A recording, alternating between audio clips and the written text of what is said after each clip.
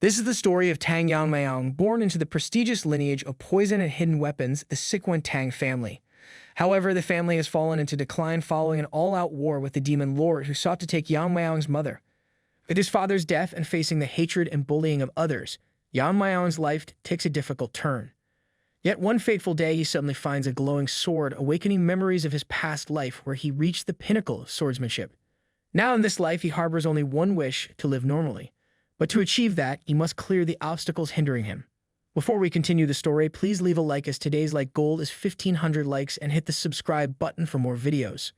The tale begins as a voice echo in the darkness, announcing, "Behold the end of the sword." On the edge of the cliff, a man sits in a lotus position, hands resting on his knees, eyes closed.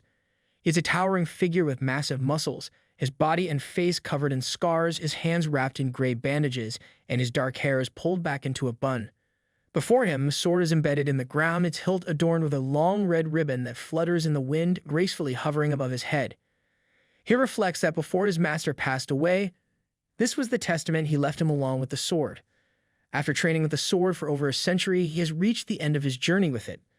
The man coughs and drops a blood spurt from his mouth, landing on his wrinkled chin.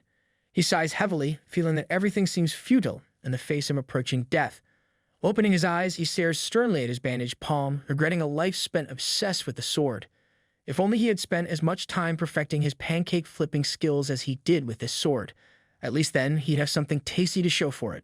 Meanwhile, a young boy with his red hair tied up like a samurai's top knot gone wrong is being mercilessly beaten by some bullies. Lying on the ground, he wishes he could live a normal life. One of his attackers, a boy with white hair and blue eyes, pauses in surprise and asks what he means, then gleefully resumes kicking him, mocking the very idea of normalcy. He's getting more beatings than a dusty rug in a cleaning frenzy. The poor red-haired boy grits his teeth in pain, groaning as the blows land. His tormentor continues to kick him with sadistic delight, declaring that the son of the woman who destroyed their clan should consider himself lucky not to have been cast out, while the poor boy desperately covers his head with his hands, trying in vain to shield himself from the relentless assault. Not long ago, the well-known Tang family of Sichuan, renowned for their mastery of poisons and hidden weaponry arts, fell. The winding road reflected a gruesome tableau, covered with dead bodies like discarded candy wrappers. In the distance, houses were on fire, sending black smoke into the sky. Among the chaos, a towering structure became a beacon of destruction, with sparks flying everywhere. In front of the house lay the bodies of men felled by swords and arrows alike, victims of the emerging power within the Murim, which had laid waste to approximately 9 of its fellow sects. Yeon-myeong, the demon lord of heavenly radiance, stood amidst the chaos, a walking contradiction of awe and terror, with hair as fiery as a dragon's temper and a kimono that seemed more action than a popcorn machine at a movie marathon. With eyes blue enough to make the ocean jealous, he's not one to beat around the bush. No, when he wants something, he wants it, and he wants it now. He was a man of uncompromising will. If his proposals were rejected, he would not hesitate to use force. If he fancied a woman, he would ask for her hand in marriage, and if refused or ignored, he would take her away by force. Such eccentricities of Yeon-myeong extended to the Tang family in Sichuan. In the poison phoenix Tang Yeon-myeong, a girl with a long red braid becomes his target.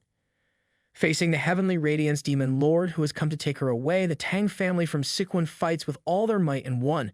But as a result of pouring all their resources, the Sichuan Tang family walked a path of downfall. Meanwhile, the 3 bullies continue to beat up the red-haired boy. He is taking hits like he's auditioning for a stunt double in an action flick. He is punched in the face and blood starts trickling from his nostrils. He tries to get up from the ground, one hand flat on the dirt behind him, while his bullies, smiling cheerfully, watch him suffer. The white-haired boy raises his fist, asking how can he give up now, indicating that there's still a long way to go. The poor boy grits his teeth angrily, his dirty face covered with cuts and bruises, and glares at his bully, who violently kicks him in the face, questioning what he is looking at. The poor boy covers his face with his hands and falls back to the ground. The boy with the white hair sneers, suggesting if he doesn't like something, he should blame his mother. After a while, as the 3 teenage tormentors saunter off into the sunset like they're auditioning for a cliché Western movie, our poor red-haired protagonist is left sprawled on the ground like a rejected extra in a low-budget action flick. With a heavy heart and heavier bruises, he ponders the cosmic injustice of his situation. All because dear old mom caught the eye of the demon lord of heavenly radiance and accidentally set off a family feud worthy of a soap opera plot twist.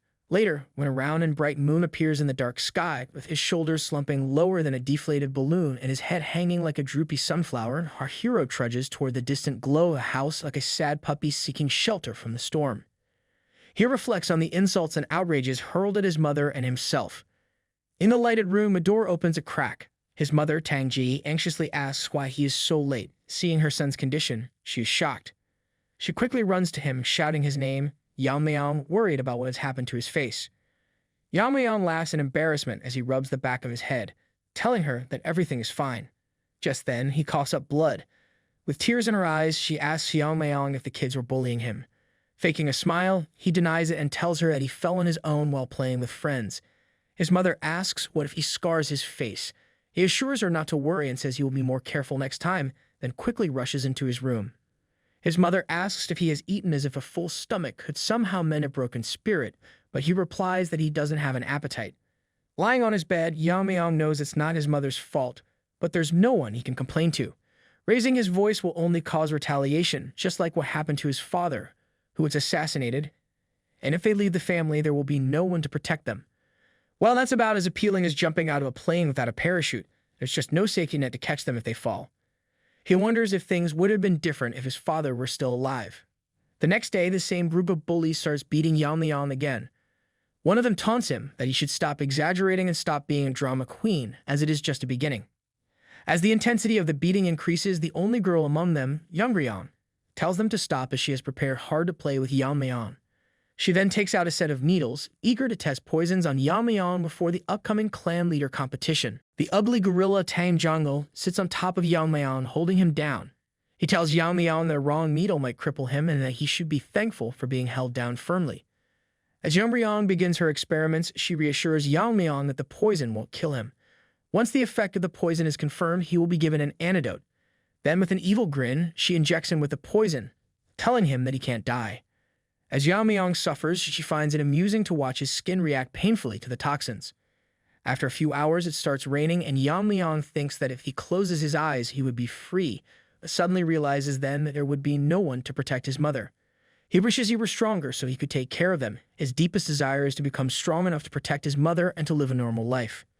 Just then, Yeon-myeong notices a glowing sword nearby. He didn't realize it had been there all this time. For some reason, the sword feels familiar to him. Getting a hold of it, Yeon-myeong realizes that it is his sword, the one he had trained with for over 100 years. He recalls how he created the ultimate sword during his lifetime. How many lines did he draw, but it was so futile, as despite reaching the pinnacle of his abilities, he couldn't prevent his own death. Regret overwhelmed him. If he could live a second life, he wanted to live a normal life. He realizes that in this life he has remembered everything. He was a sword master in his past life, and now in his present life, he is Tang Yeon-myeong. As he pulls the sword out from the ground, a white aura engulfs him. Determined, he decides that from now on, he will live a normal life. The next morning, his mother tells him not to go out, worried about his injuries from the day before. But our resilient Yeon-myeong, with the stubbornness of a mule and the optimism of a lottery player, brushes off her concerns like yesterday's news and assures her that he will be okay. Meanwhile, the white-haired monkey, Munchin, thinks Yeon-myeong is avoiding them. Jeongul remarks that if Yeon-myeong doesn't want his mother to see him in his sorry state, he will come to them. Munchin shares that he will beat him thoroughly if he shows up today. A few seconds later, Yeon-myeong arrives. Yeon-myeong falls from a tree, pretending to be cute, but Yeon-myeong doesn't react. Munchin starts mocking Yeon-myeong, questioning why he looks unharmed. Yeon-myeong confidently assures Munchin that his attacks won't faze him, addressing him by name and leaving the bullies bewildered. Mistaking his boldness for madness, they tense up, with Jeongul ready to unleash his pent-up frustration. Suddenly, it's the bullies who are left scratching their heads, wondering if they stumbled into the Twilight Zone. Yeon-myeong then shocks them further by addressing each of them by their names, which offends Yeon-myeong, and she contemplates killing him or doubling the poison dosage. When Jeongul attempts to strike, Yeon-myeong swiftly grabs his head and thrusts it into the ground, stunning the group as Jeongul topples over. Panic sets in as Yeon-myeong approaches, taunting them about their feeble abilities despite their aspirations to compete in the clan leader competition. Munchin perceives Yeon-myeong's changed demeanor and charges toward him. However, Yeon-myeong swiftly grabs onto Munchin's hand and with a powerful twist, breaks it into pieces. He then confidently declares that the competition for the clan leader is pretty much decided. Inside the hidden poison hall, where the clan leader once resided and major family decisions were made, but now it's just a glorified boardroom for the elders to hash out their clan drama over tea and finger sandwiches. They are discussing the participants for the upcoming clan leader competition, particularly wondering if Poison Phoenix's son will participate, as he hasn't announced his intention yet. The elder chief considers excluding him from the competition due to his ongoing bullying without showing any retaliation. One of the elders expresses concern, stating that is not Tang Yeon-myeong, the son of previous clan leader. The other elders disagree. Despite being the son of the previous clan leader, they cannot allow an unskilled participant to lower the competition's level. Even though he is the patriarch's son, at present he is nothing but a burden to the family. At that moment, Yeon-myeong barges into the room like he's auditioning for a WWE SmackDown, dragging poor Yeon-myeong along for the ride by her hair. The Grand Elder warns him, questioning if he understands the implications of his actions. Giga-Chad informs them that he is aware, silencing the courtroom. He then reveals the disfigured face of Yeon-myeong, shocking the elder. Yeon-myeong, cool as a cucumber in a snowstorm, lays down the law. He's done playing nice, and he's not about to take any more punches without throwing a few of his own. The elder questions how he can harm someone who is going to participate in the clan leader's competition. Yeon-myeong got an answer hotter than a chili pepper in July. He tells them he's well aware of the clan's rulebook, and it just so happens that fights between participants are fair game. The Grand Elder asks if Yeon-myeong is implying that he will participate in the competition. Yeon-myeong retorts, asking the Grand Elder if that's not enough. He reveals that outside the main hall, Moochin and Jungle, who used to bully him, are buried in the ground. He emphasizes that he has merely followed the clan's rules, repaying kindness twofold and revenge tenfold. Yeon-myeong asserts that he has proven his qualifications, and they cannot stop him. Despite some objections about how he exploited the competition to exempt himself from serious crimes, the Grand Elder allows him to participate, given his confidence. However, he warns Yeon-myeong that he had better win the competition, or else he will bear the consequences. With that, the meeting regarding Yeon-myeong's participation in the future clan leader competition concludes. Later, his mother scolds him, questioning his decision to enter. Yeon-myeong defends his choice, insisting it's not a mere whim but necessary. Despite his youth, she senses the potential for greatness within him. She refrains from delving into his techniques or how he overcame those bullies. Instead, she simply asks if he's confident about the competition, urging him to answer honestly. Yeon-myeong replies in a cute manner, questioning who she thinks he is. He is the son of the Poison Phoenix, which brings tears to her eyes as she expresses her pride in him. His mother hugs him, and Yeon-myeong reflects that a mother's embrace is so warm. He is determined to continue protecting his mother and his normal life. He vows to eliminate anyone who disrupts his peace. A month has passed, and the day arrives for Yeon-myeong to leave home to participate in the competition. Yeon-myeong's uncle Jaekway expresses concern to Tang Ji-hae, questioning whether they should intervene, noting that the competition is not child's play and that she understands this better than anyone else. Tang Ji-hae, emphasizing the preciousness of every moment, insists on letting Yeon-myeong be, noting his remarkable demeanor, composure, and courage for his age. Jaekway agrees but remains concerned about Yeon-myeong's current attitude. Tang Ji-hae expresses gratitude to Jaekway for the support from him and the Dark King family. Jaekway acknowledges that the situation Yeon-myeong has created demands his involvement and admits to having high expectations for him. However, he ponders whether it is wise for Yeon-myeong not to train separately. Meanwhile, as Yeon-myeong continues his training alone, he concludes that his methods have sufficed so far, emphasizing the importance of balance. He eats the healthy meals prepared by his mother, gets plenty of sleep, and uses internal breathing methods to correct his twisted blood vessels. Yeon-myeong realizes that simply honing his strength and skill is not necessary at this moment. Instead, it is essential to fortify the vessel that contains the power of his body. At the tender age of 12, his full-body meridians and pathways aren't heavily blocked with impurities. As his level increases, a natural transformation will occur, but maintaining a strong foundation is crucial for balance. Yeon-myeong deepens his contemplation, understanding the need to focus on proper nutrition and rest for physical growth. Later, Yeon-myeong bids farewell to his mother, telling her to take care. Jaekway also says his goodbyes and expresses that it was nice meeting her. They then depart for the competition. His mother, realizing his determination is unwavering, recalls his father and murmurs to her late husband that their son has grown well, wishing he could have seen him. At the Dark King Hall, where the participants of the competition gather, Yeon-myeong arrives early and sits quietly in a corner, eating a rice cake. One of the participants notices him and remarks that he is the Poison Phoenix's son. Another bystander confirms this, noting that he is Tang Yeon-myeong, the one who bested Moochin. Another participant questions if it's just a rumor, mentioning that Yeon-myeong could not even learn martial arts.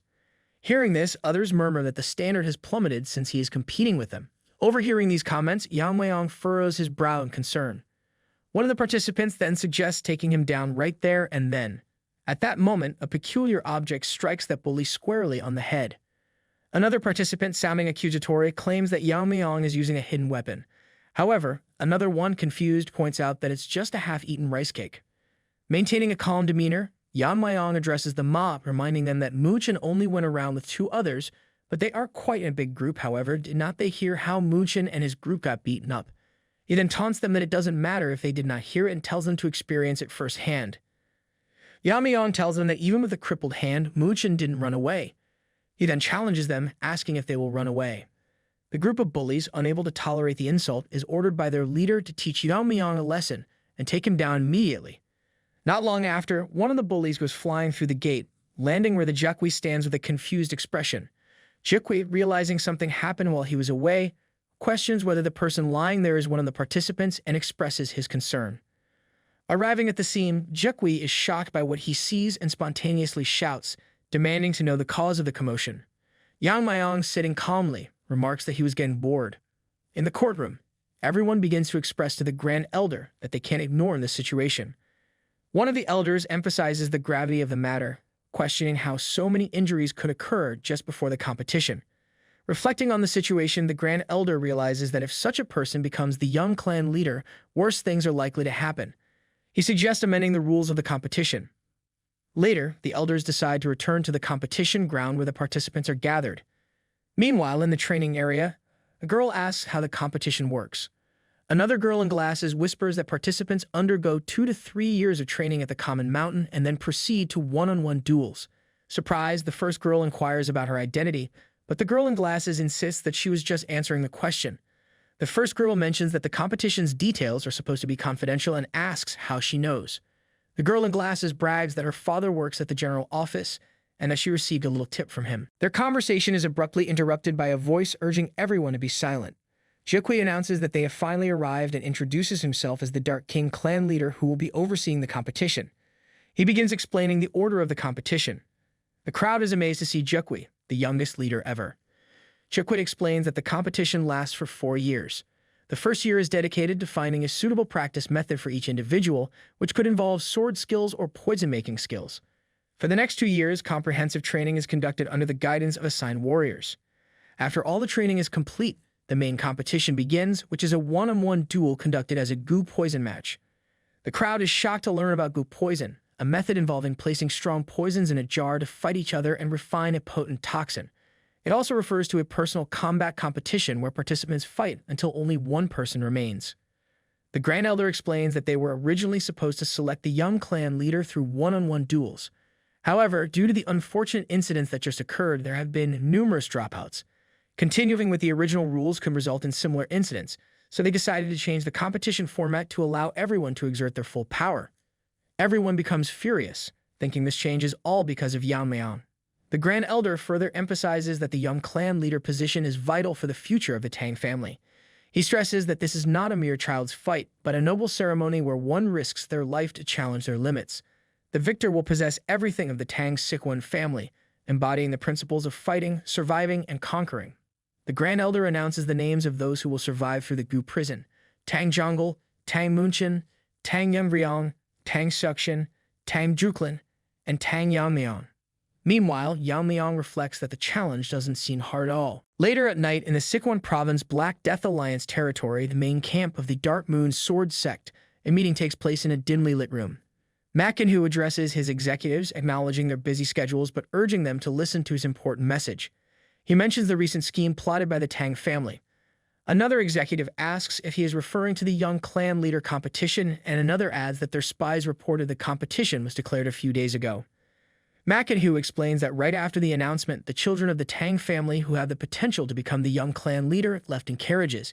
He notes that the current state of the Tang family is precarious, with their leader, Yu Giljin, holding the power to eliminate them anytime he wishes. Makin-hu continues, stating that for now, Yu Giljin is leaving the Tang family alone because they still have some use.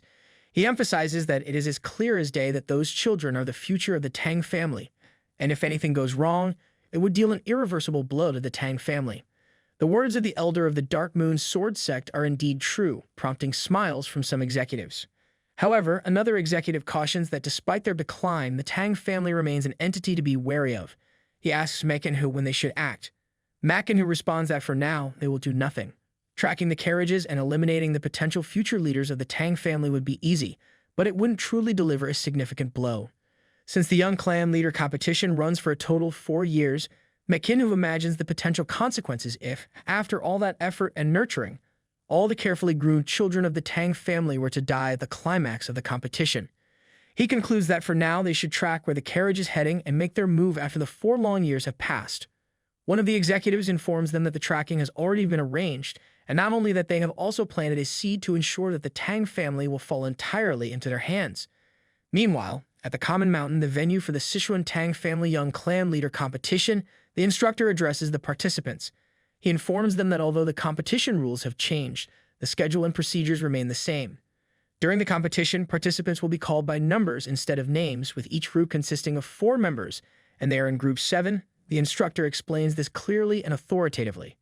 However, the instructor proceeds to call their numbers, revealing that Tang Yuri is number 25, Tang Yeon-myeong is number 26, and Tang Yeon-myeong is number 27. He then realizes that number 28, Tang Yeon-myeong, is missing from the group. With a touch of panic in his tone, he scans the surroundings and realizes that number 28 is lagging behind the rest of the group. In a sharp tone, the instructor calls out to number 28 and asks why he is lagging. However, Tang Yeon-myeong apologizes and explains that he was lost in thought for a moment. The instructor responds with agitation, reminding him that there's no time for idle thoughts and instructs him not to fall behind.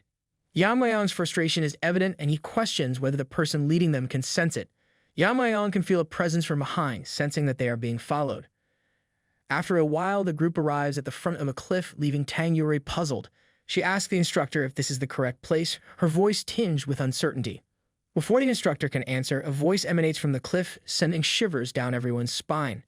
It asks that Group 7 give the password. The participants are shocked, and the instructor answers firmly that Poison King of Hidden Poison. Despite the surreal situation, the password is confirmed by the cliff, its voice booming with authority. A man emerges from the cliff, introducing himself as Jigul Changshin.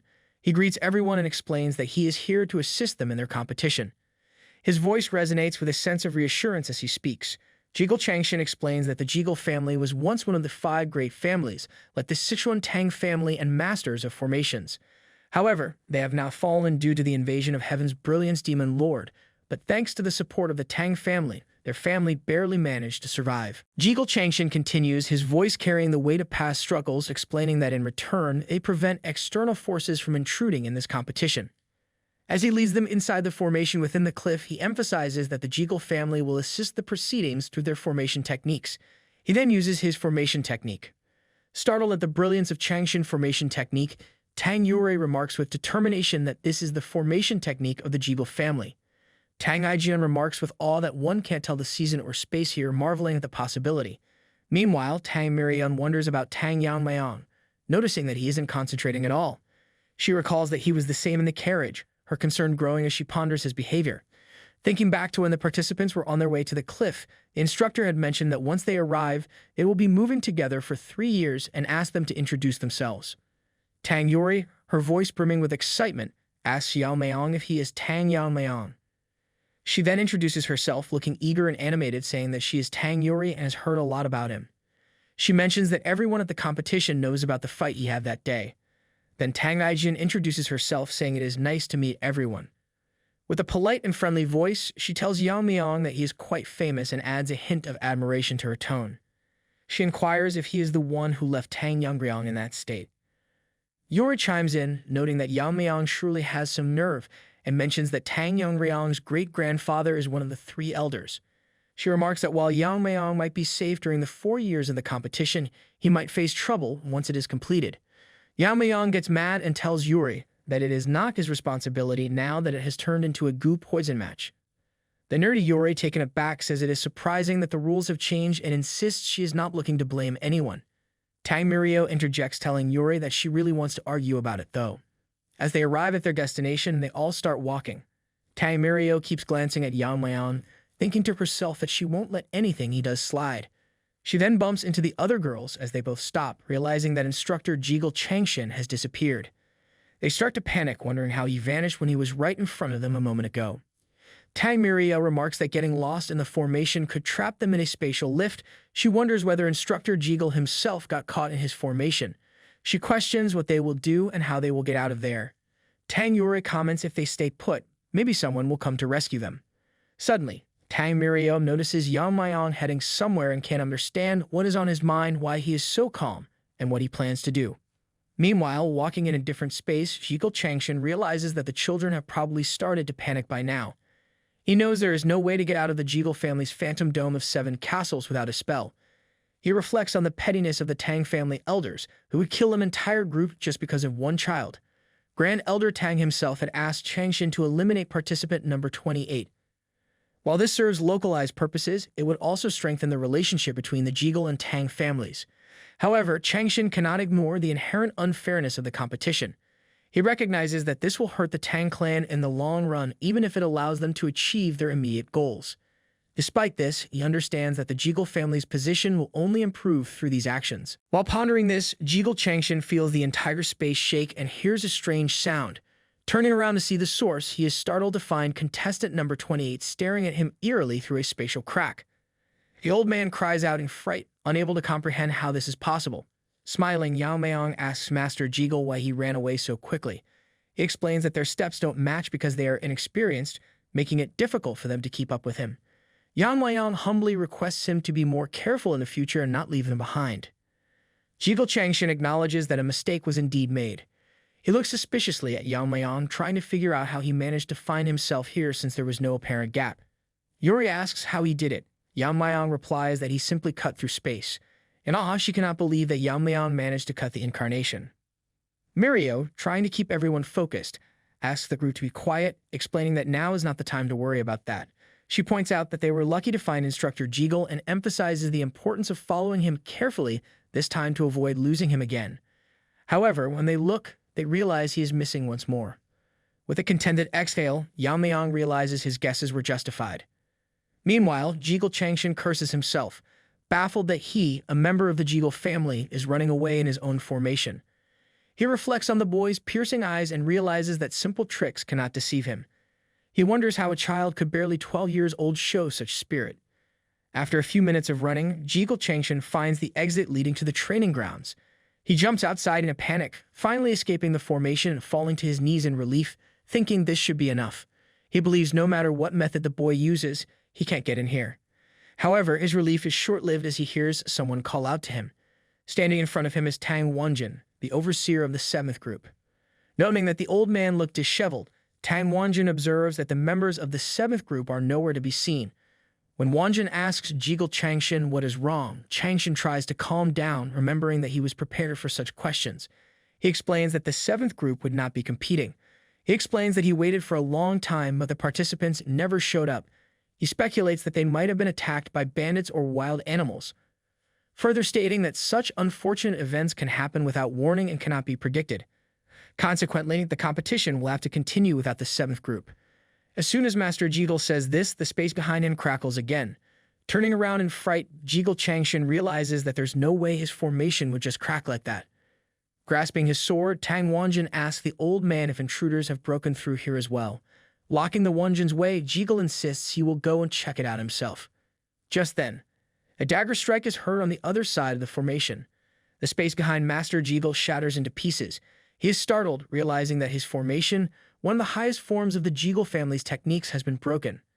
He is shocked, as no one had ever been able to break the phantom dome of the 7 locks so easily. Seeing the face of the 28th participant on the other side, Jiggle Changshin is taken aback. Meanwhile, after stepping out, Yeon-myeong smiles grimly, expressing relief and concern for Master Jiggle's well-being. Tang Yeon-myeong is astonished that Tang Yeon-myeong has broken the phantom dome with such ease. She is even more amazed that he managed to create an opening using an ordinary short sword.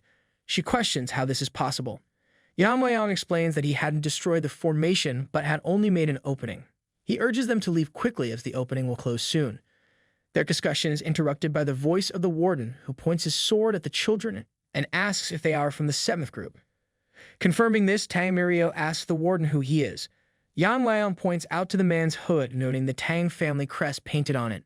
Lowering his sword, Tang Wanjin expresses that he was worried that they might have been attacked, as Instructor Jigel had suggested, but is relieved to see they are safe. Master Jigel Changshin looks terrified, while Yang mentions that it seems they were mistaken for being lost. He adds that thanks to marking the entrance of the formation, they were able to find their way back easily. The girls, surprised and confused, realize Jigel Changshin might have had a reason for his actions. Yang realizes that Jigel Changshin is likely acting under the Tang family's orders. For now, he decides to let it be, as his suspicions are not yet confirmed. However, he resolves that if it is revealed after the competition that Jigel Changshin collaborated with the elders against him, he will take action to root out the Jigel clan completely. Jigel Changshin quickly apologizes for his mistake and rushes off to check the broken formation. Meanwhile, Wanjin addresses the participants, explaining that there was some disturbance and welcoming them for arriving safely. He apologizes for the lapse in their escort's performance and introduces himself as Tang Wanjin, a member of the Bongwi Brigade responsible for their training during the competition period. Mirio realizes that the Bongwi Brigade, a direct military force under the former young clan leader of the Tang family, had disappeared years ago. Each member of the Bongwi Brigade was as powerful as a great leader, making it one of the Tang family's most formidable elite forces. She further understands that the previous young clan leader was Yang mother, the Poison Phoenix. Yang then asks Wanjin why he is not in the Tang family. Wanjin explains that years ago, they fought a desperate battle to protect their master, the young clan leader Poison Phoenix, against Heaven's brilliant demon lord. Unfortunately, they were defeated, failing to protect their own master, which left them feeling like sinners. Wanjin concludes his introduction there and instructs everyone to listen carefully as he explains the competition rules. He begins by explaining that the first year of the competition is a period for autonomous practice. Participants can train as they see fit and receive martial arts scriptures or teachings based on their performance. Yuri thinks about the legendary technique of the Tang family, the 10,000 Heavenly Flower Rain, which was lost while fighting Heaven's brilliant demon lord. She wonders if it can also be included in their training. Wanjin explains that the 10,000 Heavenly Flower Rain is granted to the one who becomes the young clan leader. Though the technique is incomplete, its essence has been passed down by the elders. Yang realizes that the 10,000 Heavenly Flower Rain is a technique that handles numerous hidden weapons like a storm, similar to the sword control technique. He considers that maybe he can try to mimic it to some extent. Wanjin further explains that they will receive the essence of the 10,000 Heavenly Flower Rain from the elders one by one. He admits he doesn't know if they can truly handle the technique, but encourages them to focus solely on their training. Whether they choose to train together or individually, they should feel free to do so, emphasizing the importance of dedication and practice. Yuri asks Wanjin where they will be staying and sleeping. Wanjin responds that they must become self-sufficient in the forest, as comfort will not make them strong. He emphasizes that adapting to extreme environments is a priority at their current level. Holding his hand gripped tight, Wanjin instructs them to start practicing based on their judgment. Yang comments that it is okay to live comfortably, noting that proper nutrition is important during the growth period and suggesting that adapting to the forest's environment seems unnecessary. Wanjin stares at him deadly, while the others are shocked and scared. Wanjin realizes that Yang attitude epitomizes arrogance. If this child is indeed the one who broke the barrier, it might be good to verify his abilities. Shocked, the other three immediately try to stop Yang from continuing his nonsensical behavior. Wanjin suddenly announces that if Yang passes a test, he can stay in the manor inside the formation. If he fails, he better be ready for the consequences. The test is simple. Team members will surround Yang and throw hidden weapons at him. The test ends if he manages to block or dodge them within 5 steps. They will start as soon as he covers his eyes. Yang, our Giga Chad, obediently covers his eyes, while the ninjas on the trees remain calm. A tense silence envelops the scene. Mirio ponders why the ninjas aren't attacking immediately, realizing they might be deliberately increasing the pressure over time. Suddenly, the ninjas launch 167 blades at Yang. With swift precision, our boy draws his blade and effortlessly deflects all the incoming blades. This display underscores a crucial aspect of martial arts. It's not just about technique, but also about fundamental principles such as weight, speed, and adaptability. The martial arts of Ascension encapsulate techniques like breaking, scattering, attaching, cutting, and sharpness. For Yang, who had already attained enlightenment through the sword in his previous life, deflecting the hidden weapons was a straightforward task. However, for those who had only trained without achieving enlightenment, it came as a shock. Wanjin observes that with just a single movement, Yeon-myeong repelled all the hidden weapons, but upon closer inspection, he realizes they weren't repelled but attracted. After effortlessly neutralizing each threat, Yeon-myeong removes his bandage and queries if he has passed the test. Wanjin, standing there completely stunned, manages to tell Yeon-myeong while coughing that he has indeed passed and can go to the manor to rest. However, Tang Yeon-myeong interjects, reminding him that he shouldn't leave his team behind to enjoy comfort alone. Yeon-myeong, with a mischievous grin, teases about the different taste of meals in the manor, but questions if they even provide meals in the forest, trying to make them jealous. Furious, Mirio tells him to stop right there, while the other two try to calm her down. Witnessing this, Wanjin feels relief seeing that the other members haven't lost their motivation. However, he realizes that the outcome of the battle may have already been decided before the competition even began. He acknowledges that Yeon-myeong could be the one, maybe he can revive the Sichuan Tang family. Meanwhile, turning behind, Yeon-myeong instructs his team members to make sure to include meat with every meal, mentioning that they need to eat well during their growth period. This time, they're hunting a pack of wolves for their dinner in the cave where they reside. Tang Yeon-myeong comments that it's fortunate the paralysis poison they prepared worked. Aijin adds that if they keep doing this, they should be fine. Later, as they eat, Yuri praises Tang Aijin's impressive poison-making skills, while Aijin notes that her rainstorm technique is not ordinary either. Tang Yuri continues reflecting on their journey. She mentions that it's been about 4 months since their first day, during which they were busy running away. She recalls their struggle with a bear encounter and the difficulty of finding prey, resorting to eating grass roots. They shed tears of relief when they finally succeeded in hunting. It was tough, but they somehow managed to find shelter. As they continue eating, Aijin expresses resentment towards Yeon-myeong, speculating that he must be living comfortably by now. Hearing his name, Mirio becomes annoyed and firmly expresses her disdain for him. Aijin explains that she was merely curious, but Mirio dismisses her explanation, expressing annoyance. She asserts that Yeon-myeong is probably idling around by himself, waiting and watching. With a hint of indication, she predicts that once he goes to the manor, he'll receive what he deserves. Aijin mentions that considering Yeon-myeong's earlier performance, if he has continued to train until now, he must have become incredibly strong. Suddenly, Mirio realizes that all the meat has disappeared, not realizing her grave mistake. Tang Yuri admits that she ate it. Furious, Mirio and Aijin, holding knives to Yuri's face, lock the light, possibly planning to kill her for eating their food.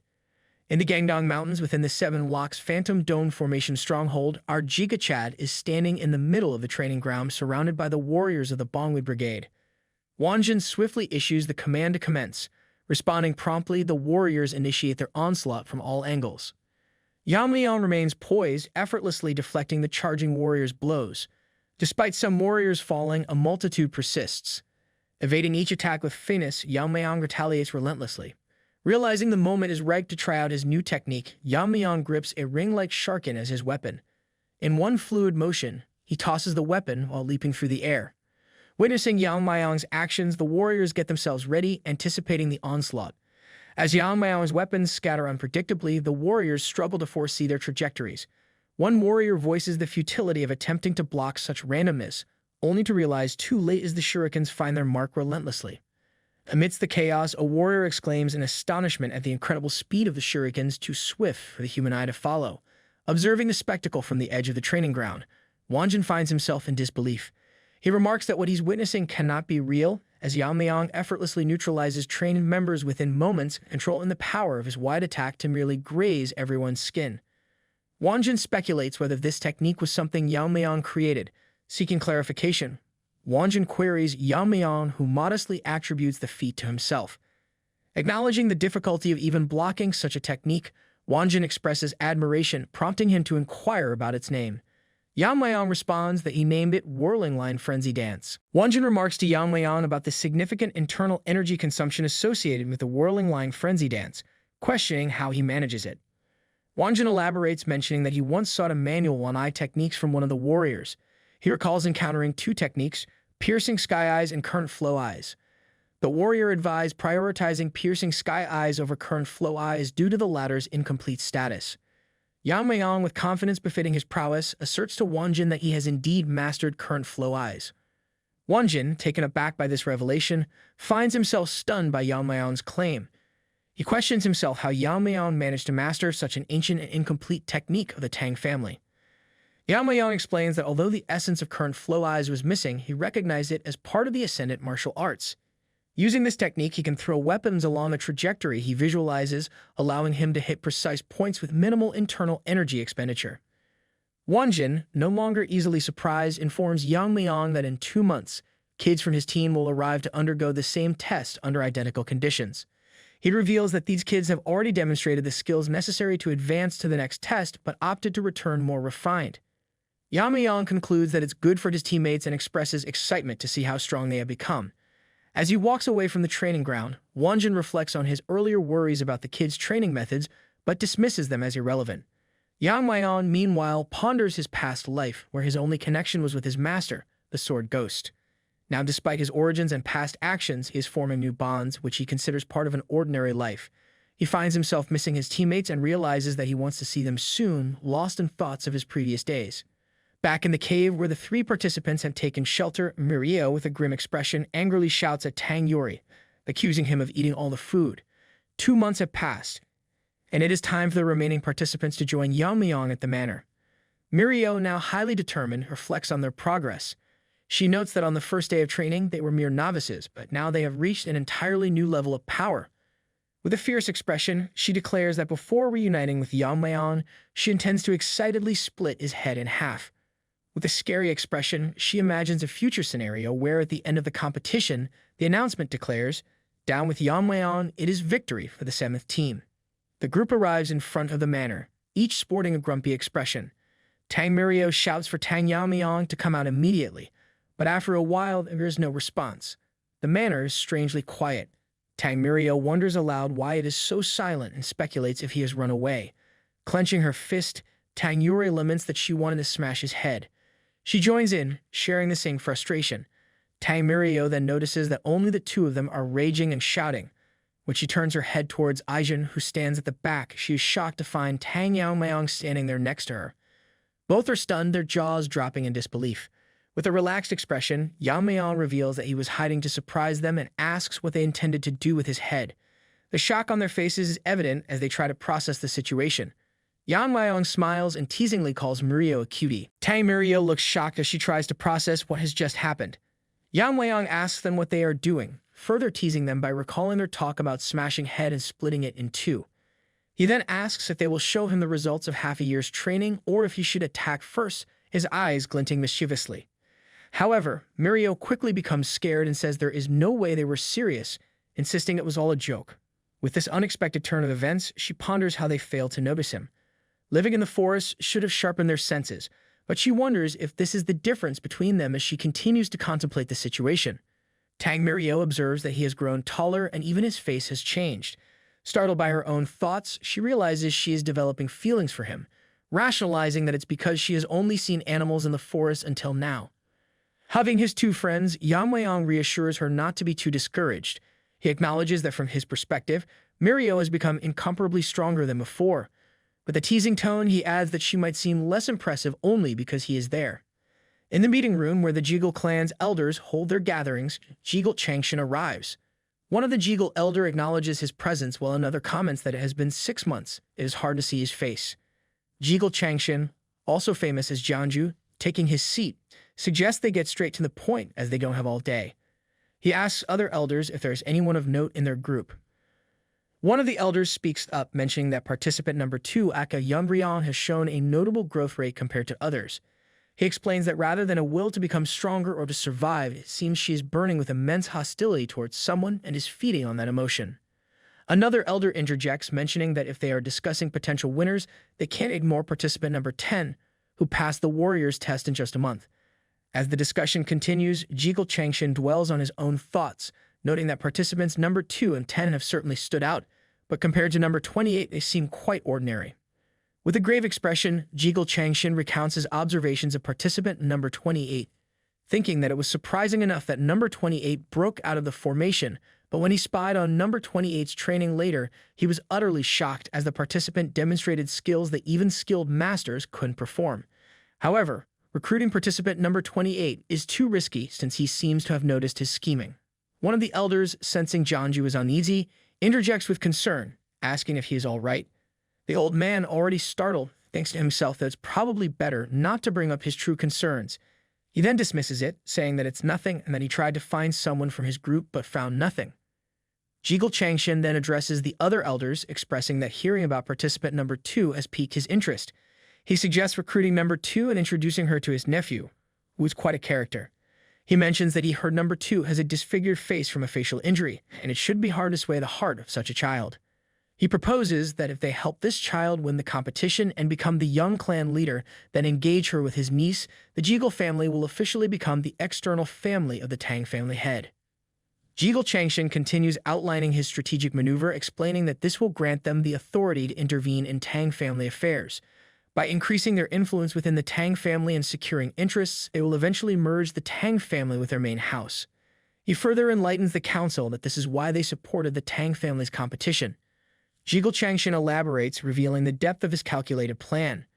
Jiggle Changshin then wraps up the meeting, his tone final yet his mind already plotting the next move.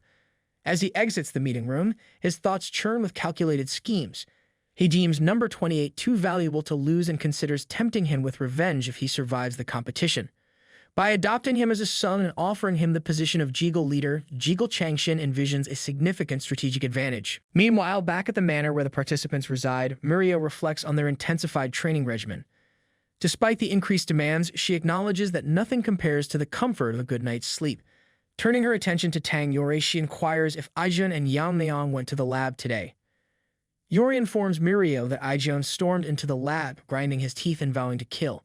Muriel's eyes sparkle with excitement upon hearing this, acknowledging that Aijun is the best in poison-making after all. Inside the lab, Aijun displays the poison he meticulously prepared to Yeon-myeong, emphasizing its potency and significance. As Yeon-myeong moves the bowl of poison closer to his mouth, Aijun demands an explanation, questioning what Yeon-myeong is intending to do. With Aijun's attention fixed on the poison, Yeon-myeong surprises her by swiftly ingesting the poison she prepared. Caught off guard, Aijun panics, shouting at Yeon-myeong for ingesting the poison and labeling him as a maniac. She urgently requests him to spit it out and starts shaking Yeon-myeong. Worried, Aijun wonders if the poison is already taking effect.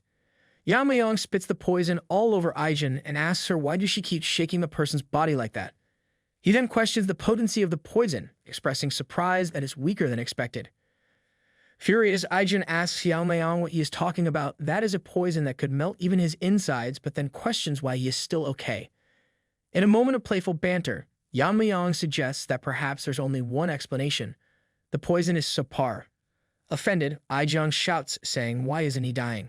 Outside the lab, Muriel realizes that their plan isn't working for some reason. Inside, Aijun urgently pleads with Yeon-myeong not to drink the poison like it's a booze, her agitation evident in her voice.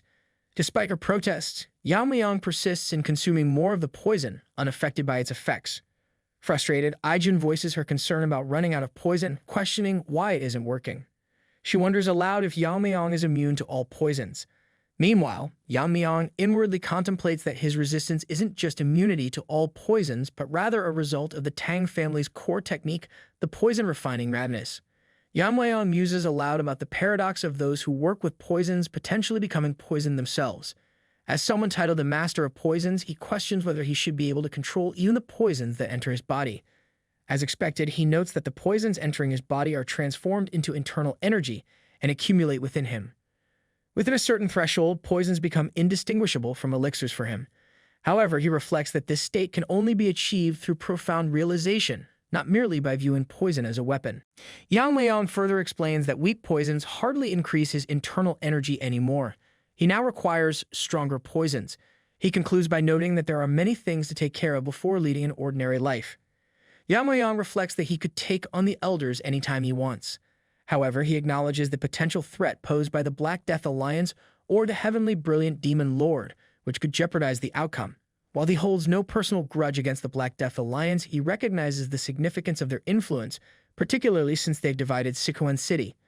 He contemplates the leader of the Death Alliance, known as a genius of the era, who has already destroyed 3 of the 9 factions. Yeon-myeong admits that if he were his former self, he could easily confront such a figure, but acknowledges he is not there yet. His words are laden with implications of the challenges ahead. To achieve the normal life he dreams of, he realizes he must become as strong as he was in his previous life. He considers the possibility of Aijun creating a poison several times stronger than their current capabilities. Just then, Aijin comments that if only he could create the Tang family's 10 poisons. Surprised, Yang-myeong inquires what is that. In response, Aijin questions Yang-myeong's claim to be the blood of the previous clan patriarch, wondering how he could have no knowledge of the Tang family's 10 poisons. These poisons are the 10 strongest ones passed down from their ancestors, with each subsequent poison being stronger than the last. However, most of their formulas have been lost over time. The 10th poison is so potent that even masters of the transcendent level were affected. She adds that the remaining poisons are managed and divided among the elders. Hearing Aijin's explanation, Yang-myeong's expression turns contemplative.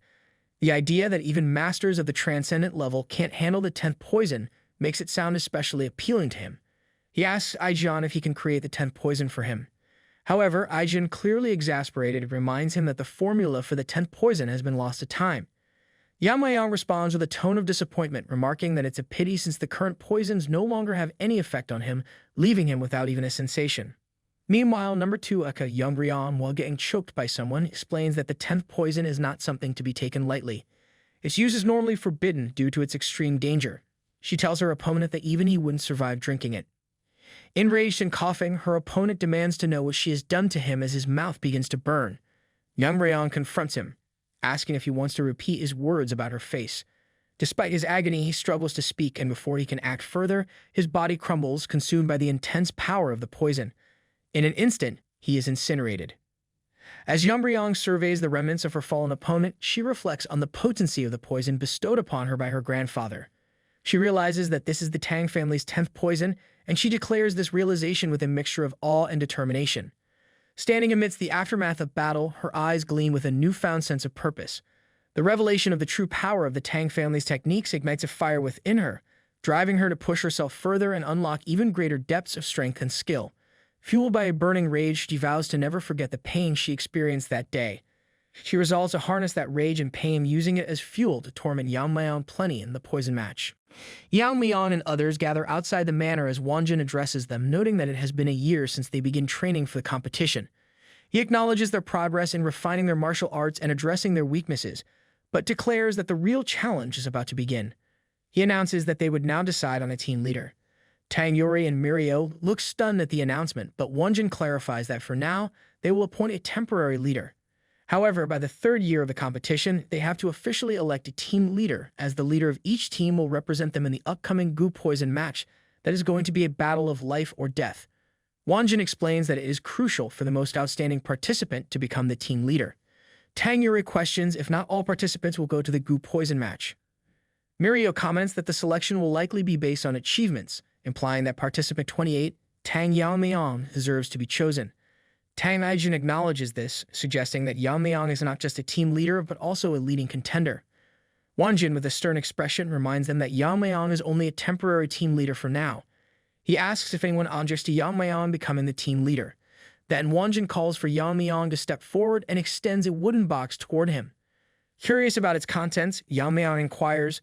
Wonjin explains that it contains the Tang family's elixir, known as the Heavenly Heart Pill. He elaborates on its significance, describing it as an elixir made from brewing the root of a 1-year-old ginseng, which significantly increases internal energy depending on the user's level. Seeing such a precious elixir handed to Yeon-myeong, the 3 other participants express their surprise and concern in unison. However, they also recognize it as a privilege bestowed upon the person becoming the team leader. They understand that the Tang family has high expectations for them all. As Wonjin gives the explanation, he ponders inwardly, especially about Yeon-myeong, whom he has high expectations for. He considers that by taking the Heavenly Heart Pill, Yeon-myeong will experience something different. After the explanation ends, Yeon-myeong responds by asking if there is anything else. He expresses that he doesn't need an elixir and requires something else instead. Yeon-myeong's response annoys everyone. They express frustration, questioning the value of the elixir and suggesting that Yeon-myeong should give it to someone else if he won't use it. Even Wonjin is annoyed by Yeon-myeong's refusal of the elixir, but he tries to maintain his composure. Wonjin asks Yeon-myeong to clarify his request, and Yeon-myeong surprises everyone by asking for a potent poison, the strongest poison among all, specifically the Tang family's 10 poisons. This unexpected request shocks them all. Later, in a room, Yeon-myeong shows his weapons to the others. Mirio questions him about the absence of elixir, wondering if the weapons are all he brought. Yeon-myeong responds that he couldn't obtain the Tang family's 10 poisons, so he brought the weapons instead. Hearing Yeon-myeong's explanation, Mirio becomes annoyed, criticizing him for not bringing the elixir and deeming him foolish. Yori, however, suggests respecting Yeon-myeong's choice. Aijin attempts to diffuse the tension by pointing out that the elders would be pleased to have saved a heavenly heart pill. Yeon-myeong comments that he has not returned the heavenly heart pill yet. It is revealed that a few hours earlier, while handing out the wooden box, Wonjin asks Yeon-myeong if the weapons are sufficient instead of the heavenly heart pill. Yeon-myeong regrets not obtaining a potent poison but believes the weapons will suffice. Wonjin reflects that Yeon-myeong is the only one who would request poison instead of an elixir. He then asks Yeon-myeong if he needs anything else, but Yeon-myeong assures him that the weapons are sufficient for him. Yeon-myeong poses a question to Wonjin regarding the heavenly heart pill's fate. Wonjin responds by suggesting that it should be returned to the Medicine King Hall. He then asks Yeon-myeong if he has changed his mind. Yeon-myeong responds with an intriguing idea.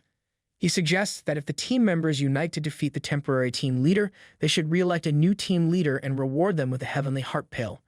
Wonjin acknowledges the idea's merit, stating that it should serve as ample motivation for the team.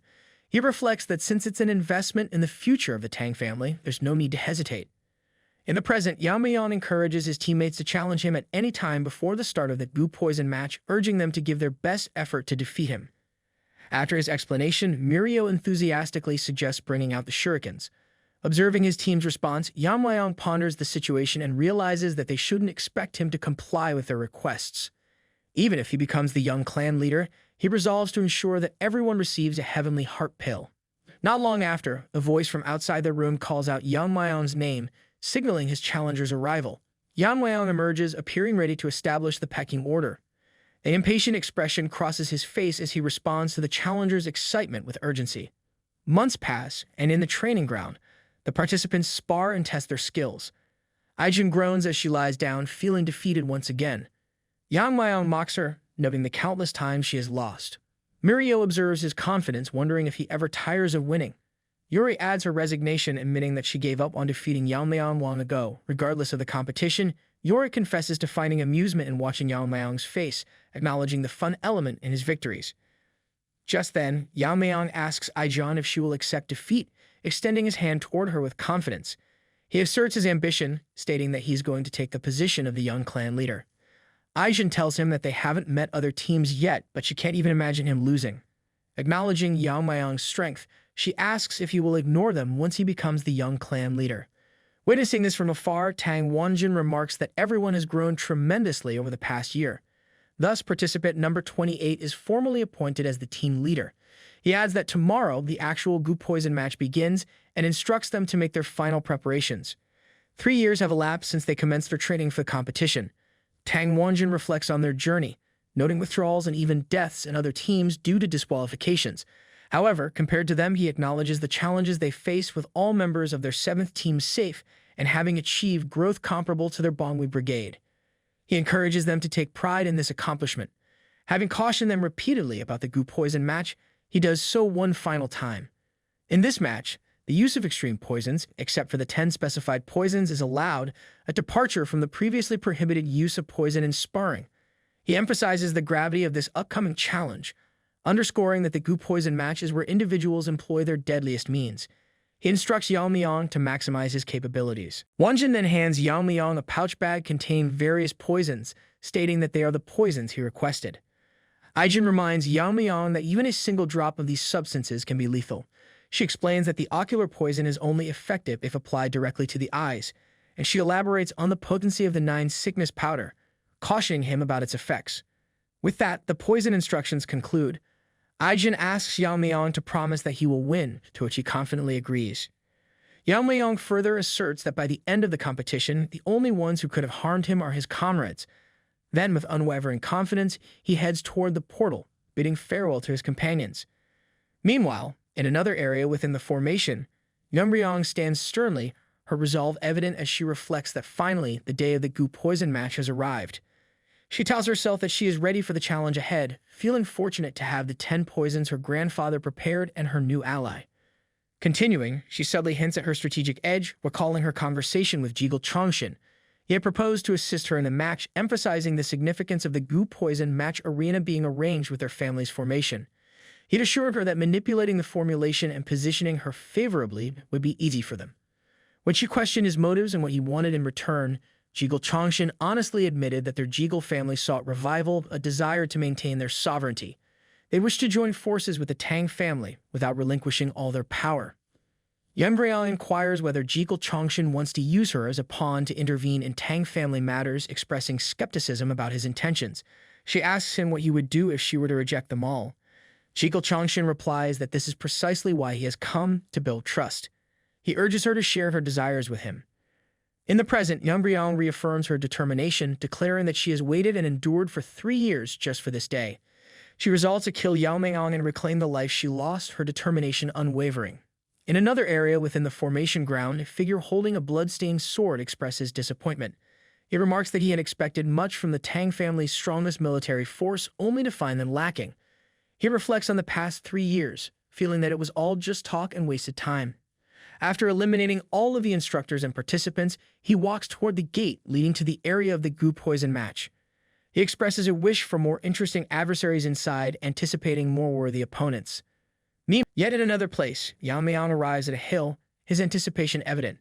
He remarks that it's a perfect day for someone to die, his determination clear. Stating the vast surroundings of the Gu Poison match area, Yeon-myeong remarks on its expansiveness, noting that it will take some time to encounter anyone. But just when he thinks he's all alone in this martial arts playground, his spidey senses start tingling because he catches sight of someone giving him the old stink eye from beyond the boundaries of the formation. The observer, a man with a plan and a whole lot of pent-up frustration to boot, notes that as expected from the 7th group, number 28 has appeared. He expresses frustration, saying that the more he sees, the more he realizes his potential is being wasted. But since the Jigul family has made its choice, he resolves to eliminate number 28 quickly before any variables arise. However, as he strategizes his next move, he realizes Yeon-myeong is observing him from inside of formation. He feels a sense of tension as their eyes meet. Startled by the unexpected connection, the observer, who is actually Jigul Chongshin, wonders how such piercing could occur through so many layers to the reality of formations. However, he suddenly gets interrupted as the connection to the inside of the formation is disrupted. Simply waving his hand, Yeon-myeong remarks that he felt an unpleasant gaze, wondering if it's from the Jigul family, recalling Tang Wonjin's warning about interference in the match. In the Gu Poison match, no one except the participants should interfere, but Yeon-myeong has heard that the Jigul family has been meddling since the start of the competition, and now even in the Gu Poison match. Whatever they're planning, he resolves to let them try, focusing instead on the match ahead, as he's not about to let anyone, not even the Jigul family, rain on his parade. Meanwhile, Jigul Chongshin can't believe what just happened. Pondering inwardly, he reflects that he was surrounded by several layers of formations, yet Yeon-myeong recognized him. If he hadn't quickly withdrawn his true sight, which he involved in the world of formations, he would have been blinded. Acknowledging the danger of the situation, he realizes the peril involved as Yeon-myeong's swordsmanship cuts through the space of the formations, reaching its essence. Chongshin realizes that he has never seen such a level of swordsmanship in his life. He admits to recognizing Yeon-myeong's exceptional skill. Chongshin further thinks that this guy is not someone they can handle, and if he notices their intention, he'll surely seek revenge. He intends to stop number 28 by any means necessary. He resolves, understanding the gravity of the situation. In a far corner of the formation, a participant finds herself caught in a nightmare, her body a canvas painted with bruises and blood. Desperation claws at her like a feral beast as she scrambles for dear life, wondering how she stumbled into this living hell. Facing death head-on was never part of the plan, but the memory of that harrowing encounter refuses to fade, haunting her like a ghost in the night. With every step she takes, fear tightens its grip around her heart, squeezing out any semblance of hope. But in the depths of despair, a flicker of determination ignites. She'll surrender to anyone who crosses her path, driven by the primal instinct to survive at any cost. Fear and despair grip her thoughts as she reflects on her desire for a better outcome, yearning to support her struggling parents. However, despite her intentions, the sudden appearance of that menacing figure shattered any hopes of negotiation or surrender. His goal was just to kill them. Realizing her hope for peace shattered by the merciless attacker, she resigns herself to surrendering to anyone she encounters. Clinging to a sliver of hope, she wonders if the team leaders from other groups might still be alive, seeking a glimmer of salvation amidst the chaos. However, her thoughts are interrupted by the menacing presence of another participant, known for his brutality, who taunts her with the heads of his victims. Despite her earlier resolve, her fate seems grim in the face of such relentless cruelty. The assailant acknowledges the swiftness of her lightness technique, but despairs at being caught so easily. Expressing her disbelief at the brutality unfolding before her, she pleads with her attacker, questioning why they must go to such extremes, especially considering their shared allegiance to the Tang family. However, her words fall on deaf ears as the assailant dismisses any association with their shared lineage and delivers a final fatal blow. Meanwhile, Yeon-myeong finds a cave and realizes it's exactly what he needs. No human presence means no risk of being found by someone. Yeon-myeong notes that there is nothing that particularly alerts his senses, so he decides to quickly ascend to the transcendent level there. He sits down cross-legged and tells himself that now is the time, as his body has grown strong enough to avoid any side effects from reaching transcendent. The process to ascend to the transcendent level begins and mana starts accumulating in his belly. Yeon-myeong reflects that there are two conditions for reaching transcendent: enlightenment and the internal energy to open the I Am Poison meridians. He remarks that with his past life experiences, he has practically already attained enlightenment, and his internal energy has also steadily increased, thanks to the poison created by Aijin. So all preparations are already complete. Yeon-myeong feels the intense pressure of energy gathering around him. He explains that he has destroyed the barriers on his Im meridians and I Am Poison meridians, releasing the accumulated poison and refining his madness. Just then, his internal energy bursts out with explosive force. Normally, martial artists experience tremendous pain during this process, with joints breaking and reattaching countless times, literally rebirthing into a new body. Having experienced this in a previous life, the second time isn't difficult for Yeon-myeong. He remarks that it was wise for him to regularly cleanse the meridians of impurities, as if the impurities had remained during the shedding process, it would have been troublesome. Soon, the process of ascending to transcendent level gets completed. Coming out of the cave, Yeon-myeong realizes he can't go into battle wearing clothes that smell of filth. Feeling a surge of power within him, Yeon-myeong remarks that it is not bad. Preparing for the impending test of his newfound power, he acknowledges that this is just the beginning, but finds it promising. He then sticks out his two fingers and begins to test his newfound power. While doing so, he remarks that maintaining a clean and healthy body has always been a priority, even before participating in the goo poison match. While keeping his other hand behind his back, he adds that there are a few other noticeable physical changes. Yeon-myeong stops his thoughts and focuses on the task at hand. A small bright circle of light appears next to his fingers, and an inner force radiates mightily in all directions. Just then, he waves his two fingers, drawing streaks of inner energy in the air. The energy moves away from him at full speed, smashing into the rocks with a bright flash, causing pieces of rocks to fly around. Yeon-myeong continues to stand in place, relaxing his arm as he reflects on the impressive efficiency of his internal energy. Around him, the rocks that flew through the air fall to the ground. He spins around to face the rock, which now has a huge hole in it from his attack, wondering if it is time for him to start moving properly. Meanwhile, in another place, Tang Yeon-myeong is sitting on a tree branch where he has stuck his sword blade.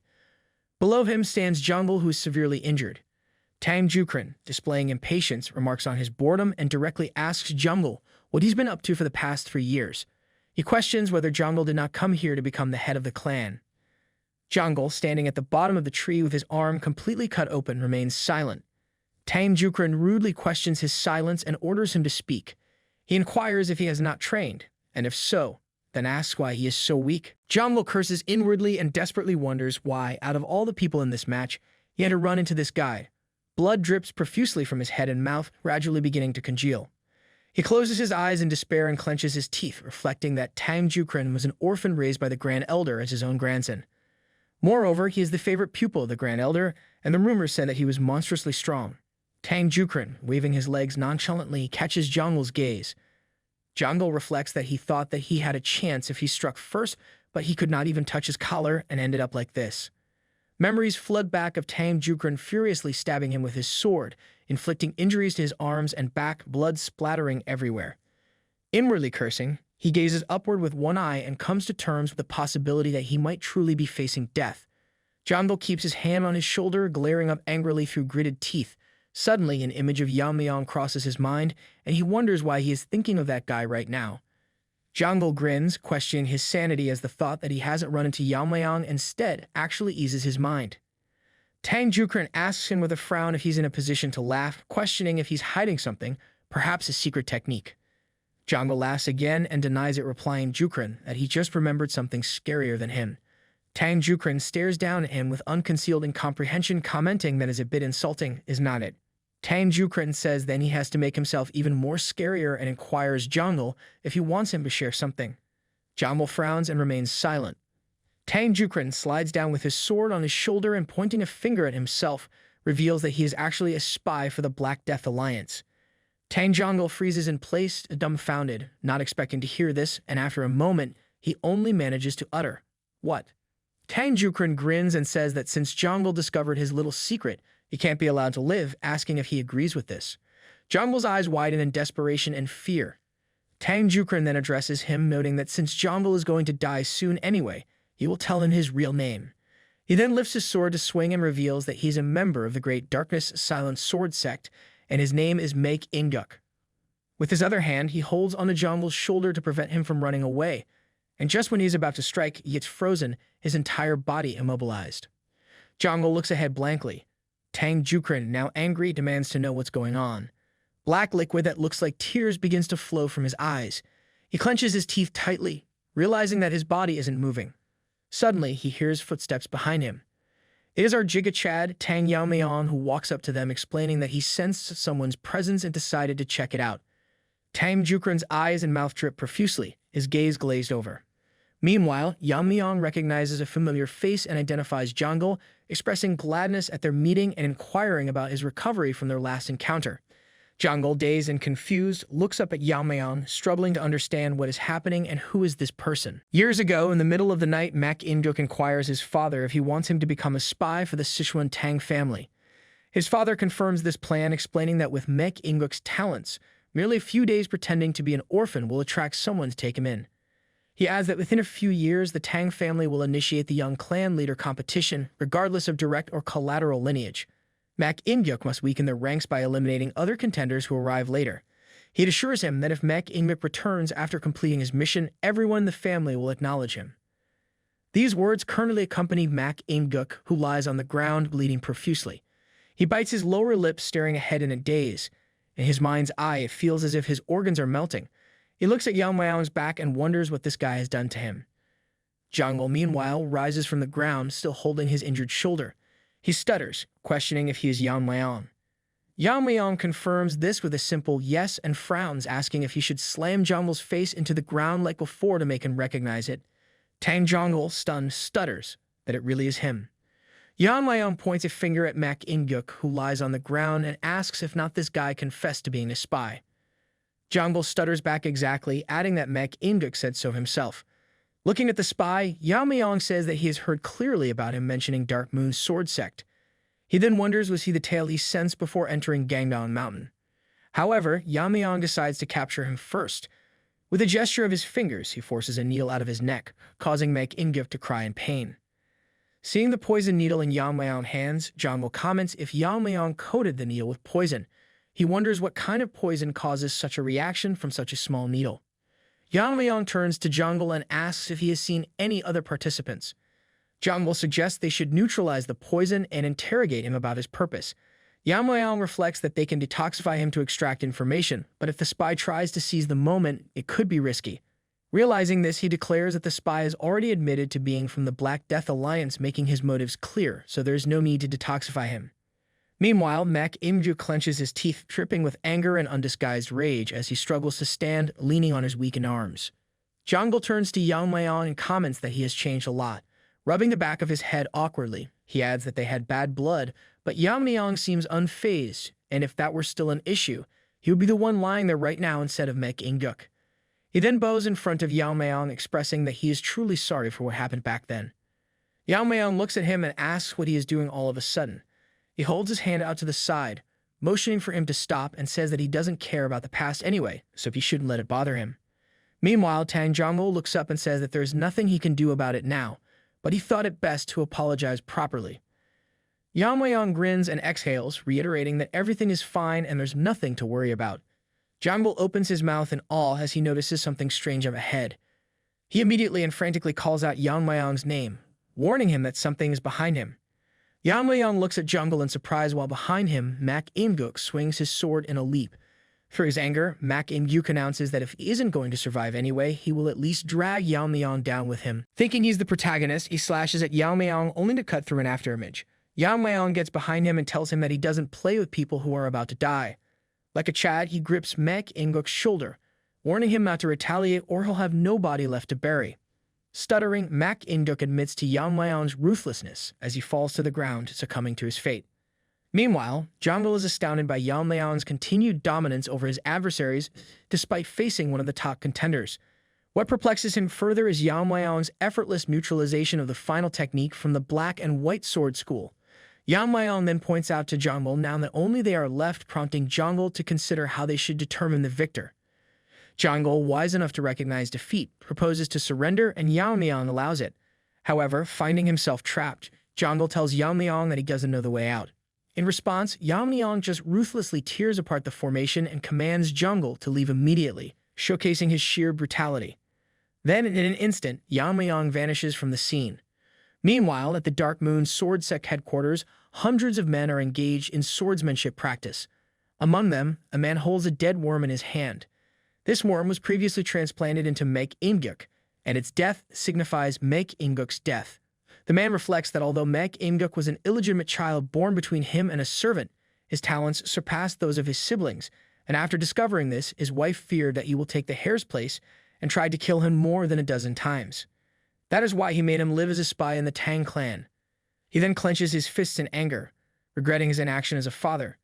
Determined to make amends, he resolves to avenge his child. He commands all of his disciples to gather and declares that they will soon destroy the Tang clan. He declares that from that day onward, no one bearing the Tang clan name will return alive from Mount Gangdong, where the competition is taking place. Later at night, Yeon-myeong reflects to himself that something seems off as despite running throughout the day and light, he hasn't encountered a single human. He finds it difficult to believe that the formation world could be so vast unless the formations have been manipulated to prevent approach. Understanding this, he concludes that the remaining survivors must be in league with the Jeonggil family and comprehends the entirety of their scheme. He declares that Jeonggil family must pay the price for their crimes. Yeon-myeong then gazes at the stunning sky before drifting into sleep, his thoughts lingering on his mother. That's when Yeon-myeong unexpectedly encounters Yeon-myeong. However, she fails to recognize Yeon-myeong.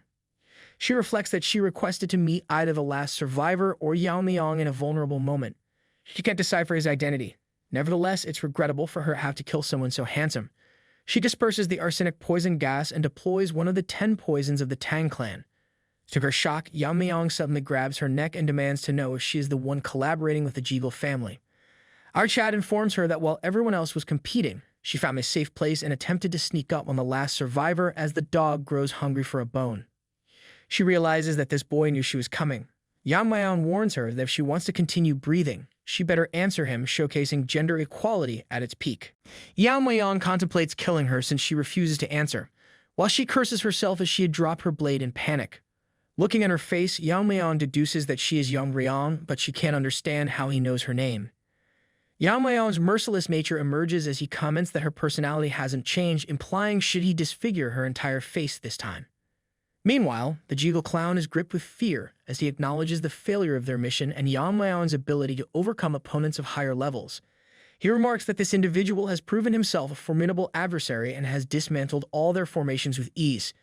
He reflects that although number 10 managed to defeat all adversaries, he ultimately fell to Yeon-myeong's prowess, and now this Jeonggil clown doubts whether Yeon-myeong can stand against Yeon-myeong, recognizing that if Yeon-myeong emerges victorious, it signals the end for them.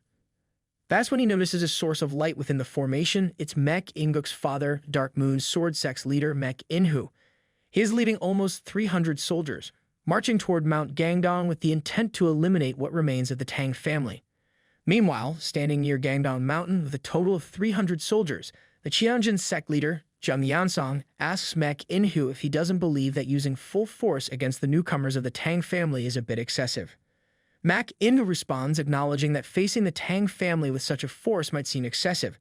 However, he explains that since Gangdong Mountain is the Gangdong sect's territory, it was a necessary measure as the Gangdong sect's influence is incomparable to the now collapsed Tang family, and if their forces were fewer, they would certainly be defeated. He explains that with this many troops, the Gangdong sect would also be closely monitoring the situation. Moreover, once they realize they are not the targets, the Gangdong sect would likely choose to remain neutral. Jung Yansong agrees with this assessment, but then asks about the spy Mek In-hu mentioned earlier. With a heavy heart, Mek In-hu reveals that the mission failed. The spy was someone he cherished, but he died in the attempt. Suddenly, he interrupts further discussion, stating that there's no time for more chatter, and they should set off immediately. Our Jeonggil clown stealthily eavesdrops on their conversation, realizing that Mek In-hu is incredibly powerful. He deduces that unless involved in the competition, he should not have been able to find this place. He wonders if there has been a spy. Regardless, he reflects that he needs to instantly report this to the Bongwi Brigade for action. Suddenly, an idea pops into his mind. He can use their hands to kill Yeon-myeong, as it will help keep their plans hidden from the family. Meanwhile, our Giga Chad lifts Yeon-myeong by her neck into the air. Now recognizing Yeon-myeong, she curses herself for failing to identify him sooner. Realizing she's facing death, she acknowledges that her only chance of survival lies in using the fire dragon's poison. With a sense of urgency, she retrieves it. Looking at the blade on the ground, Yeon-myeong notices it is coated in some kind of substance. Finding him distracted, Yeon-myeong attempts to throw the fire dragon's poison at him, but our Chad intercepts it. He takes the poison can from her hand and demands that she tell him what it is. Judging by its color, he deduces that it is the same poison as the one on her blade. He asks Yeon-myeong if she won't tell him, suggesting they revisit the old days for a bit. He then prepares to administer the poison to her. Just as he is about to do so, she speaks up, warning him that it's one of the Tang family's 10 poisons, called Fire Dragon's Poison. Yeon-myeong considers the poison special, thinking it would be as easy to consume as wine. He reflects that if he had let her consume it, it would have been a waste, like throwing pearls to swine. Yeon-myeong pleads for mercy, but Yeon-myeong becomes serious and demands to know if she colluded with the Jegal family. He warns her that if she hesitates to answer, he will feed her the poison. In desperation, she reveals everything, including their plans and the marriage proposal. Hearing this, Yeon-myeong realizes that they are trying to strengthen their family through this marriage offer. As he contemplates his next move against the Jegal family, he shocks Yeon-myeong by drinking the poison. Her face reflects utter disbelief as Yeon-myeong consumes one of the Tang family's 10 poisons. She starts laughing uncontrollably, convinced he has made a fatal mistake. Soon, Yeon-myeong's face starts burning, while Yeon-myeong brags that she is the only one who can neutralize the poison.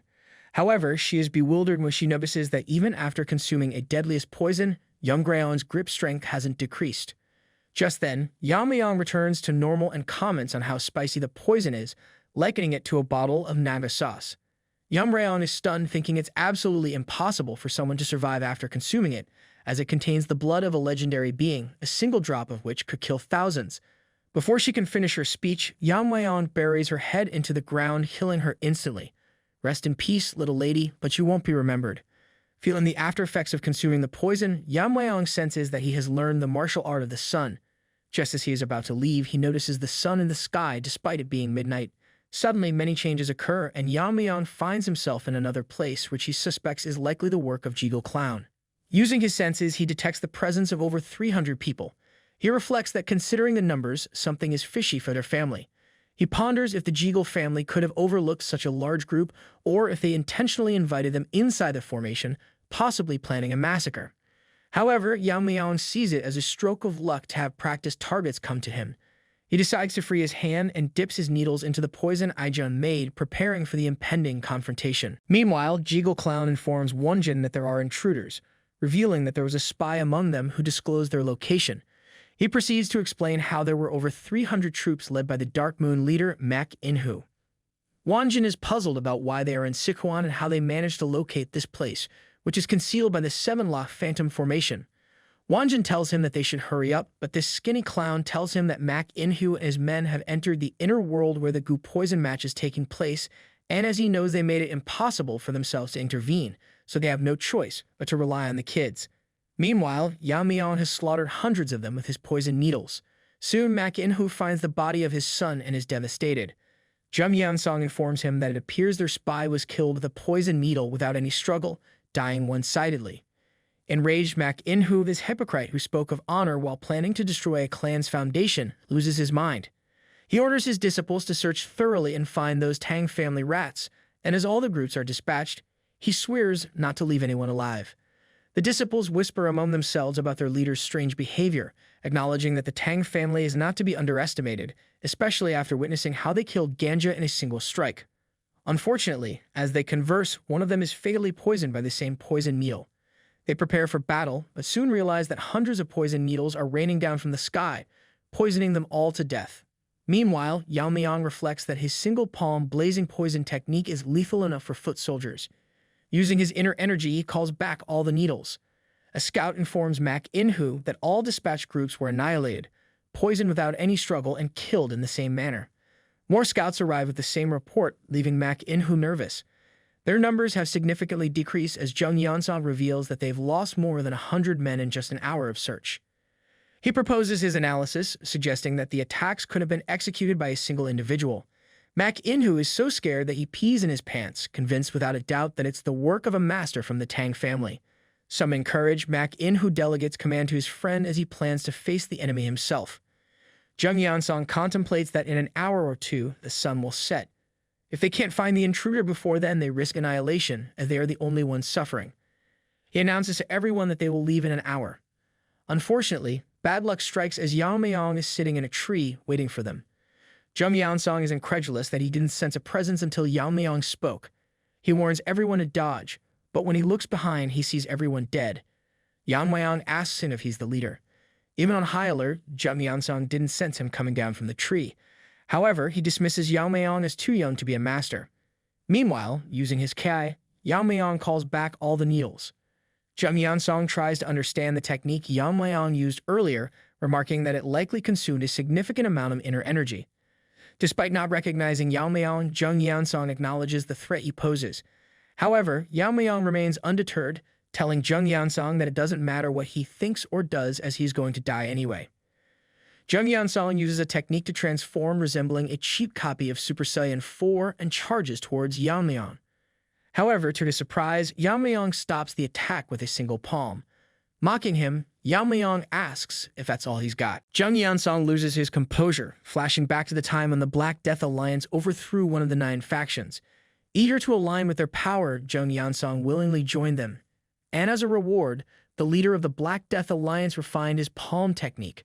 What was once the peak-shaking palm was renamed the Heaven Quake Palm, symbolizing its enhanced potency. However, at this moment, Jung Yeon-song can't fathom that such a powerful technique was effortlessly countered by a young kid.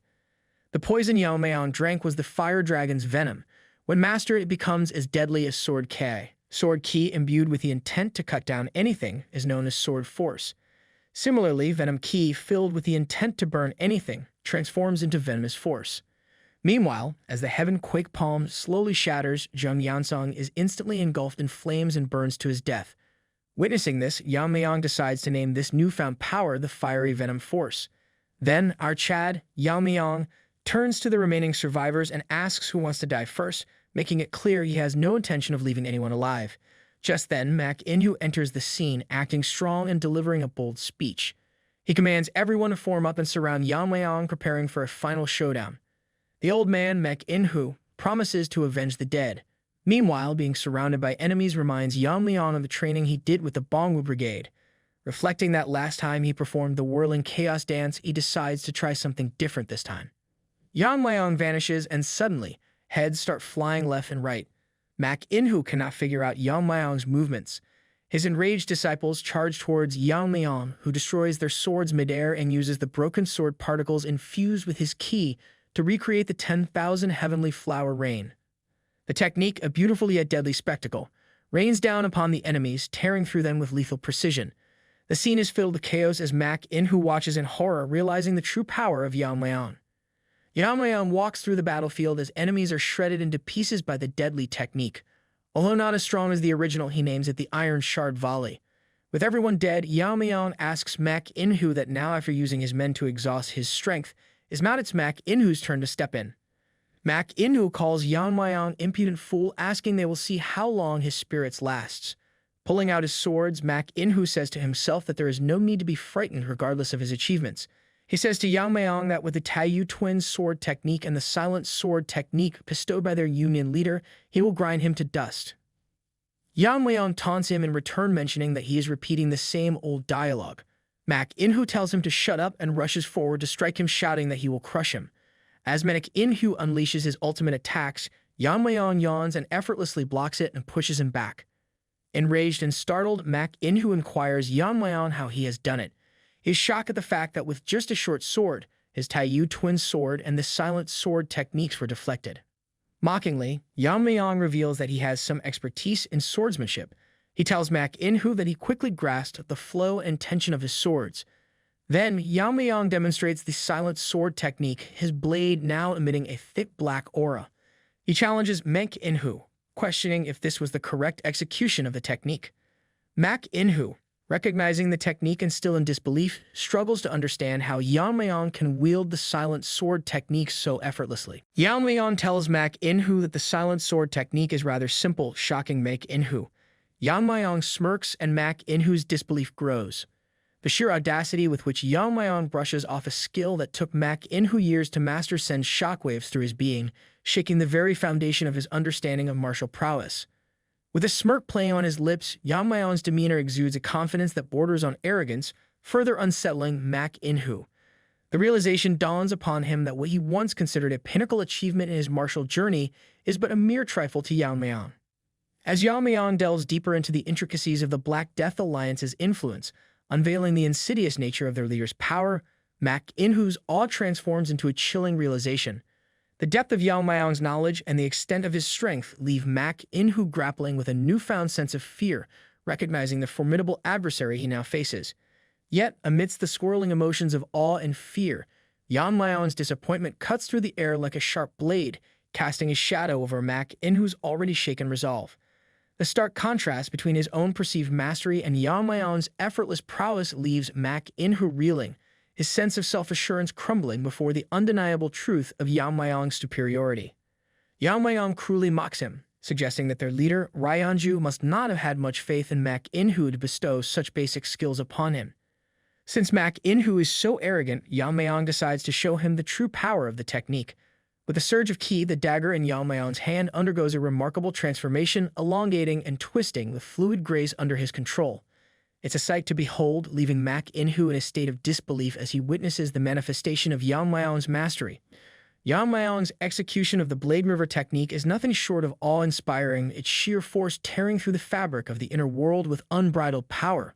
For Mak In-hoo, the sight is both mesmerizing and terrifying as he grapples with the realization that a mere mortal could wield such extraordinary abilities. In the wake of Yeon-myeong's display, Mak In-hoo finds himself overwhelmed by a sense of inferiority. The ease with which Yeon-myeong manipulates vast amounts of energy signals a mastery that transcends the limits of mortal skill, hinting at the attainment of the elusive transcendent stage. As the gravity of Yeon-myeong's prowess sinks in, Mak In-hoo is left humbled, his once proud arrogance shattered in the face of unparalleled mastery. Frightened, and with no other tricks up his sleeves against such formidable opponent, Mak In-hoo finds no other option but to run for his life. Yeon-myeong, reading Mak In-hoo's thoughts, watches as he transforms into a rat and tries to escape. Yeon-myeong, amused, tells him that there's no point in running. As Mak In-hoo scurries away, Yeon-myeong contemplates using the Tang clan's technique. The rat, in a state of panic, wonders how it's possible for a young man from the fallen Tang clan to have reached the final stage, the transcendent stage. Yeon-myeong's ninja-like spinning blades relentlessly attack Mak In-hoo, who is running like a rat in the field. Despite his attempts to fend them off with his sword, more blades surround him. Although he manages to hold his ground initially, the attacks gradually take their toll. Injured and desperate, Mak In-hoo loses an arm but clings to the hope that Yeon-myeong has exhausted a significant amount of energy using this skill. Yeon-myeong enters the scene, channeling his kai into the spinning blades, causing them to wear menacingly on the ground. Mak In-hoo is shocked as the blades swiftly surround and chop him into pieces. Satisfied with the outcome and having enjoyed testing multiple techniques, Yeon-myeong notes that no one is left alive and decides to leave the place. Yeon-myeong, the Giga Chad, reflects that since there are loose ends, he has to tie once he gets out. He then gathers mana around his blade while declaring that the elders who drove her mother to a corner and the Jeagle family who plotted to take over the Tang clan, he will set everything right. He resolves an eye for an eye, a tooth for a tooth. Then, with a swift motion, Yeon-myeong rips open the formation, a move that never gets old for him. Meanwhile, Jeagle Clown continues to deceive everyone, claiming they made it impossible to intervene to ensure the competition remains fair. Despite his assurances, no one truly believes his words. In reality, this deceitful individual can enter the formation anytime he wants. However, he has sealed it off, ensuring that no one can survive the competition, and somehow he can get rid of participant number 28. Jeagle Clown reflects that, with the men deployed outside the unit subdued and questioned, the identities of those inside have been confirmed. They include the Great Darkness Silent Sword Sect, the Dark Moon Sword Sect, and 300 of their disciples. He believes it will be impossible for Yeon-myeong to handle such a formidable force. Just as this Jeagle Clown continues his nonsensical talk, he notices suddenly everyone around him is making happy reactions. Turning around, he sees Yeon-myeong staring right at him. Yeon-myeong's friends rush to hug him, relieved to see him unharmed. With a smile, Yeon-myeong assures them that he had told them that no one other than them could hurt him once he is inside the competition. He then locks eyes with the shocked Jeagle clown, who cannot fathom how Yeon-myeong is still alive and wonders if the 300 soldiers were completely useless. Feeling the intensity of Yeon-myeong's glare, Jeagle clown quickly hides his face behind a folding fan. Even Tang Yeon-myeong greets Yeon-myeong, who responds with a smirk.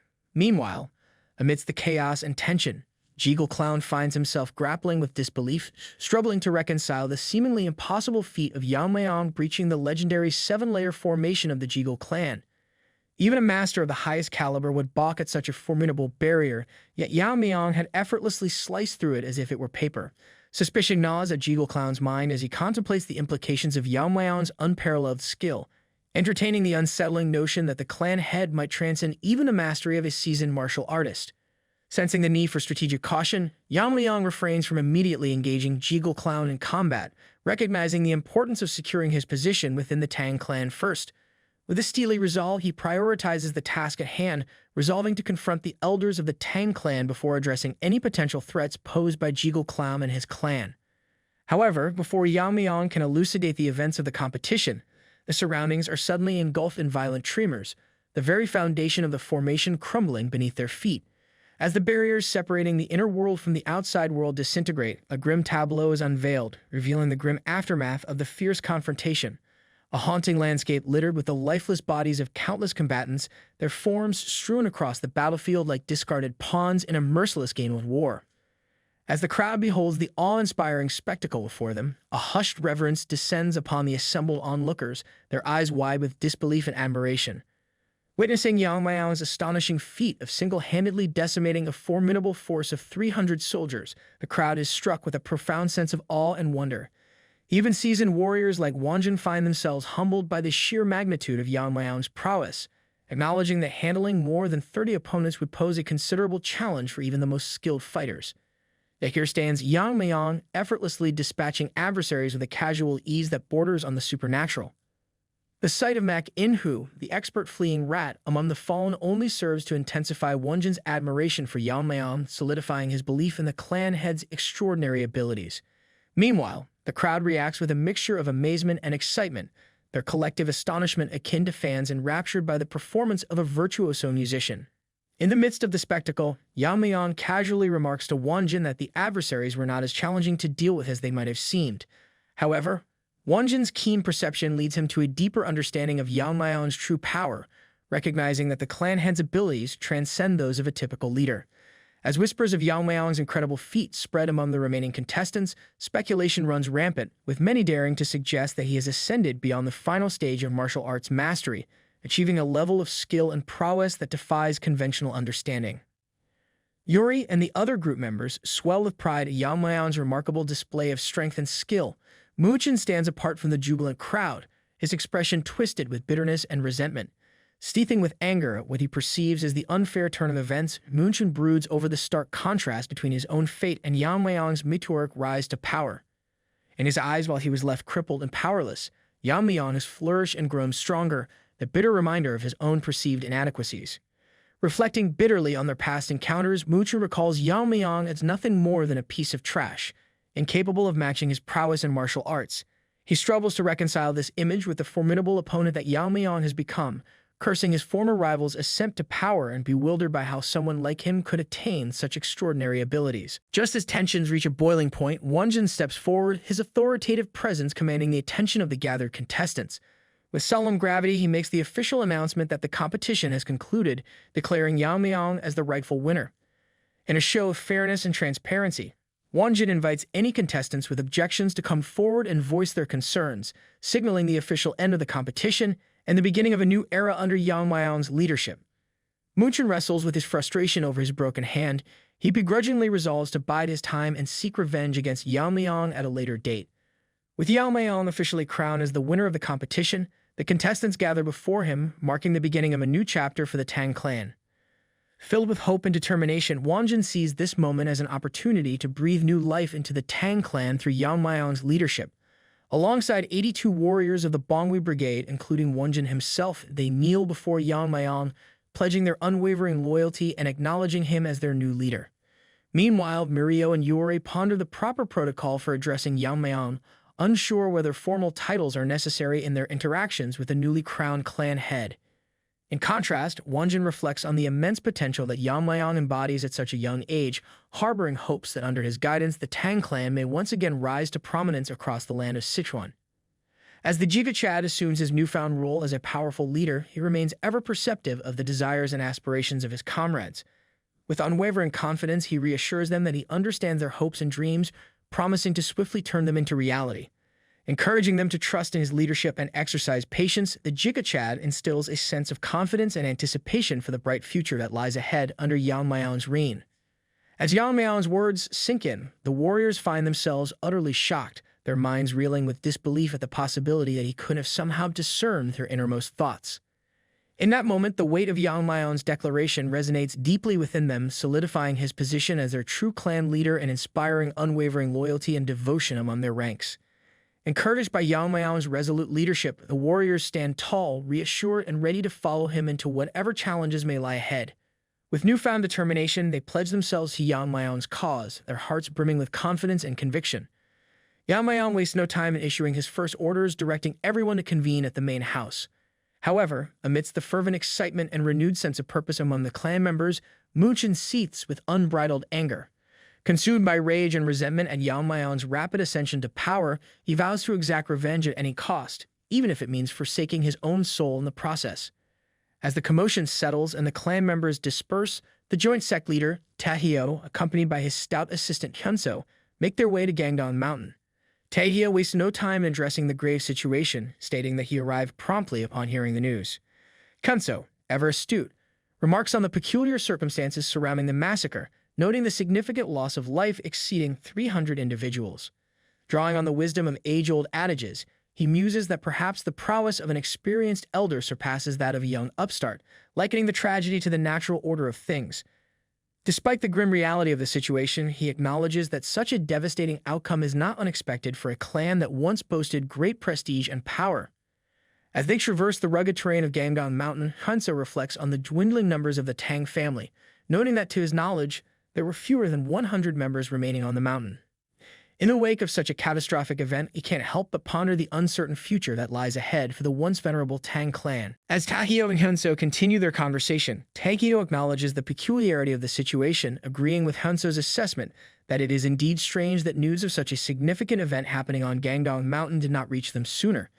He muses that perhaps the Tang family is deliberately avoiding contact with them, prompting Hyunso to question the motives behind such avoidance. Given the Tang family's previous gestures of sending valuables in honor of the tournament, Hyunso finds it puzzling that they would now be evasive. Taehyo considers another possibility, suggesting that the Tang family may be concealing something from them, though he admits that they cannot be certain of the true reasons behind their behavior. Meanwhile, Hyunso reflects on the decline of the Tang clan's blade technique, feeling a sense of shock when Taehyo reveals that the massacre was carried out using a short blade. According to Taehyo's analysis, the swift and efficient manner in which the victims were dispatched indicates that they were all killed by a single individual.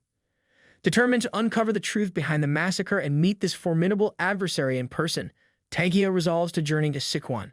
Despite Taehyo's reassurances of his own abilities, Hyunso remains apprehensive about the potential dangers they may encounter on their journey to Sichuan.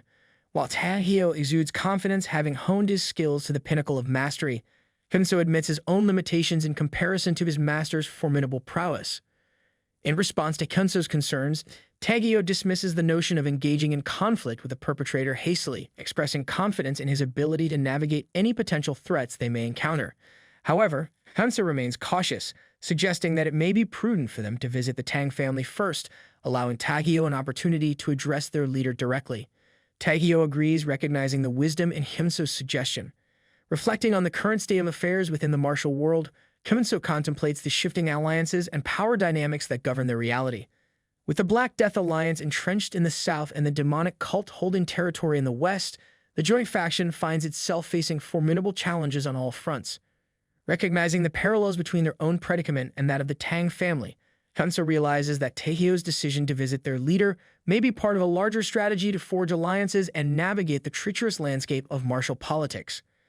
Kanso ponders his master's intentions. He speculates whether Tagio plans to enlist the aid of the Tang family in confronting their adversaries, the Black Death Alliance and the demonic cult.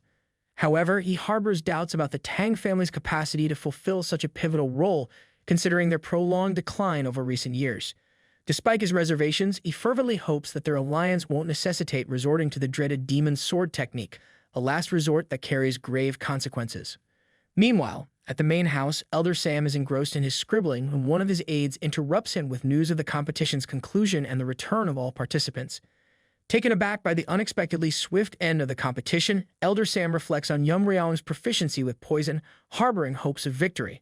However, his optimism quickly evaporates when the informant shatters his illusions, revealing that Yeon-myeong is conspicuously absent among the returning participants.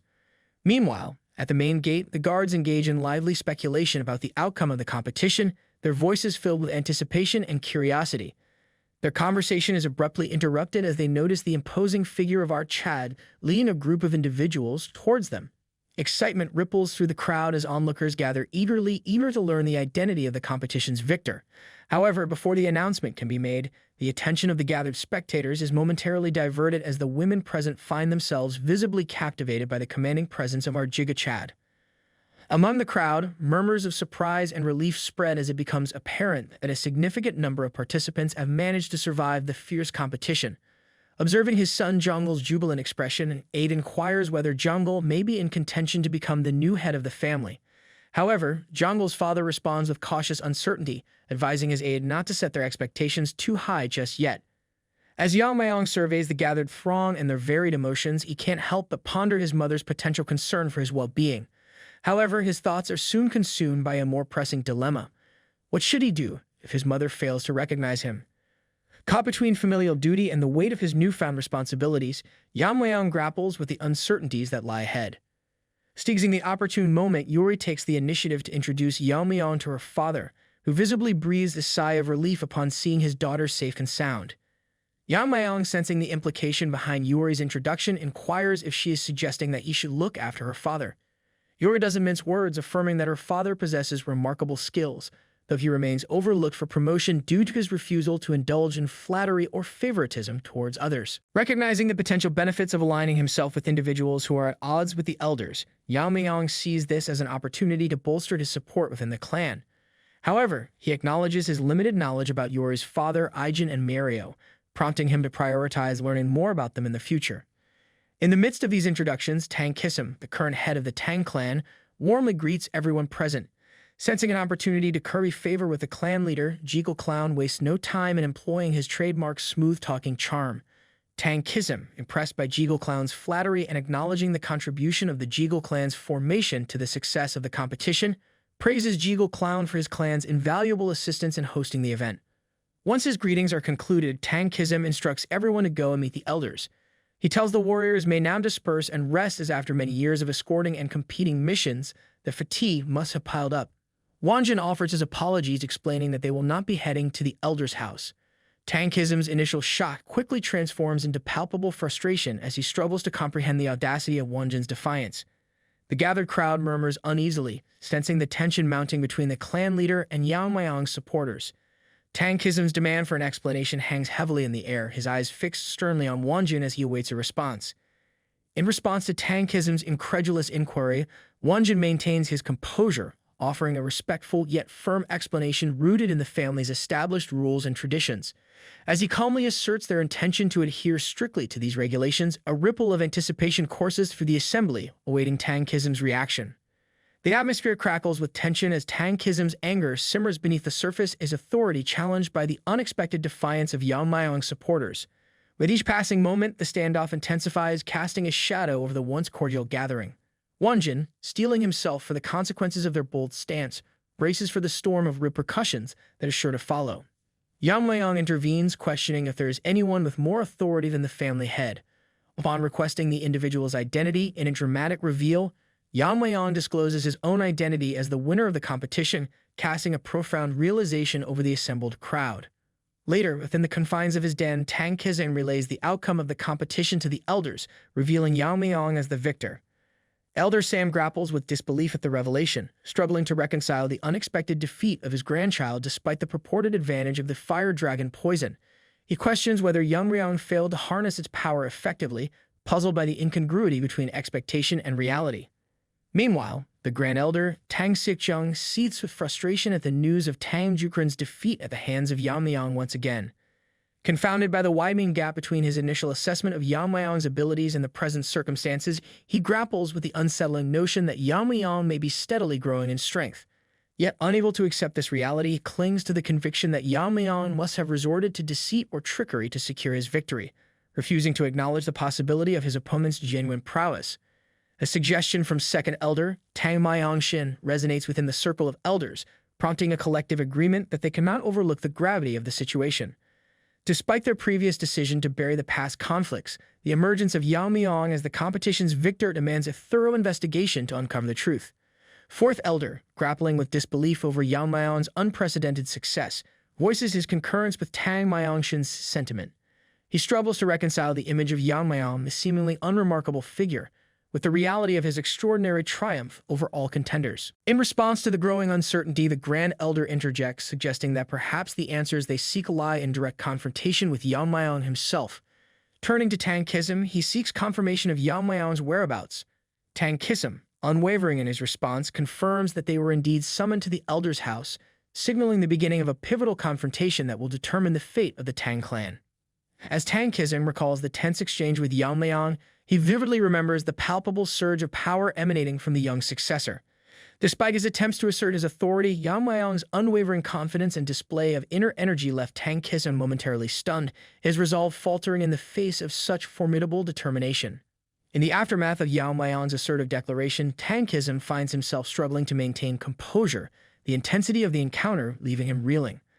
With a newfound sense of purpose, Yeon-myeong commands the assembly to follow him to the poison and stealth hall, effectively wresting control from the hands of the elders. Under Yeon-myeong's authoritative command, the once unquestioned dominance of the elders is challenged, marking a pivotal moment in the clan's history.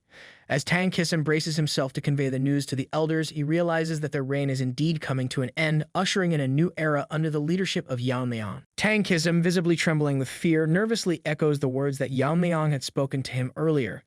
His voice quivers as he recounts the chilling warnings issued by the clan head, each syllable laden with a sense of impending doom. Driven to the brink of fury by the revelations unfolding before him, Elder Sam's rage erupts like a volcano, his emotions boiling over until he can no longer contain them. With a thunderous crash, he smashes a nearby table into splinters, his bellowing voice echoing through the chamber as he demands respect and deference from all present. In his fervent outburst, he likens their authority to that of the revered poison phoenix, emphasizing the need for caution and reverence in their presence. Meanwhile, the Grand Elder seizes upon the tumultuous atmosphere to assert his own authority and manipulate the situation to his advantage. With a calculated demeanor, he reminds the assembly that Yeon-myeong's status as heir has yet to be officially confirmed, insinuating that they possess the prerogative to question his suitability for leadership. Determined to address the growing concerns surrounding Yeon-myeong's conduct, they collectively agree to convene at the Poison and Stealth Hall, where they can deliberate further on the matter at hand. As tensions escalate within the Tang family, the elders heed the Grand Elder's command, mobilizing their private forces in response to Yeon-myeong's perceived challenge to their authority. Viewing his actions as a form of insolence and misconduct, they are determined to assert their dominance and remind him of who truly holds mastery over the clan. Meanwhile, Yeon-myeong's uncle finds himself overwhelmed with disbelief at his nephew's unexpected victory in the competition. Reflecting on Yeon-myeong's humble beginnings and the obstacles he overcame as a child, he marvels at how his nephew has surpassed him in skill and prowess. Thoughts of his late sister flood his mind, and he can't help but feel a swell of pride at the thought of how she would have reacted to the news of Yeon-myeong's triumph. However, his reverie is abruptly shattered by the unexpected arrival of an old acquaintance, the father of Moonchun, a young man who harbors deep-seated resentment towards Yeon-myeong. 3 years prior, an incident occurred where Yeon-myeong allegedly caused harm to Moonchun's hand, leaving a lasting scar on both father and son. Seeing Moonchun's father and being reminded of the incident from 3 years ago, Yeon-myeong's usually composed demeanor shatters in an instant. Fueled by a surge of emotion, he confronts Moonchun's father with unbridled defiance, boldly asserting his presence and daring the man to demand compensation from him, referring to him as old trash without hesitation. Before Moonchun's father can respond, Yeon-myeong interrupts him, his voice dripping with menace as he issues a chilling warning. He cautions the man to tread carefully with his words, lest he find himself facing dire consequences, such as the loss of his son's other hand, a stark reminder of the power and ruthlessness that lies beneath Yeon-myeong's calm exterior. Witnessing Yeon-myeong's unwavering resolve and the chilling authority he wields, Wonjin is left in awe. The revelation that Yeon-myeong is the son of the revered Poison Phoenix only deepens Wonjin's admiration and respect for the clan head. Yeon-myeong, sensing Wonjin's curiosity, offers reassurance that he will divulge whatever information Wonjin seeks, but only when the time is deemed appropriate. As Wonjin contemplates Yeon-myeong's true identity as the son of the Poison Phoenix, memories of past conflicts resurface, each one serving as a testament to the indomitable spirit of the Tang clan. He recalls the fierce battle against the Heaven's Brilliance Demon Lord, a formidable adversary who targeted the Poison Phoenix herself. In the face of overwhelming odds, the warriors of the Tang clan fought with unwavering determination, their resilience surpassing even the Demon Lord's expectations. Despite the Demon Lord's success in beheading the Tang clan leader, the clan's soldiers rallied with newfound courage, spurred on by their unwavering loyalty and determination. Even as they faced relentless onslaughts, they refused to yield, their steadfast resolve outmatching their adversaries despite the loss of their poison techniques. During this tumultuous time, Wonjin sought aid from the elders, hoping to bolster the defenses against the Demon Lord's forces. However, his pleas fell on deaf ears as the elders feared that any assistance rendered could potentially jeopardize the clan's survival. Despite their reluctance to offer aid, the Tang clan ultimately emerged victorious in the battle, their triumph a testament to their unyielding spirit and resilience. However, instead of acknowledging their own shortcomings and failures, the elders chose to shift the blame onto Yeon-myeong's mother, unfairly scapegoating her for the clan's hardships. Reflecting on this revelation, Wonjin realizes the immense challenges and hardships that Yeon-myeong's mother must have endured while raising her son under such adverse circumstances. Wonjin's impassioned plea resonates with the assembled members of the Tang clan, and he reminds them of the significance of Yeon-myeong's lineage and the importance of safeguarding this second chance. With a renewed sense of purpose, Wonjin implores his fellow clan members to pledge their unwavering loyalty and dedication to Yeon-myeong, vowing to protect and serve him with their very lives. However, their solemn moment of solidarity is abruptly interrupted by the arrival of Jiga Chad, who has been eagerly awaiting the elders and their forces. Wonjin feels a surge of apprehension upon realizing the magnitude of the gathering, never anticipating that the elders would amass such a formidable contingent. The tension in the air thickens as the elders, accompanied by their forces, demand an audience with Yeon-myeong following his defiance of the council's authority. Wonjin feels a knot of anxiety tighten in his stomach, unsure of how the confrontation will unfold. As Yeon-myeong finally appears, Elder Sam wastes no time in leveling accusations against him, accusing him of presumptuously laying claim to the future leadership of the family without the council's consent. In response, Yeon-myeong remains unruffled, his demeanor composed as he calmly asserts his rightful position as the winner of the clan competition and the current overseer of proceedings at the Stealth and Poison Hall.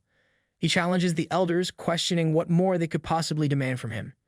The elders express their disapproval of Yeon-myeong's tone. Finding it disrespectful, the arrogant elder issues a chilling warning, cautioning Yeon-myeong that his survival hinges upon providing a thorough explanation of the events surrounding the clan competition. In response, Yeon-myeong calmly informs the elders that discussing the details of the competition violates the family's rules, expressing surprise at how lightly these rules seem to weigh upon them. However, his comment is swiftly dismissed by one of the elders, who reveals information obtained from the Jeagle clan regarding an attack by nearly 300 individuals from the Dark Moon sect and the Sword sect during a competition. Unfazed by this revelation, Yeon-myeong counters, arguing that external interference should not undermine the fairness of the competition. He reveals the shocking truth that it was Tam Jukran and Young-ryong who were responsible for massacring all participants, and he was forced to eliminate them to restore order. As Yeon-myeong finishes his revelation, Elder Sam's facade of composure crumbles, his demand for clarification ringing out with palpable urgency. Yet Yeon-myeong remains composed, calmly suggesting that Elder Sam verify the truth for himself by visiting the site of the confrontation. Enraged beyond reason, Elder Sam lunges towards Yeon-myeong, his fury propelling him forward with reckless abandon. However, before he can close the distance, our Chad intercepts his attack with astonishing ease, halting Elder Sam's advance with a single outstretched hand. The suddenness of our Chad's intervention stuns Elder Sam, leaving him momentarily frozen in disbelief. With a cold smirk, our Chad taunts the elder, his words dripping with contempt and mockery. He challenges Elder Sam's incredulity, daring him to accept the harsh reality that his own granddaughter is dead. Unable to comprehend how Yeon-myeong effortlessly thwarted his demon-killing poison attack, Elder Sam is consumed by disbelief.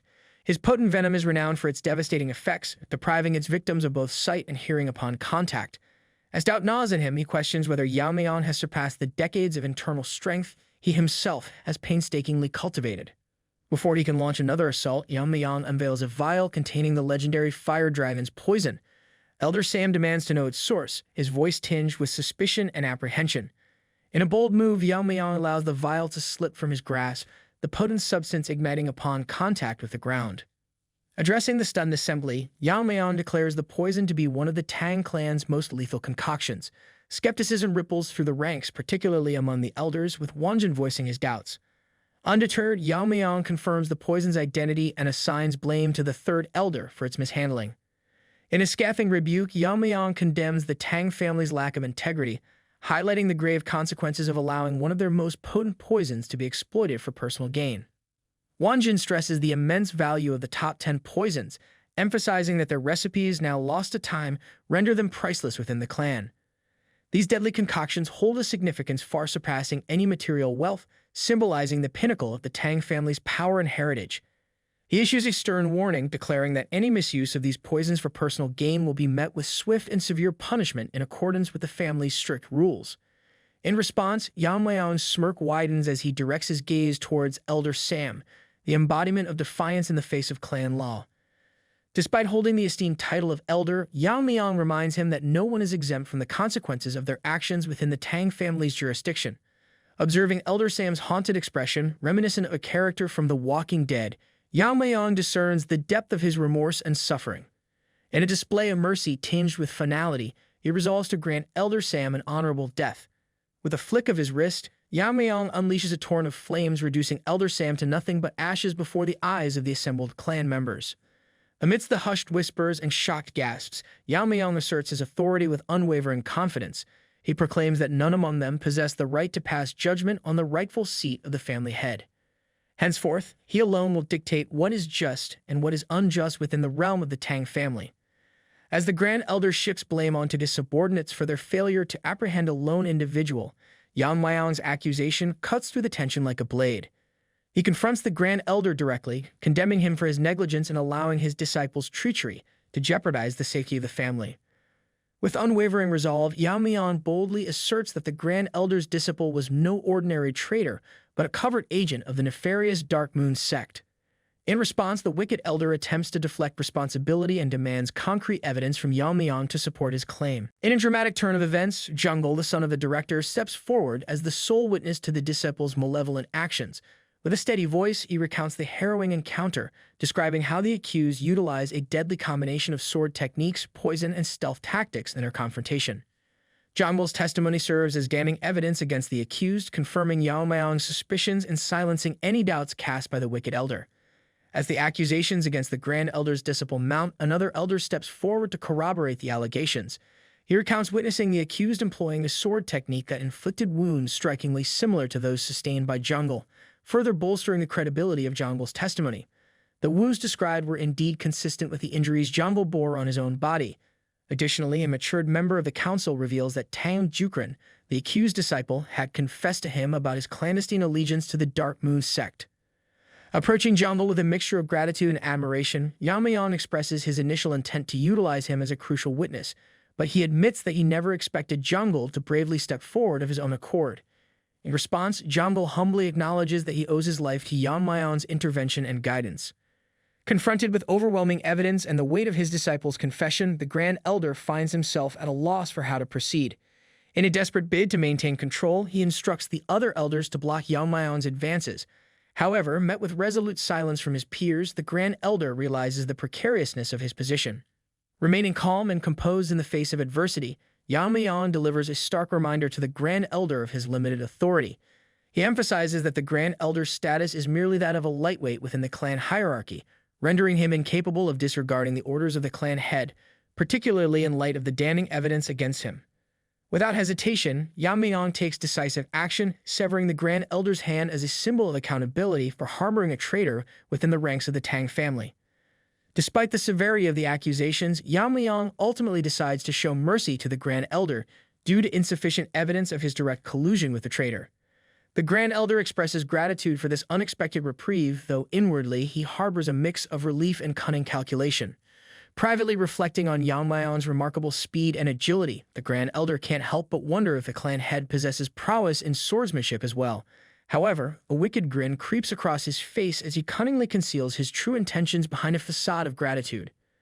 As he pretends to staunch the bleeding from his severed hand, the Grand Elder discreetly retrieves a vial containing a formless poison, a subtle yet potent weapon in his arsenal.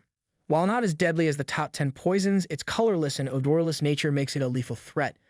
With a sense of grim satisfaction, the Grand Elder contemplates how this insidious poison will silently exact its toll, eliminating Yeon-myeong without the clan head ever suspecting foul play. Unbeknownst to the Grand Elder, as the poison spreads in the air, the Grand Elder thinks he's won with his sneaky poison plan, but Yeon-myeong figures out what's going on. He moves fast, chopping off the Grand Elder's other hand like it's nothing. Some of the older folks start saying Yeon-myeong's gone crazy, but one smart elder points out the Grand Elder's hand and a poison bottle close by. Yeon-myeong's pretty mad about the whole thing. He's disgusted that the Grand Elder would try to poison the clan leader, seeing it as a big shame for their family. So he lays down the law. By the clan's rules, and because of how bad the Grand Elder's actions were, he's marked as a traitor. That means he's in for some serious punishment. He announces that according to the clan's rules and the severity of his crime, the Grand Elder is deemed a traitor and therefore will be punished severely. He then executes him in front of everyone. Yeon-myeong sternly warns that none of them are above the laws of the Tang family, and if any of them disregard the family laws again by using their position, he will personally execute justice. He remarks that the Tang family has declined, and it would not be strange if it collapsed at any moment in this situation. However, there is one thing he can promise them here, that he will ensure that the members of the Tang family are not exposed to the threats posed by the evil sects or the lizard cults, and that they can live in peace in this land of Sichuan. Yeon-myeong then talks not just to the elders but to everyone there, wanting to know if they see him as the true leader of the Tang family.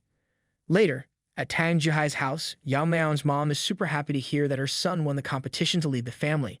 She starts crying tears of joy because she's so proud of him and because the elders acknowledge how strong he is. She's filled to the brim with pride for her son, and the subtle upgrades to her appearance add an extra touch of elegance, enhancing her already stunning beauty. As she reflects on her son's remarkable growth and achievements, she can't help but feel a pang of bittersweet longing for his father. She imagines how his father would have been more than thrilled to hear such uplifting news about their son, and in that moment, she wishes he could share in this joyous occasion. Meanwhile, our Chad, yearning to share the news with his mother before anyone else, discovers himself buried under an avalanche of tasks. Following the strict directives of the family head, all future commands and challenges are to be managed exclusively through the Stealth and Poison Division, with critical judgments necessitating the direct approval of the family head. While the majority of the elders grumble at this new arrangement, Elder O voices genuine concern and proposes the notion that Yeon-myeong could serve as a regent until our Chad reaches the age of maturity. Contemplating this suggestion carefully, our Chad deliberates the weighty responsibility of appointing a regent, ultimately deciding to postpone any such decision until a comprehensive investigation can be carried out. The Poison Hall concludes that the third elder did, in fact, mishandle the fire dragon's poison. In response, Yeon-myeong makes a firm decision. The elders can keep their personal forces, but they're responsible for footing the bill for their upkeep from now on. Any budget they set will undergo rigorous scrutiny. With two factions now lacking leadership, Yeon-myeong consolidates them into the Shadow Troop newly assigned to the Stealth and Poison Division. Adjusting their salaries accordingly, he delivers a straightforward message. They must demonstrate their value or risk being let go. A few days later, to Jeagle Clown's utter disbelief, Yeon-myeong calls for a meeting with the Jeagle clan. Jeagle Clown realizes with a sinking feeling that their schemes to manipulate the Elders' Council have disastrously backfired, and he frets over the possibility of their underhanded actions during the competition coming to light. In contrast, Yeon-myeong exudes an air of confidence and composure as he addresses the gathering. He admits to being preoccupied with various pressing matters which led to certain oversights on his part. Jeagle Clown is taken aback by the transformation in Yeon-myeong's demeanor and appearance, sensing a newfound strength and authority emanating from him. When questioned about the purpose of their summons, Yeon-myeong commends the Jeagle family's expertise in formation tactics and entrusts them with a pivotal task, designing the primary formation for the Tang clan. This unexpected assignment catches Jeagle Clown off guard, but he quickly realizes the significance of the opportunity presented to them by Yeon-myeong. Jeagle Clown protests vehemently, arguing that he cannot undertake such a monumental task without the explicit permission of the family head. Furthermore, he highlights the significant drain on resources such an endeavor would entail, emphasizing the Jeagle clan's current inability to manage such demands. In response, Yeon-myeong's reaction is swift and deadly. With a flick of his wrist, he hurls a needle with lethal precision, instantly dispatching everyone in the room except Jeagle Clown. As the gravity of the situation sinks in, Yeon-myeong's voice cuts through the silence, stern and unwavering. He admonishes Jeagle Clown for underestimating him and reminds him of the severe consequences outlined by the clan's rules. Yeon-myeong's ultimatum is clear. The Jeagle clan must comply or face dire repercussions. He grants Jeagle Clown one final opportunity to acquiesce, the threat of complete annihilation looming ominously.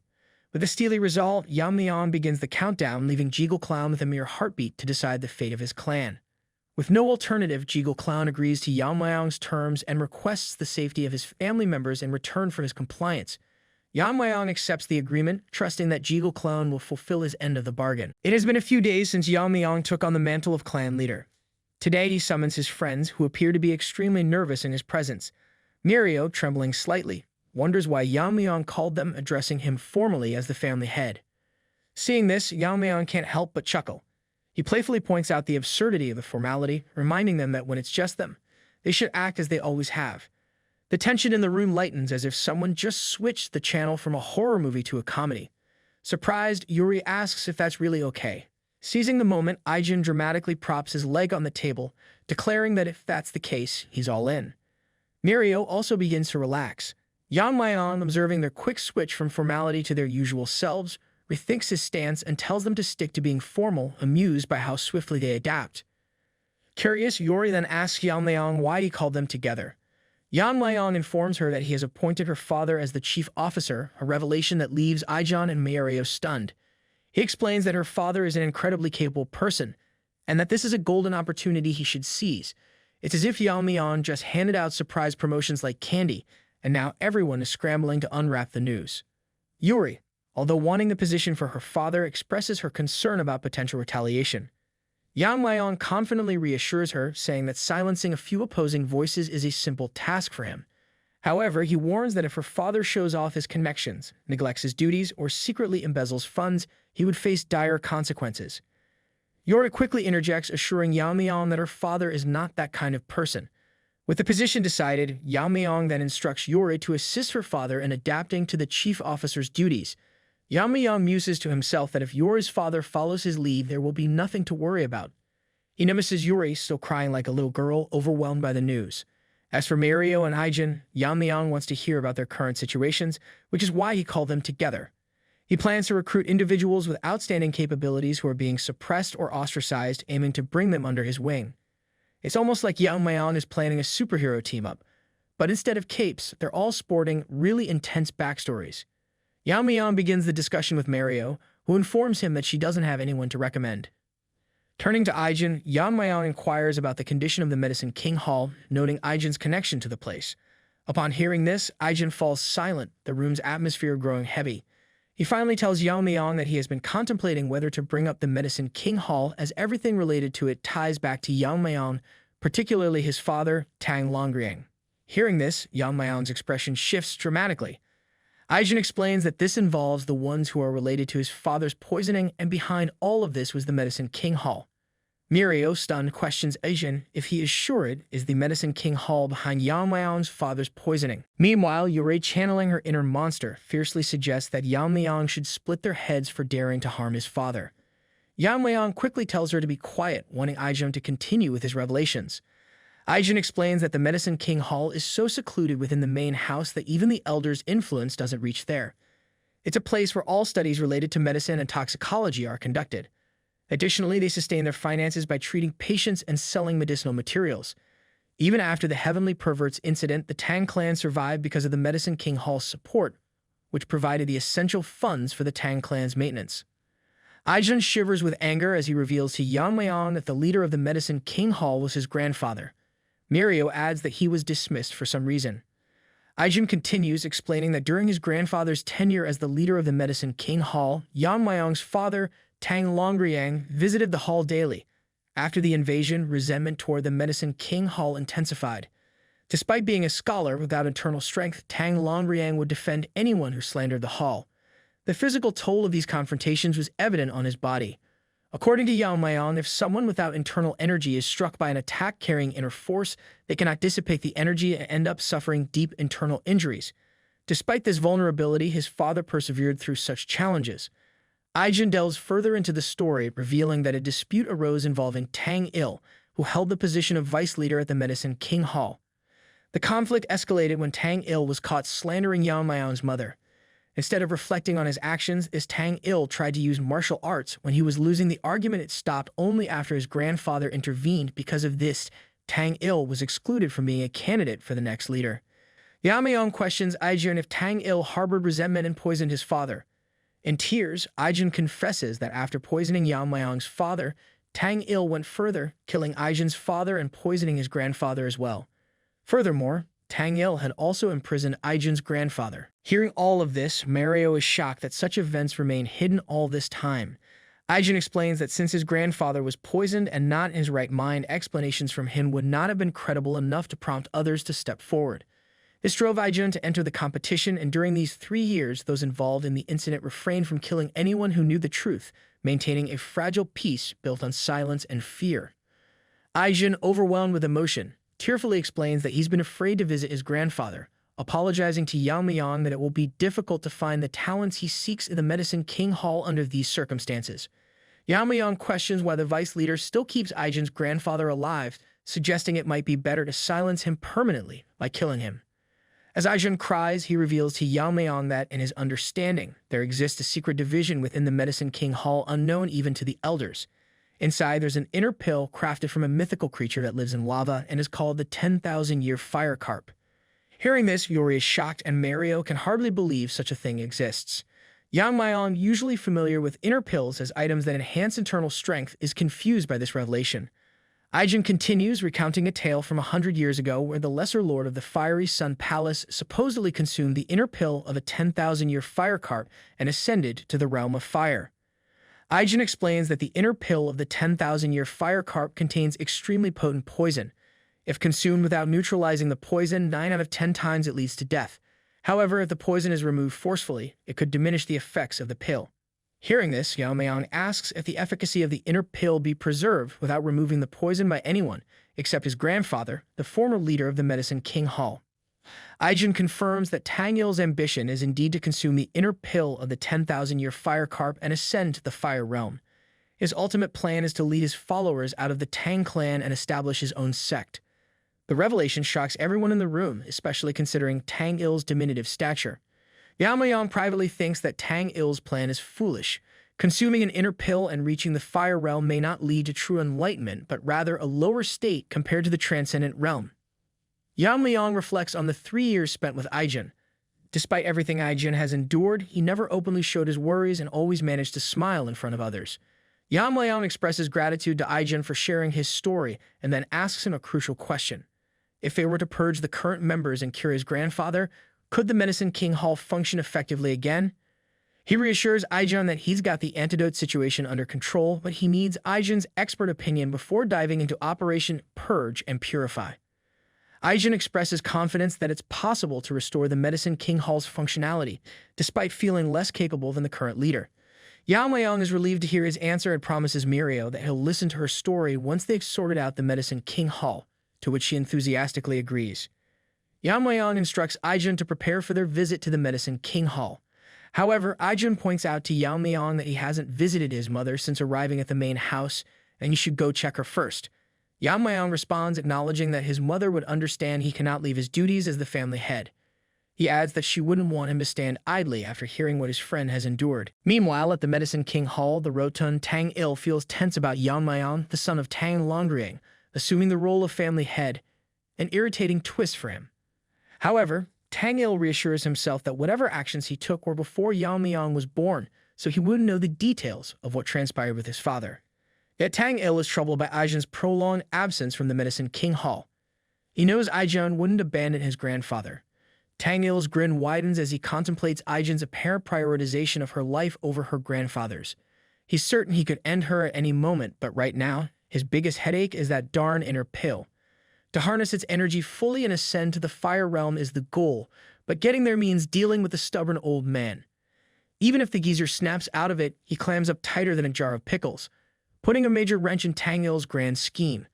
Tang Il contemplates removing the poison himself, aware that one wrong move could jeopardize the entire inner pill.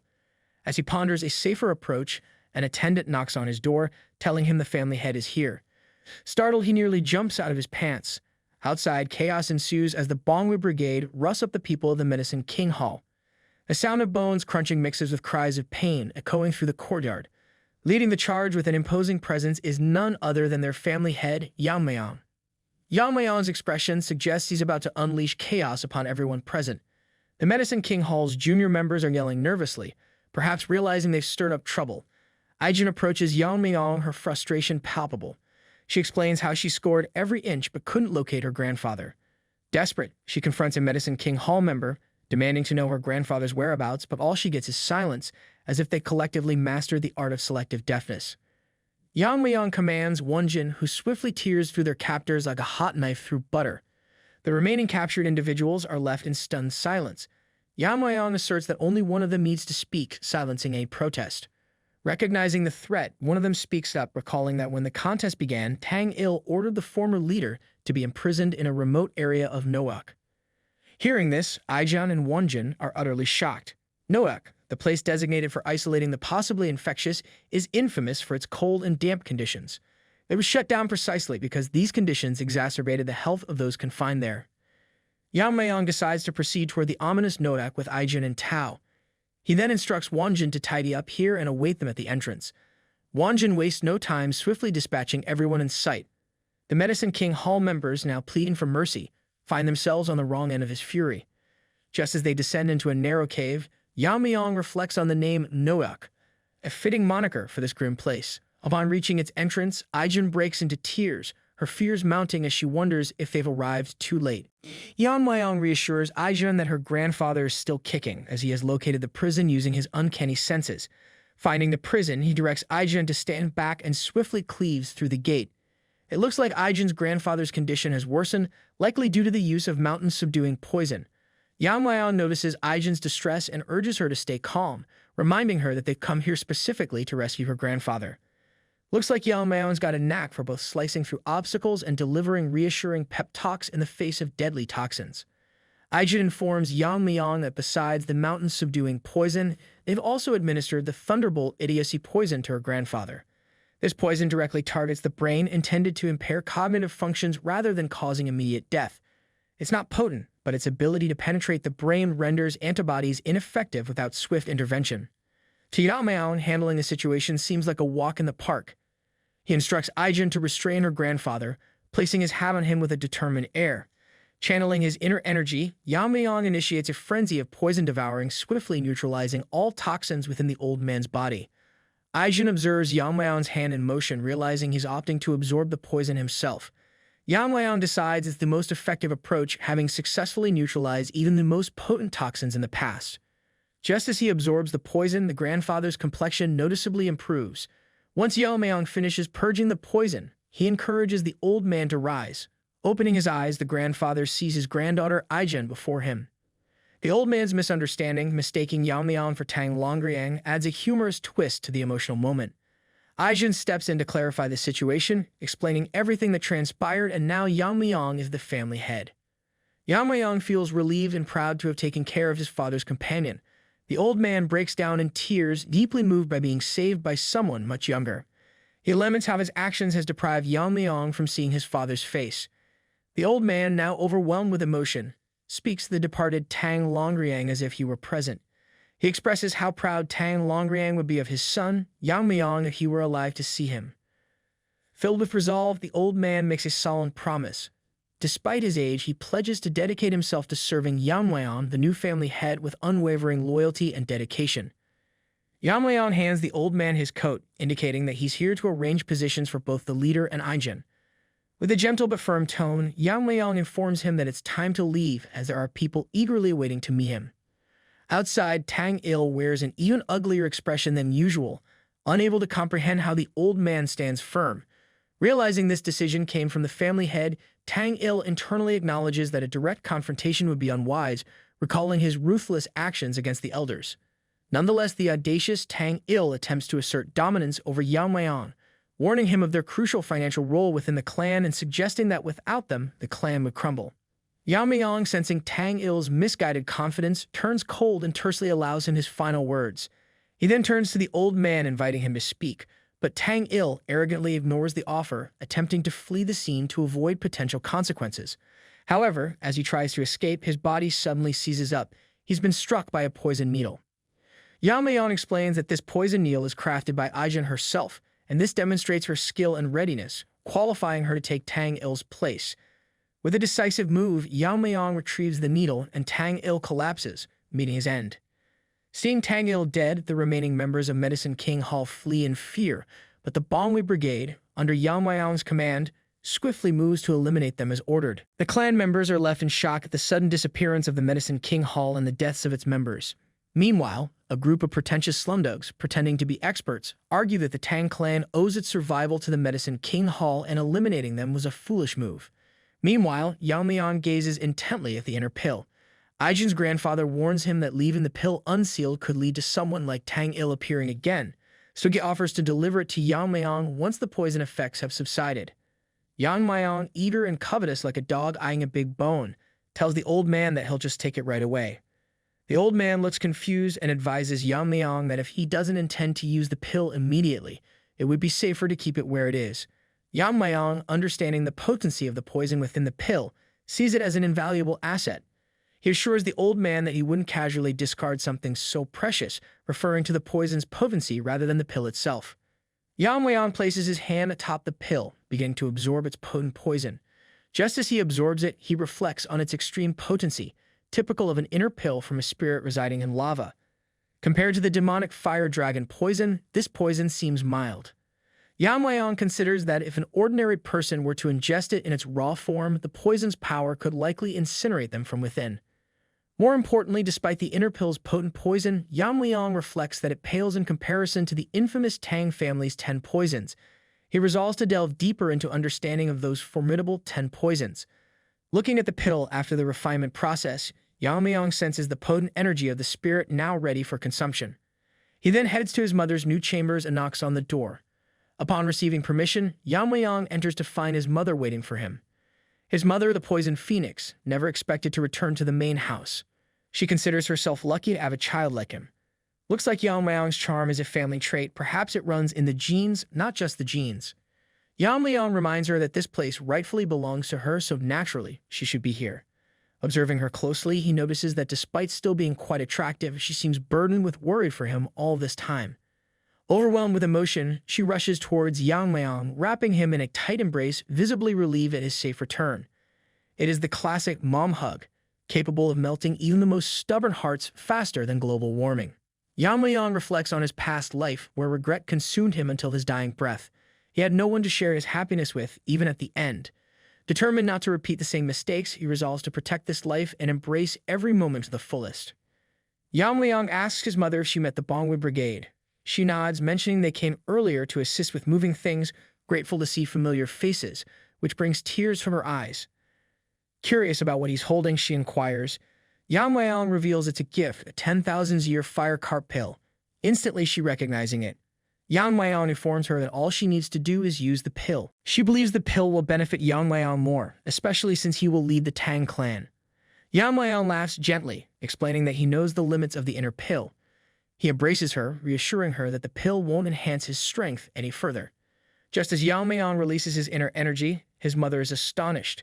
She asks if he has reached the fire realm, and Yeon-myeong confidently confirms her question. She's thrilled that her son has achieved such a milestone, which should be cause for celebration. However, she worries that if this knowledge gets out, it could make the Tang family a target for attacks. Yeon-myeong tells his mother that he wants her to live a long life, even incorporating his father's share. He urges her to consume the dissipated pill quickly. She reflects that perhaps she worried too much, realizing it's natural for a mother to protect her child, even if he's in the fire realm. She assures Yeon-myeong that since he bought it for her, she won't refuse it. She asks Yeon-myeong if he knows what she was called when she was younger. She reveals that she was known as Sichuan's top beauty and the Poison Phoenix. She then releases her inner energy to absorb the pill. Even she thinks it has been a while since she has seen Yeon-myeong shocked. It turns out the title of Poison Phoenix is reserved for the most esteemed member of the Tang family. While she acknowledges she may not match Yeon-myeong's skills, she considers herself a pretty impressive artist in her own right. With the pill enhancing her inner energy, she dives straight into cultivating, determined to elevate herself. Looks like mom's not just leveling up her inner energy, she's upgrading her artistic prowess too. Yeon-myeong feels shocked for a moment. He knows she has been hiding her powers, but not to this extent. She is now one step closer to the fire realm, and still she is able to conceal her energy. Meanwhile, she keeps consuming those energy pills like they're snacks at a party. It reflects that a fire realm master can detect even the smallest movements, making it pointless to hide power from them. However, she has managed to conceal her abilities from Yeon-myeong as well, which shocks him even more. She has already reached the state before enlightenment and is now absorbing the spirituality of the inner pill. It's like she's a ninja at a magic show, pulling off tricks that leave everyone in awe. According to Yeon-myeong, she might be able to overcome the limit.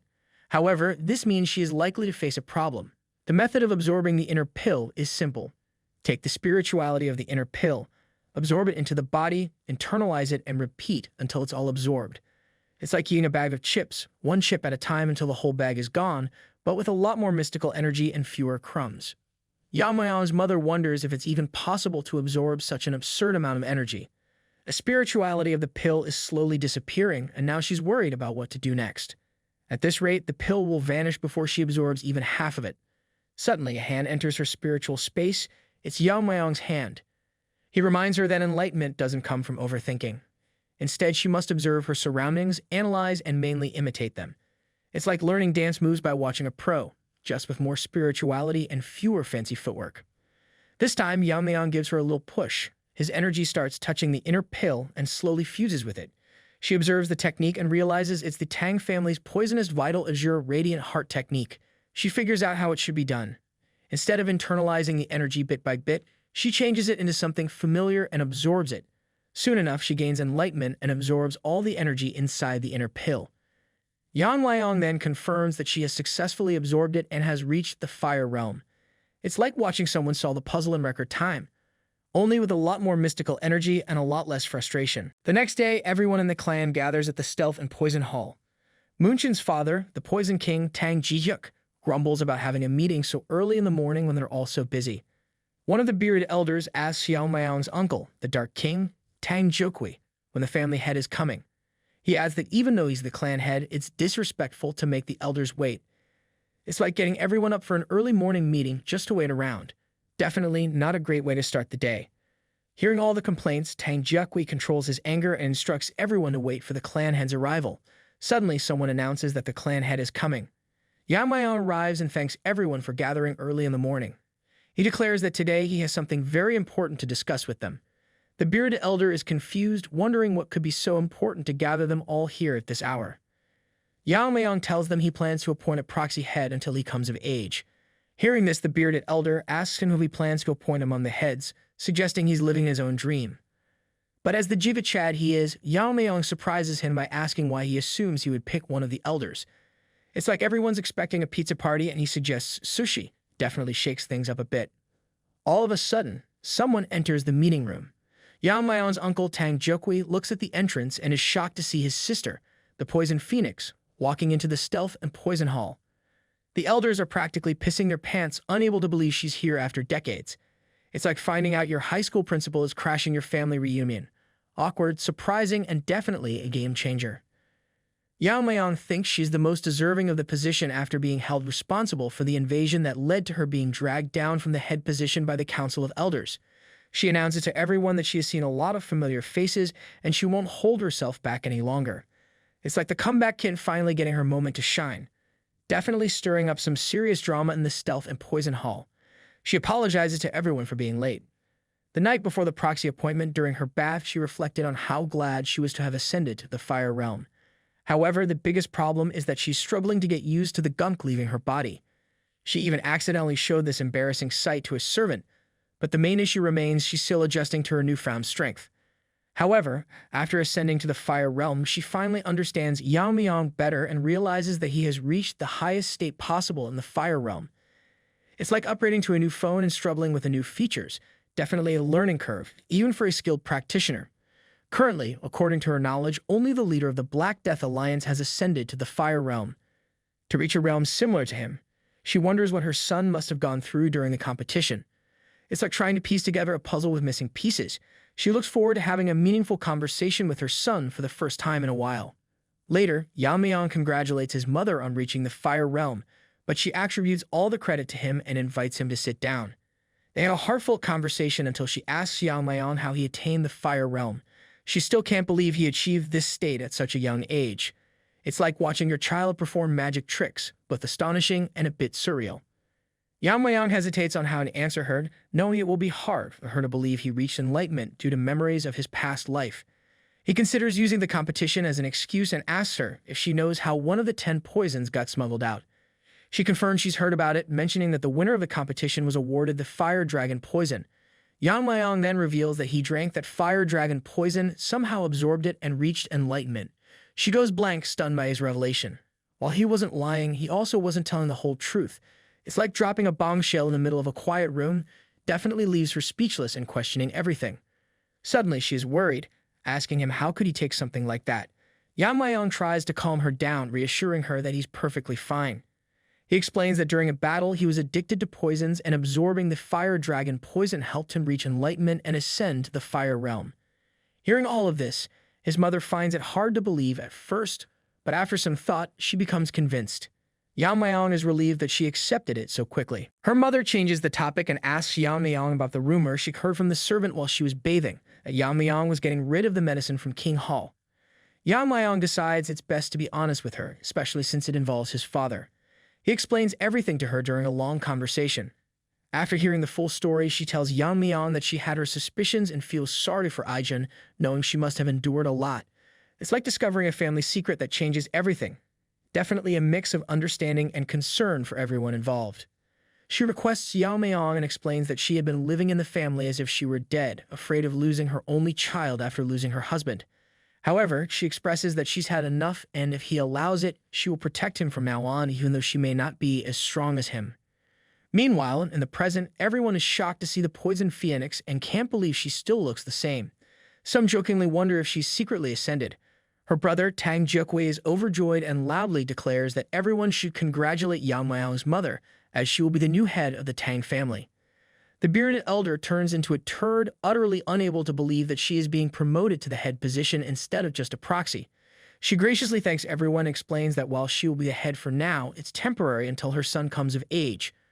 Her brother, Tang Yeon-myeong, starts crying upon hearing this news, while the rest of the gathering, especially the bearded elder, are left feeling like they've just sat on a hot bike. Since being entrusted with the position of the head, she plans to rebuild the foundation of the Tang family, which has been in disarray. Her actions are unconventional from the start. The first thing she does is remove the name of the collapsing medicine King Hall and rename it. Tang Hoil, Aijun's grandfather, is appointed as the head surgeon, with Aijun herself appointed as the second in command. It's a bold move, like renovating a historic building with a fresh new twist, definitely shaking things up for the Tang family. Moving on to Yuri's father, he is appointed as the general manager and is tasked with launching a full investigation into Gassen. He quickly discovers the elder's embezzlement books and recovers a substantial amount of money, enough to sustain the clan's maintenance for the time being. As for Moonshin's father, Tang Ji-hyuk, the head of the Stealth and Poison Hall, he is removed from his position. Additionally, most of the elders who embezzled from the family are also removed from their positions, and even those who weren't elders but used their positions for any form of embezzlement were also stripped of their roles. All these changes happen within a matter of days, like a whirlwind sweeping through the clan, cleaning up and reorganizing everything in its path. It's like a rapid-fire cleanup operation, definitely shaking up the status quo in record time. Yeon-myeong thinks his mother is truly an amazing person. Our Jigga-chad enjoys the newfound beauty of the Tang family under his mother's leadership. She has resolved all of the clan's internal issues swiftly. Initially, Yeon-myeong just wanted a simple life with his mother, but now he finds himself surrounded by friends, trusted guards, and hundreds of Tang family members. He feels a growing responsibility to protect them all. It's like going from a solo act to leading a full orchestra. Definitely a shift into a more complex, but fulfilling, role for Yeon-myeong. There was a time when keeping his body healthy was challenging as he struggled with resentment about his existence. His goal now is to become stronger, ensuring that no one can harm the Tang family. Whether it's the Black Alliance, that demon pervert, or anyone else, they will never be able to threaten the Tang clan.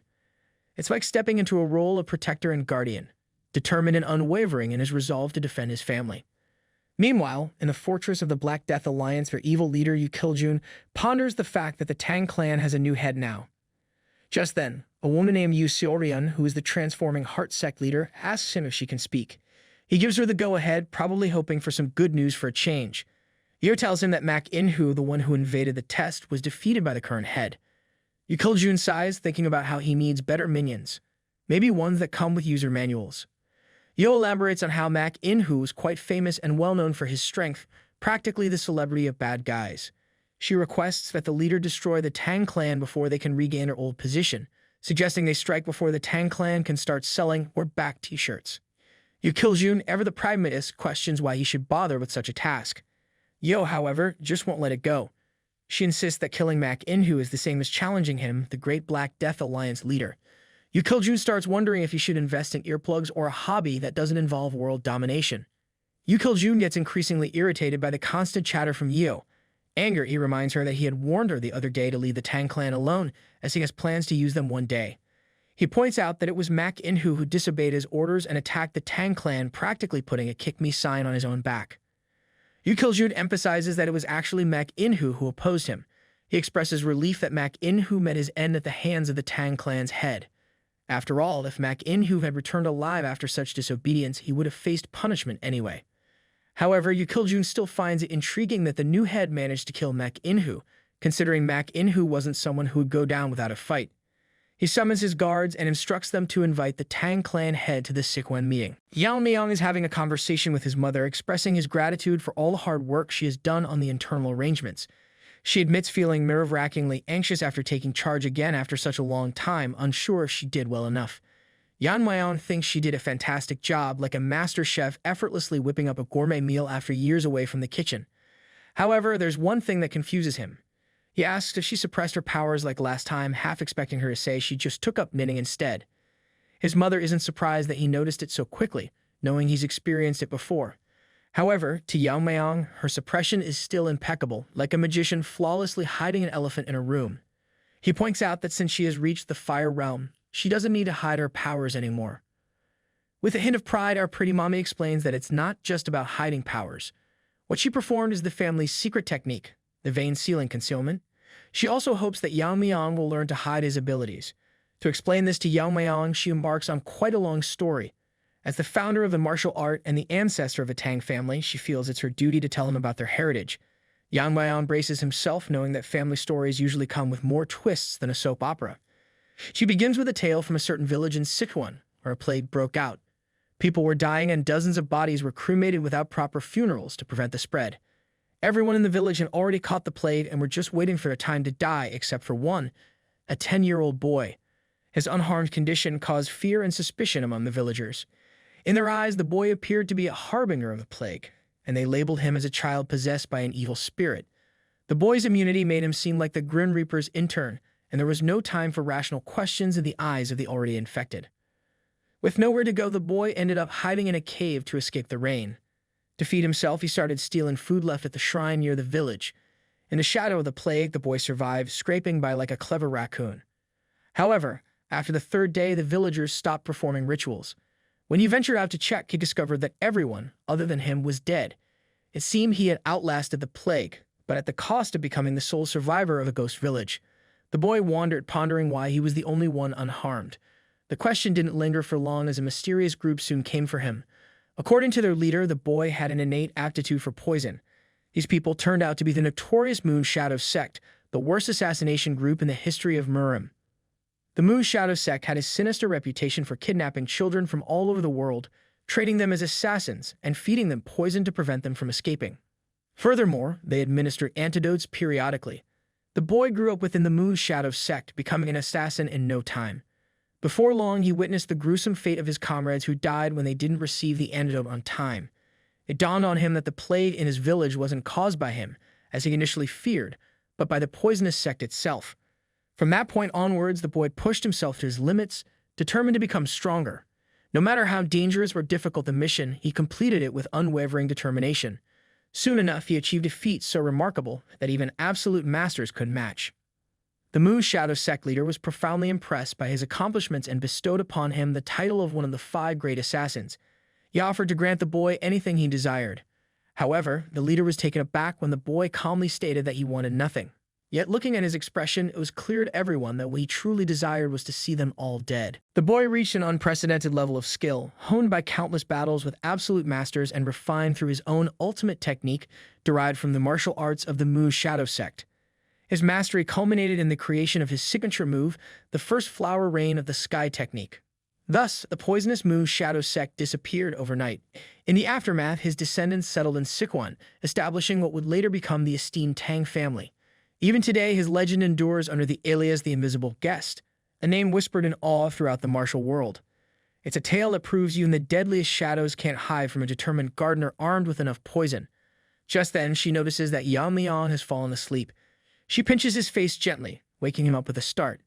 Half awake, Yeon-myeong asks her what this story has to do with the vein sealing concealment. She explains that the poison sect had many masters in the fire realm, including the 5 great assassins and their overpowered sect leader. She leans in, ready to reveal the secret of how he faced them alone. Yeon-myeong asks her if it wasn't because of technique, the flower rain of the sky, stressing that very few could withstand such an attack, where numbers of the foes are irrelevant. She corrects Yeon-myeong, confirming that the technique is indeed called the flower rain of the sky. However, she explains that it's not actually a martial art for hidden weapons. Instead, it's a martial arts that focuses on controlling energy. This revelation shocks Yeon-myeong, prompting him to seek confirmation about the nature of the flower rain of the sky technique. She explains that in battles at the fire realm, clashes primarily involve energy attacks. When an opponent attacks with energy, the defender must counter with their own energy. Ordinary hidden weapon techniques are ineffective against the protective energy barriers of fire realm masters. Yeon-myeong considers the logic behind it all. It makes sense that ordinary hidden weapons would be ineffective against the energy shields of fire realm masters. According to him, in this realm, energy counters energy. So if hundreds of hidden weapons enveloped in energy form a storm, even with body protection, it would be impossible to handle against energy attacks. It's an ultimate attack designed to battle the monsters of the fire realm, much more potent than the whirling frenzy. But what confuses Yeon-myeong is that no matter how skilled a master is at maintaining their energy levels, it's almost impossible to sustain such a high amount of internal energy. His mother, who seems to have a knack for understanding his thoughts, figures out his dilemma. She suggests that the answer lies within the vein sealing concealment. It seems even in the world of martial arts, the secret to managing energy might just be a well-kept family tradition, like the perfect pot roast recipe. His mother explains that the basic principle of the vein sealing concealment involves compressing all the internal energy flowing through the meridians, concentrating it into one of the 12 main meridians. Then, using true energy to block the flow of internal energy, it seals it within that meridian. This way, internal energy doesn't flow freely, but is encapsulated and contained by true energy. It's like vacuum sealing leftovers, but for martial arts energy, keeping everything fresh and contained until it's ready to be unleashed. She adds that this method can deceive the eyes of a fire realm master, who can typically see the flow of internal energy, but because he cannot use the seal energy immediately, his current powers will decrease temporarily. However, with accumulated experience and insights gained through the process, the powers can be easily rebuilt. By repeating this process 12 times to seal the internal energy in all 12 meridians, the true energy protecting the internal energy intertwines, creating a new protective layer known as Dragon Scale. This body-protecting energy not only surpasses the defense of existing techniques, but also rivals the strength of actual dragon scales. It's like upgrading from chainmail to full dragon armor, ready to take on fire-breathing foes and questionable potluck dishes alike. Yeon-myeong is perplexed by the existence of a poison called the Fire Dragon's Poison, wondering if anyone has actually encountered a dragon. He reflects that vein sealing isn't just about defense. When he releases the internal energy sealed in all 12 meridians, he can temporarily wield 10 times his original internal energy. This boost is only temporary because energy beyond the body's natural limit will naturally dissipate. He realizes that the flower rain technique is a martial art that necessitates mastery of the vein sealing technique, tying together internal energy control with devastating offensive power. It's like having a turbo boost button for martial arts, great for quick bursts, but not for extended road trips. Moreover, several key points were passed down with the vein sealing concealment, but they were lost after the invasion of the Demon Lord.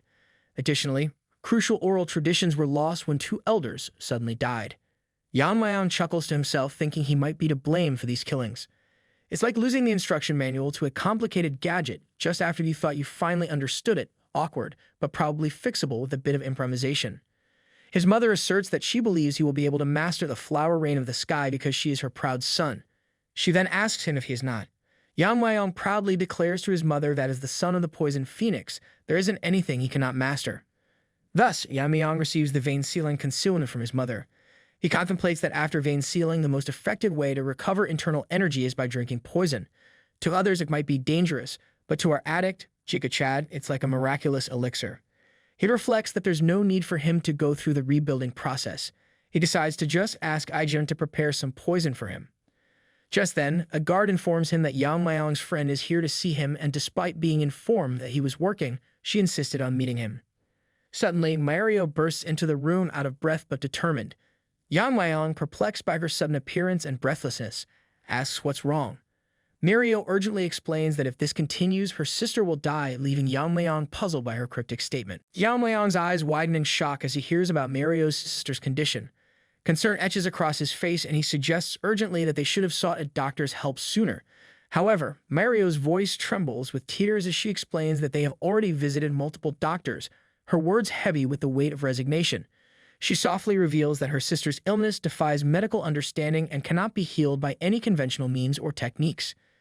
Yeon-myeong's jaw drops in utter disbelief, a reaction akin to that of students encountering a particularly tough exam question. Just kidding, of course.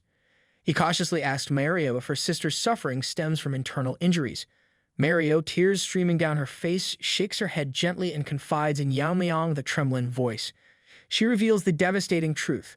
Her sister is afflicted with the 9 yin severed meridians, a terminal condition. It is revealed that in the annals of history, alongside the renowned Blazing Sun Palace, there existed a lesser-known yet formidable martial arts sect, the Northern Sea Ice Palace. This sect delved deep into the mysteries of ice arts, honing techniques that were not just skills but revered as blessings for those born with an abundance of extreme yin energy. However, for those outside their icy embrace, lacking the practice of these arts often led to dire consequences, marked by the onset of inexplicable and terminal conditions. Yeon-myeong's eyes widen in realization as he connects the dots. They are descendants of the fabled Northern Sea Ice Palace sect. Mario confirms this revelation, explaining that they are not direct descendants but rather descendants of descendants. Long ago, their ancestors settled in Sichuan, forging alliances through marriage with the illustrious Tang Family, who reign as the most powerful lineage of their era.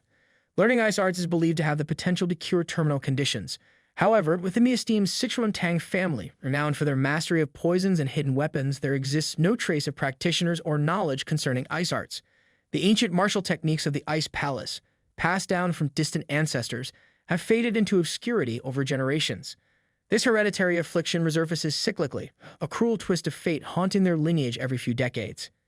Yeon-myeong, determined to find a solution, begins to voice his thoughts, but Mario abruptly interrupts. They have arrived at her residence, and to Yeon-myeong's astonishment, the house itself is enveloped in a chilling embrace of ice. Entering the house, Mario's tears flow freely as she witnesses the stark deterioration of her sister's condition in their absence. Her sister, once vibrant, now stands frozen solid, encased in ice. The sight pierces Mario's heart with despair. Meanwhile, Yeon-myeong steps into the frigid room and immediately feels the biting cold that permeates the air. It is so chilling that he senses its potential to freeze not just objects, but hope itself. The severity of the situation dawns upon him, surpassing any expectations he might have had.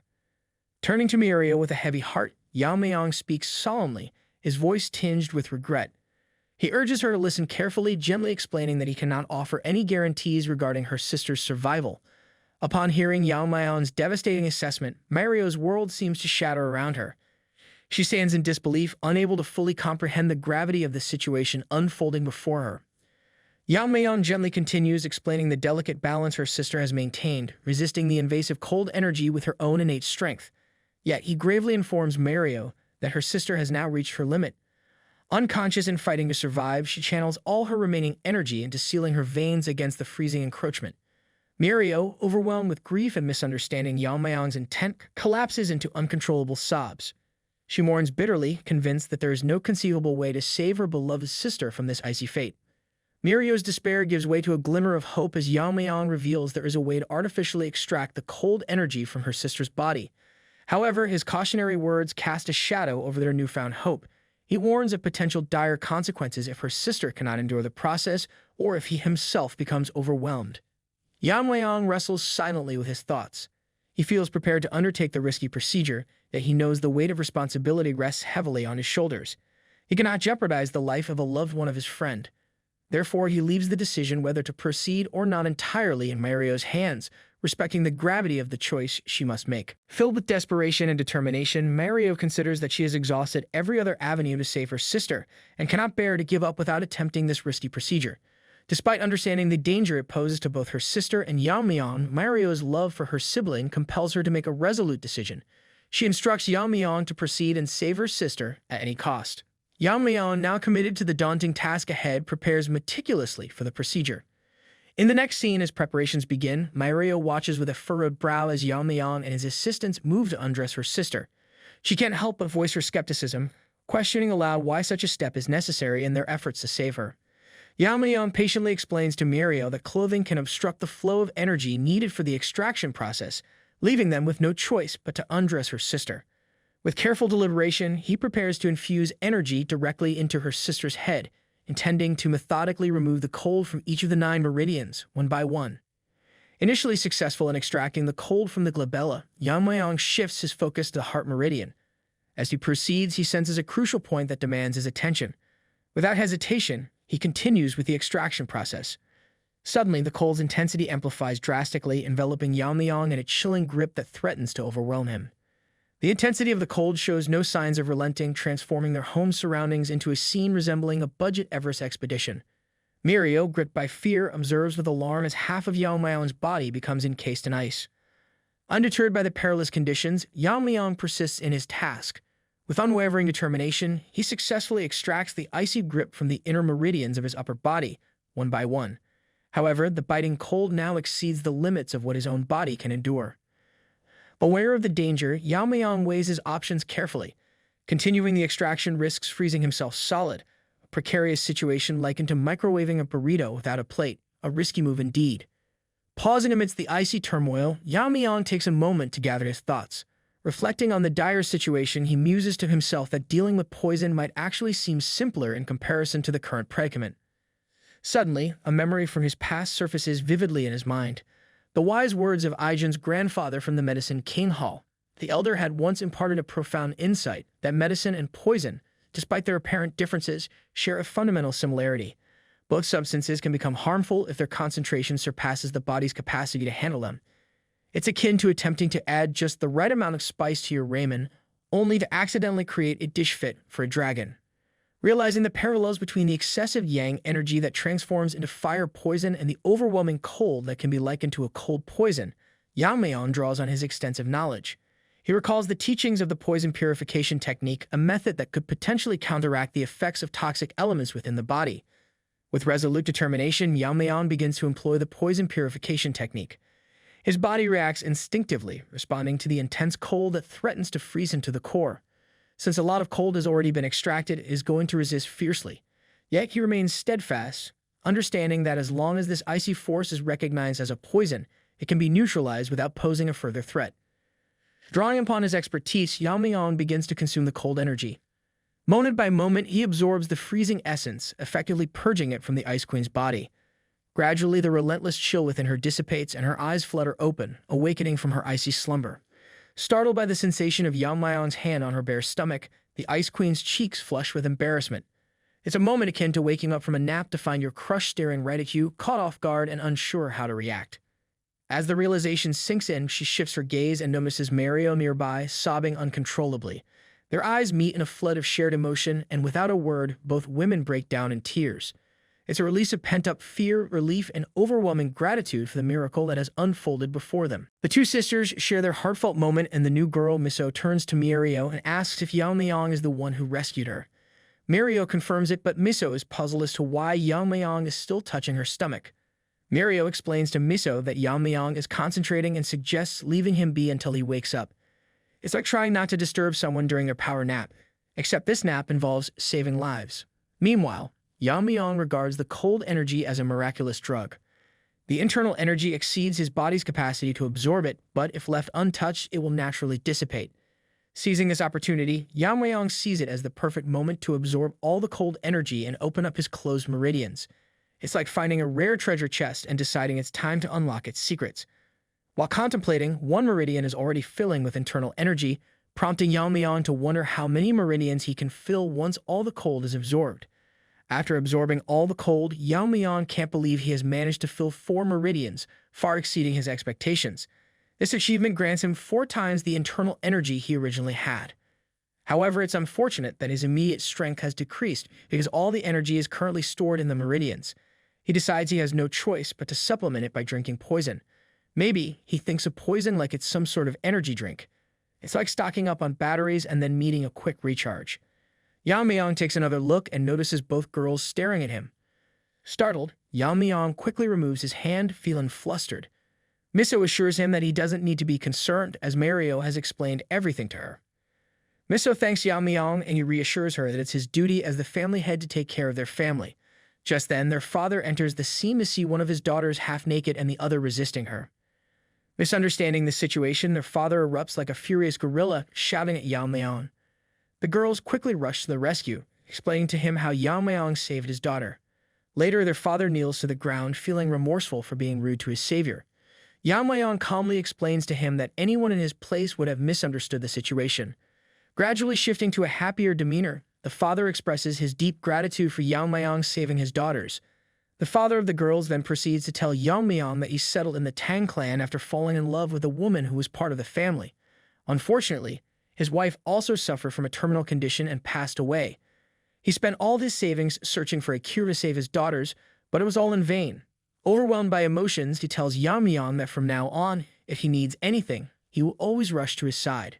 Yeon-myeong asks Mario's father why it's so quiet inside the trading company.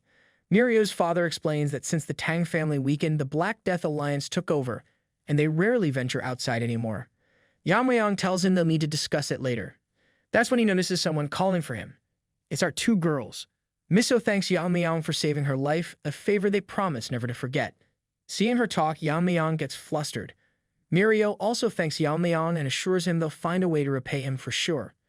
As Yeon-myeong leaves the scene, Miso asks him if he'll be alright, noticing his bewildered expression and wonders if something went wrong during her treatment. Mario, not missing a beat, puts on a wicked grin and teases Miso, suggesting she might be feeling sad because Yeon-myeong is leaving. Hearing this, Miso gets flustered and asks Mario if her behavior was that obvious. Mario, being a bit of a tease, tells her that it was very obvious and that such a reaction would be natural for anyone in her place. Mario reassures Miso not to worry, saying she's never seen a person more beautiful than Miso. As for Yeon-myeong, she thinks that although he didn't say anything, his reaction spoke volumes and he is surely conscious of her. Yeon-myeong finds himself lost in thoughts about a typical family one moment, and the next he's swept away in daydreams of marrying Miso, raising a future martial arts prodigy, and even witnessing their grandchild's wedding.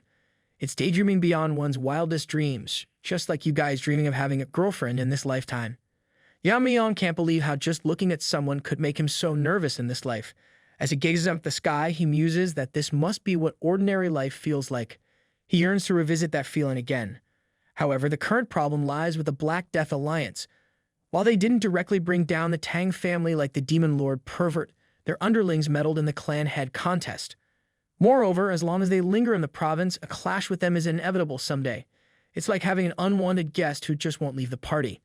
Meanwhile, in the Sinwa Hall of the Black Death Alliance's territory in Sichuan, a servant receives a scolding from Yu Seorian. She's visibly displeased by his report that the Tang family's influence has been rapidly growing. She demands to know if is all there is to it. With a dismissive wave, she asserts that whatever fate befalls those people, it's of no concern to her. After all, why stress over other people's drama when you've got your own? Yu seized with frustration, fueled by the rejection of her plea to attack the Tang clan, well aware of her limitations. She recalls rising Phoenix sect leader Yap Inji's words that the leader's order is absolute, so it would be best to stay quiet until his anger subsides. She calls them cowardly bastards, and in a fit of rage, she hurls her apple at the servant, venting her pent-up frustration. Yo wonders if both the new head and family head are said to be at the fire mastery realm or close to it. She reflects that all he says is to watch and wait. With her current self, she can't even avenge Mak Inhu and Jeon Yansong. She feels stuck, unable to act. However, just then, she gets an idea. If she can't move herself, she can at least play puppet master from the shadows. She then recalls the Death Alliance leader's order to send a letter to the Tang clan inviting the family head to the upcoming Sichuan gathering. With a sly smile, she thinks to herself that she can make her move then. She just cannot sit still, even now. When she closes her eyes, she hears Mak Inhu's cries for revenge. She resolves that unless she eradicates the Tang clan, her anger will not subside. Looking at her servant with an evil grin, she plots her next move. Judging her by her look, the servant immediately starts pleading. He asks Yeon to please forgive him just once. However, Yeon, the strange light coming from her eyes, burns the servant to ashes. It's like she's got the world's hottest laser pointer in her eyes. She then asserts look forward to it, Tang clan's family head kid, resolving that she will prepare a stage for him. Later, at the second elder's residence, Munchin's father, Tang Jae-hyuk, asks what they should do about their current situation. Ever since Tang Jae-hai, the poison phoenix, became the head of the family, their position has weakened. It's like their family name became synonymous with please step on me. The second elder, instead of giving a solution, wonders why Tang Jae-hyuk is asking him. He points out that if anyone thinks about it, all their problems are because of Tang Jae-hyuk and his son. Tang Jae-hyuk, not expecting that answer, retorts back, questioning why the second elder is bringing that up now. It's like bringing up who forgot to put the milk back in the fridge during a family crisis. Priorities, people. Pointing towards Munchin, the second elder says the problem is that brat. Munchin couldn't even gauge the opponent's strength and kept making enemies. Now Munchin and his father are ruining everything the second elder has built his entire life. It's like watching your sandcastle get kicked down by the tide repeatedly. Munchin, listening to all this, looks down and murmurs to himself, calling the second elder a disgusting old man who cannot even stand up to the head of the Tang family. He believes all their troubles are because of Tang Yeon-myeong. Munchin resolves that he will definitely heal his arm and take revenge. Tang Jae-hyuk asks the second elder what he plans to do now, mentioning how even the other elders find it hard to maintain their influence. The second elder, looking like he's pondering the meaning of life, replies that he's well aware of the situation and has made a decision. They are planning to leave the family. It's like deciding to ghost your family reunion because the drama's too much to handle. Meanwhile, guards from the Bongwood Brigade guide Yeon-myeong to the storehouse where the Tang family's extreme poisons and toxins are kept. This place is ominously named the Poison of Poisons Warehouse. Yeon-myeong reflects that originally this place was managed by the third elder, but due to neglect, it fell into his lap along with the poison hall. It's like inheriting a haunted house but with deadly chemicals instead of ghosts. Just as he arrives at the gate of the warehouse, the guards standing there greet him. Maybe they're just excited to see someone who's not trying to steal deadly toxins for once. Yeon-myeong thanks the guards for their hard work. However, before he enters, a guard hands him a small ball, saying he should take it before going in. Curious, Yeon-myeong asks what it is. The guard replies with a straight face that it's a dead before you go in ball, a poison-repelling pearl. It's like having a tiny, life-saving poke ball in your pocket. The guard explains that just holding it in his mouth will filter out most poisons and keep them from invading his body. Yeon-myeong declines the guard's offer of the poison-repelling pearl. The guard is surprised and asks why. Yeon-myeong explains that since it's meant to be held in the mouth, many people, including the third elder, have probably used it before. It's like passing around a lollipop at a daycare. Germs, anyone? The guard reassures him that it is clean after each use, he promised. But Yeon-myeong remains adamant, saying he doesn't need it because he's confident he won't get poisoned regardless. The guard argues that even if he's immune to poison, Yeon-myeong should take it. Irritated, Yeon-myeong gives a playful tap on the guard's head, and suddenly, the guard collapses unconscious on the ground. Yeon-myeong then commands the other guard to open the warehouse gate. The other guard obliges, probably thinking it's safer not to argue with Poison Phoenix's son. Just as Yeon-myeong enters the warehouse, he's pleasantly surprised to see that it's well-maintained. It's like finding your childhood toys perfectly preserved in the attic, except these toys can kill you.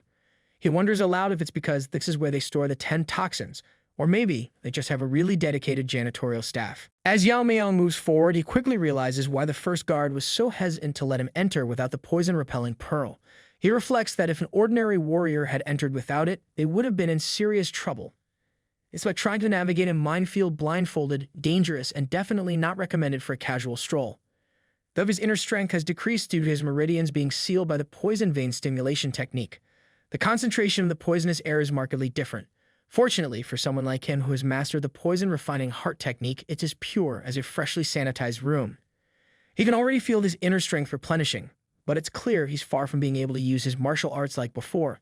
It seems he needs to consume poisons equivalent to the 10 toxins. According to family regulations, he can't use the 10 toxins for personal consumption. However, if the recipe remains, he could ask Aijun to make it. As he ventures deeper into the warehouse, Yeon-myeong gets a strange feeling and starts wondering what it is. He realizes the airflow in this part is distorted, like it's practicing its dance moves in a mirror. He wonders aloud why there's a formation in the Tang family's poison storage. It's not like they're hosting a poison-themed escape room. Drawing his dagger, he decides to investigate. With a dramatic flourish, he tears apart the formation, half expecting to find a hidden treasure trove or maybe a secret stash of ancient snacks. To his surprise, it reveals a passageway leading to who knows where. Looks like someone left the back door open. As he moves forward, Yeon-myeong discovers a talisman labeled with prohibited and sealed. He realizes it's not the Jegal family's style, but rather a magician's formation. He scratches his head, wondering about the magician behind it. Recalling his past life, he remembers his master's fascination with swords while these magicians were all about sorcery. They were probably the type to try turning lead into gold or maybe summoning pizza on demand. In his master's quest for sword mastery and their obsession with sorcery, they sought to transcend human limits and achieve immortality. He recalls being tossed into a magician's formation for training, a place teeming with beasts whose names he couldn't even pronounce. He chuckles, remembering how magicians are usually selfish, only bothering with things that pique their interest. Like conjuring up pizza at 3 a.m., he scratches his head, wondering why there's a magician's formation tucked away inside the Tang family's poison stash. It's like finding a gourmet kitchen in a haunted house, unexpected and slightly confusing. In a flashback, his master teaches him about magicians, describing them as inherently selfish creatures obsessed with spirits and demons, all chasing after immortality like it's the last piece of pizza at a party. His master explains that building a relationship with magicians is straightforward.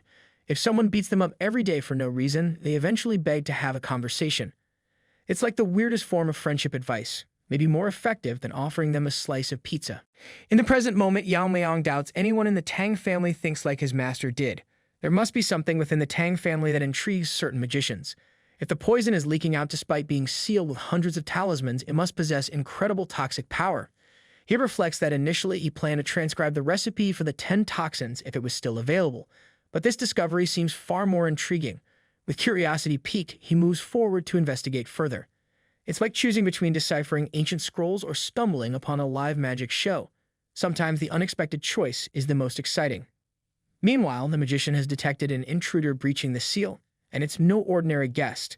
Nevertheless, this intrusion doesn't concern him much. His primary desire is simply to be released. Yeon-myeong reaches a corner of the warehouse where he discovers a jar tightly wrapped in talismans. He wonders if this could be where the 10th of the Tang family's 10 toxins, rumored to be completely lost, was hidden. However, a sense of foreboding washes over him. He contemplates what kind of poison could warrant such extreme measures of protection. Just as he extends his hand toward the jar, Yeon-myeong's hand gets rebounded by a tremendous force. He observes that the rebound force, backed by the main force, is tougher to crack than most formations. However, he realizes he can overcome it by meticulously slicing through each layer. With resolve, he decides to cut through the talismans on the jar one by one. Using his trusty dagger, he meticulously slices through each formation. It's like playing a high-stakes game of Fruit Ninja, except the fruits are ancient magical seals and the stakes are, well, deadly poisons. Soon, Yeon-myeong begins to feel exhausted, realizing that his inner strength has significantly decreased due to the poison vein stimulation technique. Normally, he could have shattered these talismans with a single strike. Despite the challenge, he successfully removes each one, observing that the poison appears denser now that the talismans are gone. Now that the talismans have been removed, Yeon-myeong places his hand on the lid to open it. Inside, a mysterious monster stirs, shocked to notice that the power of the talisman binding it has weakened. For the first time in ages, it can see the light of day. Yeon-myeong becomes wary as the jar suddenly explodes, creating a massive blast. Fortunately, he manages to dodge it just in time, narrowly avoiding injury. The creature charges toward him, moving faster than anticipated, almost as if it had just been reminded of an urgent appointment. Yeon-myeong quickly gathers his energy, preparing to strike first before it reaches him. However, before he can do anything, the monster zooms past his hand like wind. It speaks, telling him that his sharp reaction deserves a reward. The creature then introduces itself as the pinnacle of poison, the blue-horned white snake. The snake mocks Yeon-myeong, declaring that it will kill him without any pain. Hearing this, Yeon-myeong turns around and demands to know who it is. The snake explains that it is the ultimate poison, the poison of extreme suffering. To the snake's surprise, Yeon-myeong isn't fazed. In fact, he seems intrigued. He wonders what kind of creature could be so proud of being poison personified. The snake wraps around Yeon-myeong's arm and comments on how impressive it was that Yeon-myeong managed to block the flow of poison by sealing a vital point instantly, but warns that he won't be able to hold on for long. The snake smirks arrogantly, boasting that it will slowly melt Yeon-myeong's arm. However, that's when it realizes something is changing. The poison-devouring frenzy inside Yeon-myeong's body activates, and the skull starts to devour the poison. The poor snake is terrified, unable to believe that Yeon-myeong possesses the poison-absorbing aura. It wonders about his connection to the Wanderer Saint. Yeon-myeong grabs the blabbering creature like a plush toy, squeezing it tightly. The snake realizes that if Yeon-myeong continues absorbing the poison at this rate, it will be utterly destroyed. Without hesitation, Yeon-myeong continues to absorb tremendous amounts of poison from the poor snake. The creature, now in full panic mode, realizes that Yeon-myeong might actually kill it if this continues. In desperation, it offers a deal. Yeon-myeong, slightly taken aback, stops absorbing the poison. He thinks it's like walking into a buffet, only to find the chef offering you dessert before the main course. The snake quickly explains that it only wants to escape from the seal. If Yeon-myeong spares it, the snake promises to serve as his guardian spirit. Yeon-myeong, confused by the proposition, listens carefully as the snake continues. It tries to convince him that the offer would be highly beneficial. Yeon-myeong reflects on it. His internal energy has been rising at an incredible rate from absorbing the poison, far beyond what would be considered normal. The snake's poison is more powerful than the 10,000-year Fire Carpenter pill or even the Fire Dragon's poison, and by simply absorbing it, Yeon-myeong's internal energy has already surpassed his previous levels. Apparently, he'd stumbled upon the ultimate energy drink, and it wasn't even on sale. Yeon-myeong considers the offer, realizing that this new source of energy could make him more powerful than ever before. The poor snake, desperate beyond measure, offers Yeon-myeong a tempting proposition. If it becomes his guardian spirit, it promises to provide poison whenever he needs it, claiming that this is far better than absorbing all of his poison now. It sounded like the snake was trying to start a lifetime subscription plan. Yeon-myeong, however, remains unmoved.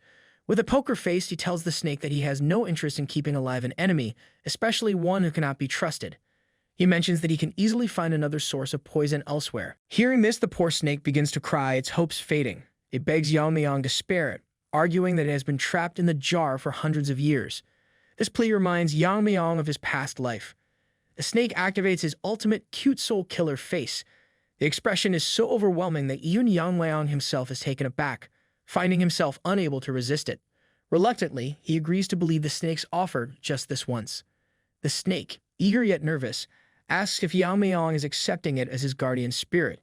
Yeon-myeong confirms this, adding a warning that if the snake tries anything funny, he will destroy it on the spot. The snake, now all nerves, promises it won't cause any trouble. Moving on, Yeon-myeong asks the snake what needs to be done to become its guardian spirit, since he doesn't know anything about spirit arts. The snake assures him that no extreme measures are necessary.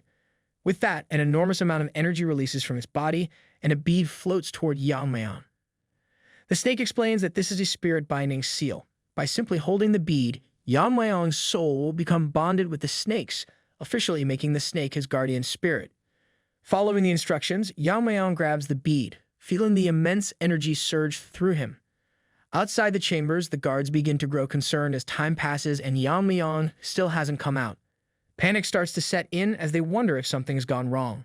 One of the guards suggests they go in and check, but the second guard reminds him that they aren't supposed to enter carelessly. Rules, after all, were there to protect them from becoming accidental hero statistics. Guard number 1, not willing to wait any longer, grabs a poison-refining pill and pops it into his mouth, telling his companion that they can deal with the punishment later, but they cannot let a future leader like Yeon-myeong suffer in a situation like this. Guard number 2 closes his eyes, taking a deep breath, and then opens one eye to check for any signs.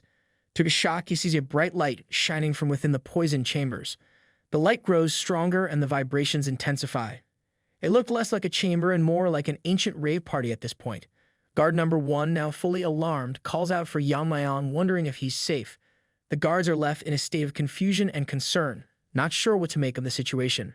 Meanwhile, Yeon-myeong emerges from the chambers, an aura surrounding him. After making the snake his guardian spirit, he gains the guardian spirit aura and dragon scales, which are different from the usual spirit aura. This one feels like a tangible outer layer.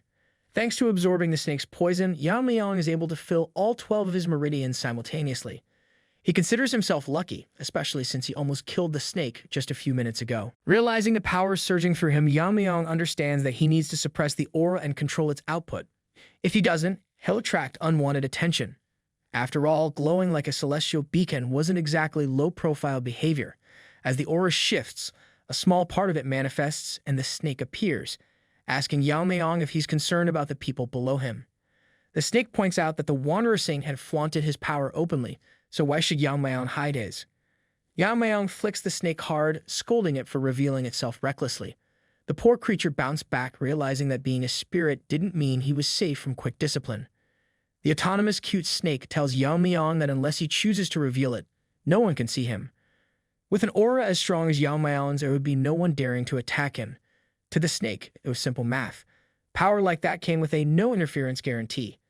Yeon-myeong, however, still feels uneasy about the attention and wonders if he could live a more ordinary life this time. His smart, sneaky companion slyly asks what he means by this time, as if implying Yeon-myeong had a bit of a habit of reincarnating. Yeon-myeong doesn't react, but the snake presses on, asking if there really is a way for him to live a normal life. Yeon-myeong looks at the snake and asks what it means by that. The snake explains that there's a reason why Yeon-myeong has been given such power, just like his previous master, the Wanderer Saint. Those with power are always followed by destiny, the snake claims. Yeon-myeong, curious, asks if he was exploited by his previous master. The snake, visibly sweating, quickly deflects the question, telling Yeon-myeong that his previous master was even more inflexible than he is. This master worked the snake to the bone until his dying days. Then, after deeming the snake too dangerous, the master summoned an exorcist to seal it in a jar. Yeon-myeong quickly connects the dots, realizing that all of this ties back to the exorcist and the high-ranking spirit involved. He reflects that such a strong spirit was desired by many exorcists. That is why, maybe, his ancestor helped seal the snake away to keep it from falling into the wrong hands. Yeon-myeong wonders if the ancestors are like his former master, intimidating exorcists into getting the job done. It wouldn't surprise him if his ancestors also had a talent for inspiring terror. Family traits can be powerful after all. But what really strikes him is when the snake told him that there's a reason for its existence.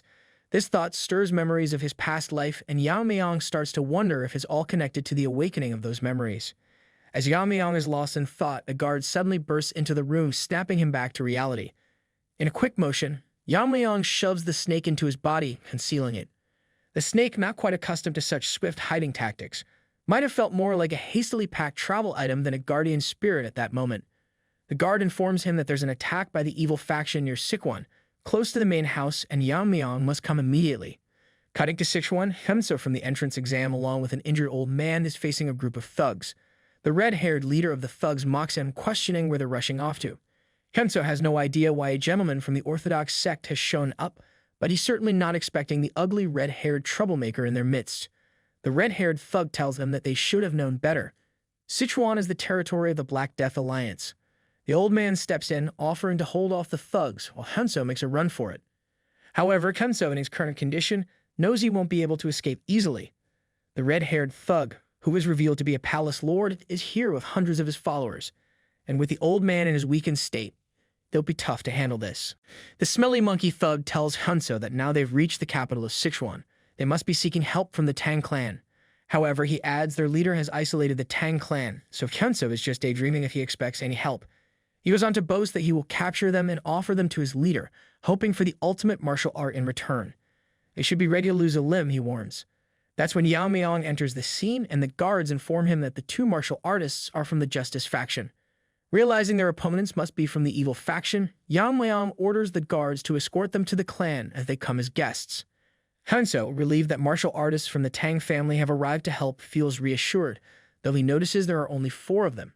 Even with formidable spirits, taking on hundreds seems impossible. Yeon-myeong tells Hyunso to step back since his partner seems in no condition to even stand.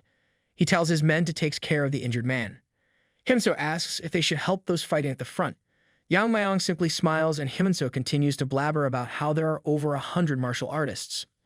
Yeon-myeong, however, tells him that while he appreciates their help, he doesn't actually need it.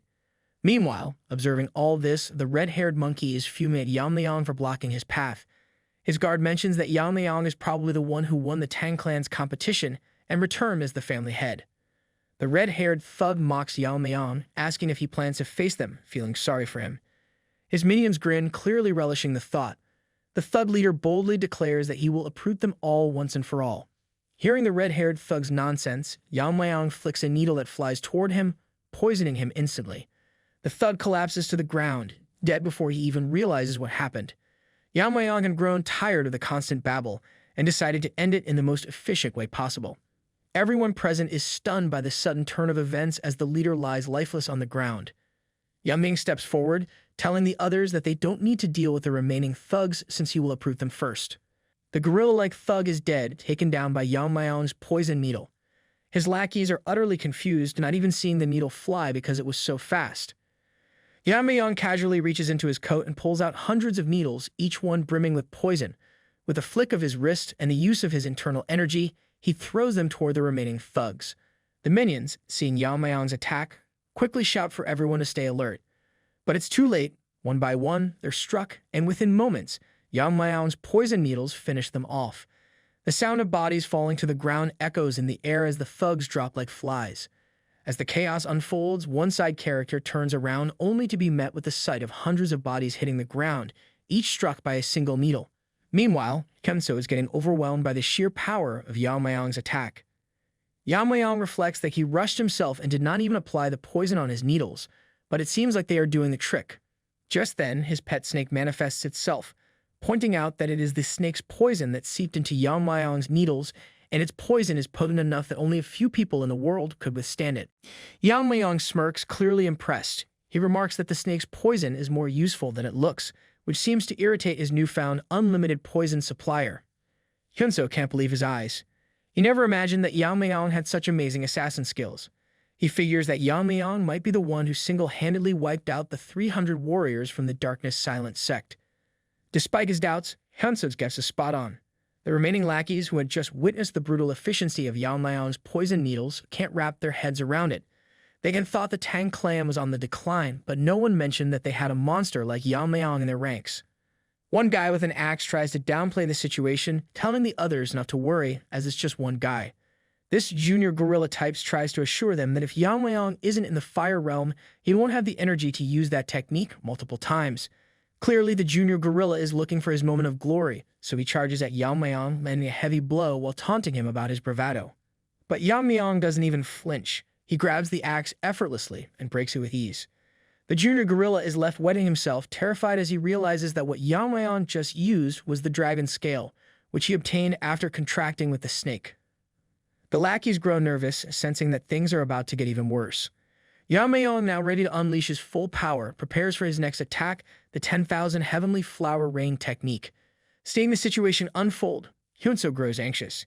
He remembers hearing that the Tang family's secret technique was supposedly lost after facing the Heavenly Pervert's attack.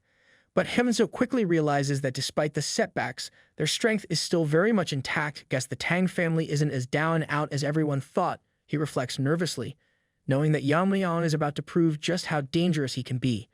Yeon-myeong stands over the aftermath, having finished off every single opponent. Hyunso, watching the scene unfold, briefly entertains the idea of leaving the Black Death Alliance's threat entirely in the hands of Tang clan. But before he can settle on that plan, Yeon-myeong interrupts his thoughts, asking why is Hyunso still hanging around.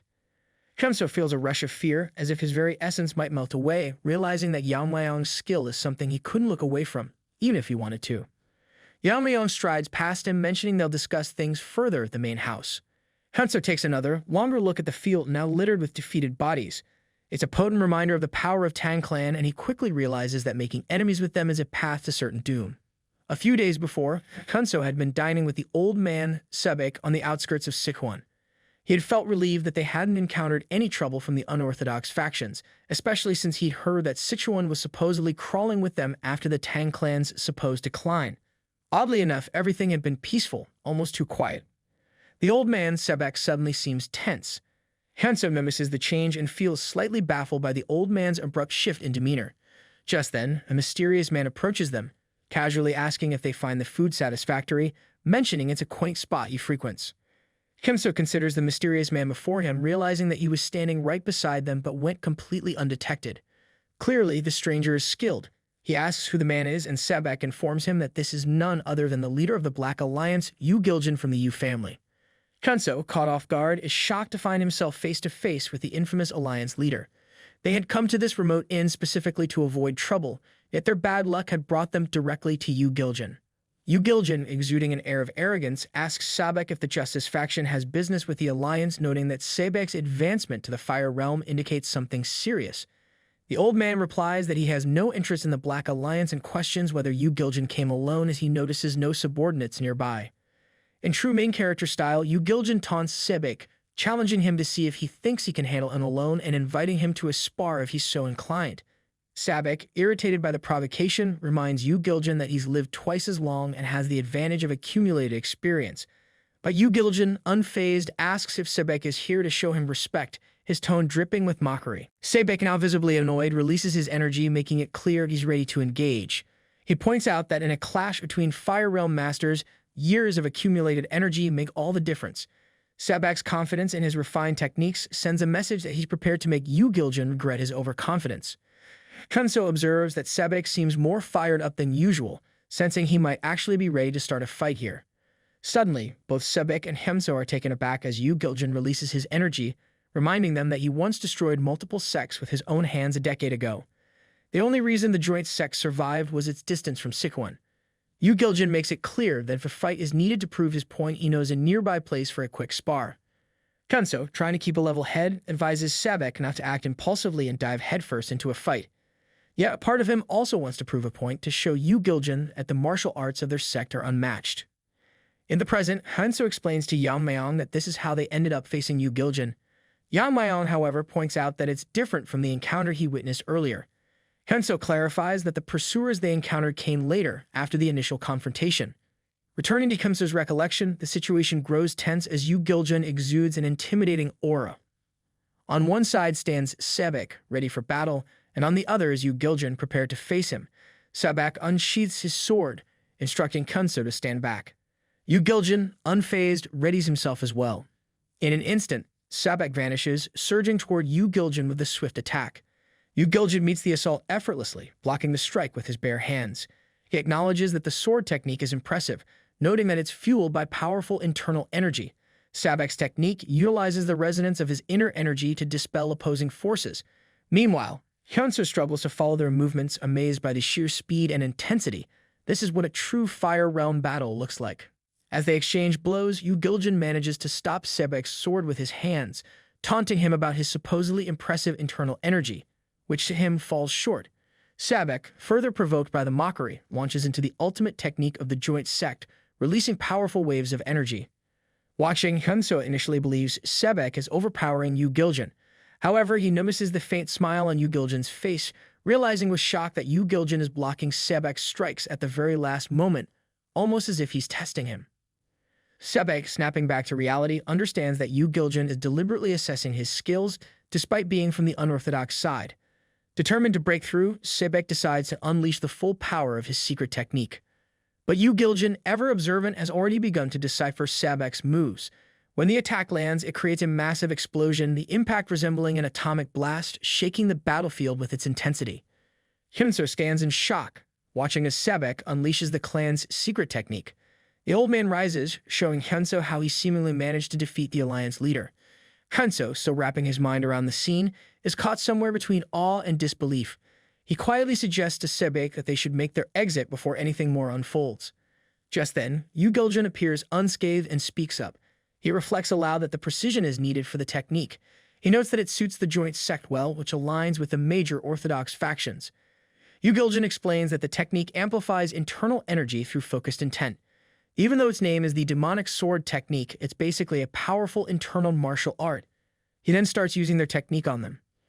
Kunso, realizing this, remarks to Sebek that the technique Yu Giljin is using indeed resembles their sect's secret method, though it lacks the usual mixed energy blend. Yu Giljin, exuding arrogance, questions their surprise. To him, understanding the fundamental principles makes the technique accessible, even if it's not strictly demonic in origin. Sebek nudges Hyunso aside as Yu Giljin launches a massive energy-filled attack, vowing to rename the technique as the Divine Subduing Energy. Hyunso can't help but think Yu Giljin is trying a bit too hard to give himself a dramatic rebranding. Later, Yeon-myeong seeks confirmation from Hyunso, asking if Yu Giljin truly wielded martial arts from the orthodox faction.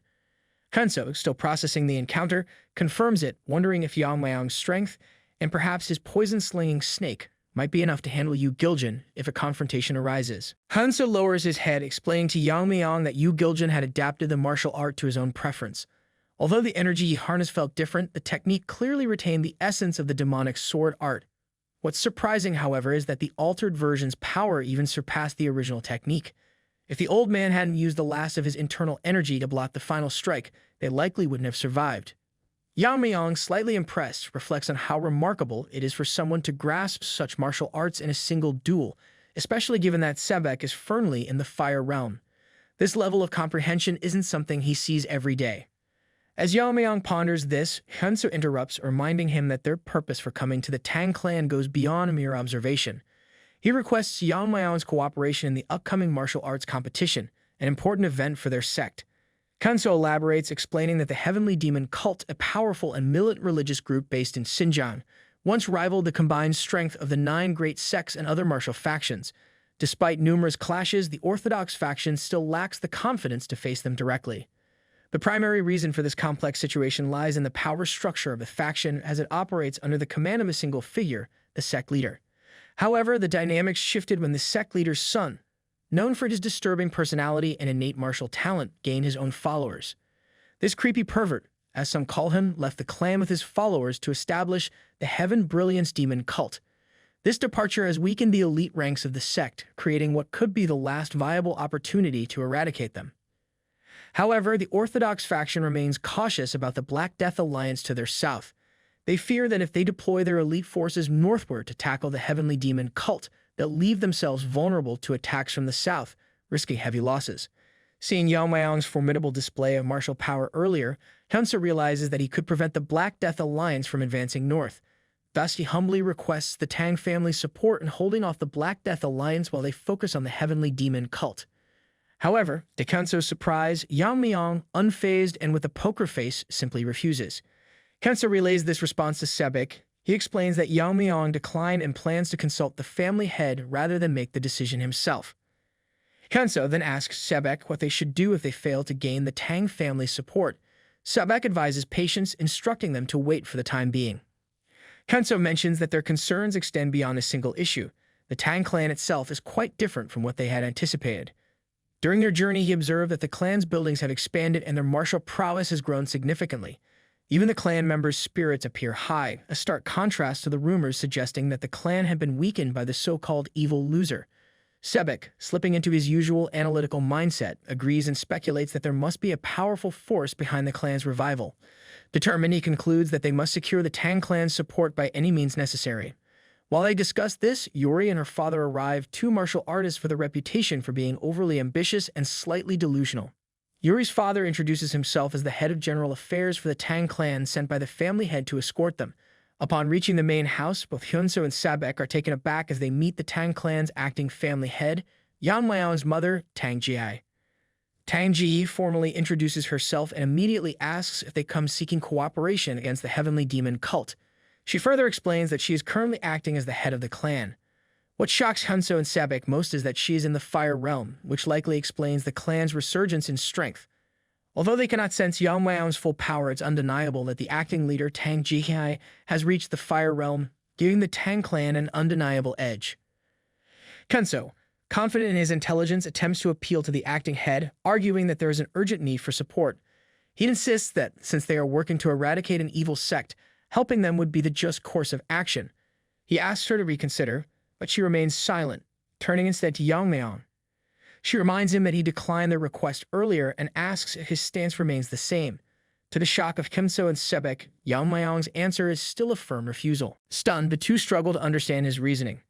Hanso, trying to appeal to Yeon-myeong's sense of duty, argues that if they don't stop the evil sects now, the martial world could spiral into chaos. But Yeon-myeong, maintaining a stern expression, explains to the two that while he understands the threat posed by the Heavenly Demon Cult, the Black Death Alliance and the cult are entirely separate issues. Based on his investigations, he found that the Black Death Alliance does not harass common people. They even avoid collecting protection fees and actively eliminate bandits, aligning them closer to the orthodox factions than to any evil sect. Given this, Yeon-myeong argues there is no justification for the Tang clan to initiate an attack. Hanso is taken aback, though the old man Sebek remains calm.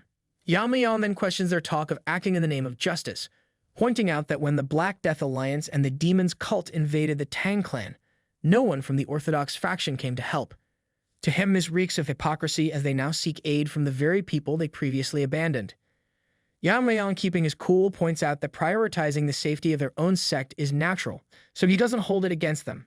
However, he accuses them of seeking help under the guise of eradicating evil, a thinly veiled attempt to protect their interests. He glances over at the visibly nervous Fatso, whose anxiety is so intense it looks as though he might actually melt. Hyunso clenches his fist, unable to lift his head, as he realizes that everything Yeon-myeong has said is true. Their sect preaches righteousness but only acts when its own interests are at risk. Sabek, the old founder, surprisingly apologizes to Yeon-myeong, admitting that they hadn't fully considered the Tang clan's position. Hyunso, shocked by Sabek's reaction, knows that if the old man were truly furious, he'd have to carry his body out. Instead, Sabek acknowledges their short-sightedness, admitting that they focused on their own benefits under the banner of righteousness. Switching his approach, Sabek suggests they offer a fair price for the Tang clan's support, turning it from a favor into a true cooperation. With this change in terms, Yeon-myeong can no longer refuse them outright. Hearing this, Hyunso immediately suggests they discuss the forces they can mobilize, but Yeon-myeong stops him, his expression turning intense. He asks them just how much they're willing to pay, giving them a piercing look that clearly demands they think carefully. After leaving the building, the negotiations having concluded, Hyunso feels lighter literally as he realizes the cost will be several years' worth of sect maintenance. Sabek, contemplating the steep price, tells Hyunso it's worth it if it means saving their sect. Hyunso nods, confident in their decision as he reflects on the Tang clan's strength. Their martial power rivals Yu Giljan, while Yeon-myeong's power remains hard to gauge, hinting at depths beyond what most in the Fire Realm can sense. Sabek concludes with a mix of awe and disbelief that Yeon-myeong is undoubtedly the most formidable person he's encountered. Yeon-myeong overhears their conversation, feeling a sense of approval as he realizes that the old man has caught on to the fact that he's hiding his true power.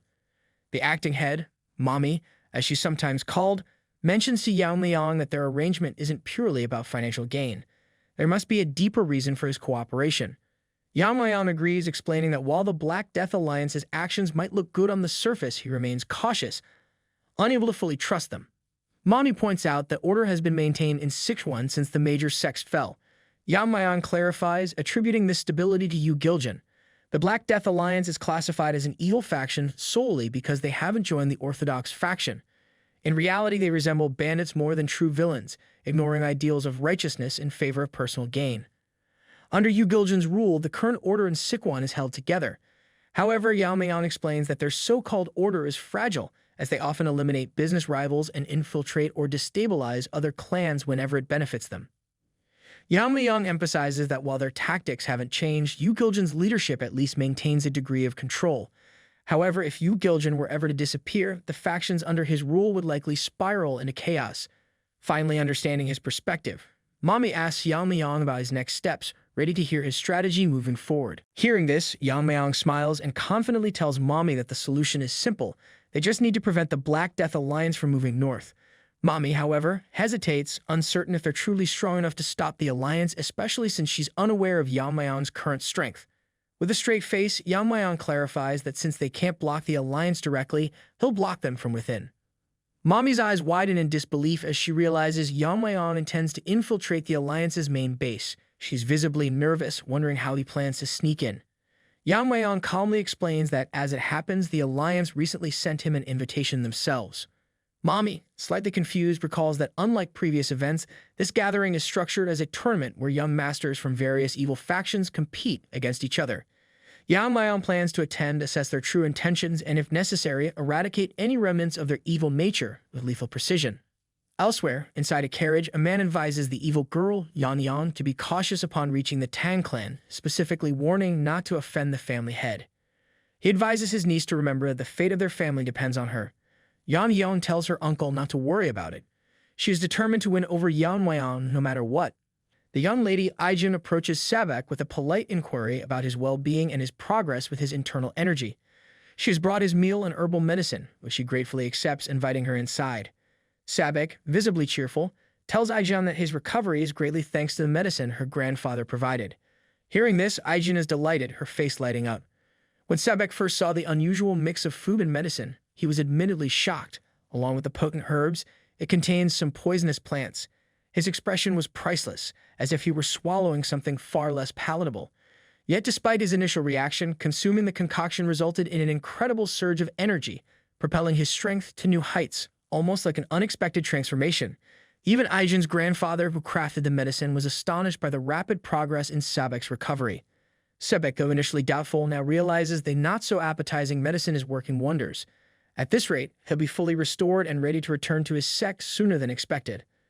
Aijin is pleased to see his progress, and just then, Hyunso mentions that there's quite a commotion outside.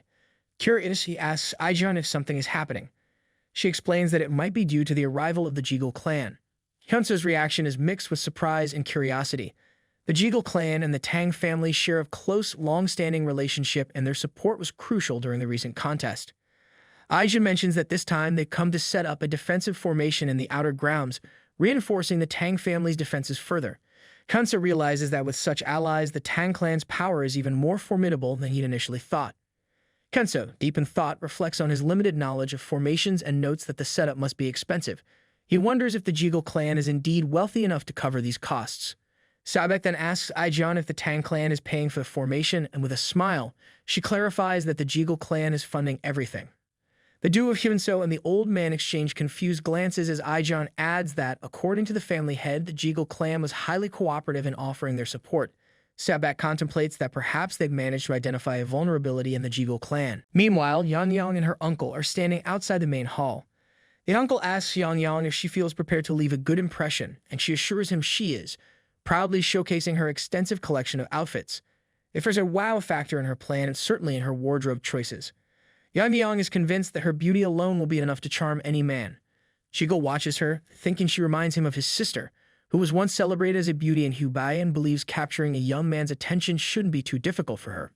He recalls that over a decade ago, the pervert devil attacked their clan in an attempt to claim his sister, and thanks to her sacrifice, the clan narrowly avoided destruction. Driven by the shame of being reduced to a mere plaything for one night, his sister, in a final act of despair, ended her own life. Jegal silently vows never to allow such a fate to befall his family again. To him, forging a strong alliance with the Tang clan is essential. If Yeon-myeong can foster a meaningful connection with Yeon-myeong, their family lineage might endure and even thrive. Watching her, he realizes that the entire future of their clan now rests solely on her shoulders, a weight he hopes she can carry forward. Suddenly, the uncle and niece duo are interrupted by a voice acknowledging the Jegal clan's valuable assistance to the Tang clan. Both of them are taken aback, though their surprise stems from different reasons. It's almost as though they're in trance, admiring the graceful presence of the speaker, none other than the family head herself. She expresses gratitude for their support, including the formation they're setting up. Yeon-myeong realizes that if this powerful woman is the family head, she must also be Yeon-myeong's mother. Jegal reflects on the resemblance between them, thinking that they truly are like mother, like son, both blessed with striking looks and undeniable charisma. Momentarily overwhelmed by her presence, Jegal forgets to introduce himself properly. Gathering his composure, he steps forward and formally introduces himself, apologizing for not being aware of her ascension to leadership. With the grace befitting her role, Tang Yeon-myeong accepts his apology, understanding that he was not present at the time of her rise to family head. Tang Yeon-myeong acknowledges the long journey the Jegal clan has undertaken, suggesting that they should rest sufficiently before beginning their duties. Jegal respectfully thanks her for the consideration, clearly appreciative of her thoughtfulness. Tang Yeon-myeong then inquires about the young lady accompanying him. Nervously, Jegal explains that she is his niece, whom he brought along to help strengthen the bond between their clans. He motions for her to greet the family head, but his niece seems entirely oblivious, entranced by Yeon-myeong's striking appearance. Lost in her admiration, she misses Jegal's prompt until he finally nudges her out of her daydream. Collecting herself, she steps forward, gracefully introducing herself to Tang Yeon-myeong. She apologizes for her delayed greeting and warmly congratulates Tang Yeon-myeong on her ascension as family head. Tang Yeon-myeong, observing the girl's respectful demeanor, thinks she is exceptionally polite and remarks with a smile that in a few years she'll surely leave many men heartbroken. Hearing Tang Yeon-myeong's compliment, the young lady blushes, taking it as high praise. Tang Yeon-myeong, pleased, shares that she too was quite famous in her youth and notes how Jegal's niece resembles her. Yeon-myeong, flattered, tells Tang Yeon-myeong that she is still so beautiful that upon first seeing her, she mistook her for Yeon-myeong's sister. Internally, she admires Tang Yeon-myeong's kindness and elegance, feeling warmth from the compliment. Tang Yeon-myeong, with a gentle smile, mentions that since she and Yeon-myeong are of the same age, they will likely get along well. Yeon-myeong, moved by this display of warmth, begins to act teary-eyed, expressing how no one in her family has ever shown her such affection. Secretly, she hopes Yeon-myeong is reacting to her story, perhaps showing sympathy. However, to her disappointment, she glances over and finds him lost in thought, completely unaffected by her emotional display. She's stunned that Yeon-myeong appears so indifferent to her sorrowful tale. Most men, she thinks, would be falling over themselves in response. For a moment, she's left wondering if he simply isn't interested in her, a thought that leaves her both puzzled and slightly frustrated. Meanwhile, Yeon-myeong drifts off into a daydream, his thoughts fixated on the elusive ice waifu. Jiggle, observing the scene, resigns himself to the notion that his matchmaking attempt has failed yet again. Yeon-myeong, however, is not so easily deterred. She finds it difficult to accept rejection, especially given that it's the first time she's experienced it. Tang Ji-hee tries to snap Yeon-myeong back to reality, playfully pulling his cheeks and urging him to pay attention. Meanwhile, in the Black Death Alliance territory, talks of the head of Tang clan stir the atmosphere. A little girl dashes through the area as murmurs spread about the young head of the Tang clan taking part in the upcoming gathering. In one of the meeting halls, the Alliance elders are gathered.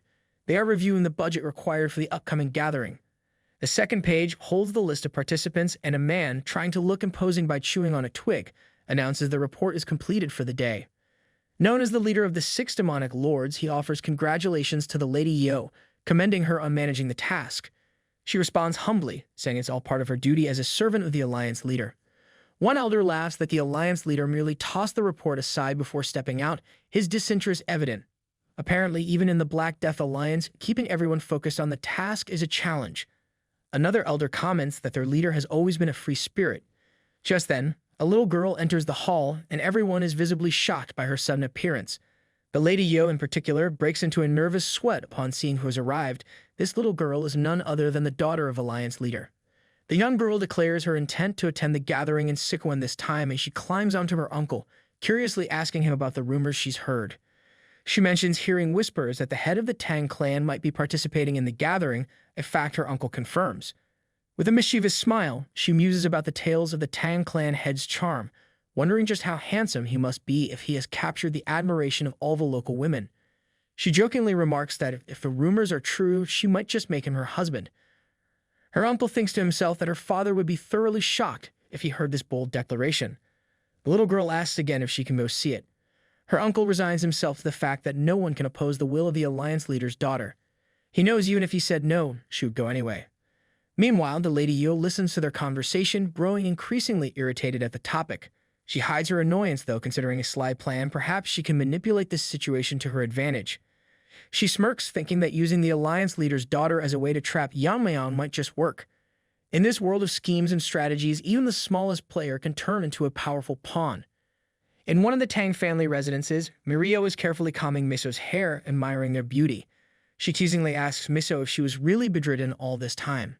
Miso, growing a bit shy, laughs at the compliment. Mirio recalls the last time when Yeon-myeong was here, he couldn't hide his captivated gaze when he saw Miso. Being curious and playful, Mirio presses Miso to share her beauty secrets. Then, with a sudden shift, Mirio slips into what could be called her Power Ranger mean God mode and asks Miso what she thinks of Yeon-myeong. Miso, visibly flustered, wonders aloud if Mirio is using martial arts to monitor her breathing, as the mention of Yeon-myeong's name causes her pulse to change. Mirio, turning serious, checks in on Miso's well-being, asking if she's truly okay, which leaves Miso slightly confused. Mirio then reveals that Yeon-myeong will be heading to the gathering in Sichuan, meaning Miso won't see him for a while. She goes on to explain that this gathering is no ordinary event. The most dangerous factions of the Evil Alliance will be facing off. Miso, understandably worried, grows tense as Mirio continues. With a mischievous smile, she points out an additional concern. What if Yeon-myeong meets another girl at the gathering and falls for her? Mirio wonders aloud if Miso could handle that situation. Miso, over facing a mix of anxiety and uncertainty, is at a loss for words. Mirio, still in her mean god mode, strikes a dramatic pose and proposes a bold idea. They should both attend the Sichuan gathering. Miso frowns slightly, expressing her concern that their presence might burden the family head, especially given the gravity of the event. Mirio reassures Miso not to worry, confidently asserting that she has everything planned out. In real life, this friend would be ultimate wingman, ready to support without a hitch. Meanwhile, in the main hall of the Tang clan, Yeon-myeong sits idly, feeling bored. He turns to Yeon-myeong and asks if it's true that she wants to accompany him to the Sichuan gathering as his maid. Yang Yeong confirms, explaining that she's heard rumors about young masters from the evil factions competing for power there and is curious to see how the competition unfolds. With an expressionless face reminiscent of an unimpressed boss, Yang Yeong informs her that he's been authorized to bring one guard and one maid to the gathering. Inwardly, Yang Yeong is focused. This isn't just a casual trip. She sees it as a chance to win favor with the family head and is determined to make the most of it. Just then, the door opens and Mario strides into the room with Miso by her side.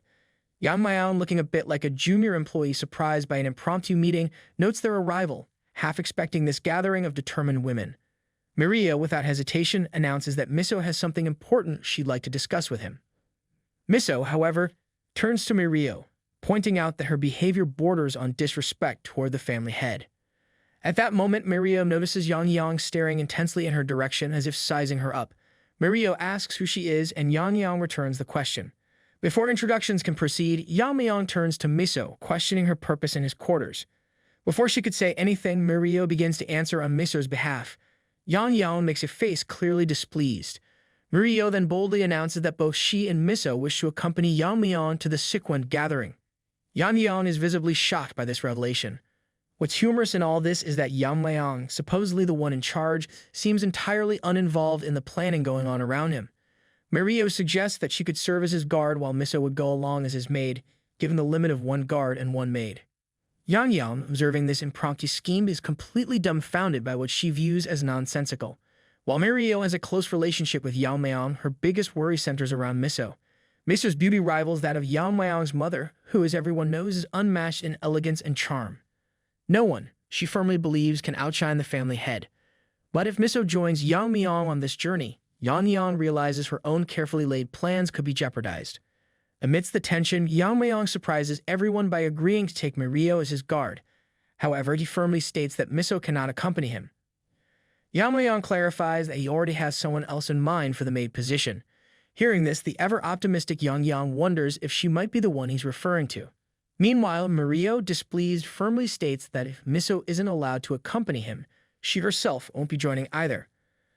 Unfazed, Yang Yeong suggests selecting another warrior from the clan, a response that only fuels Mario's frustration. Seeing the tension escalate, Miso, now emotional, tells Mario to stop, tearfully insisting that if the family head doesn't approve, it's best not to force the matter. In a moment of dramatic resolve, Miso apologizes, her voice full of sorrow as she resigns herself to the decision. Mario, her patience snapping, decides it's time for a heart-to-heart and drags the junior meme god outside with her for a lecture. In her unique style, Mario makes it clear that she finds Yang Yeong not only impressive in martial skills but also in judgment and decisiveness. She, as the self-proclaimed senior in posting memes, reveals her true frustration, pointing out his cluelessness about the impact of his choices. Her real question, however, centers around why he won't allow Miso to accompany him. Does he truly not see what he's turning away? Yang Yeong, however, stuns her with his response. He explains that the gathering in Sichuan is no pleasure trip. It could easily escalate into a battlefield when confronting the evil factions. If Miso were to come along, she would be exposed to potential dangers beyond his ability to protect her from. Mario feels a wave of concern as Yang Yeong firmly asks her who would bear responsibility if Miso were to get into trouble. The situation is even more precarious given that they're headed into Black Death Alliance territory, where you may have to face their formidable leader. Considering that Miso is still in recovery and not yet full strength, it would be incredibly risky for her to come along. This reasoning, straightforward and grounded in his sense of responsibility, leaves Mario momentarily speechless, realizing he's pushing Miso away out of genuine concern for her safety. Mario realizes the truth in Yang Yeong's words and reluctantly agrees. Yang Yeong, with characteristic calmness, thanks her for understanding his perspective. Unlike typical protagonists, Yang Yeong is almost refreshingly rational, no blind decisions or reckless attachment. Truly a rarity in his world. Mario, however, isn't backing down entirely. She sweats slightly but firmly tells him that she'll still be going as his guard. Yang Yeong raises an eyebrow, reminding her that she had just declared she wouldn't go if Miso wasn't allowed to accompany them. Irritated, Mario counters that she can't just sit back and leave the job to a fox guarding the henhouse, clearly referring to Yang Yeong. Yang Yeong, sensing the dynamics at play, wisely decides to let her have the final word. Meanwhile, Yang Yeong, perhaps intuitively, feels a twinge, suspecting she's the topic of discussion somewhere. Later, in another part of the Tang family estate, Jiggle is half asleep, watching over the defense formation. Suddenly, Yang Yeong arrives, catching Jiggle by surprise. Noticing his drowsy state, Yeon-myeong questions why he's just standing there as if nodding off. Startled, Jiggle quickly denies it, explaining that he's simply making the final adjustments to the formation, which will be completed by tomorrow. Yeon-myeong, activating his eye-discerning skill, scans the formations placed throughout the Tang family grounds, evaluating their protective scope. Jiggle explains to Yeon-myeong that all key points have been secured with strong defensive formations. Not long ago, Yeon-myeong had threatened Jiggle, warning him to complete the entire setup within a week. Now Jiggle assures him that he's on schedule and will meet the deadline. Yeon-myeong, seeing the progress, offers a rare compliment, telling Jiggle that he has proven his abilities and should continue with the remaining tasks with the same diligence. Jiggle, feeling the weight lifted from his shoulders, starts to cry, relieved that his life are now spared. Yeon-myeong is really impressed. He notes that even when he is away, the formation should provide ample protection for the clan. Then, with one more task in mind, he heads to the main hall. There he summons Elder Tang Yeon-myeong, a figure who exudes confidence. Tang Yeon-myeong, unflinching, reminds Yeon-myeong that their relationship isn't exactly friendly, so why has he summoned him? Yeon-myeong informs Elder Tang Yeon-myeong that he's heard of his skill with the sword, a talent that earned him the position of Elder. Since Yeon-myeong also wields the sword, he thinks it's worthwhile to engage in a conversation. Elder Yeon-myeong, acknowledging the vast gap in their abilities, remarks that Yeon-myeong's skill, as demonstrated in the recent competition, is far beyond his reach. Yeon-myeong, with a straightforward tone, agrees, noting that Jurong's abilities aren't even close to his. However, to Jurong's surprise, Yeon-myeong offers to provide him with some pointers in swordsmanship. But there's a condition: Elder Jurong must agree to follow Yeon-myeong's orders from now on. Stunned, Elder Jurong listens as Yeon-myeong points out that this is a rare opportunity, urging him to see it as a fortunate encounter. Yeon-myeong then raises his hand, signaling that this is a pivotal moment, and asks if Jurong is prepared to switch sides and align with him. Later, the two guests, Kunso and Sebek, prepare to depart, their purpose in the Tang clan fulfilled. They express their gratitude for the hospitality they received. Kunso, on behalf of their sect, thanks the Tang clan for joining their cause. Sebek, expressing his own appreciation, mentions that his internal injuries have fully healed thanks to their care. He assures the Tang clan that should they ever need assistance, he'll return without hesitation. Tang Jihai expresses her gratitude for their kind words and informs them that the Tang clan will send some elders and warriors to support their campaign against the demonic sect. Stabek reaches out to shake her hand, assuring her that payment will be sent as soon as they return to their sect. He then turns to Yeon-myeong, extending his hand to express sincere gratitude, acknowledging that if it weren't for Yeon-myeong, they wouldn't have survived. Just as they shake hands, Sebek feels an unexpected surge of power radiating from Yeon-myeong, making him realize the true extent of Yeon-myeong's martial prowess. Sebek's composure falters as he begins to feel utterly dwarfed, as though his own strength were minuscule in comparison. The subtle shift in Sebek's face says it all. He looks as though he just realized the depth of the ocean he's been standing beside. Hyunso, noticing Sebek's sudden pallor, asks if he's feeling well. Sebek, with a slightly shaky voice, dismisses it as reluctance to part with their gracious hosts. Yet internally he knows what he felt was no illusion. It's almost unfathomable that someone could possess such power. Just as they prepare to depart, Sebek pridefully considers that the rapid rise of the Tang clan may not be solely due to the family head. He suspects that Yeon-myeong, with his remarkable strength, is truly the one behind the clan's newfound influence. As the guests depart, Tang Ji gathers everyone and reinforces the Tang clan's core motto: they repay kindness twofold and settle grudges tenfold. Loyalty remains the primary value of the main family, and now, having pledged their support to Kunso's sect, they must stand with them in battle. Her spirited presence and beauty stir a renewed vigor in the clan members. With a leader like her, who wouldn't feel motivated? However, a group of clan members who are less than loyal, the pigs who've been stirring trouble, begin to sweat as they contemplate the impending conflict. It's clear that these discontented members might try to create issues for Yeon-myeong or disrupt the Tang clan's plans. With preparations set, Tang Ji wishes her warriors good fortune in the battle ahead. Later that day, Aijin hands Yeon-myeong a stock of energy drinks, fiery poison to be precise. Aijin grows curious about why he favors this particular poison, knowing that there are many others available. Yeon-myeong simply explains that he's familiar with it, and in truth, it's his favorite flavor. With that, he bids her farewell, knowing his companions are awaiting him. Just as Yeon-myeong prepares to depart, Aijin feels reassured by his presence, yet silently hopes for his safe return. Just then, Snakey, his loyal companion, manifests, voicing its curiosity. Snakey inquires if he is literally of the age he preaches. It's hard for Snakey to believe that someone as young as Yeon-myeong possesses such incredible martial skill. Yeon-myeong, mildly surprised, asks what prompted this question out of nowhere. Snakey explains that such power at his age is almost unheard of, an extraordinary rarity. Snakey, unable to contain itself, starts rambling on about how Yeon-myeong has already surpassed many veteran martial artists who have spent decades navigating the martial world. While Snakey acknowledges that Yeon-myeong isn't yet on par with figures like the mysterious invisible guest, it's still amazed by his mastery, especially the advanced sword technique he displayed when recruiting Elder Tang Yeon-myeong. According to Snakey, that technique was leagues beyond what even seasoned sword masters could achieve. Yeon-myeong, ever quick-witted, replies that if figures like the Black Death Alliance leader can grasp martial arts at a glance, then it makes sense for a skilled warrior like himself to exist. He advises Snakey to let go of unnecessary wonder. He teases Snakey that it is not some mythical dragon. Afterward, Yeon-myeong heads to the main hall, where his team of side characters awaits. Mirio, ever curious, asks where he's been, and Yeon-myeong explains that he visited Ijun to pick up some poison. However, he's surprised to see a third person among them, a masked man, who introduces himself as Jang Gil, assigned to guide and ensure Yeon-myeong's safety throughout the journey. Yeon-myeong, with a slight smile, tells Jang Gil that he'll be counting on him.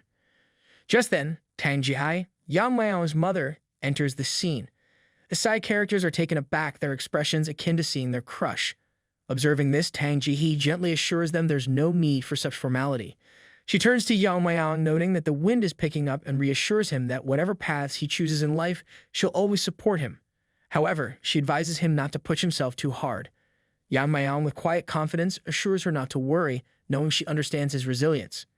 Hearing Yeon-myeong's assurance, Tang Yeon-myeong beams with pride, reminding him that he is, after all, the son of the Poison Phoenix. She then turns to the side characters, instructing them to stay safe and ensure they protect the family head. Like soldiers on duty, they respond in unison, vowing to carry out their responsibilities. Satisfied, she bids them farewell. They start their journey into the heart of Sichuan. Soon, the squad notices the bustling atmosphere around them. Mirio comments to Yeon-myeong that it almost feels like a festival, unlike the last time she visited. Curious, Yeon-myeong asks if she's been here before. With a sense of pride, Mirio explains that she had visited a few times when her father was still running a trading company. Sliding smoothly into her storytelling mode, she shares how it was a major company back then, but after the evil factions took control, the business drastically declined. Hearing Mirio's account, Yeon-myeong recalls that her father had mentioned the trading company before. Our Chad, Yeon-myeong, begins to think that if the clan continues to expand, establishing a reliable trading company would be a wise financial move. He knows they can't rely indefinitely on profits from the clan's medical wing or funds often borrowed by the elders. It becomes clear to him that dealing with the evil factions will be necessary to secure stable resources for the future. Yeon-myeong tells Mirio to bring her father to meet him, explaining that he intends to help them restart the family's trading company. Mirio, delighted, lights up with excitement, happily reminding him that now he can't back out of this promise. Later that day, in a quiet part of town, a small dwarf of a man sits idly, resigned to another slow business day. Dressed neatly, his greatest wish is to find someone who truly appreciates swords. Just then, he hears a voice calling out. It's Yeon-myeong, who asks if his shop is open for business, noting the absence of the usual sound of hammering. The dwarf, observing Yeon-myeong's unique appearance, welcomes him warmly, directing him to his collection of swords and encouraging him to look around. He showcases his inventory with subtle pride, doing his best not to brag about their quality, even though he's convinced his work far surpasses that of other shops. Meanwhile, Mirio, curious, asks Yeon-myeong why he's looking for a sword. According to Yeon-myeong, it's wise to carry a weapon, even if it is just for show. Yeon-myeong inspects the sword with a few taps on the blade, analyzing its quality. He's impressed by the sharpness and craftsmanship. It's clear that while the blade may lack ornamental beauty, its sharpness more than compensates, proving that it was forged and tempered with exceptional precision. He acknowledges this to the blacksmith, who stands in disbelief, surprised that Yeon-myeong can evaluate the sword's quality with just a few glances and taps. Yeon-myeong then encourages everyone present to choose a sword that suits their style. The blacksmith, still amazed, dashes into the back and firmly instructs Yeon-myeong to wait. Moments later, he returns with a large, heavy case, which he sets on the table. With a sense of pride, he invites Yeon-myeong to open it, mentioning that it's been quite a while since he's met someone who genuinely appreciates the art of sword-making. Yeon-myeong opens the case and is taken aback by what he finds inside, a legendary demon-slaying sword. The blade shines so brightly that it reflects his image, showcasing not only its impeccable polish, but also the high level of craftsmanship. Both Mirio and Yeon-myeong are equally mesmerized by the sword's presence. The blade is extravagant in design. Even Yeon-myeong, who has little knowledge of swords, can instantly tell that this weapon is extraordinary, its elegance and lethal design combining into a rare, formidable beauty. Shorty explains that the demon-slaying sword was originally crafted by his master, a true expert in the art of sword-making. Sadly, his master passed away from illness, leaving the sword unfinished. Taking over his master's work, Shorty poured his heart and skill into completing the blade, and as he speaks of it, pride radiates from him. He eagerly asks Yeon-myeong for his thoughts on the sword, confident that it's a masterpiece even by the highest standards. Yeon-myeong examines the sword closely, acknowledging its exceptional quality. It's as remarkable as any weapon he wielded in his past life, and can feel the sharpness radiating from the blade, a testament to the dedication and craftsmanship poured into it. Yeon-myeong praises the sword, telling Shorty it's a brilliant weapon. However, he adds that he won't be taking it. This surprises the blacksmith, who asks if the sword somehow failed to meet Yeon-myeong's expectations. Yeon-myeong assures him that it's quite the opposite. The sword is indeed a masterpiece, and he is grateful to have seen it. He explains that a weapon of this caliber would attract far too much attention, given its craftsmanship and presence. For his purposes, a simpler sword would be more suitable, allowing him to avoid unwanted scrutiny. Yeon-myeong decides to take the simpler sword he picked up earlier. The blacksmith, visibly disappointed, agrees, though he can't hide his letdown. Just then, a group of rough-looking third-rate characters barges into the scene, clearly here to make trouble. Spotting them, the blacksmith's expression shifts. Trembling, he addresses their leader as Master Yeon. Yeon is visibly irritated. He accuses the blacksmith of deceiving him by hiding the demon-slaying sword. He can't believe a lowly blacksmith would dare keep such a masterpiece hidden from him. The blacksmith, nervous and trying to defuse the situation, insists it's all a misunderstanding. Meanwhile, Yeon-myeong, listening to this display of one-chapter dramatics, senses something unusual. Amidst the group of lesser threats, a few individuals emit a strange aura, something that feels off. Sensing Yeon-myeong's interest, Snaky appears, confirming his suspicions and whispering that this energy is unmistakably demonic. Snaky, who's encountered this energy before with the invisible guest, asks Yeon-myeong if it is his first time sensing such energy. Yeon-myeong notes that this is his first time seeing demonic energy in person, having only heard about it before. Curious, he asks Snaky what these demon pests might be doing in Sichuan. Snaky, equally puzzled, suggests capturing one of them to find out, thinking an interrogation might reveal their intentions. Meanwhile, Yeon, both arrogant and clueless, commands Yeon-myeong to step aside so he can kill the blacksmith. He even threatens that if Yeon-myeong doesn't move, he'll take him down first. Yeon-myeong, unimpressed, remarks that Yeon's mouth is far too foul for a brat. This comment only enrages Yeon, but with a mere flick of his finger, Yeon-myeong sends him sprawling to the ground, unconscious. The dramatic guards react as though they've just witnessed a monumental tragedy. Yeon-myeong calmly tells Yeon that no matter how skilled he may think he is, he's far from ready to wield such a powerful sword. He'll need at least 20 years of training before he even attempts it. Watching this scene unfold, Mario is awestruck, practically swooning as though Yeon-myeong just dropped down from the heavens. One of the guards, undeterred, steps forward, barking angrily at Yeon-myeong, demanding to know how he dared lay hands on the grandson of Nam Jinsoon, lord of the Huning sect, a sect supposedly under the protection of the Black Death Alliance. He warns Yeon-myeong that he shouldn't expect to survive after this bold move. This empty bravado from Yeon's guard only serves to irritate Yeon-myeong further. He tells them outright that he doesn't care about their affiliations or status and demands to know what connection they have with the demonic sect. The guards exchange uneasy glances, realizing their cover is blown. Among them, a man who seems to be the leader appears as though he's about to put up a fight, though judging by Yeon-myeong's demeanor, he's clearly out of his league. Yeon-myeong, sensing the tension, nervously asks Yeon-myeong where these men came from, while Mirio and their supposed guards stand frozen in fear. Meanwhile, Yeon looks back at Yeon-myeong, a mix of anger and fear in his eyes. He's clearly offended that Yeon-myeong referred to his sect with such contempt, yet he also understands he's in way over his head. Before Yeon can even make his next move, one of the guards foolishly tells him to stay behind them for protection. At that moment, several demonic soldiers emerge from hidden positions. Their leader steps forward, announcing that from this point on, the Heavenly Moon Brigade will be taking charge. The remaining guards who once served Yeon are quickly cut down by the demonic soldiers, leaving him surrounded and defenseless. Yeon-myeong, completely unfazed, shows no concern for the chaos surrounding him. His subordinates look on in shock. Mirio and others are utterly baffled by what's unfolding. Their leader stares in disbelief. He asks Yeon-myeong how had seen through their near-perfect concealment without breaking a sweat. Yeon-myeong casually mentions that he could sense the demon turds reeking from a mile away. He remarks that if their leader wanted to conceal his identity, he should at least consider covering his ugly face properly.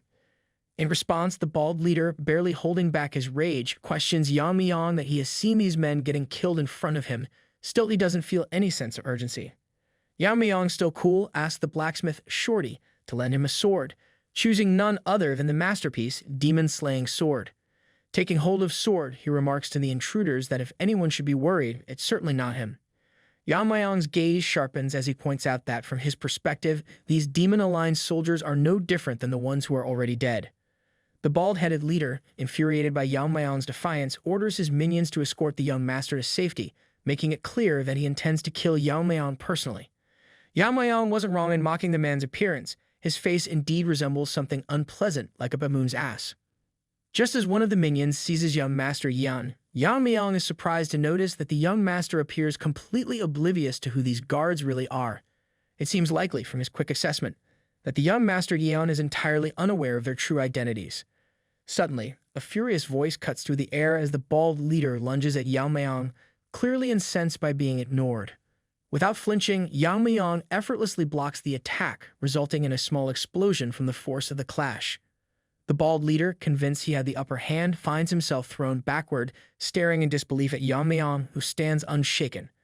Just as the leader tries to make sense of what's happening, his vision blurs and spins, and he thinks of launching a counterattack only to realize in his final moments that his head has already been severed. His subordinates watch in shock as his head rolls across the ground. Mirio and Yeon-myeong stand in stunned silence, struggling to process the brutal scene before them. Yeon-myeong stands calmly in front of the headless body, exuding an almost flawless composure. After that swift swing, Yeon-myeong takes a moment to assess the sword in his hand, admiring its craftsmanship. He notes how the weight between the hilt and blade is perfectly balanced, and the edge remains razor-sharp, untouched by even a drop of blood. He turns to Shorty, acknowledging that the sword is indeed a masterpiece, and praises him for carrying on his master's legacy with such skill. Hearing this, Shorty feels a swell of pride, his eyes tearing up as he recalls a memory of his master. In a flashback, Senior Shorty is shown carefully crafting the sword, telling the young blacksmith that every valuable object will one day find its rightful owner. He urges his apprentice to ensure this sword goes only to someone who truly appreciates its worth. Now, watching Yeon-myeong wield the blade, Shorty realizes he has finally found the sword's destined master. Back in the present, Yeon-myeong addresses the remaining foes, asking if anyone else wishes to challenge him and even suggesting they attack him all at once. Provoked, the remaining enemies rush toward him, shouting that he shouldn't underestimate them. Yeon-myeong smiles, and with a single sweeping slash, he cuts through half of them. His movements become fluid and graceful, each strike precise and delicate, like a dance in water. In one smooth, continuous flow of attacks, he eliminates the rest with effortless, consecutive strikes. Witnessing the carnage, young Master Yeon decides to crawl back to his cave, realizing the fight is far beyond his abilities. Shorty the blacksmith is left speechless by Yeon-myeong's swordsmanship, while Mirio and Yeon-myeong remain in stunned silence. Mirio, especially, is exhausted from the constant surprises, amusingly wondering when Yeon-myeong even learned such refined sword skills. Meanwhile, elsewhere, Nam Jin-soon strides with a sense of purpose, his thoughts laced with self-satisfaction. He reflects on his covered alliances, convinced that everything is progressing smoothly under the radar. Despite his position within the Black Death Alliance, Nam Jin-soon has secretly aligned himself with the Heavenly Demon Divine Cult, a betrayal known only to him. Interestingly, Nam Jin-soon is the second son-in-law to Hyunso, one of the key figures within the Black Death Alliance. Puffed up with pride, Nam Jin-soon deludes himself into believing that his son, Yen, is the epitome of their bloodline's virtues. In his mind, no peer can compete with his son's natural talent.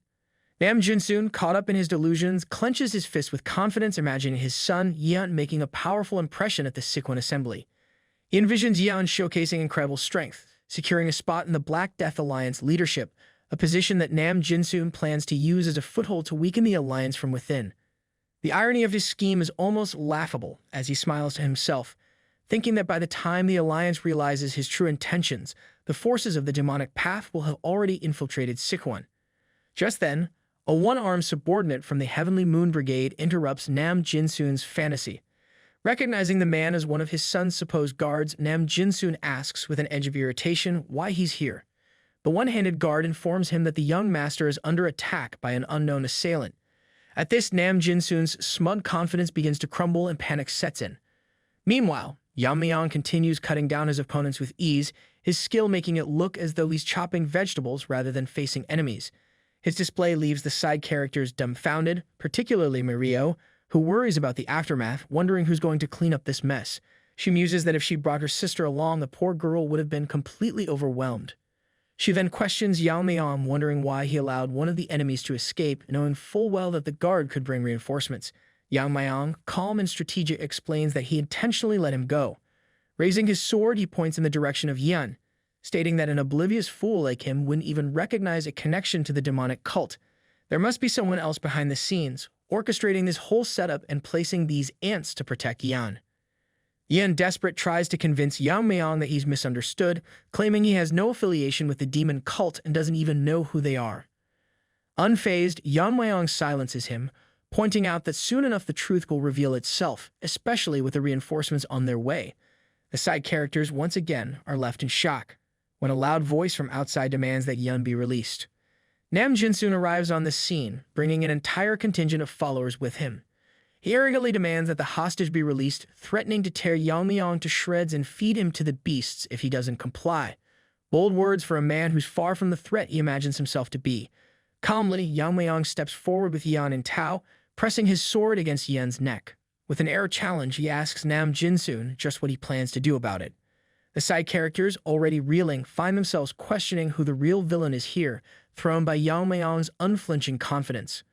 Mirio, the ever-analytical one, feels uneasy, noting that Nam Jin-soon's forces seem overwhelming. She wonders if Yeon-myeong truly has a strategy for dealing with their sheer numbers, momentarily forgetting that he single-handedly defeated over 300 martial artists in the recent test. Nam Jin-soon, furious, barks at Yeon-myeong, asking how he dares to defy them without understanding the extent of their power. Yeon-myeong, unshaken, points out that the energy emanating from Nam Jin-soon reeks of the demon cult's impure and sinister aura. It's clear to Yeon-myeong that Nam Jin-soon has been hiding his true identity, likely coming to Sichuan with the intent of stirring up trouble. Yeon-myeong, activating his heaven-obliterating eye, confronts Nam Jin-soon, calmly stating that the Black Death Alliance is likely oblivious to his true allegiance. If they knew, they wouldn't let this treachery slide. Hearing this, Nam Jin-soon feels as if he's being roasted alive, inwardly panicking over how Yeon-myeong could have sensed his concealed demonic energy. The fact that Yeon-myeong remains unharmed even after confronting the Heavenly Ant Brigade adds to Nam Jin-soon's mounting dread, making him realize the dangerous opponent he's up against. In desperation, Nam Jin-soon invokes his family's authority, commanding the Heavenly Moon Brigade to unleash the reverse blood demonic technique. Mirio and the others look on, horrified as they recognize the name of this sinister technique.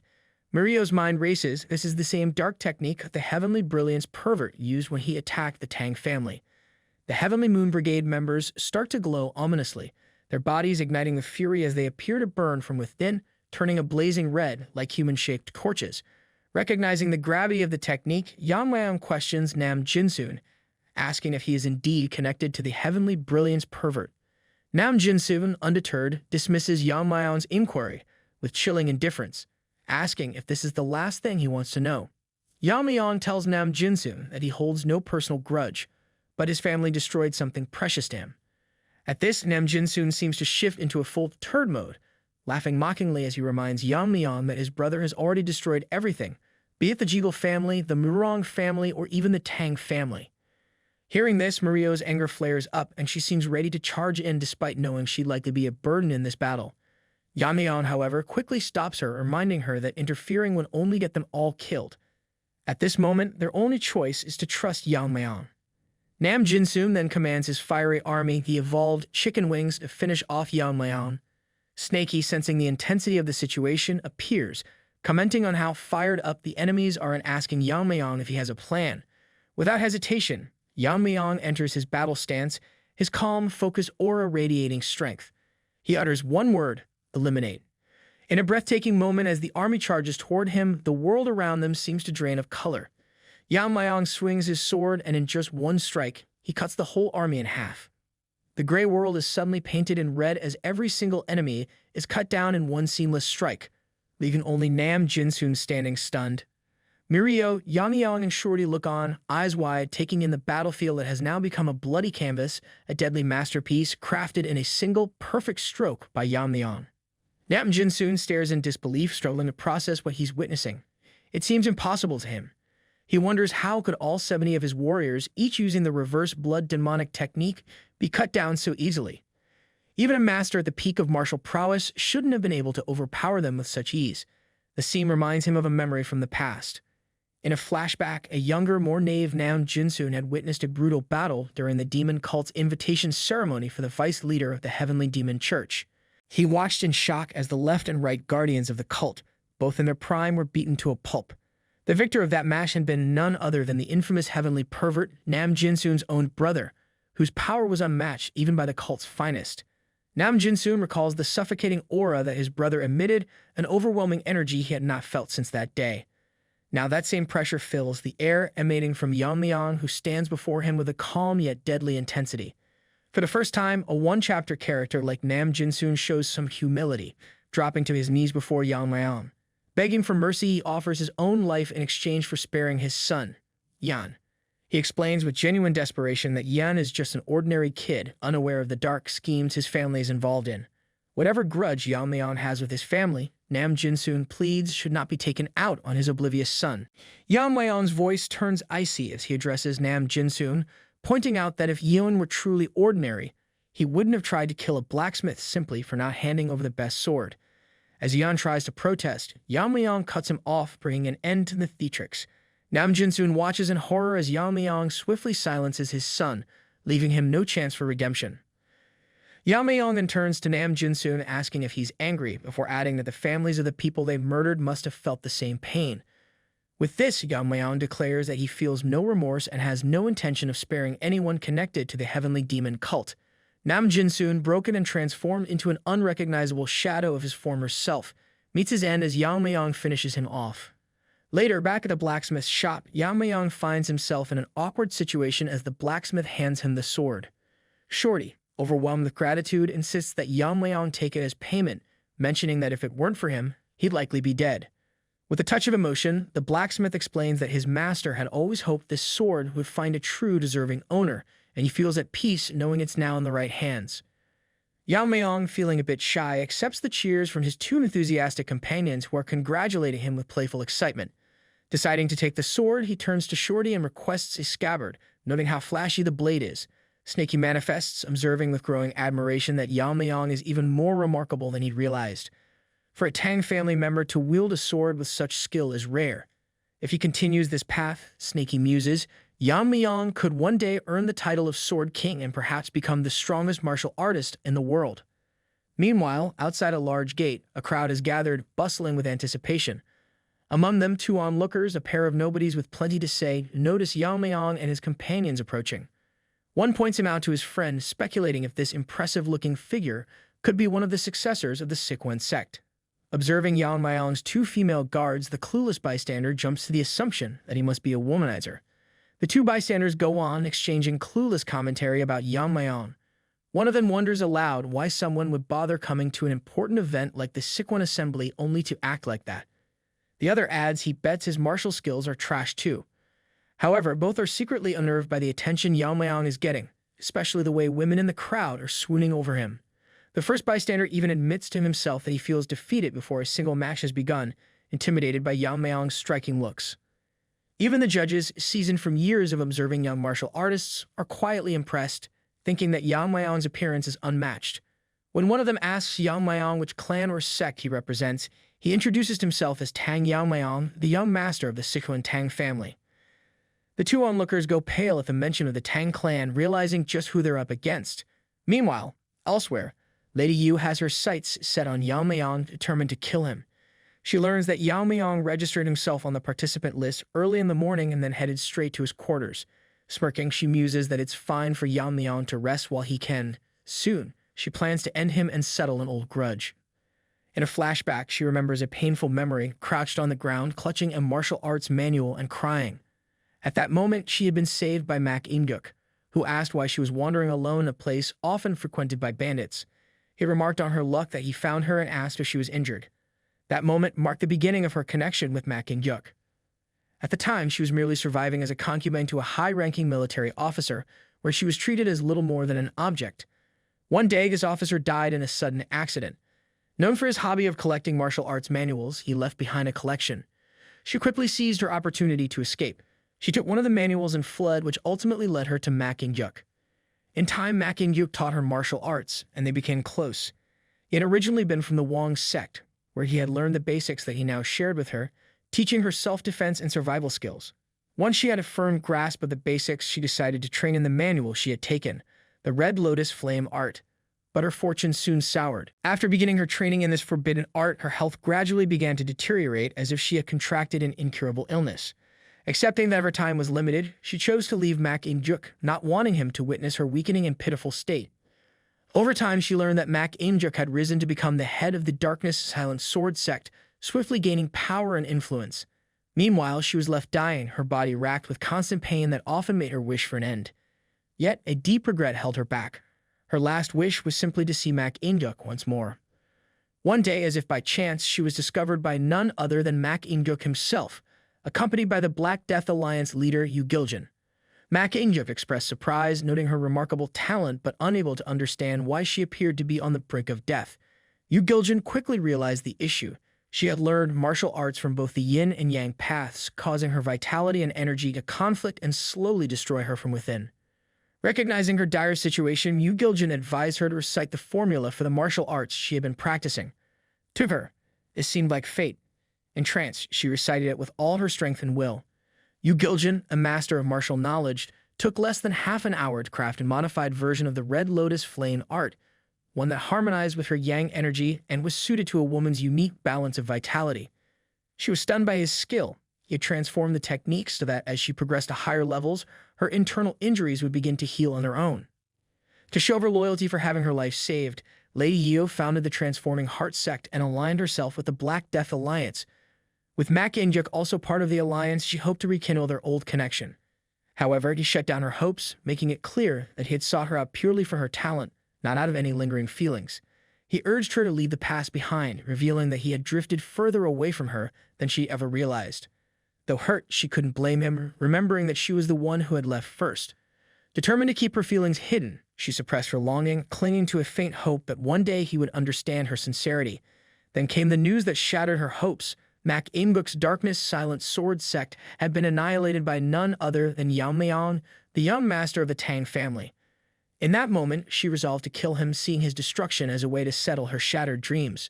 Now, back in the present, her sole focus is tracking down Yeon-myeong and putting an end to him. But she knows that he has surpassed even the peak realm, and her Red Lotus Flame art alone might not be enough to defeat him. Still, she smirks, plotting her revenge.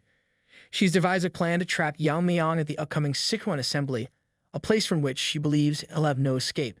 Just as she lies on her bed, her face twists with anger and anticipation, consumed by her dark hopes for Yeon-myeong's downfall.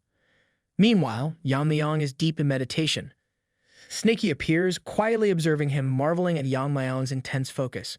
Snaky has been trying to disrupt his mental training for over an hour, yet Yeon-myeong hasn't budged an inch. The level of concentration he displays is almost surreal for someone his age. It's as if he were an old master reincarnated. Inside Yeon-myeong's mind realm, he's locked in a one-on-one duel with his master. They ready themselves, mirroring each other's sword stance before launching forward in a simultaneous attack using the eliminate technique. Their swords clash with such intensity that a massive explosion erupts. As the blinding light fades, both remain poised and unyielding, until Yeon-myeong's image is split in half. He expected this. He knows that fully manifesting the eliminate technique is impossible with only the green heart poison technique.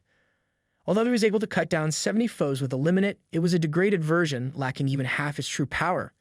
At its peak, the technique could have split the entire battlefield in half. In his past life, Yeon-myeong had used a powerful mental skill called Destructive Force to enhance the eliminate technique. Only through mastering this skill could he unleash eliminate's full potential. Destructive Force, however, came with a dark side. It weakens the body and can even cause sudden death in ordinary practitioners. But Yeon-myeong and his master had been uniquely gifted with the rare ability to control this power. Now with his body strengthened and his martial prowess at the peak realm, Yeon-myeong realizes that if he can once again master Destructive Force, he will finally reclaim the full strength he wielded in his past life. Yeon-myeong reflects on his connection to the sword, wondering if he has become overly attached. Despite his degraded technique, he has still captured the essence of the eliminate technique with his current strength. The problem, he realizes, lies in the misalignment between his mental technique and his swordsmanship. He considers modifying the green heart poison technique to better suit his sword skills, hoping this adjustment will unlock the technique's true potential. Abruptly, Yeon-myeong awakens to find his face marked with doodles courtesy of Mirio, who is gleefully drawing on him. He tells her to stop, but she ignores him. Mirio asks if he had been asleep, which he denies. Mirio informs him they've been waiting for him, and he tells them to move out. Just as they prepare to leave, Yeon-myeong tells Mirio to stop treating Yeon-myeong like her friend. Mirio retorts, questioning why she would care if Yeon-myeong himself hasn't complained. Their playful bickering quickly turns into a squabble, putting Yeon-myeong in a tough spot. He attempts to mediate, telling Mirio that Yeon-myeong does have a point. Mirio, now irritated, accuses him of taking Yeon-myeong's side, but then agrees that there's no reason to tiptoe around the Orthodox sect members. Yeon-myeong smirks, remarking that in front of a pile of corpses, dignity isn't much of a concern. However, he's quick to remind Mirio that given her recent prank, he'll pay her back tenfold when the time is right. Meanwhile, at the heart of the Black Death Alliance's grounds, the crowd is buzzing with anticipation as the Sichuan assembly is about to start. The atmosphere is enhanced by a group of identical-looking musicians, their music filling the air. It seems the guest artist might have been a bit too inspired by copy-paste, as all the musicians look strikingly alike. The one with the unfortunate bangs, Lady Yeo, steps forward to explain the rules. She keeps it brief, stating that the assembly serves as a battleground where power struggles are settled, and by tradition, even life-and-death duels are allowed. Yeon-myeong and her uncle, Sang Myeong, appear particularly excited. Lady Yeo explains that all stakes and terms are written in a contract sealed before the competition, with the winner securing these rights for the next 5 years.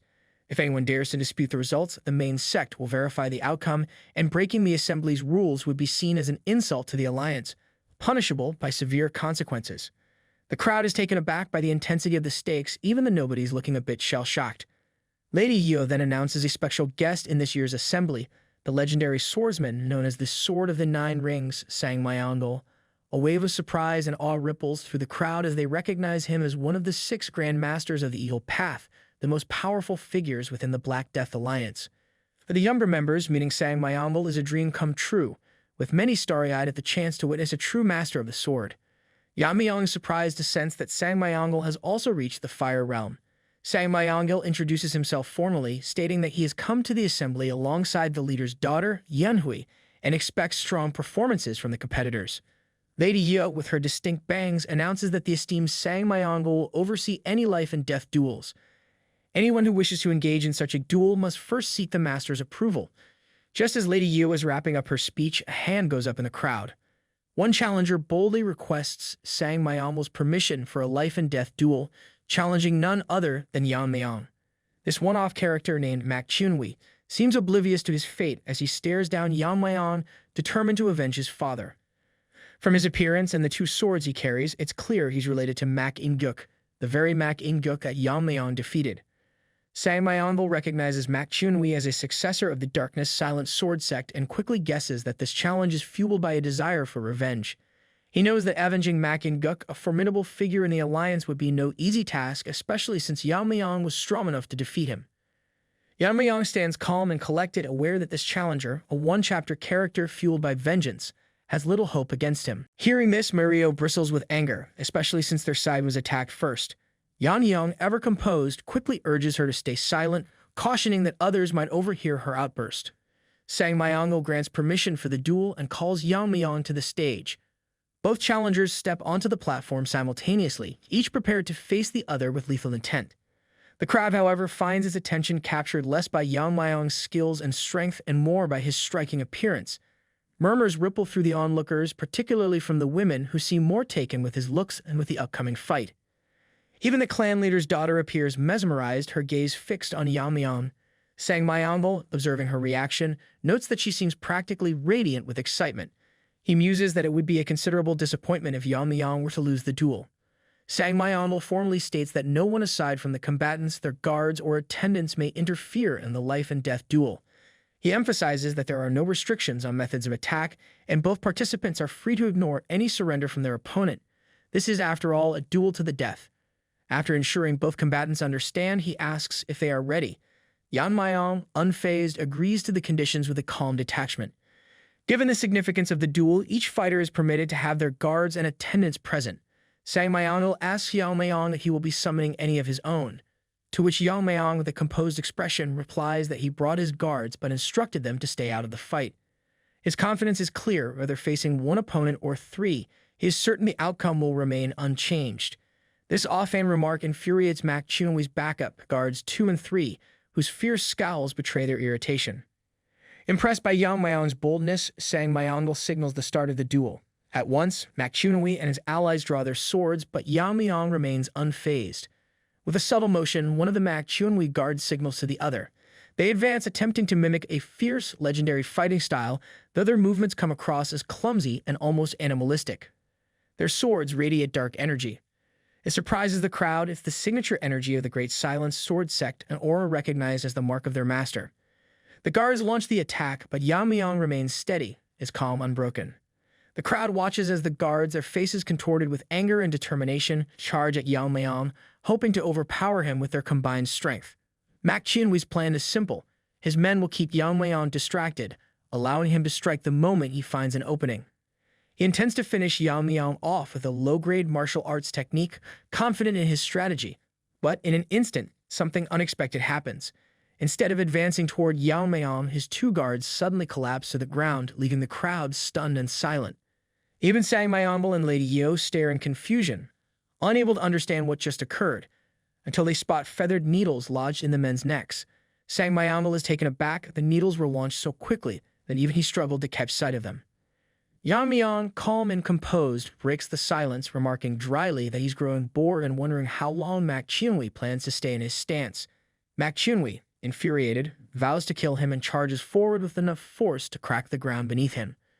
Wielding 2 swords, he closes in with the intent to end Yeon-myeong in a single decisive strike. Yet as he swings, his sword meets only air, and he's left bewildered to find Yeon-myeong now standing behind him. Without hesitation, Yeon-myeong reveals a cold truth. He mentions that among those who attacked the Tang clan during the recent competition, 2 individuals wielded sword energy techniques similar to Mak Chunwi's. Calmly, he continues, injecting a needle into Mak Chunwi, explaining that one of those attackers was Mak Chunwi's father, the former head of their clan, and the other was a spy. Yet Yeon-myeong notes Mak Chunwi falls drastically short of either of them in skill. Hearing this, Mak Chunwi's anger reaches a breaking point, and he begins to shout, overcome with frustration. For a moment, it almost seems as if he might unleash a surge of hidden power. Meanwhile, Yeon-myeong, indifferent to the spectacle, starts to walk away, silently noting that it was Mak Chunwi and his allies who initiated this conflict, yet they endlessly talk of revenge. The crowd, stunned by how quickly the fight ended, murmurs among themselves. Some speculate that the skill gap is simply too wide, while others question whether the successor of the Darkness clan just lacks real strength. Mak Chunwi's rage, however, runs deeper, not because he failed to avenge his father, but because he feels weaker than his stepbrother. Suddenly, a voice in the crowd announces that the battle isn't over. Mak Chunwi's sword turns pitch black as he launches a desperate final attack on Yeon-myeong, determined to prove himself better than his stepbrother and hoping to buy himself one more moment. Yeon-myeong, momentarily surprised, stops as Mak Chunwi charges, the blackened sword aimed directly at him.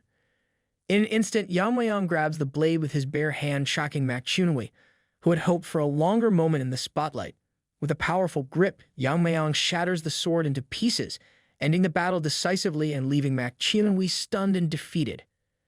Yeon-myeong's decisive victory shocks Sang-myeong, Yeon-hui, and Lady Yu, whose unfortunate bangs tremble as if she's about to cry. The crowd, too, stands in stunned silence, though the familiar duo of disinterested onlookers remains unimpressed, having seen far too much already. With this crushing defeat, Mak Chunwi meets his end. The crowd quietly accepts his passing, knowing he won't be remembered. Yeon-myeong reflects that he intended to go easy on Mak Chunwi. What surprised him was the challenger's ability to exhibit such skill even after being hit by the poison needle, which numbs hearing, paralyzes the body, and drains energy. Sang-myeong seems impressed by the rare blade technique Yeon-myeong demonstrated in the heat of the moment.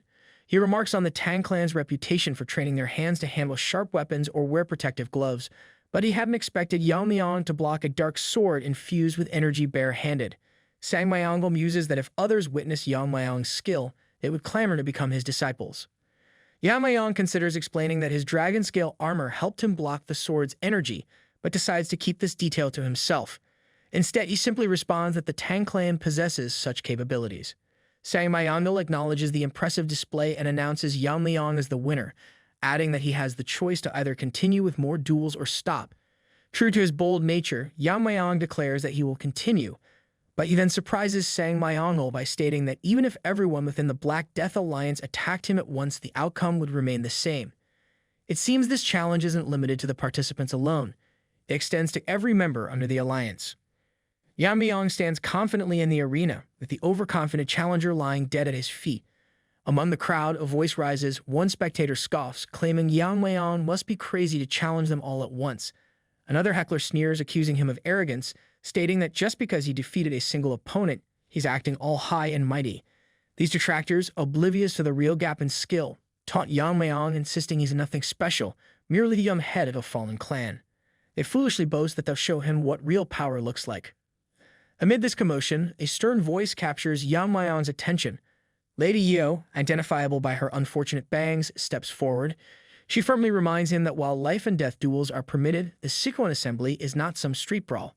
She stresses that this is an official event where sect representatives display their martial skills with honor, and as this year's hosts, they cannot allow them to ignore the rules and act recklessly. Sang Myongul intervenes, telling her there's no need to be so strict. He admits to being intrigued by Yeon-myeong's boldness and expresses interest in seeing just how far he can go. However, he adds that if the situation spirals out of control, he will step in to restore order, keeping the spirit of the Sichuan Assembly intact.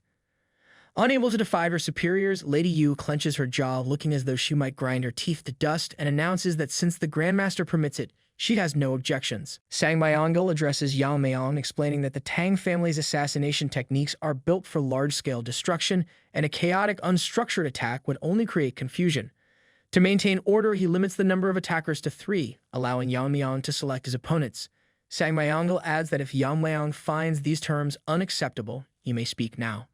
With a smirk, Yeon-myeong confidently accepts the terms, turning to Sang Myongul with unwavering assurance. Moments later, Sang Myongul watches in shock as his own expectations unravel. He had assumed that after a few rounds, the participants would recognize Yeon-myeong's methods and learn to counter his feathered needles, slowly breaking through his assassination techniques, creating a real chance for victory. But this assumption proves drastically wrong. In less than an hour, over half the challengers lie defeated, their lives ended swiftly. What surprises Sang Myongul most is that Yeon-myeong has relied solely on his feathered needles and his technique for catching blades, yet none of the challengers could offer meaningful resistance. Sang Myongul grows increasingly concerned, judging by Yeon-myeong's internal energy. He should not be so overwhelmingly powerful, yet the skill gap is undeniable, leaving Sang Myongul to question how the situation could spiral this way, with the very integrity of the Sichuan Assembly now at risk. The remaining participants start to flee, desperate to escape with their lives. Just then, a new one-chapter character boldly steps forward. While others scatter, this figure stands firm, as though he's an overpowered protagonist. He enters the arena with a loud stomp that shatters the ground, drawing the attention of both the fleeing fighters and Sang Myongul, along with the 2 ever-present trolls. This newcomer hails from the Rising Phoenix sect and challenges Yeon-myeong directly. He announces to the crowd that they need not interfere, claiming that he and his guards alone are enough to handle Yeon-myeong. Bold words, considering his appearance resembles a withered mummy. Mocking Yeon-myeong, he declares that his winning streak ends here. Although his name remains unimportant, but he is Yeon-myeong. Sang Myongul, impressed by this display of confidence, commends Yeon-myeong's bravery, noting that it aligns with the courage expected of the Rising Phoenix sect. He asks Yeon-myeong if he has any objections or if he wishes to proceed with the life and death duel. Yeon-myeong calmly agrees, though he notes to himself that this Yeon-myeong has a bizarre body, one unlike anything he's encountered before, even in his past life. With no further delay, Yeon-myeong launches his feathered needles at high speed. Yeon-myeong's 2 frog-like guards jump forward, using their bodies as shields. To Yeon-myeong's surprise, instead of piercing through, the needles shatter on contact. Eva Mario, the senior troll, is shocked to see the needles bounce off harmlessly. Yeon-myeong notices that their skin is rough and cracked, resembling tree bark, and feels a pang of disgust. It looks like they have turned Groot into a third-rate villain gimmick. Sang Myongul reflects on the nature of the withered tree divine art, understanding that it causes the practitioner's body to wither like an ancient tree. In return, their skin hardens to the toughness of bark, durable enough to resist even sword energy. Additionally, their muscles and bones become denser, increasing their strength. Sang Myongul considers that Yeon-myeong may now be facing genuine trouble. Just then, Yeon-myeong, the challenger, attempts a swift strike. But in less than a second, Yeon-myeong dodges the attack and maneuvers behind him. His movement is so fast that even Sang Myongul, for a moment, struggles to follow. Yeon-myeong wonders if Yeon-myeong has indeed mastered a high-level movement technique.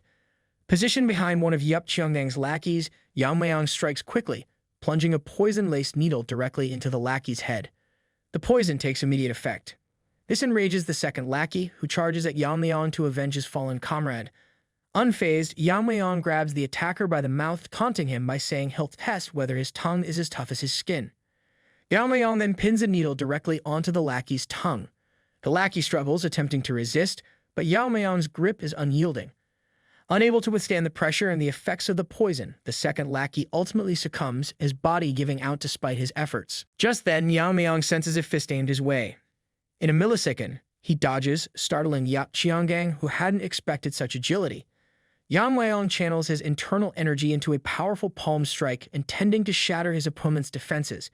Cheongdang attempts to block, but his body barely withstands the impact. Exhausted and disoriented, Cheongdang tries one final desperate attack, only to find himself caught by the neck. With a smirk, Yeon-myeong mockingly commends him on his tough body, but warns that if that's all he can rely on, he was foolish to think he could challenge him. Yeon-myeong holds the lackey firmly, almost as if he's knocking to see if there's anything more to offer. Surprisingly, the lackey begins to laugh, taunting Yeon-myeong and calling him foolish for assuming toughness is his only asset. He reveals that he has been waiting for Yeon-myeong to grab hold of him. Yeon-myeong stays silent, not reacting to the provocation. At this, Cheongdang's demeanor shifts dramatically. A green aura begins to emanate from his body as he proclaims that Yeon-myeong will now witness the true essence of the withered tree divine art. In an unwanted flashback, Cheongdang recalls his father explaining that the true power of this art must remain hidden from the world and, if ever used, must end in the opponent's death.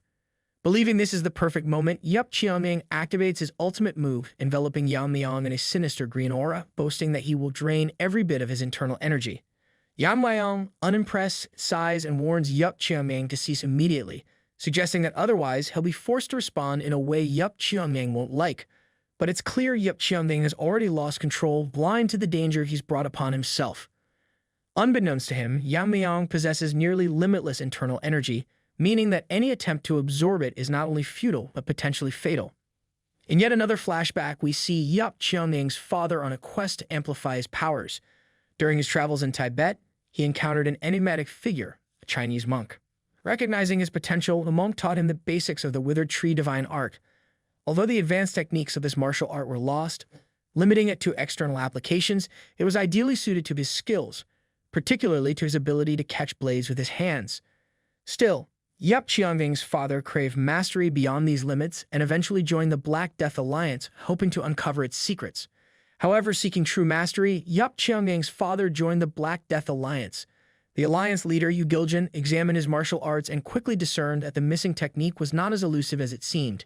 He believed that each martial arts name encapsulated its core essence, and with this insight, he helped Cheongdang's father rediscover and refine the lost elements of the withered tree divine art. Together, they crafted the technique into its current formidable form. Back in the present, Cheongdang declares with pride that the art's name is more than a reference to his body's withered, tree-like appearance. He explains that his dried-out outer shell and internal energy are now rooted within his dantian, like a tree's roots, transforming his body into a true withered tree capable of absorbing an opponent's energy, just as a tree draws water from the earth. He laughs maniacally, taunting Yeon-myeong, warning him that he will drain him dry. At that moment, Cheongdang begins to realize something is wrong. Nothing seems to be happening to Yeon-myeong despite his energy absorption technique. Confused, he glances down and notices his arm starting to melt. Panic sets in as he cries out, demanding to know what Yeon-myeong has done to him. Yeon-myeong simply smiles, watching his opponent's distress. A flashback unfolds, taking us to Yeon-myeong's past life. In the martial world, 3 individuals held the title of the 3 vicious stars of Kai absorption. Known as the most dangerous figures, these 3 were infamous for using a Kai absorption technique to drain their opponent's internal energy. Together, these ugly rats terrorized anyone they encountered. 2 of them had even reached the Flame Realm, making them nearly unbeatable. In the Alliance Hall, 3 severed heads rested on display belonging to the so-called 3 vicious stars of Kai absorption. The individual responsible for their demise stood before the Alliance, calmly requesting his reward. The Alliance members questioned the identity of the man who had single-handedly defeated all 3 formidable foes. To their surprise, it was revealed to be none other than Yeon-myeong's master. Remarkably, his only intent had been to test a new sword technique. Yet the trio was so weak that they couldn't withstand even a single strike. Yeon-myeong recalls his master's words from that day. His master had explained how the three vicious stars attempted to absorb his internal energy but failed disastrously. Unable to handle his unique weakened ki, they met their end, the technique backfiring against them. Now, Yeon-myeong faces a similar fate, unable to endure the energy he sought to absorb, sealing his doom. Yeon-myeong reflects that ordinary martial artists are unable to handle the unique energy known as weakness kai, which has a decaying nature. Though he has yet to master this energy in his current life, it doesn't concern him. Smirking, he taunts Yeon-myeong, reminding him that he warned against doing anything foolish. With a hint of amusement, he asks if Yeon-myeong's family ever taught him not to consume just anything, remarking that his internal energy is no less than pure venom. As Yeon-myeong's arms throb in pain, Yeon-myeong channels venomous kai, which quickly engulfs and burns Yeon-myeong's body to ashes in front of a shocked crowd, including Sang-myeong. While Yeon-myeong casually dusts his hands, Sang-myeong grows increasingly uneasy, recognizing that they are losing far too many men. Just as he contemplates stopping the fight, he realizes that Lady Yu is holding Yeon-hui hostage. She declares that the battle must continue until Yeon-myeong is defeated. Sang-myeong is stunned, unable to believe what he's witnessing. Lady Yu, with her unfortunate bangs, coldly explains that Yeon-myeong's skills have far exceeded her expectations, ordering the Sword of the Nine Rings to kill him. Yeon-myeong sighs as he shifts his gaze, sensing the sudden tension in the air. Sang-myeong confronts Lady Yu, demanding to know how she could take Yeon-hui hostage and what kind of grudge she holds against a junior disciple to act so ruthlessly. Sang-myeong is taken aback when Lady Yu coldly reveals that Yeon-myeong is far from an ordinary junior disciple. He has killed Mak Im-juk, and to her the death of the white-haired Mak Im-juk was a serious matter, one that she cannot simply overlook. She feels compelled to avenge him, no matter the cost. Sang-myeong, visibly enraged, asks if she volunteered to oversee the Sichuan assembly solely for this purpose. She warns him, reminding him of her flame techniques, which give her the power to kill someone as fragile as Yeon-hui with just a minor wound. Meanwhile, Mario, noticing the rising tension, asks Yeon-myeong why they are fighting each other, but Yeon-myeong has no answer, equally in the dark. Enraged, Sang-myeong releases his powerful aura, challenging Lady Yu by asking if she truly believes he cannot sever her head from this distance. Feeling the overwhelming pressure of his aura, she admits that given his advancement to the fire realm, he could likely succeed. However, she warns that if he loses his temper and swings carelessly, he might leave a scar on his precious niece, Yeon-hui. In a tough spot, Sang-myeong sheaths his sword, telling Lady Yu to wait, promising that he'll deal with her after taking care of Yeon-myeong. She responds with a cold gaze, assuring him that once Yeon-myeong is dead, she will accept her fate willingly. The bystanders are in disbelief, whispering that it has come to this, that one of the 6 grandmasters must intervene personally to stop Yeon-myeong. Sang-myeong enters the arena to face off against Yeon-myeong. Yeon-myeong remarks that he hadn't planned on fighting him today. In response, Sang-myeong apologizes, acknowledging the unfortunate circumstances. He explains that despite the shame, he has no choice, as Lady Yu's actions have left him with obligations he must prioritize over his own life. He hopes Yeon-myeong understands, and inwardly, everyone watches with bated breath, hoping both Yeon-myeong and Sang-myeong will survive the encounter. Just as they prepare to engage, the atmosphere is disrupted by a sudden melody filling the arena. Like a group of clumsy actors, the loser musicians begin to play, surrounding the space with their odd tune. Yeon-myeong quickly senses that something about the music feels off, the melody carrying a strange, unsettling undertone. Sang-myeong, visibly angered, turns to Lady Yu, demanding to know what she is doing. He accuses her of using a sound technique that is not only affecting them, but also causing pain to the innocent heirs of other clans, who now tremble and suffer under the oppressive sound.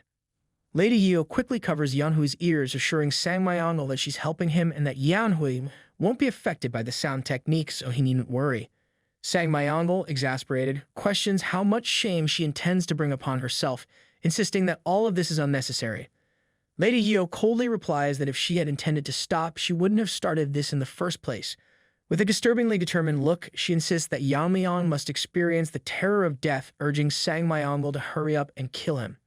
Meanwhile, Yeon-myeong listens to their loud, chaotic exchange, finding their antics rather tiresome. Suddenly, to the shock of everyone, including Sang-myeong and Lady Yu, Yeon-myeong unleashes his whirling frenzy dance, hurling spinning blades across the arena. The blades tear through the air, shattering the musicians' instruments and silencing the discordant melody, leaving their heads and instruments scattered across the arena. Lady Yeo, visibly stunned, and Sang Myeongle, in utter shock, watches Yeon-myeong calmly retrieves his rings unfazed. With all eyes on him, Yeon-myeong turns to Sang Myeongle, stating that he has taken care of the irritating noise. He calmly suggests that Sang Myeongle finish what he started. Sang Myeongle, sword in hand, stands on the stage, taking in the sight of hundreds of bodies scattered across the area. His expression, though composed, reveals a flicker of bewilderment, wondering if such a destructive martial art truly exists within the Tang clan, given how fitting it is for their deadly reputation. Watching Yeon-myeong demonstrate this technique so effortlessly, Sang Myeongle feels a mixture of awe and uncertainty. He muses that if Yeon-myeong continues to progress at this rate, he might one day surpass him. Caught up in these thoughts, Sang Myeongle briefly questions if killing such a prodigious talent is truly the right course, but his focus is broken when he notices Yeon-myeong unsheathing his own sword. Stunned, Sang Myeongle's gaze sharpens, wondering if Yeon-myeong actually intends to face him in a sword fight. His expression betrays his confusion, as he considers that Yeon-myeong might not fully grasp the situation. At a time when even his best techniques would be lacking, he is opting for a sword fight. Without hesitation, Yeon-myeong gets straight to the point, asserting that his hidden weapon techniques are trivial compared to what he can do with a sword. With a confident smile, he tells Sang Myeongle that he's ready to learn a thing or two from him. Sang Myeongle, the esteemed Swordmaster himself, stares at Yeon-myeong, caught between irritation and intrigue at this bold statement, realizing that this young fighter might be far more formidable than he'd expected. Sang Myeongle sighs, looking at Yeon-myeong with a mixture of disbelief and reluctant admiration. He remarks that Yeon-myeong's audacity has reached new heights, calling him outright absurd. However, in a bid to maintain his likable, honorable image, he tells Yeon-myeong that he appreciates his spirit, so he will allow him to make the first move. Upon hearing this, Yeon-myeong smirks, and in a flash, Snaky, his inner energy, manifests. Snaky asks if Yeon-myeong plans to go all out, to which Yeon-myeong responds that since his opponent is a master of the fire realm, he intends to give it everything he's got. Suddenly, the arena trembles as huge vibrations ripple through the air, overwhelming the entire area. Yeon-myeong, having released some of his energy seals, unleashes a torrent of power. The energy is so intense that it lights up the entire arena, sending powerful gusts of wind that send Lei Yeo flying. The onlookers, including the other fighters and Sang Myeongle, are stunned and disoriented, their senses overwhelmed by the sheer force of Yeon-myeong's energy. The ants and even the trolls, who had never witnessed Yeon-myeong's true power, are left dazed and speechless. Sang Myeongle, while still reeling from the shock, thinks to himself that it is impossible for a human to possess this much internal energy. What alarms him even more is that he hadn't sensed such an overwhelming power hiding within Yeon-myeong. Unlike the others who are caught off guard, Sang Myeongle quickly grasps the situation. He realizes that Yeon-myeong is far beyond his level, and just as he makes this realization, Yeon-myeong transforms, radiating with a supreme, almost godlike energy. With a calm but powerful tone, Yeon-myeong tells Sang Myeongle that he is ready for the lesson. Sang Myeongle stands in shock, unable to believe how Yeon-myeong has managed to reach such an overwhelming level of power at such a young age. The presence Yeon-myeong is radiating now reminds him of the intimidating aura he once felt from the Alliance leader Yu Giljan. Yeon-myeong, calm and unwavering, asks Sang Myeongle what he is doing, pointing out that he allowed Yeon-myeong to strike first. Sang Myeongle instantly backs out from his earlier proposal. He tells Yeon-myeong that he has underestimated him, and now if he allows him to strike first, he will be dead in no time. He admits to Yeon-myeong that he was unaware of the hidden strength Yeon-myeong possessed. But now backing down is not an option. If he does, Yeon-hui's life will be at risk. The real problem, however, is that if Sang Myeongle fights at full strength, one of them will inevitably die. He cannot just sit there and allow Yeon-myeong's attack to land without responding. Sincerely apologizing for the situation, Sang Myeongle acknowledges the severity of his position. He knows that if the battle drags on, he will eventually lose to Yeon-myeong's overwhelming power. With no other choice, Sang Myeongle decides to end the fight quickly and decisively. He prepares to unleash the technique Yu Giljan taught him, hoping to turn the tide in his favor before it's too late. In a flashback, it is revealed that when Sang Myeongle reached the fire realm, the flow of his energy entering his body felt different, more intense. Yu Giljan congratulated him for breaking through the wall of his talent and reaching the fire realm. He explained that although Sang Myeongle's meridians were fully connected and he had reversed his aging, the scars on his face will remain. Sang Myeongle humbly admitted that his abilities were still lacking, though he was grateful for what he had achieved. He even found the rugged look with its scars to be more manly, a testament to his hard-won growth. Yu Giljan laughed, remembering how Sang Myeongle had tried so hard to look fierce. He then reassured Sang Myeong that no matter what happens, he never wants him dead. Sang Myeong, however, called Yu Giljin out for mocking him instead of simply congratulating him. But Yu Giljin explained that now that Sang Myeong had undergone such a full transformation, it was time for a new phase of training. While his physical strength and skills were impressive, his sword techniques remained limited. Now that he had become physically stronger, Yu Giljin would teach him the technique of the strong sword. According to Yu Giljin, true strength lies in flexibility and softness, a concept that he had learned through the illusion sword. These subtleties of softness could be transformed into the strength of the strong sword. In present, just as Sang Myeong prepares to use this technique, Yeon-myeong watches, shocked at the sheer power and precision. Sang Myeong is ready to perform the technique called All Paths Lead to One Sword, a technique he's only just begun to master. Though it's not yet perfected, it is his tools to end this battle in a single strike. He hopes that this move will give him the decisive advantage. Yeon-myeong, impressed, remarks that he had expected Sang Myeong to use the chaotic illusion sword technique, given his background with the sword clan. However, he's surprised that Sang Myeong managed to perform even a rudimentary version of the strong sword technique. Sang Myeong, shocked and growing increasingly nervous, asks Yeon-myeong how he knows about the strong sword. Just then, Yeon-myeong's sword begins to glow with intense energy. It's clear that this isn't just a display, it's an overwhelming surge of power. Instead of shocking Sang Myeong, the realization hits him. Yeon-myeong isn't just wielding a version of the strong sword, he's mastered it to perfection. Sang Myeong, still struggling with his own incomplete version, is stunned to see Yeon-myeong radiating such an advanced form of the technique. In a flashback, we learn that swordsmanship has always been based on several core principles: heaviness, speed, breaking illusion, scattering, severing, and sharpness. Each technique is developed by mastering one of these principles. Yeon-myeong's master once told him that among all these principles, mastering strength is the rarest, as an ordinary body cannot withstand the force of its own sword technique. There's a cheaper and more common path where flexibility leads to strength, but that's typically the route ordinary people take. However, the path Yeon-myeong is aiming for transcends that. It comes from the extreme end of decay, a breakthrough known as the ultimate strength. Back in the present, Yeon-myeong exudes a constant flow of energy. He contemplates that his present body is different from his previous life. But the memory of using the strong sword remains clear. It's been a long time since he has used such strength. He recognizes that controlling this power might be tricky, so he warns Sang Myeong to brace himself. This battle is about to reach a new level of intensity. Sang Myeong realizes he is now in a tough position. His mind races as he faces the overwhelming power of Yeon-myeong. The onlookers, Lady Yeo, the trolls, and the nobodies are all stunned by the intensity of the battle. Their purpose, it seems, is either to be shocked by the events unfolding or to face certain death. The next instant, both Yeon-myeong and Sang Myeong will charge toward each other, their swords enveloped in brilliant sword energy. The clash is inevitable. Meanwhile, the elders of Black Death Alliance, who are busy in their routine work, sense the growing power emanating from the arena. One of the elders, sensing the energy, assumes that one of the 6 grandmasters must have released their aura to inspire the young prodigies. However, a senior one, more experienced and attuned to such energy, comments that the level of inspiration being exerted is overwhelming even for him. He can feel the power from this far away, and it's unlike anything they've witnessed before. The first elder dismisses it, stating that it's none of their concern as the assembly is supposed to last at least 10 days. But the senior, ever cautious, advises the others to keep their cups down, warning that the energy in the arena is intensifying to dangerous levels. Suddenly, a massive blast of power erupts into the sky, releasing shockwaves of energy that ripple across the entire area. The impact is so immense that it shakes other parts of Sichuan. This catches the attention of the leader of the Black Death Alliance, Yu Giljin, who had been resting quietly on his own. Noticing the energy waves, his concern grows, wondering what his brother, Sang Myeong, is up to in the arena. Meanwhile, in the arena, Sang Myeong suddenly collapses, coughing up blood. He realizes too late that he has been defeated in a single exchange of swords. However, despite his impending death, his thoughts are on the safety of his niece, his concern for her still intact.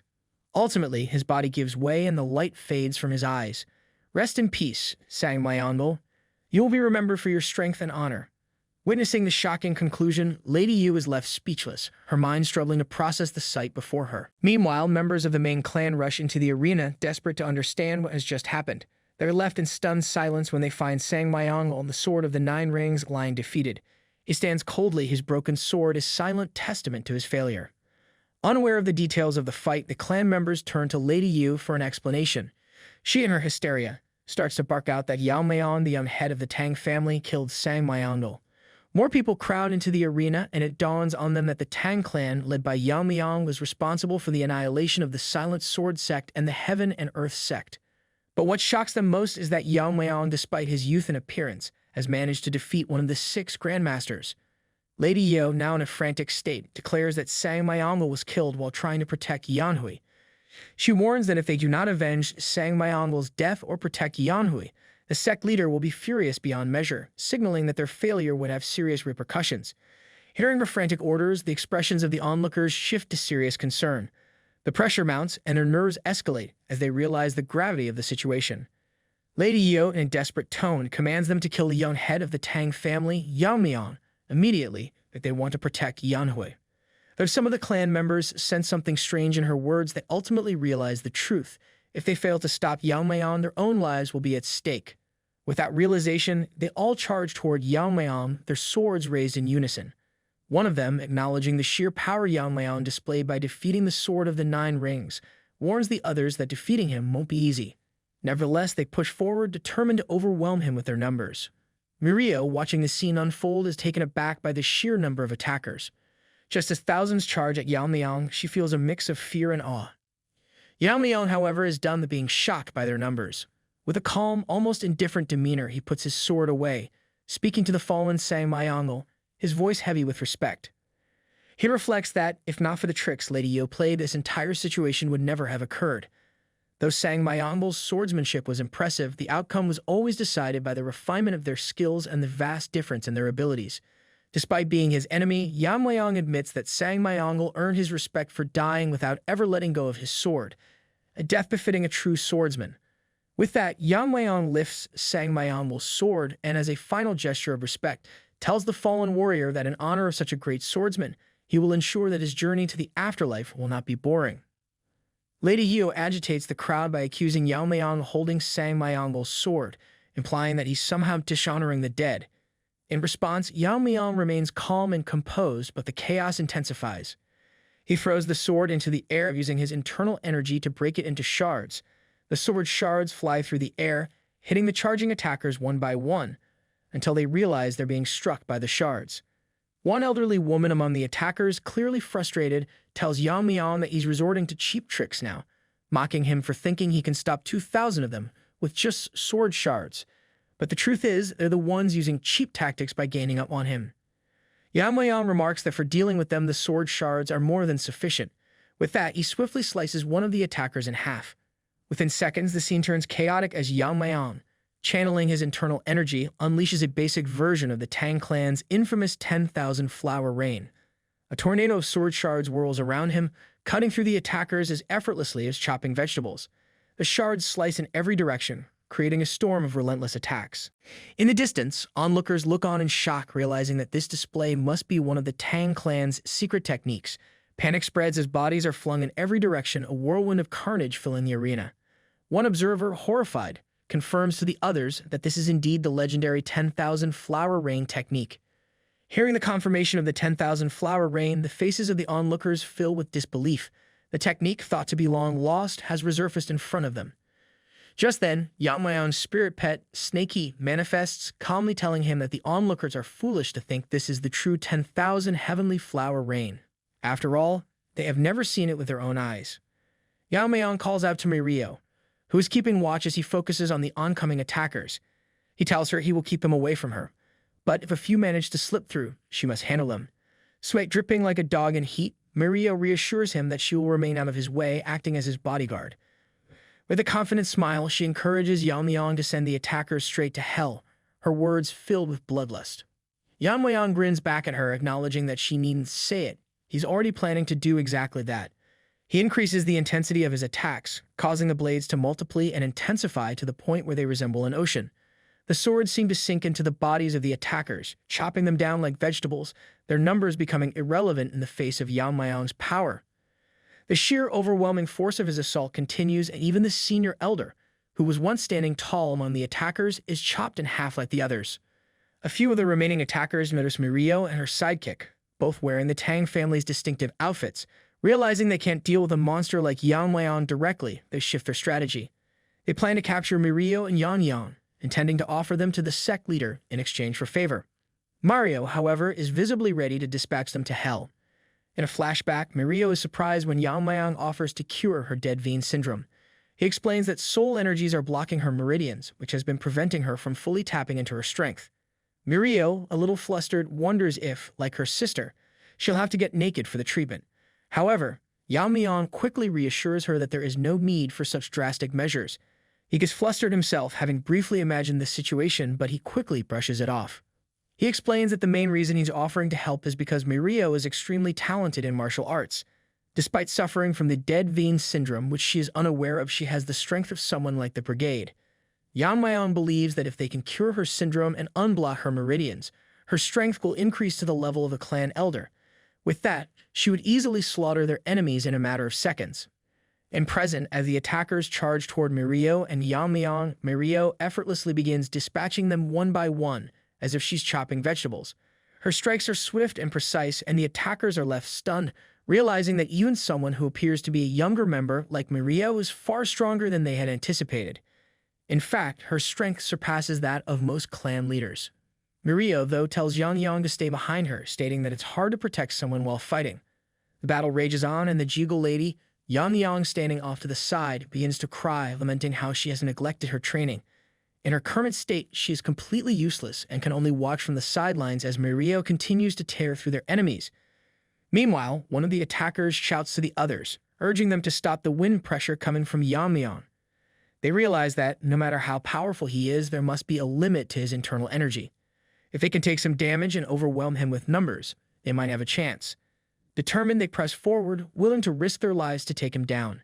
Yeon-myeong watches in shock as they throw themselves at him, even allowing themselves to be torn apart by the relentless wind pressure. By sacrificing a few thousand lives, they are planning to weaken the pressure enough to create an opening. Yeon-myeong, deep in thought, reflects on their willingness to sacrifice so much, wondering what kind of person their sect leader must be to inspire such devotion. However, now is not the time for contemplation. In an instant, Yeon-myeong draws his sword and with a few swift moves, slaughters over 1,000 of them. His movements are so fluid and precise that the attackers barely have time to react before they are cut down. Lady Yo, watching in disbelief, cannot believe that Yeon-myeong managed to kill so many with a single swing of his sword. Realizing the true extent of his power, she understands now that it was not just luck that allowed him to defeat a Fire Realm master in a single strike.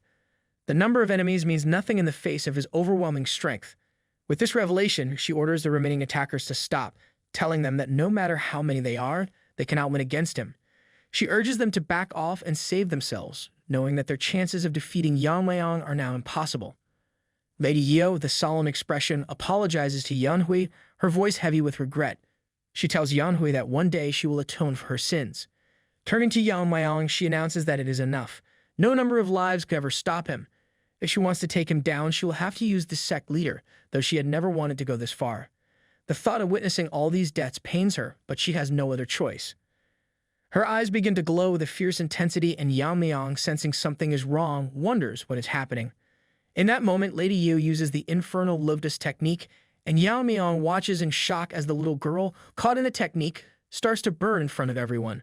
The flames consume her, and the scene becomes one of horror and disbelief. Lady Yu stands resolute, knowing that no one will survive once the sect leader arrives and sees his little daughter dead. She declares that she will be waiting for them in the afterlife, ready to face whatever comes next. Lady Yu has gone mad, consumed by grief and rage as she burns the young girl before her, leaving everyone in utter disbelief. The side characters, shocked by her actions, ask her if she is aware of the consequences. Tears stream down her face as she cries, telling them that she is willing to go to any lengths for the sake of avenging Mak In-hyuk. Her one-sided love and obsession with vengeance have spiraled into a frenzy, pushing her past any rational thought. Yeon-myeong, watching the scene unfold, can barely contain his frustration. Lady Yu's madness is irritating him, and her hypocritical words only fuel his anger. She regrets that she lacks the power to do more, pulling out a knife from her dress. She contemplates ending her life, thinking that the Lord will seek vengeance on her behalf. Her self-pity and misguided loyalty to Mak In-hyuk are maddening to Yeon-myeong, and he's no longer willing to let her continue her spiral. In an instant, Yeon-myeong rushes forward and chops off both of her hands with precise strikes, stopping her in her tracks. He moves to the little girl, absorbing the fire with his internal energy, and destroys it, ending the inferno. Yeon-myeong then turns to Lady Yeo, his voice cold and resolute. He tells her that not only has she harmed innocent people, but she has also tarnished the honor and sacrifice of Sangmyeongo. Facing Lady Yeo, Yeon-myeong delivers his harsh judgment. He tells her it's foolish for her to expect a peaceful death after all she's done. Yeon-myeong knows that despite everything he has said, this is not his decision alone. He decides to leave her to Yu Giljin, realizing that no matter what happens, he cannot worsen the situation any further. Lady Yeo, lying on the ground, sneers at Yeon-myeong, telling him that no matter what happens, the Lord will never forgive him. She believes everything he has done will be pointless because today, Yeon-myeong will die by the Lord's hand. Yeon-myeong's anger rises, his temper flaring as he thinks of ripping her mouth apart for her insolence. But before he can act, Yu Giljin suddenly lands from the sky, releasing an internal energy so immense that even Yeon-myeong is taken aback.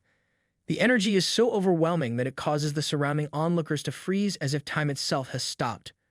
Lady Yu is still barking in fury. Yu Giljin turns to see Lady Yeo on the ground, but his focus shifts when he spots Sangmyeongo standing lifeless. His eyes then fall to his daughter, burned and barely breathing. The sight of her in such a state triggers an emotionless, glowing response from him, his internal energy radiating with a chilling intensity.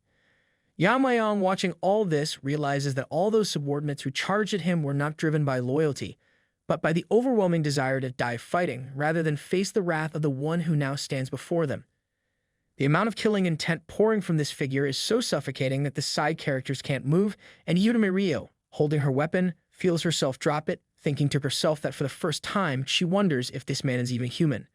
Sensing the crushing power of Yu Giljin's energy, Yeon-myeong finally feels the weight of the situation.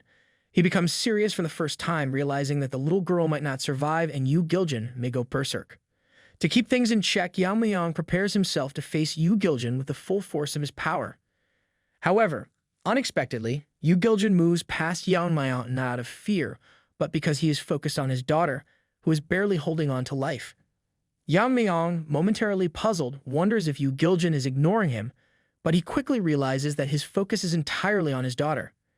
Lady Yeo, now frantic with rage, begins barking again, demanding that Yu Giljin avenge the death of Sangmyeongo and his daughter. She accuses Yeon-myeong of killing Sangmyeongo and harming his daughter, pleading with Yu Giljin to hear the cries of vengeance and kill Yeon-myeong on the spot. However, Yu Giljin, stoically covering his daughter with his coat, turns and begins walking away, ignoring Lady Yeo's frantic demands. She continues barking, asking him why he is leaving the scene, demanding that he fight. He responds coldly, telling her that everything is meaningless. Lady Yeo, undeterred, continues her cries for vengeance, but Yu Giljin remains silent, not even acknowledging her. Yeon-myeong, having heard enough, finally snaps. He walks over and shoves Lady Yeo into the ground, warning her to shut up. He tells her that even his patience has limits, and that if she continues her incessant barking, he will rip her tongue out. The situation, which had already escalated, has now become personal for Yeon-myeong. Yeon-myeong had originally planned to use this encounter to divert attention from the joint sect, which was busy dealing with the demonic cult. His goal was to make a scene, draw attention to himself, and shift the focus away from the ongoing battle. But with the death of Yu Giljin's daughter now imminent, the plan has shifted entirely. This situation has moved far beyond a simple tactical move and has instead become a personal vendetta. Now it's no longer just about strategy, it's about revenge. Mirio, sensing the tension, asks Yeon-myeong if he plans to chase after the Lord. Yeon-myeong responds that he has no choice. If he doesn't pursue the Lord, the Tang family could be in danger and he must see this through. Mirio, concerned, warns him that the Lord is incredibly strong enough to have even overwhelmed the heavenly pervert. Yeon-myeong, however, tells her that he isn't going after him to fight. If the Lord has any reason left, he won't kill someone who came to talk. Mirio presses further, asking what will happen if they end up fighting. Yeon-myeong clenches his fist, his face hardening. He replies that he will risk his life if it threatens the main family. It's a dangerous admission, especially considering Yeon-myeong is so far weaker than he was in his previous life, not even at 1% of his former strength. Meanwhile, in the main hall of the Alliance, the doctor reports to the Lord, informing him that they did everything they could to save his daughter. Unfortunately, the flames had penetrated too deeply into her body, making it impossible to remove them, especially given her frail constitution. The Lord goes blank for a moment, processing the devastating news.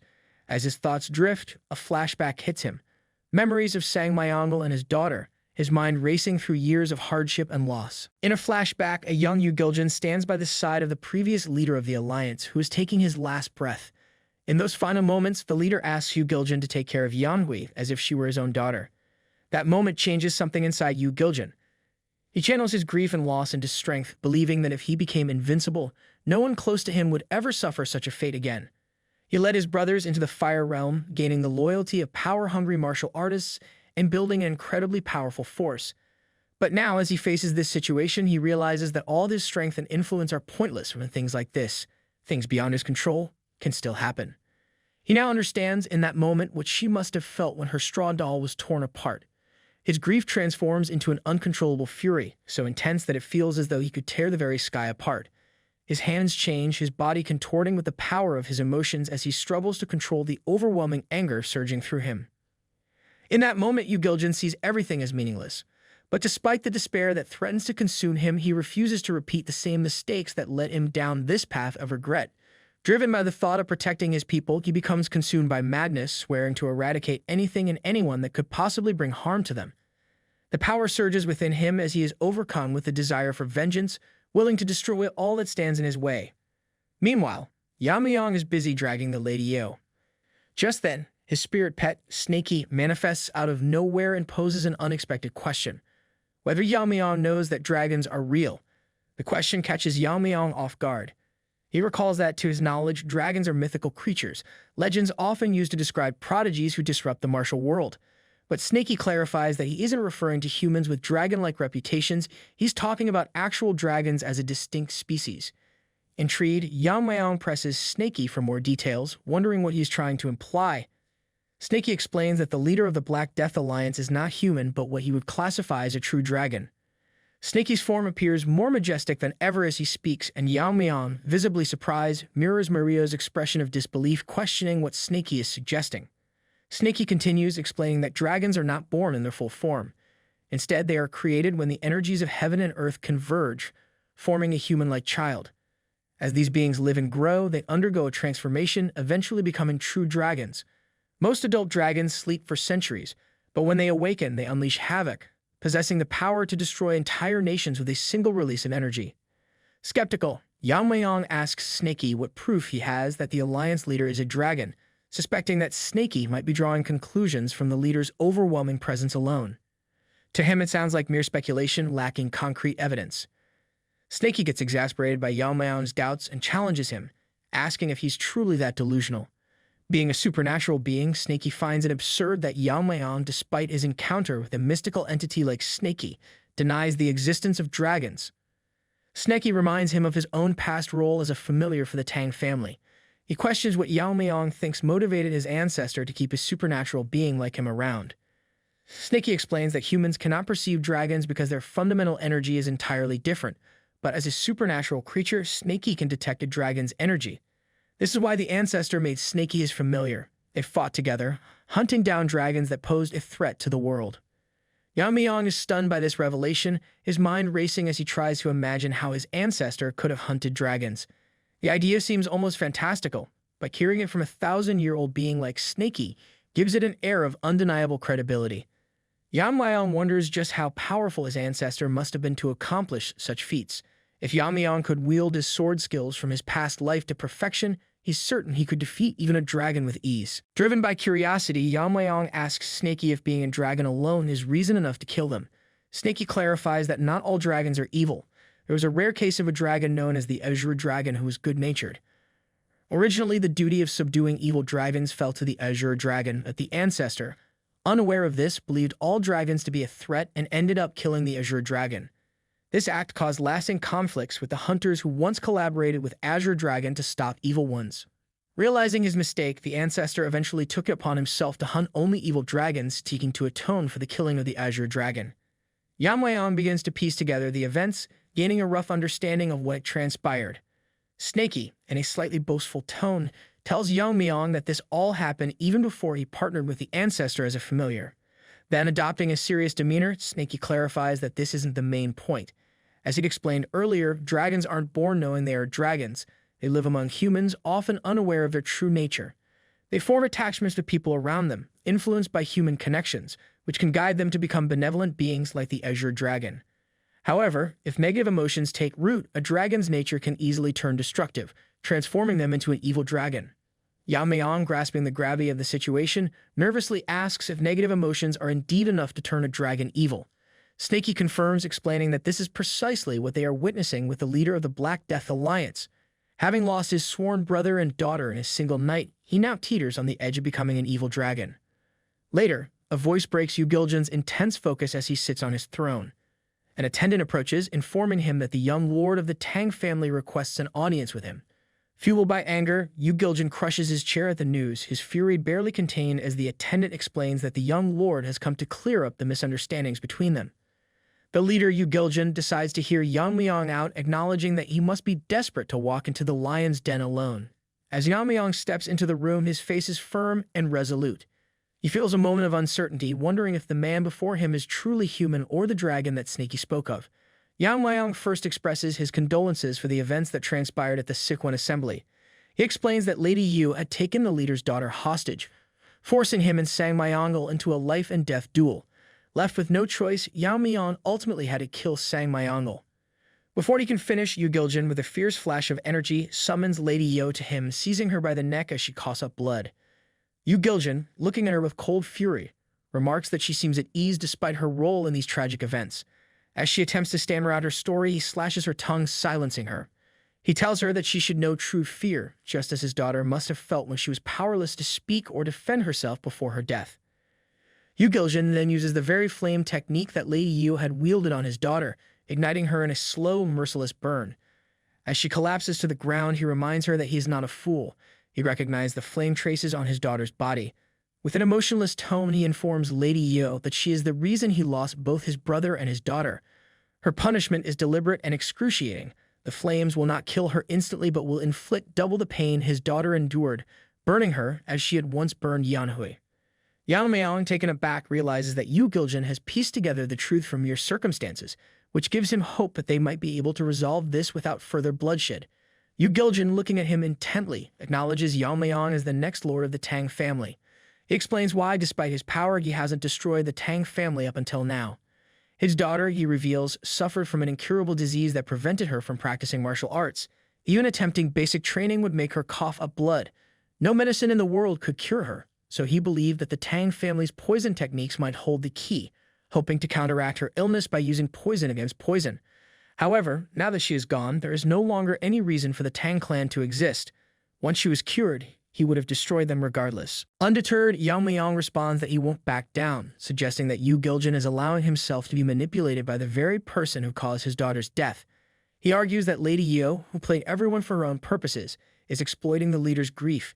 But Yu Giljin sighs, dismissing Yeon-myeong's words, and accuses him of trying to avoid his wrath by bringing Lady Yu into this.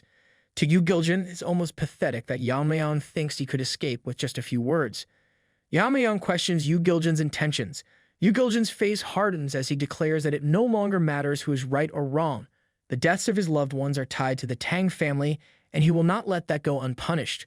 From now on, it will not be an official judgment by the alliance but his own personal vendetta. He vows that everyone connected to the Tang family, including Yeon-myeong and his kin, will die to quench his insatiable rage. Realizing that there is no way to avoid a fight, Yeon-myeong draws his sword. But before he can react further, Yu Giljin reveals that every member of the alliance, including the 6 grandmasters, is already on their way to the Tang family. Once he finishes here, Yu Giljin plans to catch up to them using the Lightfoot technique, ensuring that no one in the Tang family survives. Yeon-myeong, panicked by the threat to his family, attacks in desperation. Their clash sends a shockwave through the room, creating a massive explosion. Yeon-myeong's mind races. His thoughts are consumed with worry for his family. He realizes he must get back to them quickly if he hopes to protect them. Yu Giljin blocks Yeon-myeong's sword with his bare hands, stunning him. He recounts with chill and calm how after the loss of his eldest brother, he wiped out every so-called righteous sect that had accepted his brother's death. He didn't spare anyone. Children, adults, no one was left standing, all in the name of vengeance. Yu Giljin makes it clear that if the Tang family will too face utter annihilation, with steely resolve, he warns that this time it won't stop with the Tang family. He intends to eliminate every faction in the Central Plains that could one day pose a threat, leaving nothing behind. At the Tang family manor, Yeon-myeong's mother sits quietly, sipping her tea, though her mind is restless, unable to shake thoughts of her son and how he might be faring. Her moment of reflection is interrupted as someone suddenly bursts into the room. Startled, she looks up to see Woojin, breathless and gasping, as if he ran with all his strength to reach her. Urgently, he informs her that the Tang family is under attack. Immediately alert, her gaze sharpens as she listens intently. Woojin explains that a large force from the Black Death Alliance has invaded, and the family's warriors are doing their best to hold them back.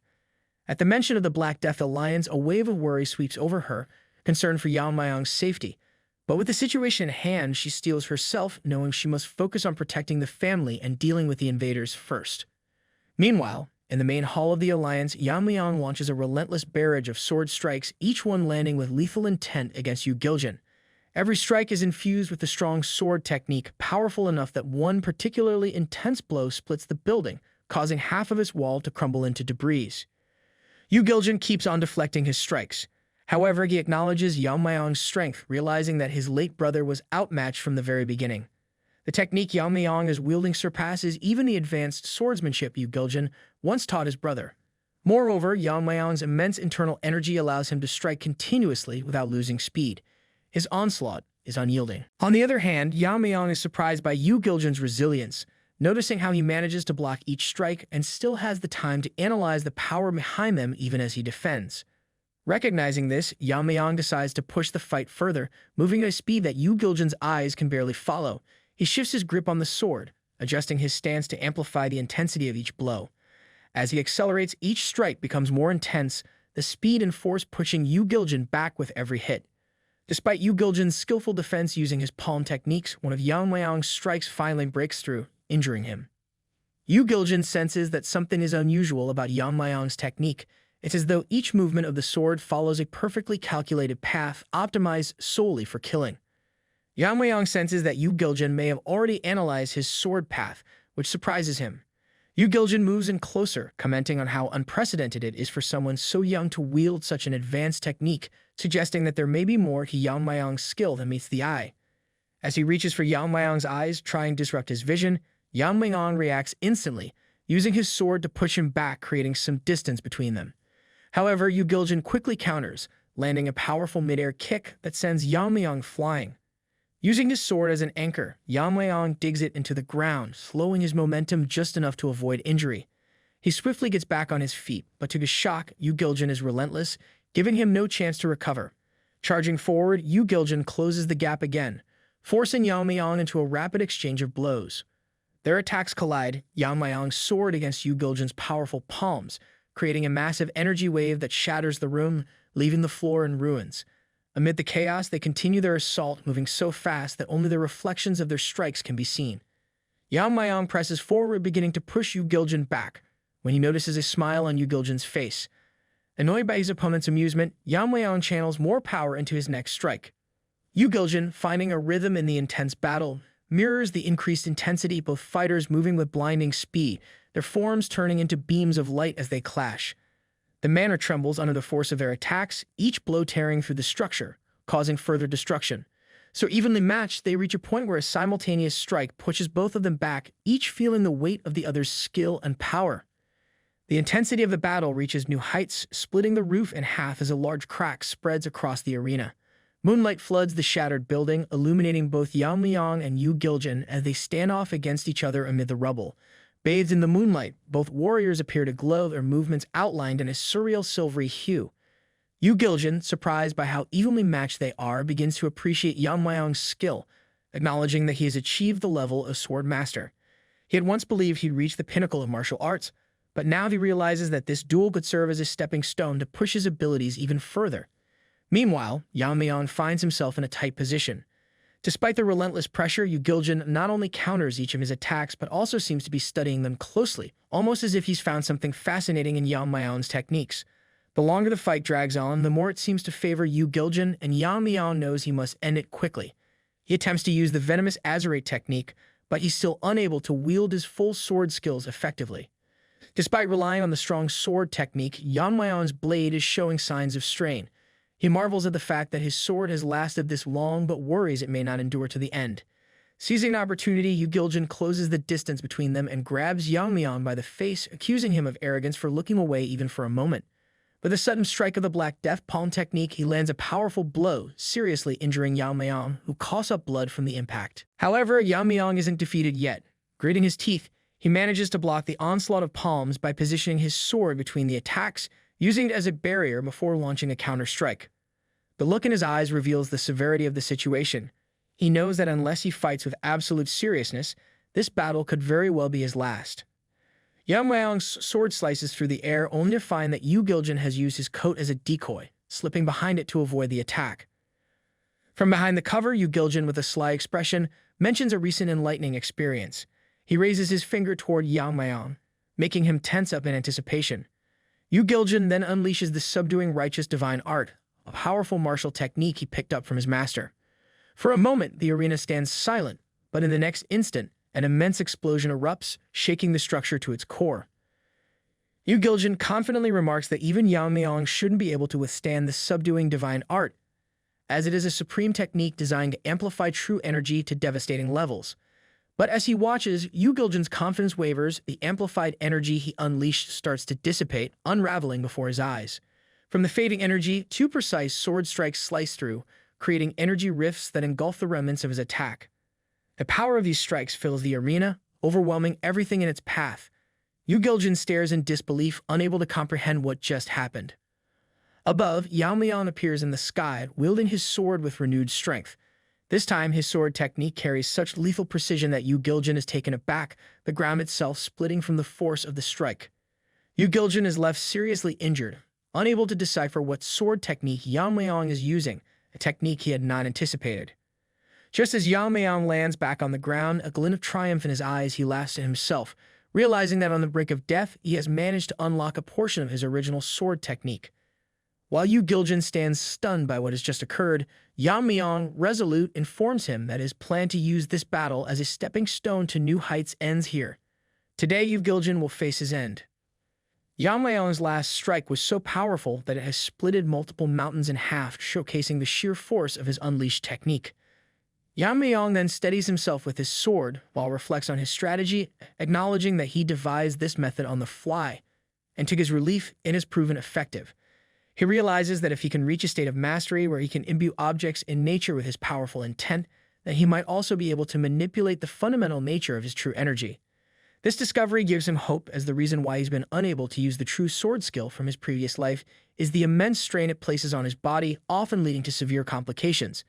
However, he speculates that by converting the iron essence within his energy into a poisonous form, he could partially unleash his true sword technique without risking damage to his blood vessels. His unique ability to absorb and withstand all types of poison provides him with the means to safely use this advanced technique. This new approach will be critical for future encounters, as it allows Yeon-myeong to tap into his former power without the usual risks. While he contemplates this breakthrough, Yeon-myeong continues to overwhelm Yu Giljin with his relentless strikes. Growing frustrated, Yu Giljin grits his teeth, asking Yeon-myeong if he truly believes he can die so easily. Yeon-myeong senses a shift in Yu Giljin's aura and immediately becomes more cautious. Yu Giljin then lowers himself to the ground, releasing an intense surge of energy that shatters the ground beneath him, catching Yeon-myeong off guard and causing him to lose his footing. Surprised, Yeon-myeong's expression hardens as he watches Yu Giljin, now visibly injured, who speaks in a menacing tone, declaring his defiance. His voice resonates with a chilling intensity as he challenges Yeon-myeong's audacity to stand before him and boasting about killing him. With energy radiating fiercely, Yu Giljin propels himself into the sky, dark energy seeping from his hands as he launches powerful, inky black attacks aimed at Yeon-myeong. Yeon-myeong responds with multiple sword strikes, weaving between the attacks and steadily closing the distance between himself and Yu Giljin. Just as he gets closer, Yu Giljin makes a sudden, cheap move, shattering rubble from the destroyed arena to block Yeon-myeong's vision. The debris, combined with the intense energy radiating around them, prevents Yeon-myeong from advancing further. Each time he attempts to emerge from the dust, Yu Giljin lunges forward, wielding dark energy and a sword-like technique, aiming deadly strikes at him. Yeon-myeong manages to block the first strike with his sword, but the force behind it is so immense that he has to put all his strength into holding steady. The impact sends him airborne and he barely lands on his feet. Without giving him a moment to recover, Yu Giljin charges again, his lethal intent clear as he prepares to end the fight with a powerful finishing move. He strikes with his palm imbued with dark energy. It is aimed directly at Yeon-myeong, who realizes that if he can't counter it, his life will be forfeit. Somehow, Yeon-myeong manages to intercept the strike in the nick of time. Ignited, Yu Giljin taunts Yeon-myeong, vowing that he will die today and that the Tang family will be wiped from existence. Exhausted but unwavering, Yeon-myeong only responds with a laugh which visibly shocks Yu Giljin. With a determined grin, Yeon-myeong tells Yu Giljin that he's severely underestimating the strength of the Tang family. As the young lord, Yeon-myeong has rigorously trained his clan, putting them on equal footing with even the most powerful factions. Meanwhile, back at the Tang Manor, his mother takes the lead, launching poison-laced blades that cut through enemies effortlessly. Commanding her people with fierce resolve, she urges them to fight with their lives on the line until Yeon-myeong's return. Inspired by her words, the Tang warriors charge into battle with renewed strength and a lethal intent. Returning to the main hall, Yeon-myeong boldly declares that it won't be the Tang family that falls today, it will be Yu Giljin. Enduring intense pain, he releases a powerful sword strike that forces Yu Giljin back, momentarily immobilizing him. Yu Giljin's eyes widen in shock as he realizes the strength Yeon-myeong has gained. Now empowered by accumulated poison energy, Yeon-myeong charges forward, his sword radiating with deadly energy as he aims for a final fatal blow. Sensing the danger, Yu Giljin goes berserk, barely managing to counter Yeon-myeong's strike with his arm. Enraged, he accuses Yeon-myeong, claiming that his brother's death was because of him, and even when his daughter died, Yeon-myeong did nothing but watched. Yu Giljin, fueled by his distorted sense of justice, charges at Yeon-myeong, landing a powerful palm strike. Caught off guard by Yu Giljin's words and the force of the attack, Yeon-myeong is sent crashing to the far side of the arena, an explosion erupting as he impacts the ground, coughing up blood from the intense blow. Snaky, sensing the severity of the situation, manifests and urgently urges Yeon-myeong to focus on the fight. Seeing Yeon-myeong unresponsive, Snaky takes drastic action, feeding him a concentrated dose of poison to revive his energy, knowing that if Yeon-myeong dies, Snaky's spirit, tied to him, will perish as well. With a surge of energy from Snaky's poison, Yeon-myeong regains consciousness just as Yu Giljin hovers above, ready to deliver a finishing strike. But Yeon-myeong stands determined to fight again. Just then, something shifts. Yeon-myeong senses an ominous realization. Yu Giljin smirks, announcing that he sensed that Yeon-myeong's sword technique, which cancelled out the subduing righteous divine art, has the power to weaken his opponent. And just seeing that once, he himself has mastered it. Yu Giljin shouts, asking Yeon-myeong that now they will see if he can handle this one. Yeon-myeong, realizing he's in serious trouble, braces himself. Their swords strike, and with that, their energies collide in a clash that shakes the arena. Meanwhile, the Alliance forces continue to suffer heavy losses as Yeon-myeong's mother moves swiftly through the air, targeting the strongest foes among them. Despite her efforts, the Tang family remains in a precarious position. With half of their warriors deployed to support the joint sect, they are heavily outnumbered by Alliance forces, which exceed their own by more than twice. Adding to the threat is a bald man slicing through Tang family members with deadly precision. His strength is apparent, and she quickly realizes he must be one of the 6 Grandmasters of the Evil Path, likely her equal or even stronger. Understanding the gravity of the situation, she prepares to engage directly, determined to protect her warriors from further harm. But her attention is abruptly pulled away as she, along with the bald man who pauses his movements, witness 2 radiant strikes in the sky, blazing like a star descending to earth. A ripple of fear fills her heart, recognizing that the powerful clash is coming from where Yeon-myeong is locked in combat with the Alliance leader Yu Giljin. The sheer force of the energy ripples across the sky, making her question if this is even a battle between humans. Praying for Yeon-myeong's safety, she watches anxiously. Meanwhile, back in the battle, Yeon-myeong is both shocked and furious as he recognizes Yu Giljin's latest move, the Annihilation Sword Strike. It is a technique on par with his own most powerful technique. Yeon-myeong realizes that Yu Giljin, despite not being fully human, has a body resilient enough to withstand the weakening effects of his sword strikes. Reflecting on the battle, he's struck by how Yu Giljin managed to mimic and recreate aspects of his sword technique right in the midst of combat. Now hovering in the sky and exuding overwhelming power, Yu Giljin tells Yeon-myeong that fighting strong opponents gives him an intense thrill. He boasts about deciphering Yeon-myeong's technique, but dismisses it as meaningless, claiming that there's no purpose in strength if everyone important is lost. Yu Giljin's sanity seems to slip further as he declares his intention to become something beyond human, forcing himself into a state of dragon-like power.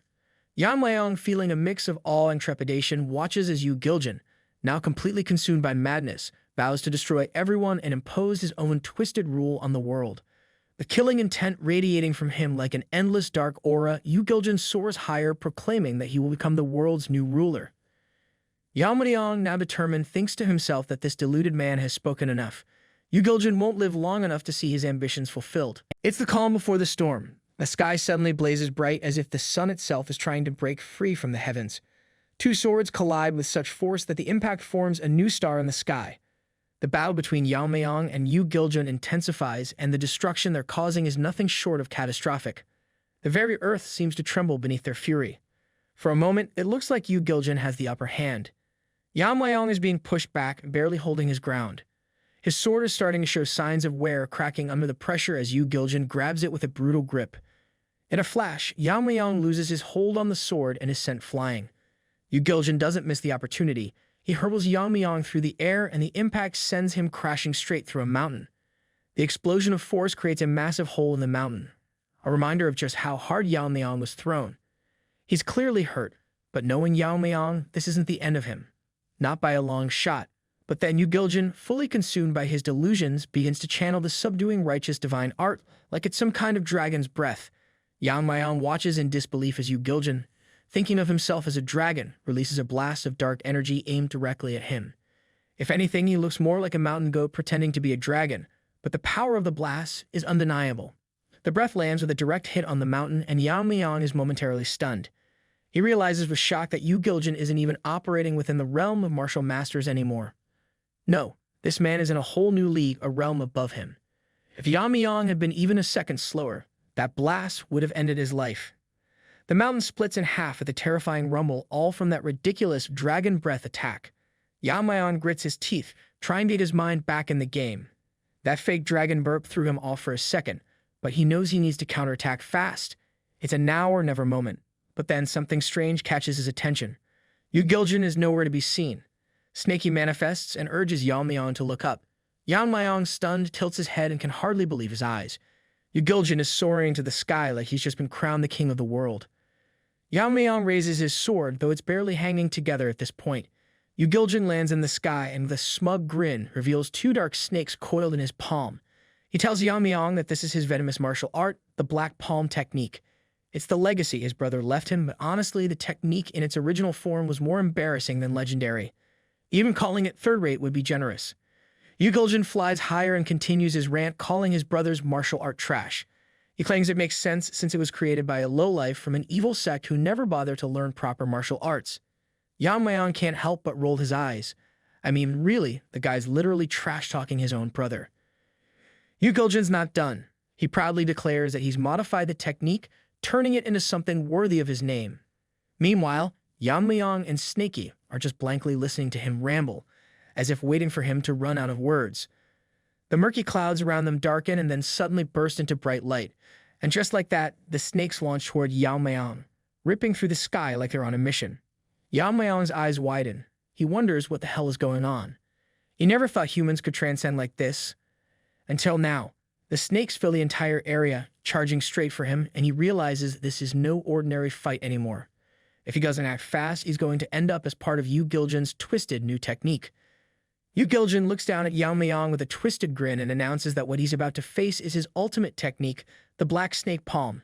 Yeon-myeong's heart skips a beat. He's in a tough spot, the kind of situation where you can feel your palms sweat and your instincts scream for you to run. But instead, Yeon-myeong stands firm, his eyes locked on Yu Giljun as the dark energy snakes swirl around him. Snaky, always the voice of reason, warns Yeon-myeong that even he would be torn apart by the Black Snake Palm if it hit him directly. In other words, this attack is not something anyone should take head-on. The best advice is to get out of the way fast. But Yeon-myeong isn't about to back down. He tells Snaky to gather his venomous energy, no hesitation. Snaky freezes for a moment, surprised by the audacity of Yeon-myeong's request. Then, in a mix of disbelief and concern, he tells Yeon-myeong that he's completely lost it. Taking that attack head-on? It's madness. Yeon-myeong, however, doesn't flinch. He explains that if the Black Snake Palm were to hit the ground, it would devastate everything in its path, shaking the entire terrain, with countless innocent lives at risk. He has no choice but to break through it. There's no room for hesitation. He's in it now, and there's only one way out, by facing this attack head-on. Yeon-myeong insists that he has a plan and tells Snaky to pass him the venomous energy. Snaky, still shocked, is at a loss for words. Snaky wonders where in the world is Yeon-myeong getting this unfounded confidence from.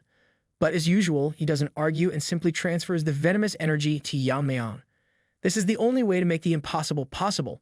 With the venomous energy coursing through him, Yeon-myeong feels a surge of power from his past life, something ancient, something that could shift the tides.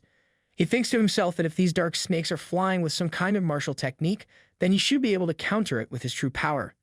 But even as the energy swells inside him, Yeon-myeong knows this won't be easy. To neutralize something this overwhelming, just using his annihilation technique won't cut it. He'll need something stronger. One strike. One perfect final strike to pierce through Yu-Giljin's core and take him down for good. But there's a catch. He's not sure if his body can handle the strain. And then, of course, there's his sword. It's already on the edge, and with one more strike, it might just break apart. Just as the dark snakes close in on Yeon-myeong, he leaps into the air, bracing himself for the incoming storm. His technique, inspired by the image of a red sun against a blue sky, gathers all of his focus into one perfect, piercing strike. It is the perfect martial arts of piercing. He lands gracefully, the power of his perfected martial art surging as it pierces the air toward Yu-Giljin. Up in the sky, Yu-Giljin watches, his eyes narrowing at the devastation the snakes have caused. For a moment he's distracted, and that's when the flashback hits. He's suddenly pulled back to a memory from his past. It's a quiet scene. A young Yu-Giljin caught red-handed, stealing grain from the villagers. He is eating raw rice, his face hollow, gaunt. The boss, a gruff figure, tells the boy that someone his age should never resort to stealing. He calls him hopeless. But then someone else speaks up. An older man tells the boss to take a good look at the boy's condition. The thief is malnourished, barely holding himself together, hiding behind a log. The boss's eyes soften as he watches the boy, realizing that desperation, not malice, is driving him. They stare at each other, neither knowing what to say next. The old man breaks the silence, his voice warm but tinged with a bit of humor, saying that at this rate, people will think the Black Death Alliance is running a foster home. The boss sighs. He calls Yu-Giljin a brat, but then tells him that he doesn't need to steal, that he can eat to his heart's content, no need for petty crime. It's a rare kindness, a brief glimmer of humanity in a harsh world. Yu-Giljin remembers that moment exactly like it was yesterday. That same boss, despite calling Yu-Giljin a third-rate loser back then, took him in, gave him a name, made him part of his family, and even taught him the black snake palm technique. Sure, it was crude, a trash martial art, as Yu-Giljin liked to say, but it was all he had. Even when the boss died, he left his most precious daughter in Yu-Giljin's care, asking him to be a support, just like he had been for him. But now in his twisted mind, that past felt like a lifetime ago. His anger at the world grew, but so did his resolve to become strong. His goal had shifted. He now sought to erase everything tied to his brother and daughter's deaths. His past, his family, meant nothing anymore. What mattered was the power he now sought to control, and nothing would stand in his way. Back in the present, from the dark swirl of his snakes, a sudden flash of bright light bursts forth, cutting through the venomous energy like a cross of pure force. The light rips apart the dark snakes, and Yu-Giljin is struck with disbelief. He stares in shock, unable to comprehend how Yeon-myeong managed to withstand the attack. Yeon-myeong charges at Yu-Giljin with his sword raised high, and with a single powerful strike, he uses the sky-piercing sun strike, slicing through Yu-Giljin like a hot knife through butter. The impact is so intense that it nearly cuts Yu-Giljin in half. He stumbles back, looking down at his injured arm in shock. Meanwhile, Snakey can't help but feel a cold chill run down his spine. Yeon-myeong's ability to pierce through such a fierce attack, using a technique that even in the time of his previous master would have been considered impossible, is nothing short of terrifying. Yeon-myeong silently thanks his demon-slaying sword for its unwavering strength, though it's clear that even the sword is struggling to hold up. One arm. That's all Yu-Giljin has left, but he still has not defeated the Black Death Alliance leader yet. If he doesn't act now, he'll regret it. Leaping into the air, Yeon-myeong draws his dagger from his jacket, ready to end it once and for all. Yu-Giljin, taken aback by the sudden surge of energy, watches in disbelief as Yeon-myeong launches a flurry of attacks. The strikes are so fierce that they create a tornado glowing bright blue. Yu-Giljin tries to block, but the air dagger cuts through his defenses with ease. Yu-Giljin is unable to comprehend how Yeon-myeong can break through his guards so effortlessly. He grits his teeth, frustrated and determined. He refuses to fall here, not without getting his revenge. Yu-Giljin screams in fury, completely losing control. Yeon-myeong sees the rage boiling over and, like the sharp strategist he is, notices the opening. Seizing the moment, he strikes, his blade landing with devastating force. Time seems to slow as Yeon-myeong takes a precise swing, severing Yu-Giljin's remaining arm. The severed limb falls to the ground with a thud. But even with both arms gone, Yu-Giljin doesn't fall. His rage only grows, and he continues to press forward, relentless as ever. Yeon-myeong realizes how close he came to being stuck in an endless cycle. If the demon-slaying sword's energy hadn't chipped away at Yu Giljin's ki, he thinks they would be right back at square one, trading blows like they've been doing for hours. Despite his wounds, Yu Giljin stubbornly declares that he hasn't fallen yet. But Yeon-myeong, glowing with a deadly green aura, calmly tells him this is the price for messing with his family. With a grim determination, Yeon-myeong unleashes his venomous force. The attack is so ruthless that it creates a massive hole right through Yu Giljin's chest. Yu Giljin is left flabbergasted, unable to comprehend what just happened. His body begins to decay slowly, his energy fading as the venom takes hold. The fight is over, and for a brief moment feels like peace, if only for a second. Snakey, who has been nervously watching from behind, can't help but ask if Yeon-myeong just made up that last technique on the spot. Yeon-myeong doesn't even blink. He's been making things up on the fly for ages. It's practically his side hustle at this point. He casually explains that in a past life, he used the intent of fire dragon poison to create the blazing venomous force. The technique is as fiery and deadly as it sounds, but in Yeon-myeong's hands, it's just another day at the office. With a quick adjustment, Yeon-myeong pulls back, weapon sheathed, and releases a long breath. He feels the familiar weight of the battle lift from his shoulders. The fight is done, and yet something doesn't sit right. He feels sorry for the way things turned out, but there's no time for regret. He has a clan to protect, and regrets don't make themselves useful in combat. Turning to leave, he glances back at Yu Giljin, who is still somehow clinging to life, his body shuddering with the last vestiges of defiance. Yeon-myeong tells him that he never should have attacked his family. It's the kind of thing a person says after a fight, even though it's already way too late to make a difference. Yu Giljin, barely conscious, looks up, clearly about to make one last comeback.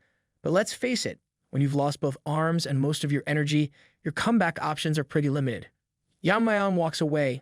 Yu Giljin grits his teeth, muttering to himself that he refuses to die like this. Honestly, it's kind of admirable. Who wouldn't want to live long enough for some good old-fashioned revenge? But Yu Giljin's problem is that he's out of steam.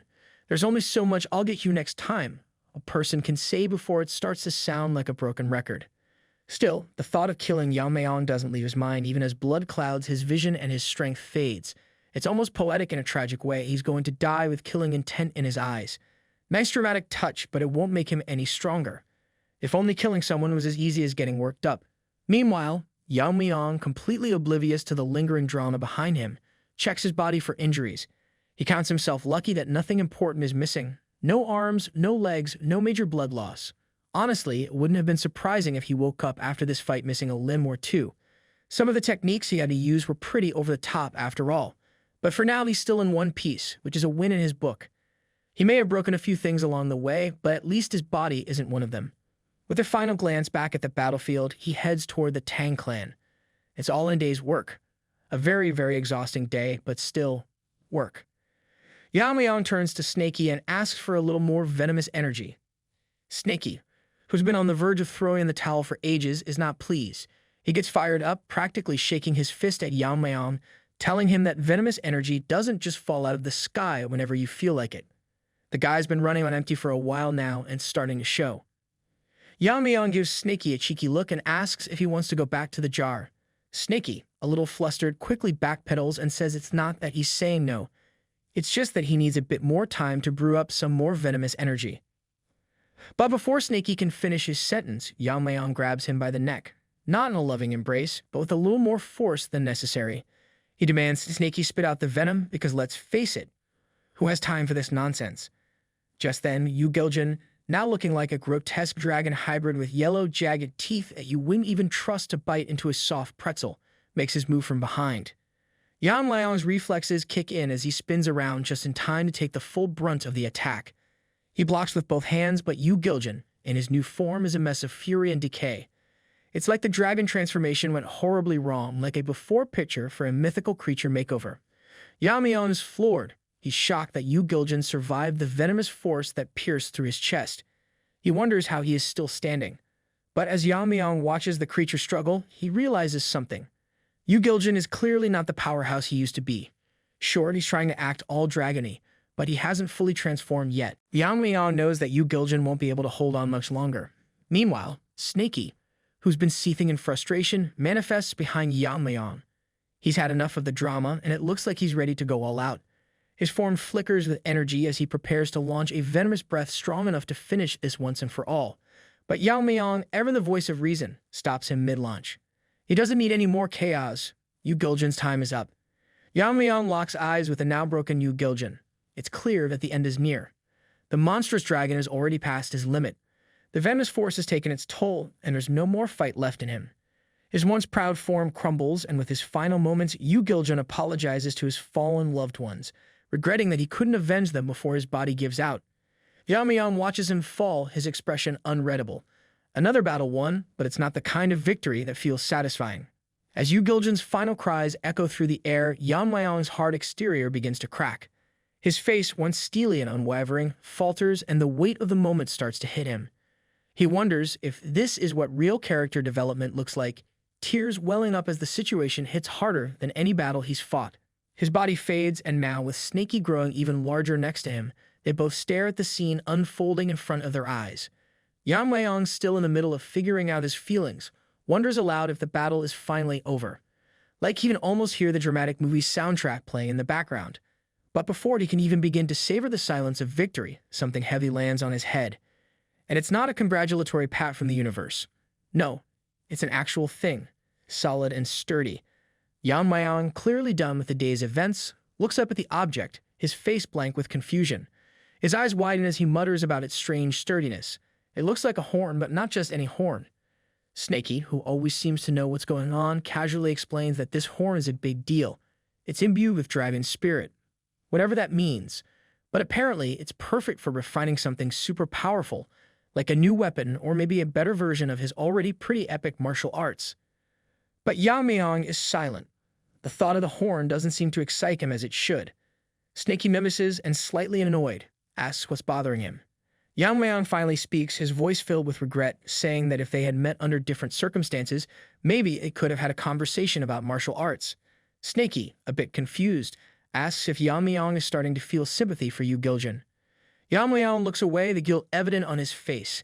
He thinks back to when he first encountered Yu Giljin's daughter, how he'd seen the young girl in pain but didn't intervene. He had thought the conflict was just a matter of evil sex, a situation that didn't concern him. He could have easily disarmed Lady Yeo and resolved the problem. In his arrogance, Yeon-myeong had believed that he could fix it any time if it even came to that. But now, looking at the results of his complacency, the death of the child, the grief of the innocent, he realizes how wrong he was. He should have acted sooner. Snaky, visibly frustrated, gives Yeon-myeong a sharp look. He snaps, reminding him that the Black Death Alliance and the Tang family were never meant to coexist. There's no room for sentimentality or second-guessing when lives are on the line. Yeon-myeong needed to understand that some conflicts were inevitable, and sometimes people's paths were too far apart to ever meet again. Yeon-myeong, though filled with guilt, knows Snaky is right. The tragedy of it all is that, for all his strength and all his power, he was blind to the true nature of the world around him. The battle might be over, but the weight of his decisions will follow him for much longer. Yeon-myeong, still feeling the weight of his past decisions, tells Snaky that if only he had been more cautious of Lady Yeo's flame art, he could have done something to avoid this mess. Snaky, never one to let Yeon-myeong wallow for too long, waves it off.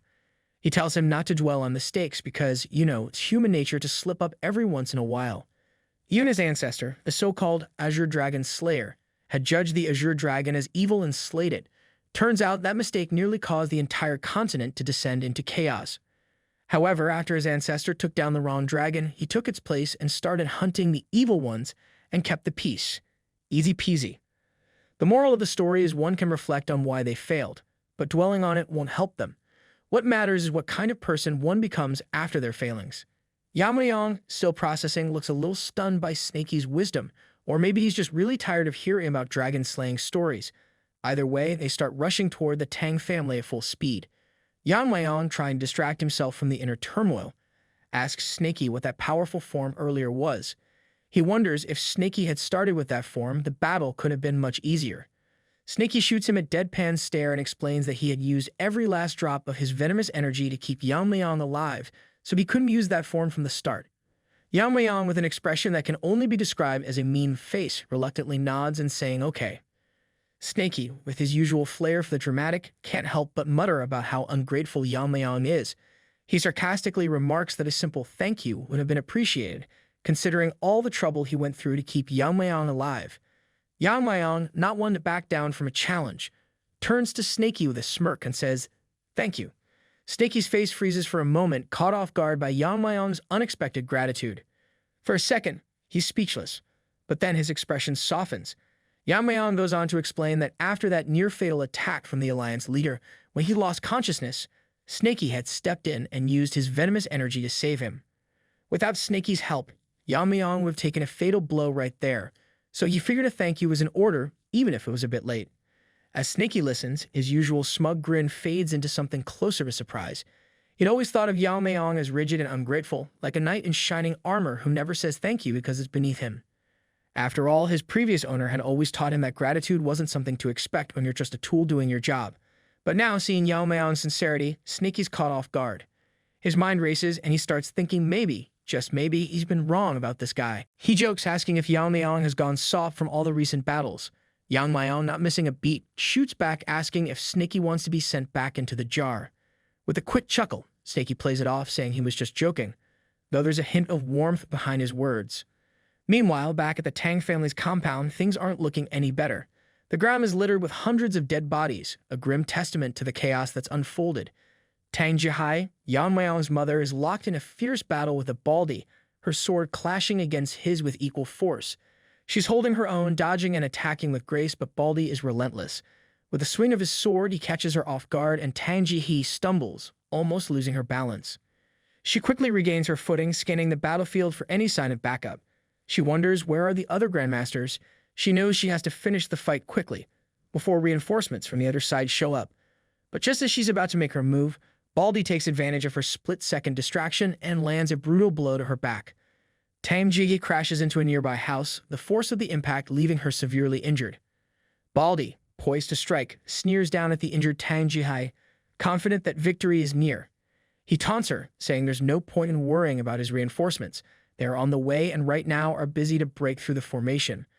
Once they do, along with other grandmasters, more troops will arrive, and soon after that, their leader will arrive here after taking care of her son.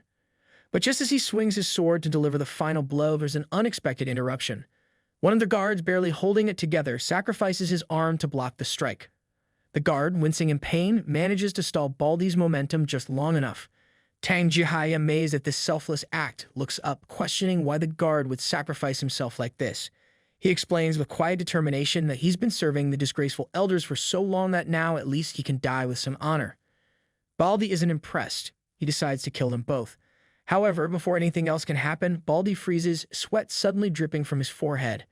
A sense of dread crawls up his spine. Someone is standing behind him, and this man has godly aura. He turns around, feeling an immense, suffocating pressure bearing down on him. The once confident warrior now looks more like a frightened little Barbie doll with a shiny bald head. The battlefield goes silent, and every single person turns to see the source of the overwhelming pressure. It's none other than Yeon-myeong standing tall, his presence radiating pure killing intent. His eyes lock onto Baldy, and there's no mistaking it. This fight is about to take a very deadly turn. Baldy, eyes wide with disbelief, looks around in panic. He sees the dismembered heads of his fellow warriors rolling across the ground, their lifeless eyes staring at him like a macabre greeting. His mind races. What is Yeon-myeong doing here? Standing in front of him like some unstoppable force of nature. Baldy can't help but think that this is some kind of sick joke, but deep down he knows it's not. Yeon-myeong steps forward, his presence cold and unnerving. He grits his teeth, almost savoring the moment. With a mocking tone, he asks Baldy if he's taking another look around. He points out that all the so-called grandmasters who were trying to break the formation are now dead, every single one of them wiped out without mercy. Yeon-myeong's voice hardens as he tells Baldy that while he'd love to take his head right now, he's feeling generous.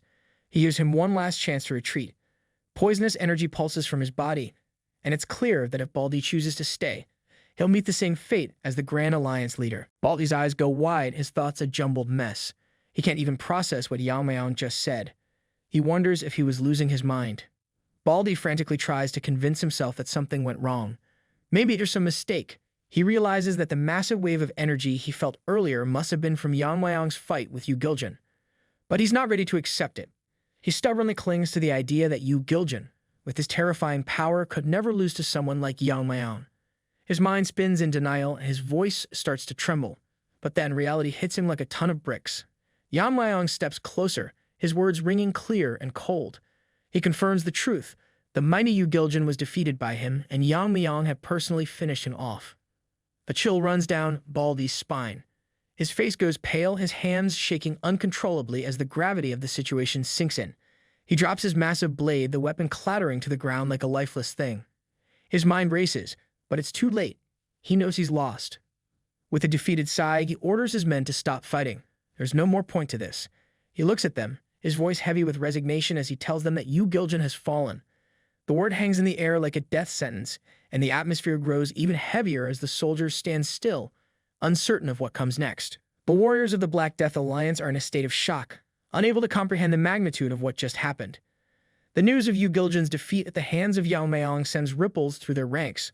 One of the warriors, his voice shaking, expresses disbelief that the supreme master of the unorthodox path could be taken down by the young lord of the Tang clan. It's like something out of a legend. But Baldy, gritting his teeth, calmly explains that Yeon-myeong's survival of Yu Giljan's ultimate technique and his ability to eliminate 6 Fire Realm Masters, excluding Baldy, of course, proves that Yeon-myeong is more than a match for their once feared leader. At this revelation, the Black Death Alliance's soldiers visibly tremble. The fear spreads quickly, like a wildfire, and soon Baldy has no choice but to give the order to retreat. He tells his soldiers to fall back and leave their weapons behind.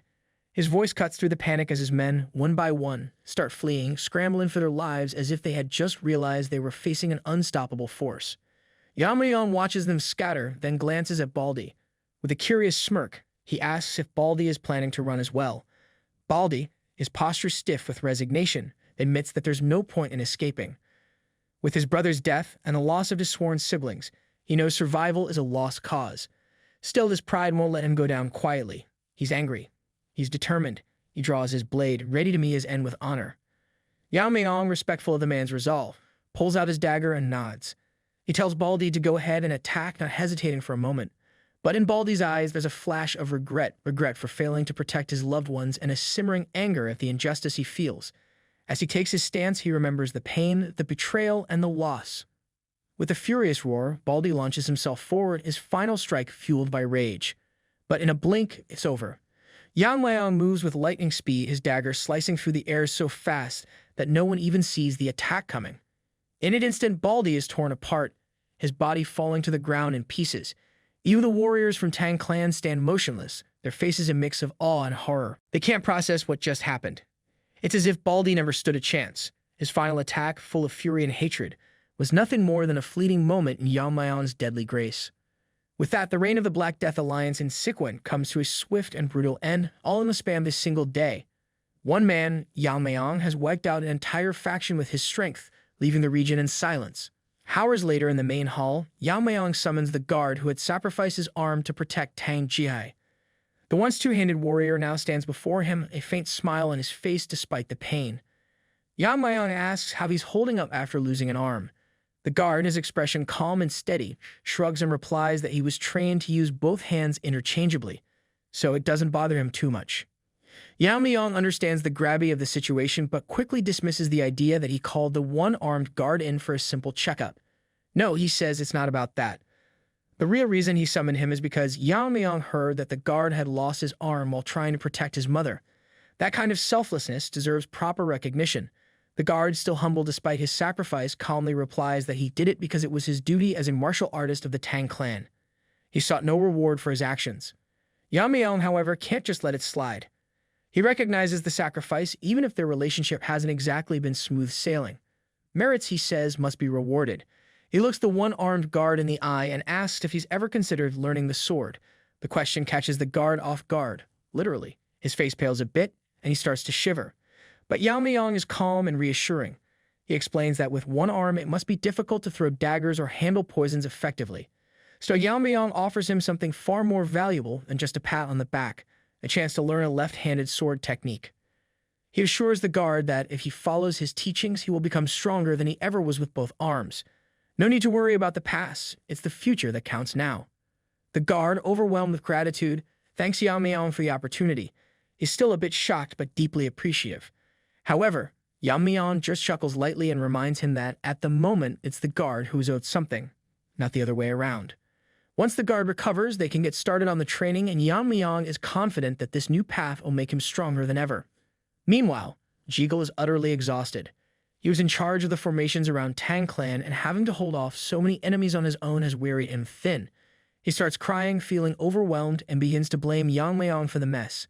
Just then, Yeon-myeong appears before him, cutting off his whining. The moment Jigul hears Yeon-myeong's voice, he freezes, his tears suddenly stopping as he tries to compose himself. He puts on a forced smile and tries to act like everything's fine, telling Yeon-myeong how relieved he is that he's back safely. Yeon-myeong, unfazed, tells him to cut the formalities. Jigul's face goes red with embarrassment as he starts crying again, apologizing for what he said earlier.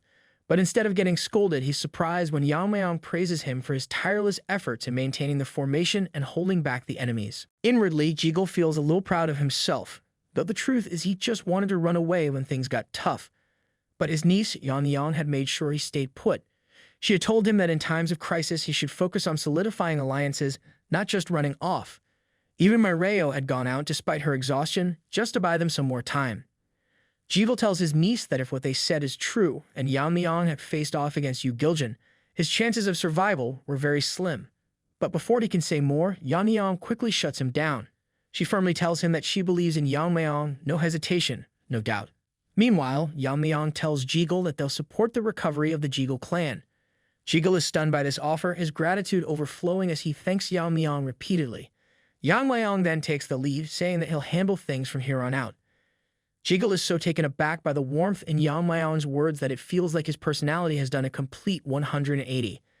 Before leaving, Yeon-myeong adds one last thing. If Jigul ever considers deserting them again during a crisis, there will be repercussions. Jigul's fake beard, yes, fake beard, falls right off at the mention of that. He stares in disbelief as Yeon-myeong walks away, reflecting that Yeon-myeong knew it all along.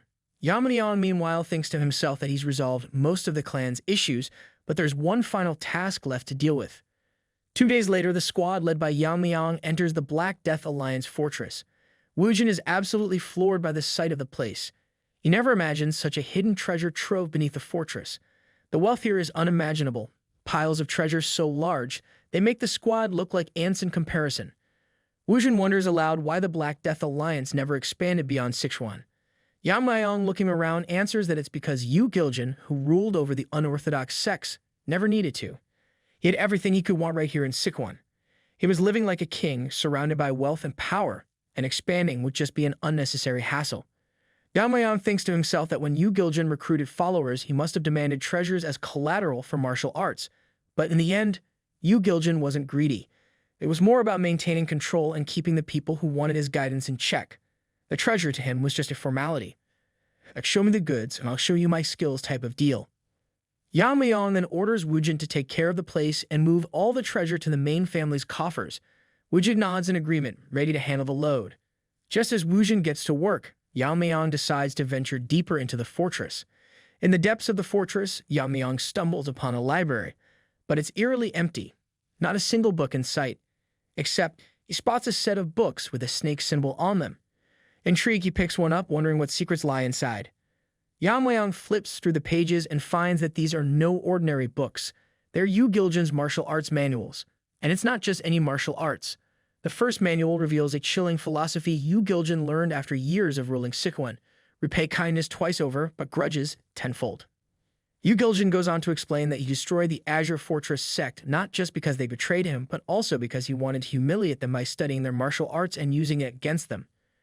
Yeon-myeong continues reading and realizes that the manuals are full of counter techniques designed specifically to defeat the martial arts once practiced by the Azure Fortress sect. It's almost like Yu Giljin kept their entire style alive just so he could dismantle it piece by piece. Yeon-myeong stands in awe, marveling how Yu Giljin has managed to dismantle all those martial arts techniques using just a few manuals. His place was once the fortress of the Azure sect, home to countless books filled with knowledge. But through sheer arrogance, Yu Giljin has destroyed everything, every single book of theirs, and kept only his own martial arts manuals. To him, their books were filled with nothing but worthless techniques, so he modified them, refining and enhancing them until they became worthy of true mastery. After the battle with the Black Death Alliance, the Tang family begins restoring order to the chaos that has overtaken Sichuan. Meanwhile, a new conflict erupts in Qinghai, as the demonic cult seeks to push further into the Central Plains. The only force attempting to resist them is the Kunlun sect, which is currently engaged in a fierce battle with the cult. Leading the charge against them is one of the Kunlun elders, known as the demon immortal Gokun. A master of the fire realm, Gokun is notorious for his ruthless techniques, and he stands as the cornerstone holding back the demonic cult. However, the cult's forces are endless, vast enough to rival the combined strength of the 9 sects.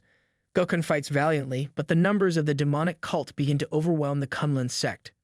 Just when it seems the tide is turning in favor of the cult, the joint sect arrives with reinforcements alongside the Tang clan. The powerful forces of the joint sect, bolstered by the Fire Realm Master Taehyo, force the demonic cult to retreat, at least temporarily. The combined strength of Taehyo and Gokun tips the balance of the war in favor of the righteous factions. But as things seem to be going too smoothly, a treacherous plot unfolds. One of the elders from the Tang clan betrays them, poisoning those who opposed his scheme. The traitor is none other than Muchin's father. As the poison takes hold of one of the elders, he curses Muchin's father, calling him worse than a dog. In response, Muchin's father stands with his lackeys and his own crippled son, posturing as though he's some great power. With a snarl and gritted teeth, he apologizes, explaining that he did what he did because there cannot be 2 leaders in one group. Meanwhile, in one of the quarters of the Tang clan, the sound of loud hammering fills the air. The fatty blacksmith is hard at work, welding something into a weapon. His full concentration is on the task at hand, but as the rhythmic clang of the hammer echoes, his mind drifts back to a conversation he had earlier. Yeon-myeong had approached him with an offer to join the Tang clan as their official blacksmith. The fatty blacksmith, shocked and overwhelmed, struggles to process the offer. Sweat beads on his face as he stammers in response, telling Yeon-myeong that he would be honored to work for the Tang clan. But there's a catch. He's curious about what happened to the demon-slaying sword he had gifted Yeon-myeong. Yeon-myeong, now visibly nervous, admits that the sword broke. The moment the words leave his mouth, the fatty blacksmith's face contorts in disbelief, his eyes widening.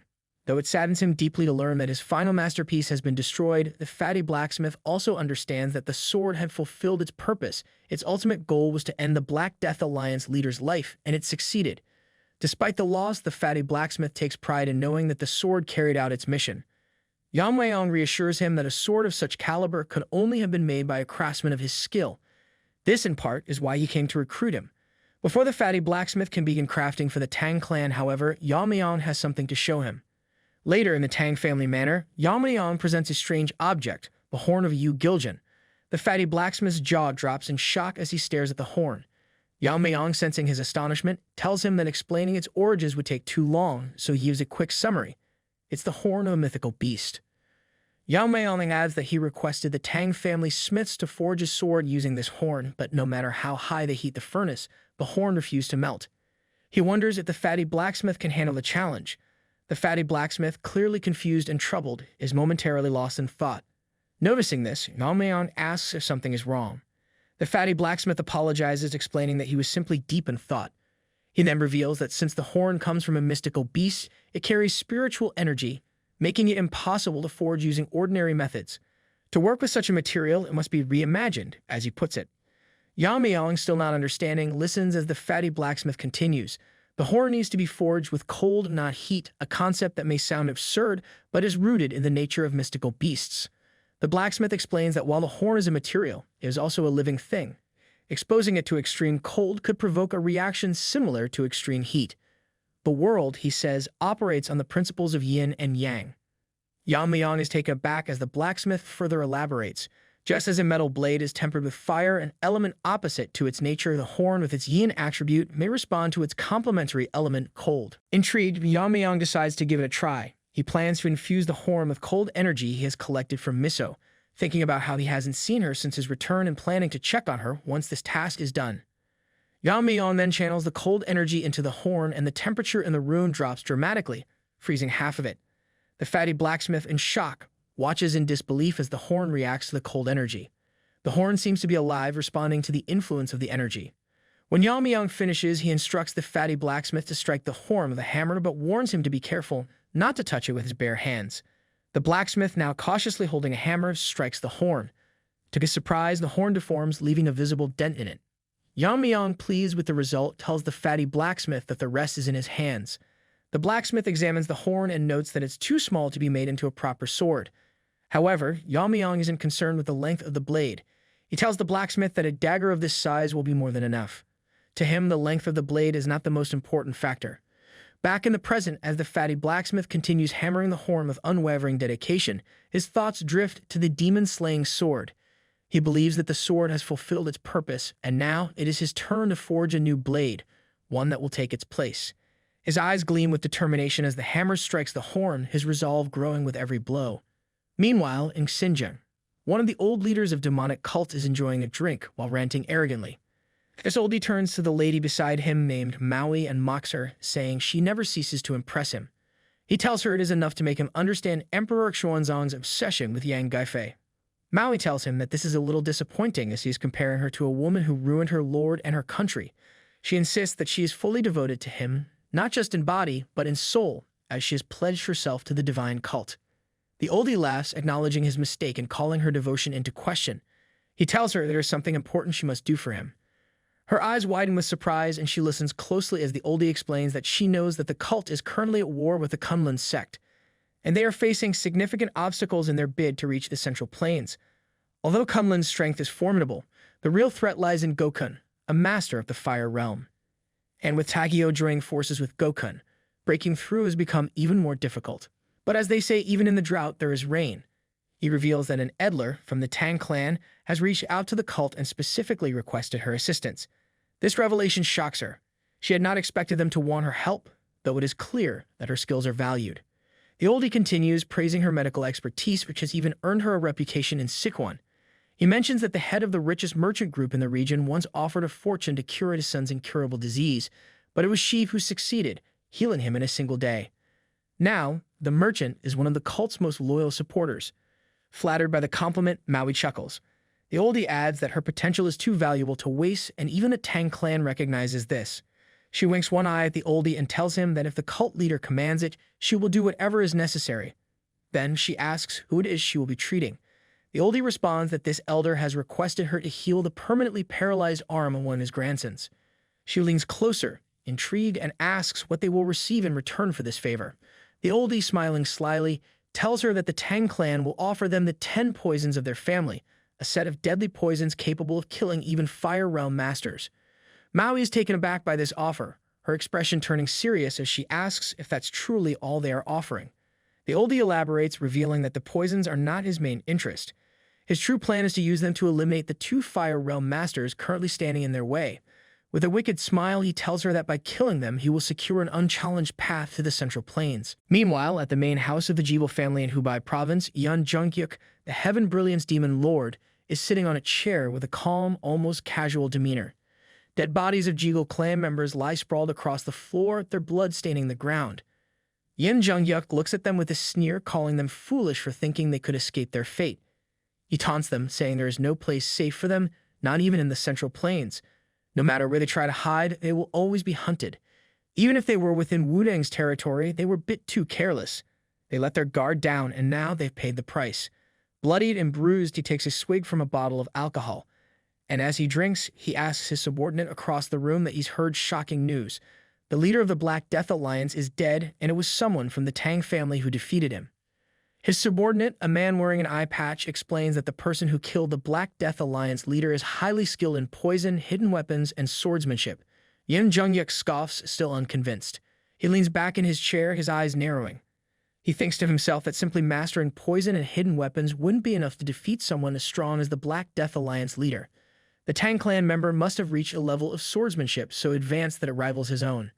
Maybe this person can even wield sword techniques as effortlessly as he does. He puts his cup down slowly, contemplating. Maybe he had overestimated the Black Death Alliance leader. After all, this death seems almost pitiful. He had wanted to be the one to kill him. That was supposed to be his victory. But even though his dream of killing the Alliance leader failed, he realizes there's a silver lining.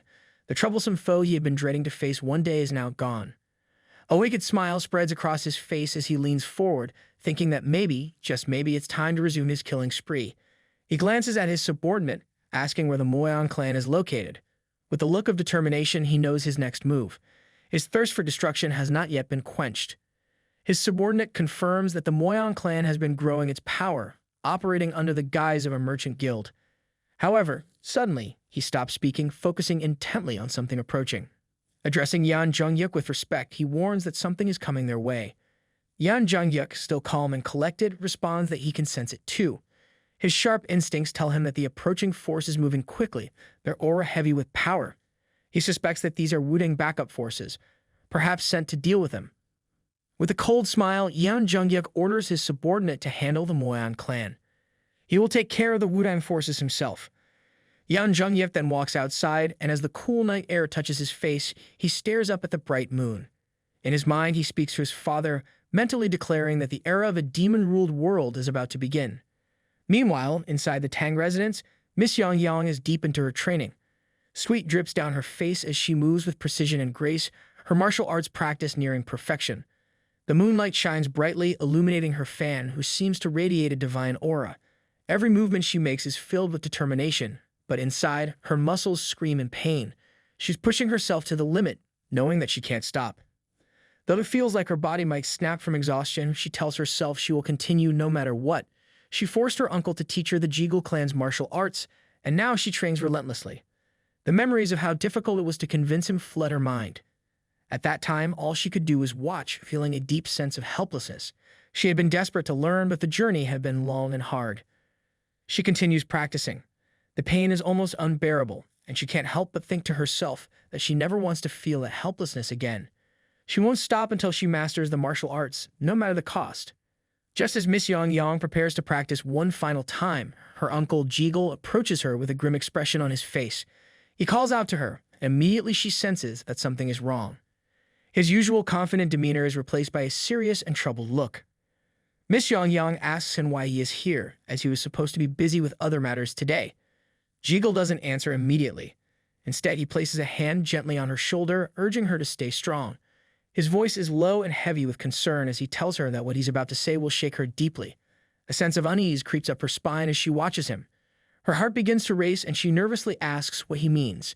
She's expecting something important, but not something like this. The news he delivers shakes her to her core. Her world tilts as she learns that the Jeagle family, her family, no longer exists. Her breath catches in her throat, and before she can process the words, tears begin to fall. She stares at her uncle in disbelief, unable to comprehend the devastation he has just spoken. The Jeagle clan, a powerful and proud family, wiped out in an instant. She wonders, how could this be real? Jeagle, seeing the shock in her eyes, explains that Yan Zhengyuk, the Heaven Brilliance Demon Lord, is behind this destruction. This ruthless figure had already wiped out 3 of the 5 great families before, and now with his arrival in Hubei, the situation has shifted dramatically. The Wudang Swordmasters, the so-called protectors of the martial world, had tried to intervene when Yan Zhengyuk launched a surprise attack on the Jeagle family. But Zhengyuk wasn't one to be stopped easily. He had issued a chilling warning to Wudang. If they dared to interfere, the entire Wudang sect would be erased before the sun set. Faced with this threat, the Wudang masters had no choice but to stand aside. Unable to fight against such overwhelming power, they watched helplessly as the Jeagle clan was utterly annihilated. Miss Yang's heart sinks as she absorbs the gravity of the situation. The family she knew, the people she loved, are gone. The Wudang, once a symbol of strength and justice, stood by, powerless to stop the destruction. Later, Yeon-myeong, holding some letters, struggles to comprehend the devastation that Yan Zhengyuk has caused. His face is grim as he reads the news. He knows that no one, not even the most powerful figures in the martial world, could stop Yan Zhengyuk. Of course, except him. He looks at Miss Yang and Jeagle, standing before him with teary eyes. Yeon-myeong tells them that he is fully aware of the tragedy that has befallen them. Jeagle nods slowly, agreeing with the gravity of the situation. Jeagle says that Miss Yang's decision to flee from the Black Death Alliance was the right one. Had they stayed and fought, they would have been completely wiped out with no chance of survival. The mere thought of it makes him shudder. He looks at Miss Yang, shaking his head, and murmurs that it must have been heaven's mercy that they are still alive today. Tears begin to drip from Jeagle's eyes as he faces the harsh reality: the Jeagle clan, the family that once held power and pride, is no more. Yeon-myeong remains silent for a moment, processing the pain in the room. Finally, breaking the silence, Yeon-myeong speaks with surprising calmness. He tells Jeagle that they have not lost everything, a statement that shocks both Jeagle and Miss Yeon-myeong. Yeon-myeong explains that there are still members of the Jeagle clan alive within the Tang clan. If any of them survive, it's possible to rebuild the family piece by piece. His words, though unexpected, spark a small flicker of hope in Jeagle's heart. Yeon-myeong then tells him that he hasn't forgotten his promise to Jeagle. He hasn't lost his word, and he will do everything in his power to help rebuild the Jeagle clan as quickly as possible. There is still a chance for redemption, and Yeon-myeong is determined to be the one to make it happen. He adds that Jeagle shouldn't feel he is a liar or lose hope. The road ahead is long, they can rebuild. Jeagle listens, still struggling with the pain of loss, but the words seem to bring some comfort. Yeon-myeong, however, feels a growing sense of unease. He senses that something isn't right, strange movements are happening as if everyone is making sudden, unexpected moves. He decides it's time to prepare on their side too. Just as Yeon-myeong starts planning, a guard enters the room, interrupting the moment. He announces that a guest from the Wudang sect has arrived and is requesting to see Yeon-myeong. The mention of Wudang sets Miss Yeon-myeong off. Her anger surges and she can't control her emotions, feeling a mix of frustration and bitterness. Yeon-myeong, however, remains calm. He wonders what the Wudang sect is doing at a time like this. He tells the guard to allow the Wudang representative to enter. Turning to Jigul and Miss Yeon-myeong, Yeon-myeong advises them to rest for now. He knows that they are grieving deeply and they need time to process. Meanwhile, he will handle the guests from Wudang and find out what they have to say. Yeon-myeong wonders about the identity of the guest from the Wudang sect. Is this person a genuine visitor or just another troublemaker trying to cause more chaos? He doesn't have to wait long for the answer as the figure steps into the room.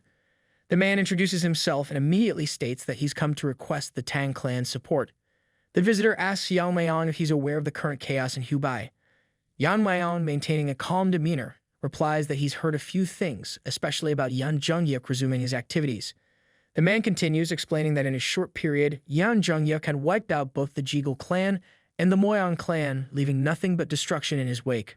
But there's more. The Wudang sect has learned that Yeon-myeong himself managed to annihilate the Black Death Alliance. The visitor says he's here to request Yeon-myeong's help in the fight against Yeon Jung-yuk. He wants Yeon-myeong to lend his strength for the greater good, to drive out the demon lord and restore balance. Yeon-myeong listens carefully but remains unmoved. His eyes narrow slightly as he responds, his tone cold. He tells the visitor that he doesn't appreciate people who come begging for help, especially when they're expecting him to fight their battles. He makes it clear that he will refuse the offer. The visitor is stunned by Yeon-myeong's response. He stands there for a moment, trying to process what he's just heard. Clearly, he wasn't expecting such a refusal, and he's at a loss for words. Finally, he asks Yeon-myeong why he is rejecting the request, arguing that the Tang clan has also suffered great losses because of Yeon Jung-yuk. He goes on to play the victim card, reminding Yeon-myeong that according to the rules of their family, they always repay grudges tenfold. Yeon-myeong, however, is not impressed by his reasoning.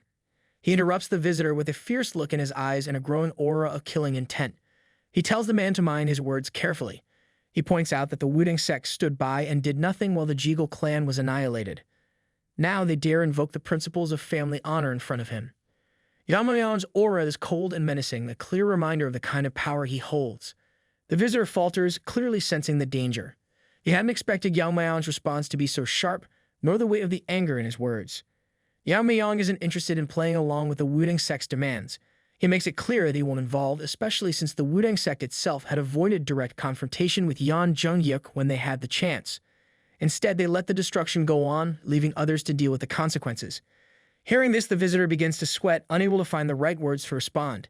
Yeon-myeong, unbothered by the man's discomfort, calls out his hypocrisy. He points out that the visitor's attempt to invoke his family's principles seems rather out of place, given how Wudang had stood by while the Jigul clan was wiped out. In a frightened tone, the visitor admits that the righteous sect is in complete disarray.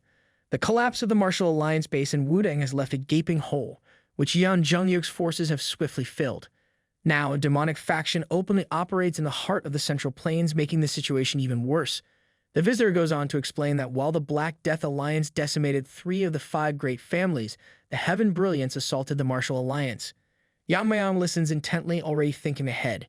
He knows that even now, the righteous sect is too focused on defending their own territories. If they manage to push Yeon Jung-yuk out, there won't be anyone left to maintain order.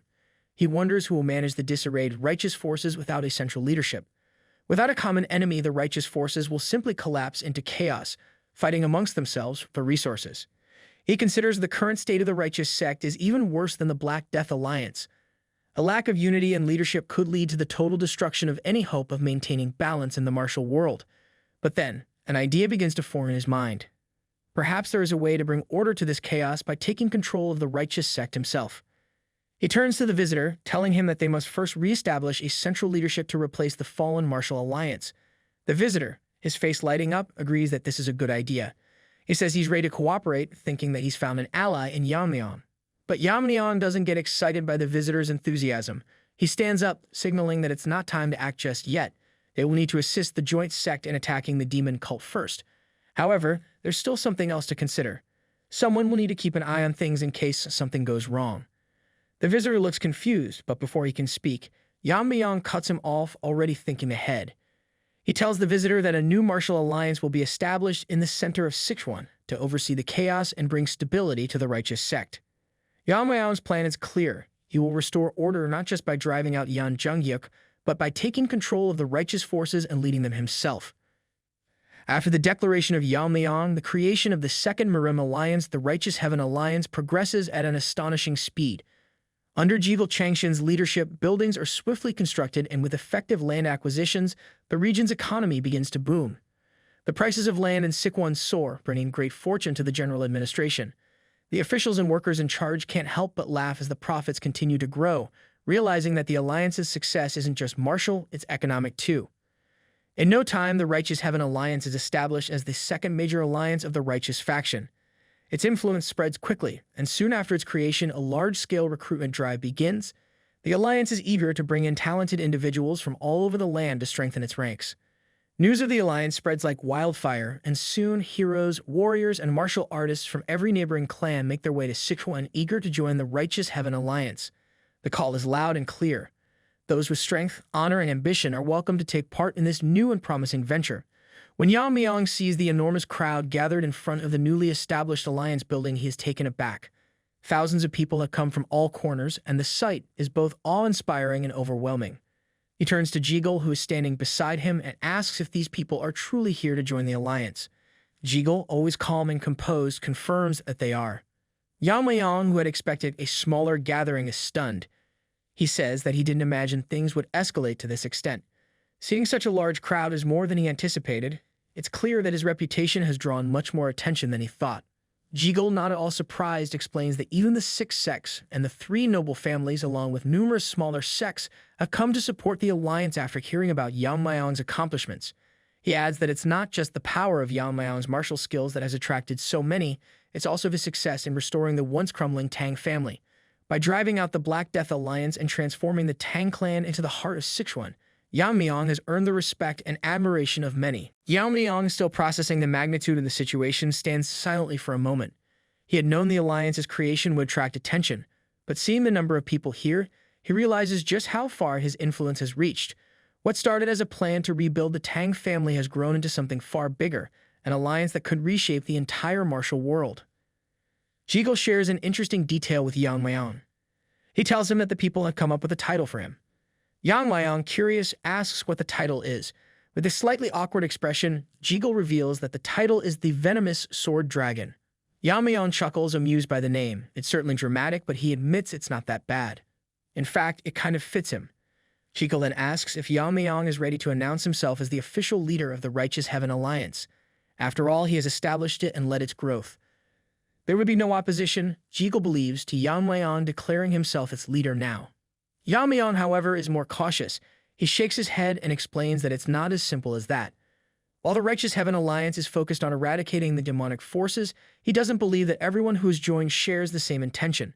Some may have other motives hidden beneath their loyalty.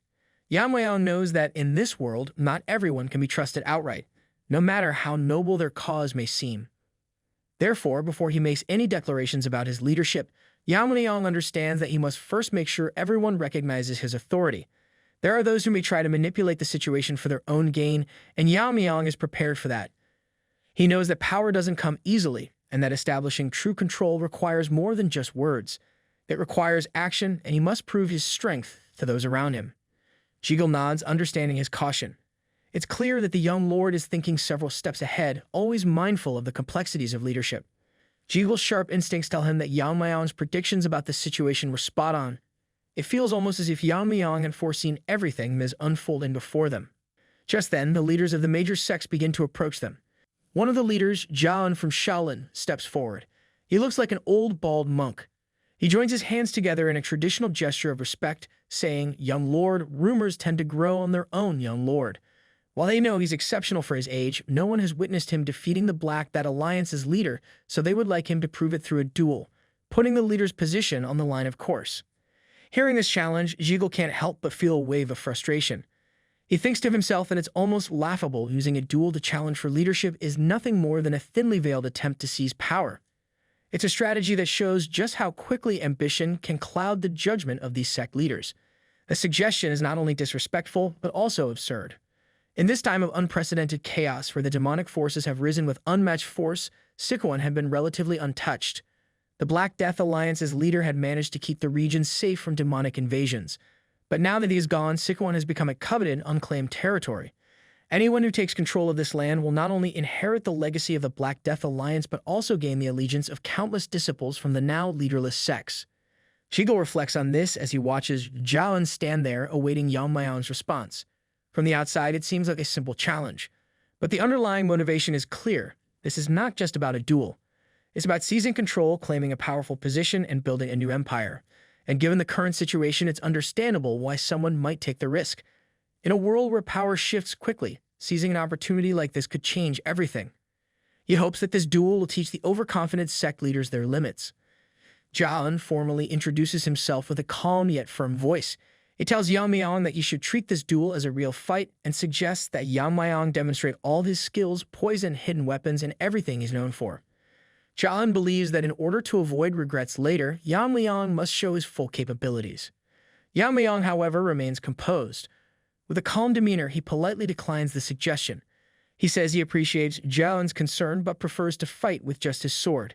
Using poison, he explains, could lead to unfortunate accidents, something he'd rather avoid. With that, both men step into the center and Jiggle announces the duel. The tension grows thick as he asks if both combatants are ready. They nod in silent agreement, and the crowd watches in anticipation as Jiggle declares the match officially begins. The people gathered are eager, knowing that this is not just a duel, it's a fight for leadership, a demonstration of true martial prowess. Jiggle's voice rings out, introducing the duel between the great Shaolin master Jiaen and the young lord of the Tang family, Yeon-myeong, also known as the venomous sword dragon. The stakes are high, and everyone is eager to see who will claim the title of leader of the Righteous Heaven Alliance. Jiaen, with a slight sneer, taunts Yeon-myeong about his mention of accidents. While he acknowledges the young lord's swift progress, Jiaen's arrogance seeps through, hinting that Yeon-myeong's confidence is far too grand for his age. He then takes his stance, his feet planted firmly on the ground, and the earth seems to tremble beneath him. The onlookers gasp as they recognize Jiaen's stance. It's the indestructible Vajra body, one of the highest forms of Shaolin martial arts. But this isn't just any Vajra body. No, it's the ultimate form, the one practiced by the very first Shaolin founder, a technique that has never been defeated. This is the true indestructible Vajra body, a martial art passed down through the ages, and its power is legendary. Jiaen taunts Yeon-myeong further, mocking the notion that he would be defeated by poison. He says that even with the title of Venomous Sword Dragon, there is no way Yeon-myeong could penetrate the true indestructible Vajra body. He moves forward. His presence becomes overwhelming, as if the very earth beneath him is his to command. Yeon-myeong, however, stands perfectly still, as calm as a cucumber. There's no sign of fear or uncertainty in his eyes. Jiaen tells him that this is nothing short of a declaration for him to surrender the leadership. In response, Yeon-myeong put his hand under his robe. He grins, reflecting to think he would be tested by this one so soon. Earlier, during a meeting with his subordinates, Yeon-myeong is asked if he plans to establish the headquarters of the Righteous Heaven Alliance on Mount Cheongshan.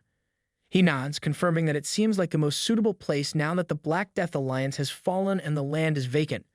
One of his subordinates suggests they should purchase all the surrounding lands as well to secure the area completely. Yeon-myeong gives a thoughtful nod in response, agreeing that it's a good idea. Just as the discussion continues, the head blacksmith bursts into the room, holding a box with a gleaming smile on his face. He apologizes for interrupting the meeting, but his excitement is clear. He couldn't wait any longer to show Yeon-myeong what he had made. As he opens the box, the room falls silent. Inside, there's a dagger, its blade radiant with a cold, otherworldly luster. It almost seems to shimmer with its own light. Yeon-myeong, intrigued, asks if the blacksmith has given the weapon a name. The blacksmith, clearly proud of his work, explains that he was inspired by the dagger's white brilliance and the cold aura it emanates. He named it the White Snow Dragon Fang. In the present, Yeon-myeong stands calmly in the sparring arena, the dagger now in his hand, the blade glowing faintly in the light. Those watching are astonished. They whisper among themselves, unable to believe their eyes. Is he really going to face the mighty Jiaen with nothing but this dagger?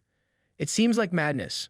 Jiaen, watching from the other side, sneers at the sight of the dagger. He scoffs, stating that using such a small weapon against him is no longer a sign of confidence, it's sheer stubbornness. With a mocking tone, he declares that he will teach Yeon-myeong a lesson through experience. Gathering all his power, he prepares to strike. The air around Sacheon crackles with golden energy as he launches himself at Yeon-myeong. His fist techniques are legendary, and the golden aura radiating from his body is enough to make the air vibrate. The onlookers gasp, knowing that even those in the fire realm would have difficulty withstanding the force of Sacheon's blows. But what happens next is nothing short of unbelievable. Yeon-myeong, standing perfectly still, reaches out with one hand and grabs Sacheon's fist mid-air. The crowd falls into stunned silence. Sacheon's strike, which was meant to overwhelm Yeon-myeong, is stopped cold by the young lord's grip. His golden aura flickers as Yeon-myeong holds onto his fist, not even flinching. Sacheon, completely shocked, stands there frozen. His eyes widen in disbelief as he looks at Yeon-myeong. What just happened? How could someone so young, with only a dagger, stop him so easily?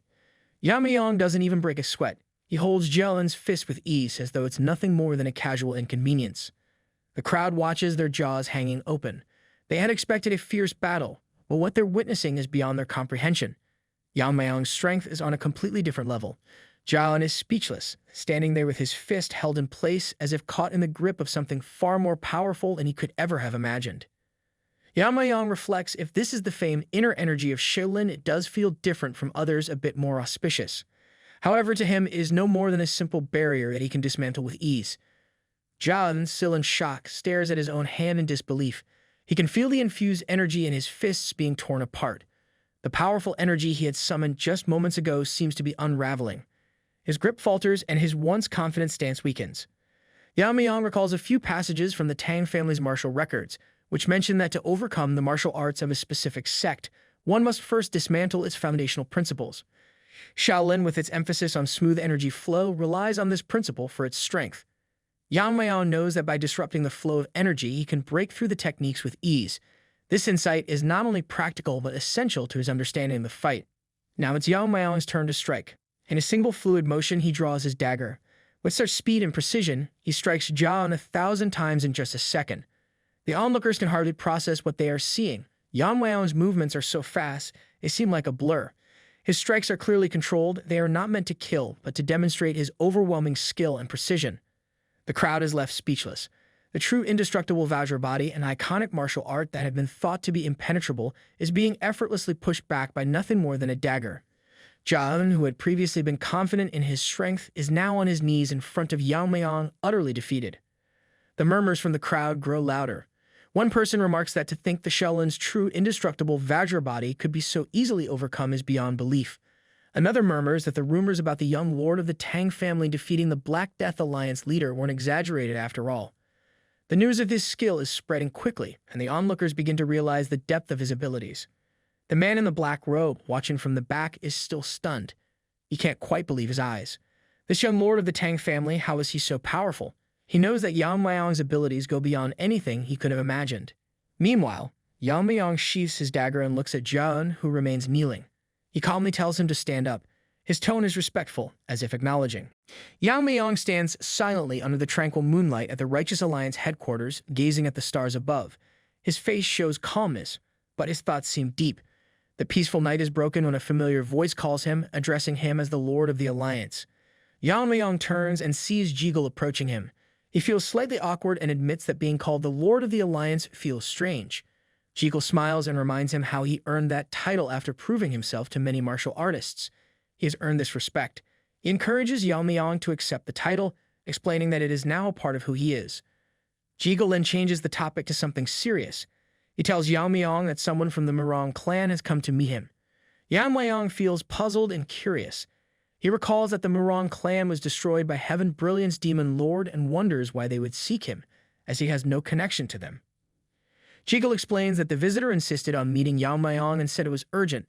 The person also left a strange message that mentions sword ghost, Herculean body, and force technique. The mention of these terms makes Yeon-myeong's eyes widen in shock. He feels a sense of urgency in the visitor's request and agrees to the meeting without hesitation. Later, in the quiet of his room, Yeon-myeong meets the visitor, a red-haired man who introduces himself as Myeong Hui. The man's respectful yet determined demeanor catches Yeon-myeong's attention. Myeong Hui carefully explains that he has come to ask an important question, even though it might offend Yeon-myeong.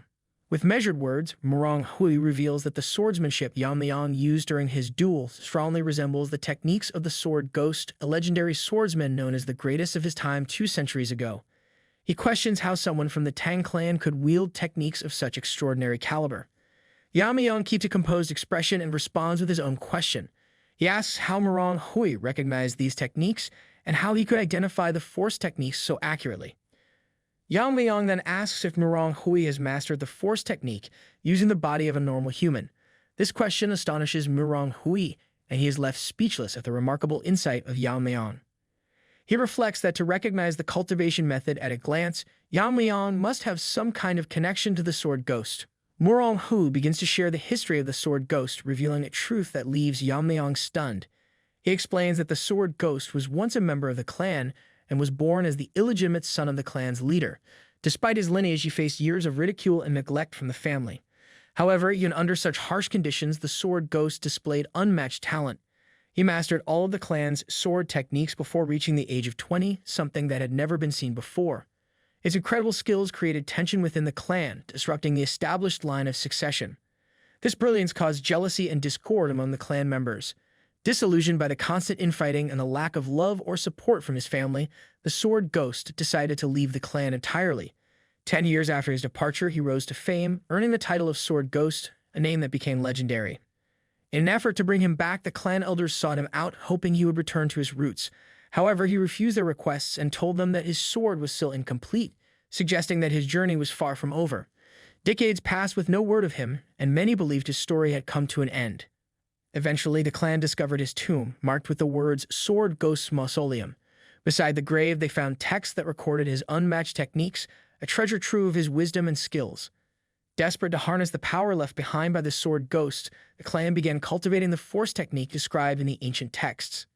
Yeon-myeong questions Murong Hui, asking if they chose to practice the force technique even though attempting it without the Herculean body could lead to death. Murong Hui tightens his fists, and his expression shows both pain and determination. He admits that the force technique placed a heavy strain on his body, pushing him to the brink. Yet despite the dangers, they could not bring themselves to abandon the cultivation. They believe that the sword ghost must have left behind a way to safely overcome its deadly risks. However, before they could uncover the solution, tragedy struck. The Heaven Brilliance Demon Lord attacked them. The Demon Lord did not come for wealth or treasures. Instead, he interrogated and slaughtered the clan members one by one, clearly searching for something. Meanwhile, Heaven Brilliance Demon Lord arrives at the Namgang clan with his sword in hand. Sword King Namgang Jangshian steps onto the rooftop of his clan's main house. He stands ready to face the menacing Demon Lord. Heaven Brilliance Demon Lord sneers, recalling that in over 10 years of his rampage, the Namgang clan was the only place he failed to destroy. He declares with confidence that this time the outcome will be different. Namgang Jangshian gazes at his opponent with calm confidence. He remarks on the deep wound the Demon Lord must have carried from his past defeat. Noticing the sword in the hand of the Demon Lord, Namgang points out he must be mad to confront the Sword King with a sword. Heaven Brilliance Demon Lord, unfazed by the comment, acknowledges that his previous loss taught him important lessons about swordsmanship. Over the years, he acquired remarkable martial arts skills, preparing for this very confrontation. Sword King Namgang descends gracefully from the rooftop to face his foe on the ground. He questions how the Demon Lord dares to challenge him with only 10 years of sword training. Heaven Brilliance Demon Lord smirks and reveals that he wants to see whether the techniques of Sword King or those of the Sword Ghost are superior. Namgang Jangshian, unshaken, tells him to attack. Their clash begins with a thunderous display of power. Waves of immense energy collide, tearing rifts into the space around them, creating a battlefield where only the strongest can prevail. Back at the Righteous Heavenly Alliance headquarters, Yeon-myeong reflects deeply on the revelation that Heaven Brilliance Demon Lord had stolen the Sword Ghost's martial arts. He struggles to understand why someone like the Demon Lord, who was the young leader of the demon sect and had already mastered their ultimate technique, the Heavenly Demon Divine Art, would abandon it. The Sword Ghost's methods were extraordinary, but for the Demon Lord to leave behind the pinnacle of demonic cultivation meant there had to be a significant reason. Murong Hui interrupts Yeon-myeong's thoughts by repeating his earlier question. He asks if Yeon-myeong has any personal connection to the Sword Ghost. Yeon-myeong answers calmly, saying he has never met the Sword Ghost directly. However, he recalls a memory from his childhood. During a moment when he was being bullied, a phantom sword appeared and protected him. He explains that this strange event might be the only connection he has to the Sword Ghost. Murong Hui looks baffled, struggling to make sense of Yeon-myeong's story. Yeon-myeong speculates that the phantom sword could have been a martial art left behind by the sword ghost, possibly something that responded to him in a moment of danger. Hui then reminds Yeon-myeong of an important fact. Only those with a Herculean body can master the sword ghost's techniques. He looks at Yeon-myeong and asks directly if he possesses such a body. Yeon-myeong explains that he was not born with a Herculean body, a requirement for mastering the sword ghost's techniques. Instead, he adapted the techniques to work with the Tang clan's unique cultivation methods. This adjustment made the martial art incomplete, but it allowed him to use it to some extent. He recalls a past battle with the leader of the Black Death Alliance. During that fight, he discovered that the Tang clan's cultivation method could harmonize with the properties of the Force technique. However, this worked only because his martial skills had surpassed the Fire realm, a level of mastery far beyond ordinary cultivation. For anyone else, trying such a method would be far too dangerous and almost certainly fatal. Hui, standing in disbelief, admits that his purpose in coming here was to find a way to overcome the Force technique's limitations. Hearing this, Yeon-myeong advises him to abandon his current cultivation method entirely. The Force technique is too dangerous without the right conditions, and continuing with it would lead to certain disaster. Hui looks disheartened, struggling to respond. He looks conflicted at the harsh reality. Yeon-myeong, meanwhile, reflects on his own journey. In his past life, he knew very little about the sword ghost and his legacy. Now in this life, he finds himself uncovering not just the techniques, but also the origins of his master, a connection he never anticipated. The realization fills him with both curiosity and a sense of purpose. A flashback reveals a conversation between Yeon-myeong and his master, the sword ghost. His master had once spoken about his life before taking up the sword. He described it as empty and without purpose, which led him to adopt the name Sword Ghost, a name symbolizing someone yet to define themselves. Despite the bond they shared, the Sword Ghost never revealed his real name, not even on his deathbed. Instead, he gave Yeon-myeong the name Yang, a gesture that carried deep meaning but left many questions unanswered. Snapping out of his thoughts, Yeon-myeong looks at Hui and asks if he knows the Sword Ghost's true name. Hui hesitates but eventually reveals something surprising. He explains that the sword ghost's name, though it might seem like a strange coincidence, was Yeon-myeong. Hearing this, Yeon-myeong sighs softly before a faint smile appears on his face. The revelation adds another layer to his understanding of his master's legacy, but it also feels strangely fitting. Hui prepares to leave, deciding to follow Yeon-myeong's advice and abandon the Force technique.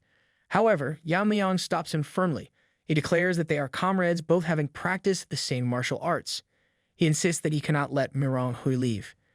Yeon-myeong points out that Hui shares the same desire to overcome the Force technique and seek revenge against Heaven Brilliant's demon lord. He reminds him that this shared goal is the very reason the alliance was formed. Yeon-myeong then invites Hui to join the alliance, promising to help him to adapt the martial arts to suit his body. Meanwhile, at the Nangbang clan's main house, Nangbang Jiangxun lies defeated on the ground, his sword shattered and useless. He has been completely overcome by the Heaven Brilliant's demon lord. Nangbang Jiangxun struggles to move, his body drained and broken. He lies there knowing that death is near. In his final moments, he regrets allowing the demon lord to escape 10 years ago. Heaven Brilliant's demon lord looks down at him, laughing softly to himself. The demon lord reveals that he had held back during their battle. He admits it would have been a waste to end Nangbang's life with just his fist technique. He gives a begrudging nod of respect to Nangbang, acknowledging his strength. Despite everything, the Sword King had managed to endure this long. Reveling in his victory, the Demon Lord smirks, thinking to himself that with the death of Sword King, the biggest obstacle before him has been removed. He reflects that with this victory, the advent of the demonic world draws closer. The fall of the Nangbang clan is swift and complete. In a single night, the clan is wiped out by the Heaven Brilliant's Demon Lord. The news spreads quickly, reaching Mount Hua and Mount Jiangnan. It even reaches Wudang and Shaolin, warning all the righteous factions of the growing threat. The news spreads far and wide, sending shockwaves through the martial world. Meanwhile, Jekyll calls out to Yeon-myeong, who is busy training the 2 minions he recently took under his wing. These 2 eager individuals are hoping to improve their skills. Yeon-myeong remains laid back, enjoying the simple task of helping them train, until Jekyll interrupts him with shocking news. Yeon-myeong listens in disbelief as Jekyll delivers the startling information, which completely catches him off guard. Later, Yeon-myeong gathers the elders of the Righteous Faction Alliance for an urgent meeting. He informs them that in the span of just a few days, Heaven Brilliant's Demon Lord and his army have not only destroyed the Jekyll and Myeong families, but have also wiped out the mighty Nangbang family. Yeon-myeong is troubled, knowing that Heaven Brilliant's Demon Lord alone cannot have been responsible for such widespread destruction. He asks the elders if there are any other masters who have reached the extreme demon realm. One of the elders present speaks up, sharing what he knows. According to his intelligence, all the masters who have reached the extreme demon realm have been assigned to serve under the 3 demonic houses. Yeon-myeong, with a skeptical look, asks the elder what the demonic houses are. He explains that the demonic houses are the families created by Heaven Brilliant's demon lord after overthrowing the existing clans. They include the Gisogu family, the Fusion Liu family, and the Shangxi-Hua family. These are families that had voluntarily submitted to the Dark Lord and were reorganized under his rule. The Shangxi-Hua family in particular stands out, having 2 Fire Realm Masters assigned to it. It is likely that they were positioned with Mount Zhonin and Mount Hua in mind. This means, including the Heaven Brilliance Demon Lord, there are at least 5 Fire Realm Masters working together. One elder shares his opinion, stating that it is unlikely there was any joint attack between these families. He believes the destruction was all carried out by Heaven Brilliance Demon Lord alone. The elder goes on to explain that the Sword King has mastered the mysteries of weight, a technique that makes it impossible for even the most formidable warriors to move when within his domain. The pressure within this domain is overwhelming. However, even without his domain, the Sword King is still the greatest swordsman of this era. A simple joint attack by 5 Fire Realm Masters would not have been enough to defeat him. This leads the elder to conclude that Heaven Brilliance Demon Lord must possess an extraordinary level of martial prowess to have been able to face the Sword King on his own. Yeon-myeong realizes that the situation is far more dire than he had initially thought. The enemy now has 5 Fire Realm Masters, along with the overpowered Heaven Brilliance Demon Lord who has already defeated the Sword King. This might not even be the full extent of their forces. Originally, the plan was to help Kong Tong and Kunlun deal with the demonic sect first, and then combine their strength to take down the Heaven Brilliance Demon Lord. Yeon-myeong wonders if the battle lines against the demonic sect have now solidified. Should they strike at the Dark Lord before things get even worse? But they need to hold out and gather strength if they are to face the Heaven Brilliance Demon Lord head-on. Losing the initiative from the beginning has made everything far more complicated. Yeon-myeong thinks they need to distribute their forces more efficiently, but just as he is deep in thought, a voice interrupts his concentration. He realizes that everyone in the room is waiting for his orders and he cannot show any indecisiveness. Taking a breath, he prepares to speak as the Alliance leader, but before he can finish, someone barges into the room, urgently bringing shocking news. Yeon-myeong is startled when he sees the newcomer. His clothes suggest he is a Taoist from the Kong Tong sect, and the look on his face hints at something serious. The injured man struggles to breathe, his body clearly exhausted. He lets out a heavy sigh, unable to speak clearly. One of the elders in the room questions what he is doing here, especially since the war with the demonic sect should be in full swing. The man looks toward Yeon-myeong and asks if he is the leader of the Righteous Heaven Alliance. Yeon-myeong confirms and tells him to take a moment to catch his breath, urging him to speak slowly. He then asks if something has happened to the Kong Tong and Kunlun sects. With great effort, the man pleads for help, begging Yeon-myeong to save their sect. He explains that both Grandmaster Taehyeo and the demon Immortal Kunlun have fallen victim to an unknown poison. Yeon-myeong's face darkens as he listens, his thoughts racing. He cannot believe things have gone so wrong. He recalls that he had given poison to one of the elders earlier, telling them that it was the killing bird flower, one of the 10 greatest poisons. It was a precaution, knowing that the demonic sect had masters in the fire realm, and they had to be ready for anything. However, Yeon-myeong had warned the elder to keep this secret from the 2nd and 5th elders. The 4th elder got confused, wondering why Yeon-myeong wants to hide this from them. Yeon-myeong explained that although they are quiet for now, he believes the 2nd and 5th elders are plotting something behind his back.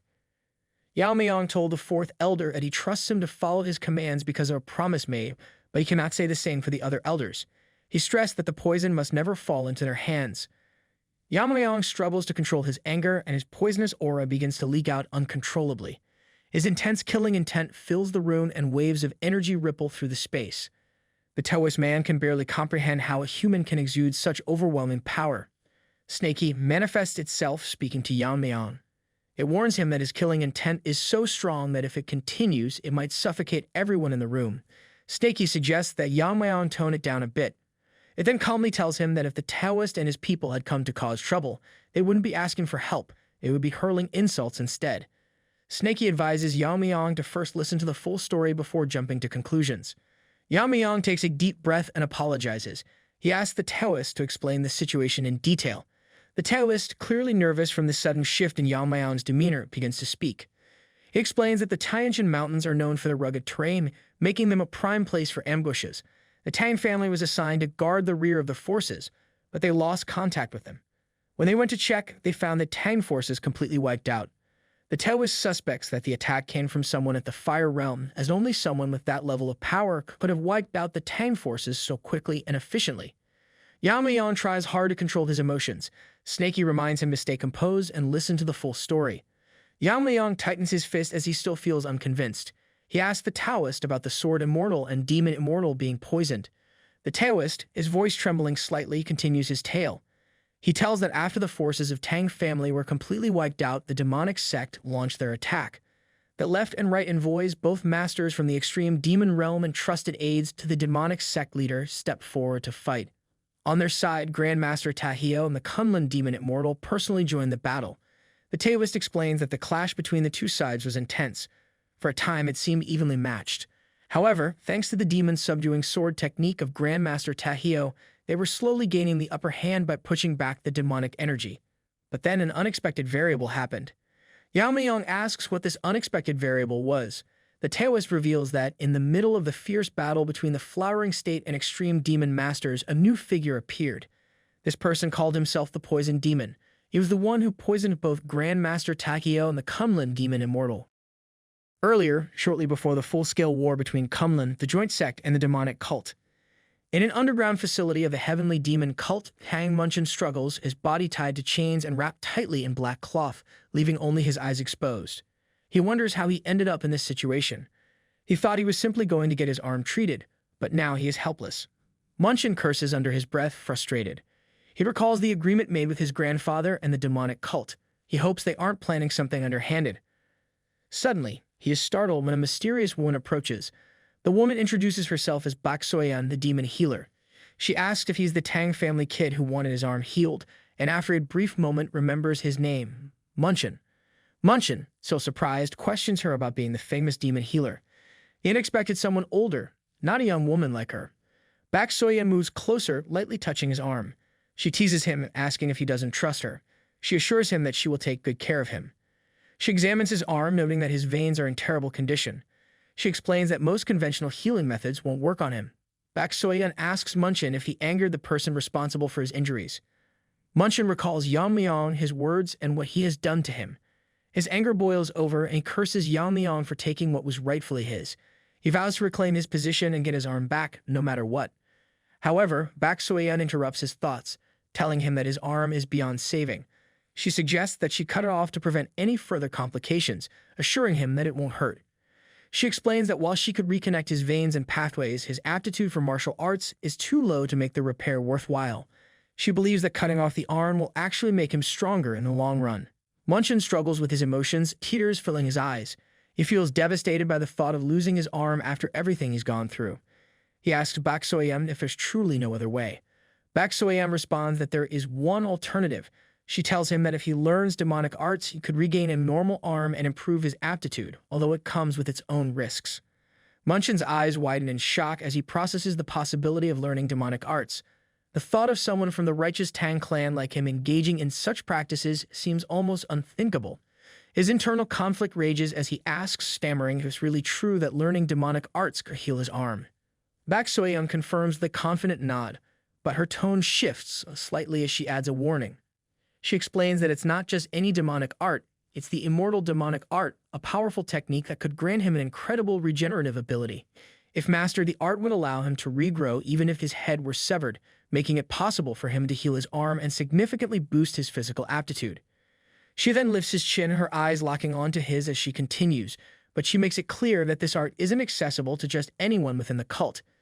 Despite the fact that he might have taken out 2 experts using 10 poisons as payment, that alone isn't enough to earn the right to learn the immortal demonic art. Yeon-myeong, his mind consumed by desperation and a burning desire for strength, asks Bak Soyeon what he must do. She gives him a cold, unwavering look and tells him the truth he doesn't want to hear. To truly gain the power of the immortal demonic art, he must sever all ties with the Tang clan. Yeon-myeong tells her that they have already left behind Tang clan. She explains that he must sever all ties with the Tang clan, including his father and grandfather. The weight of her words hangs heavily in the air. Suddenly, as if to reinforce her words, one of demonic cults cuts the head of his grandfather outside, and the severed head of his grandfather falls to the ground. Bak Soyam continues with a calm voice explaining that the immortal demonic art is a top-tier secret martial art, even within the demonic cult. To ensure that nothing could influence his decision, she stresses that Munchen must completely sever his ties to his past, including his family. She offers him a choice. If he wants, she can send him back to his family right now, allowing him to return to his old life. But the decision is his. Munchen stands in stunned silence for a moment, torn between his sense of loyalty and his thirst for revenge. His mind races back to the pain and suffering he's endured, all driven by a desire for revenge against Yeon-myeong. The thought of regaining his strength and becoming powerful enough to defeat his enemies pulls him further into the demonic cult's web. With a defiant glint in his eyes, Munchen finally declares that he has already abandoned the Tang clan's name. He vows that if sacrificing his family is the price for power, then he will gladly pay it. He tells Bak Soyam without hesitation that he will do it gladly. In present, after his battle with Kunlun and Taehyo, Munchen is in one of the battle camps of the demonic cult. He looks at his arm, now cut in half, and feels frustrated. The energy-imbued attack he received from Taehyo is slowing down his healing. Normally, he would have already healed and been back on the battlefield. However, the pain from his injuries is too great. Without taking a special pill to suppress the pain, it would drive him insane. He thinks back to how he used the blood from his severed arm to poison several Fire Realm masters. He is proud of that, but he is still upset that he could not do more damage. Munchen clenches his teeth, feeling the need to grow stronger. He knows that until he kills Tang Yeon-myeong, he will never feel satisfied. His eyes burn with anger, and he is determined to master the immortal demonic art. He pledges to use it to take revenge on Tang Yeon-myeong for the humiliation he caused. Earlier, Bak Soyam approaches Munchen, who is still handcuffed and has a collar around his neck, lying on the ground. She tells him that his arm is fully healed. She mentions that who would have thought he would have talent for demonic arts. She adds that the cult master didn't give him permission to learn the immortal demonic art for no reason. Munchen is surprised, reflecting that he never imagined such a martial art could exist. This is the immortal demonic art. Bak Soyam tells him that from now on, she will be feeding him poison. She explains that even if it feels like he is dying, he won't actually die. By constantly being poisoned and regenerating, his body will slowly be changed to take on properties similar to poison. She encourages him to keep going until he becomes immortal poison master. In the present, Munchen takes the pill, his face twisting in disgust. Later, prisoners from the battle are brought to him. His subordinate asks what should be done with them. Munchen calmly says that the Joint Sect and Kunlun Sect are doomed to be destroyed anyway. He questions where the prisoners would even go if they were released. His words make his own subordinate feel terrified. Munchen orders him to kill them all, leaving no hope for anyone who stands against them. Meanwhile, those who survived the battle are running for their lives.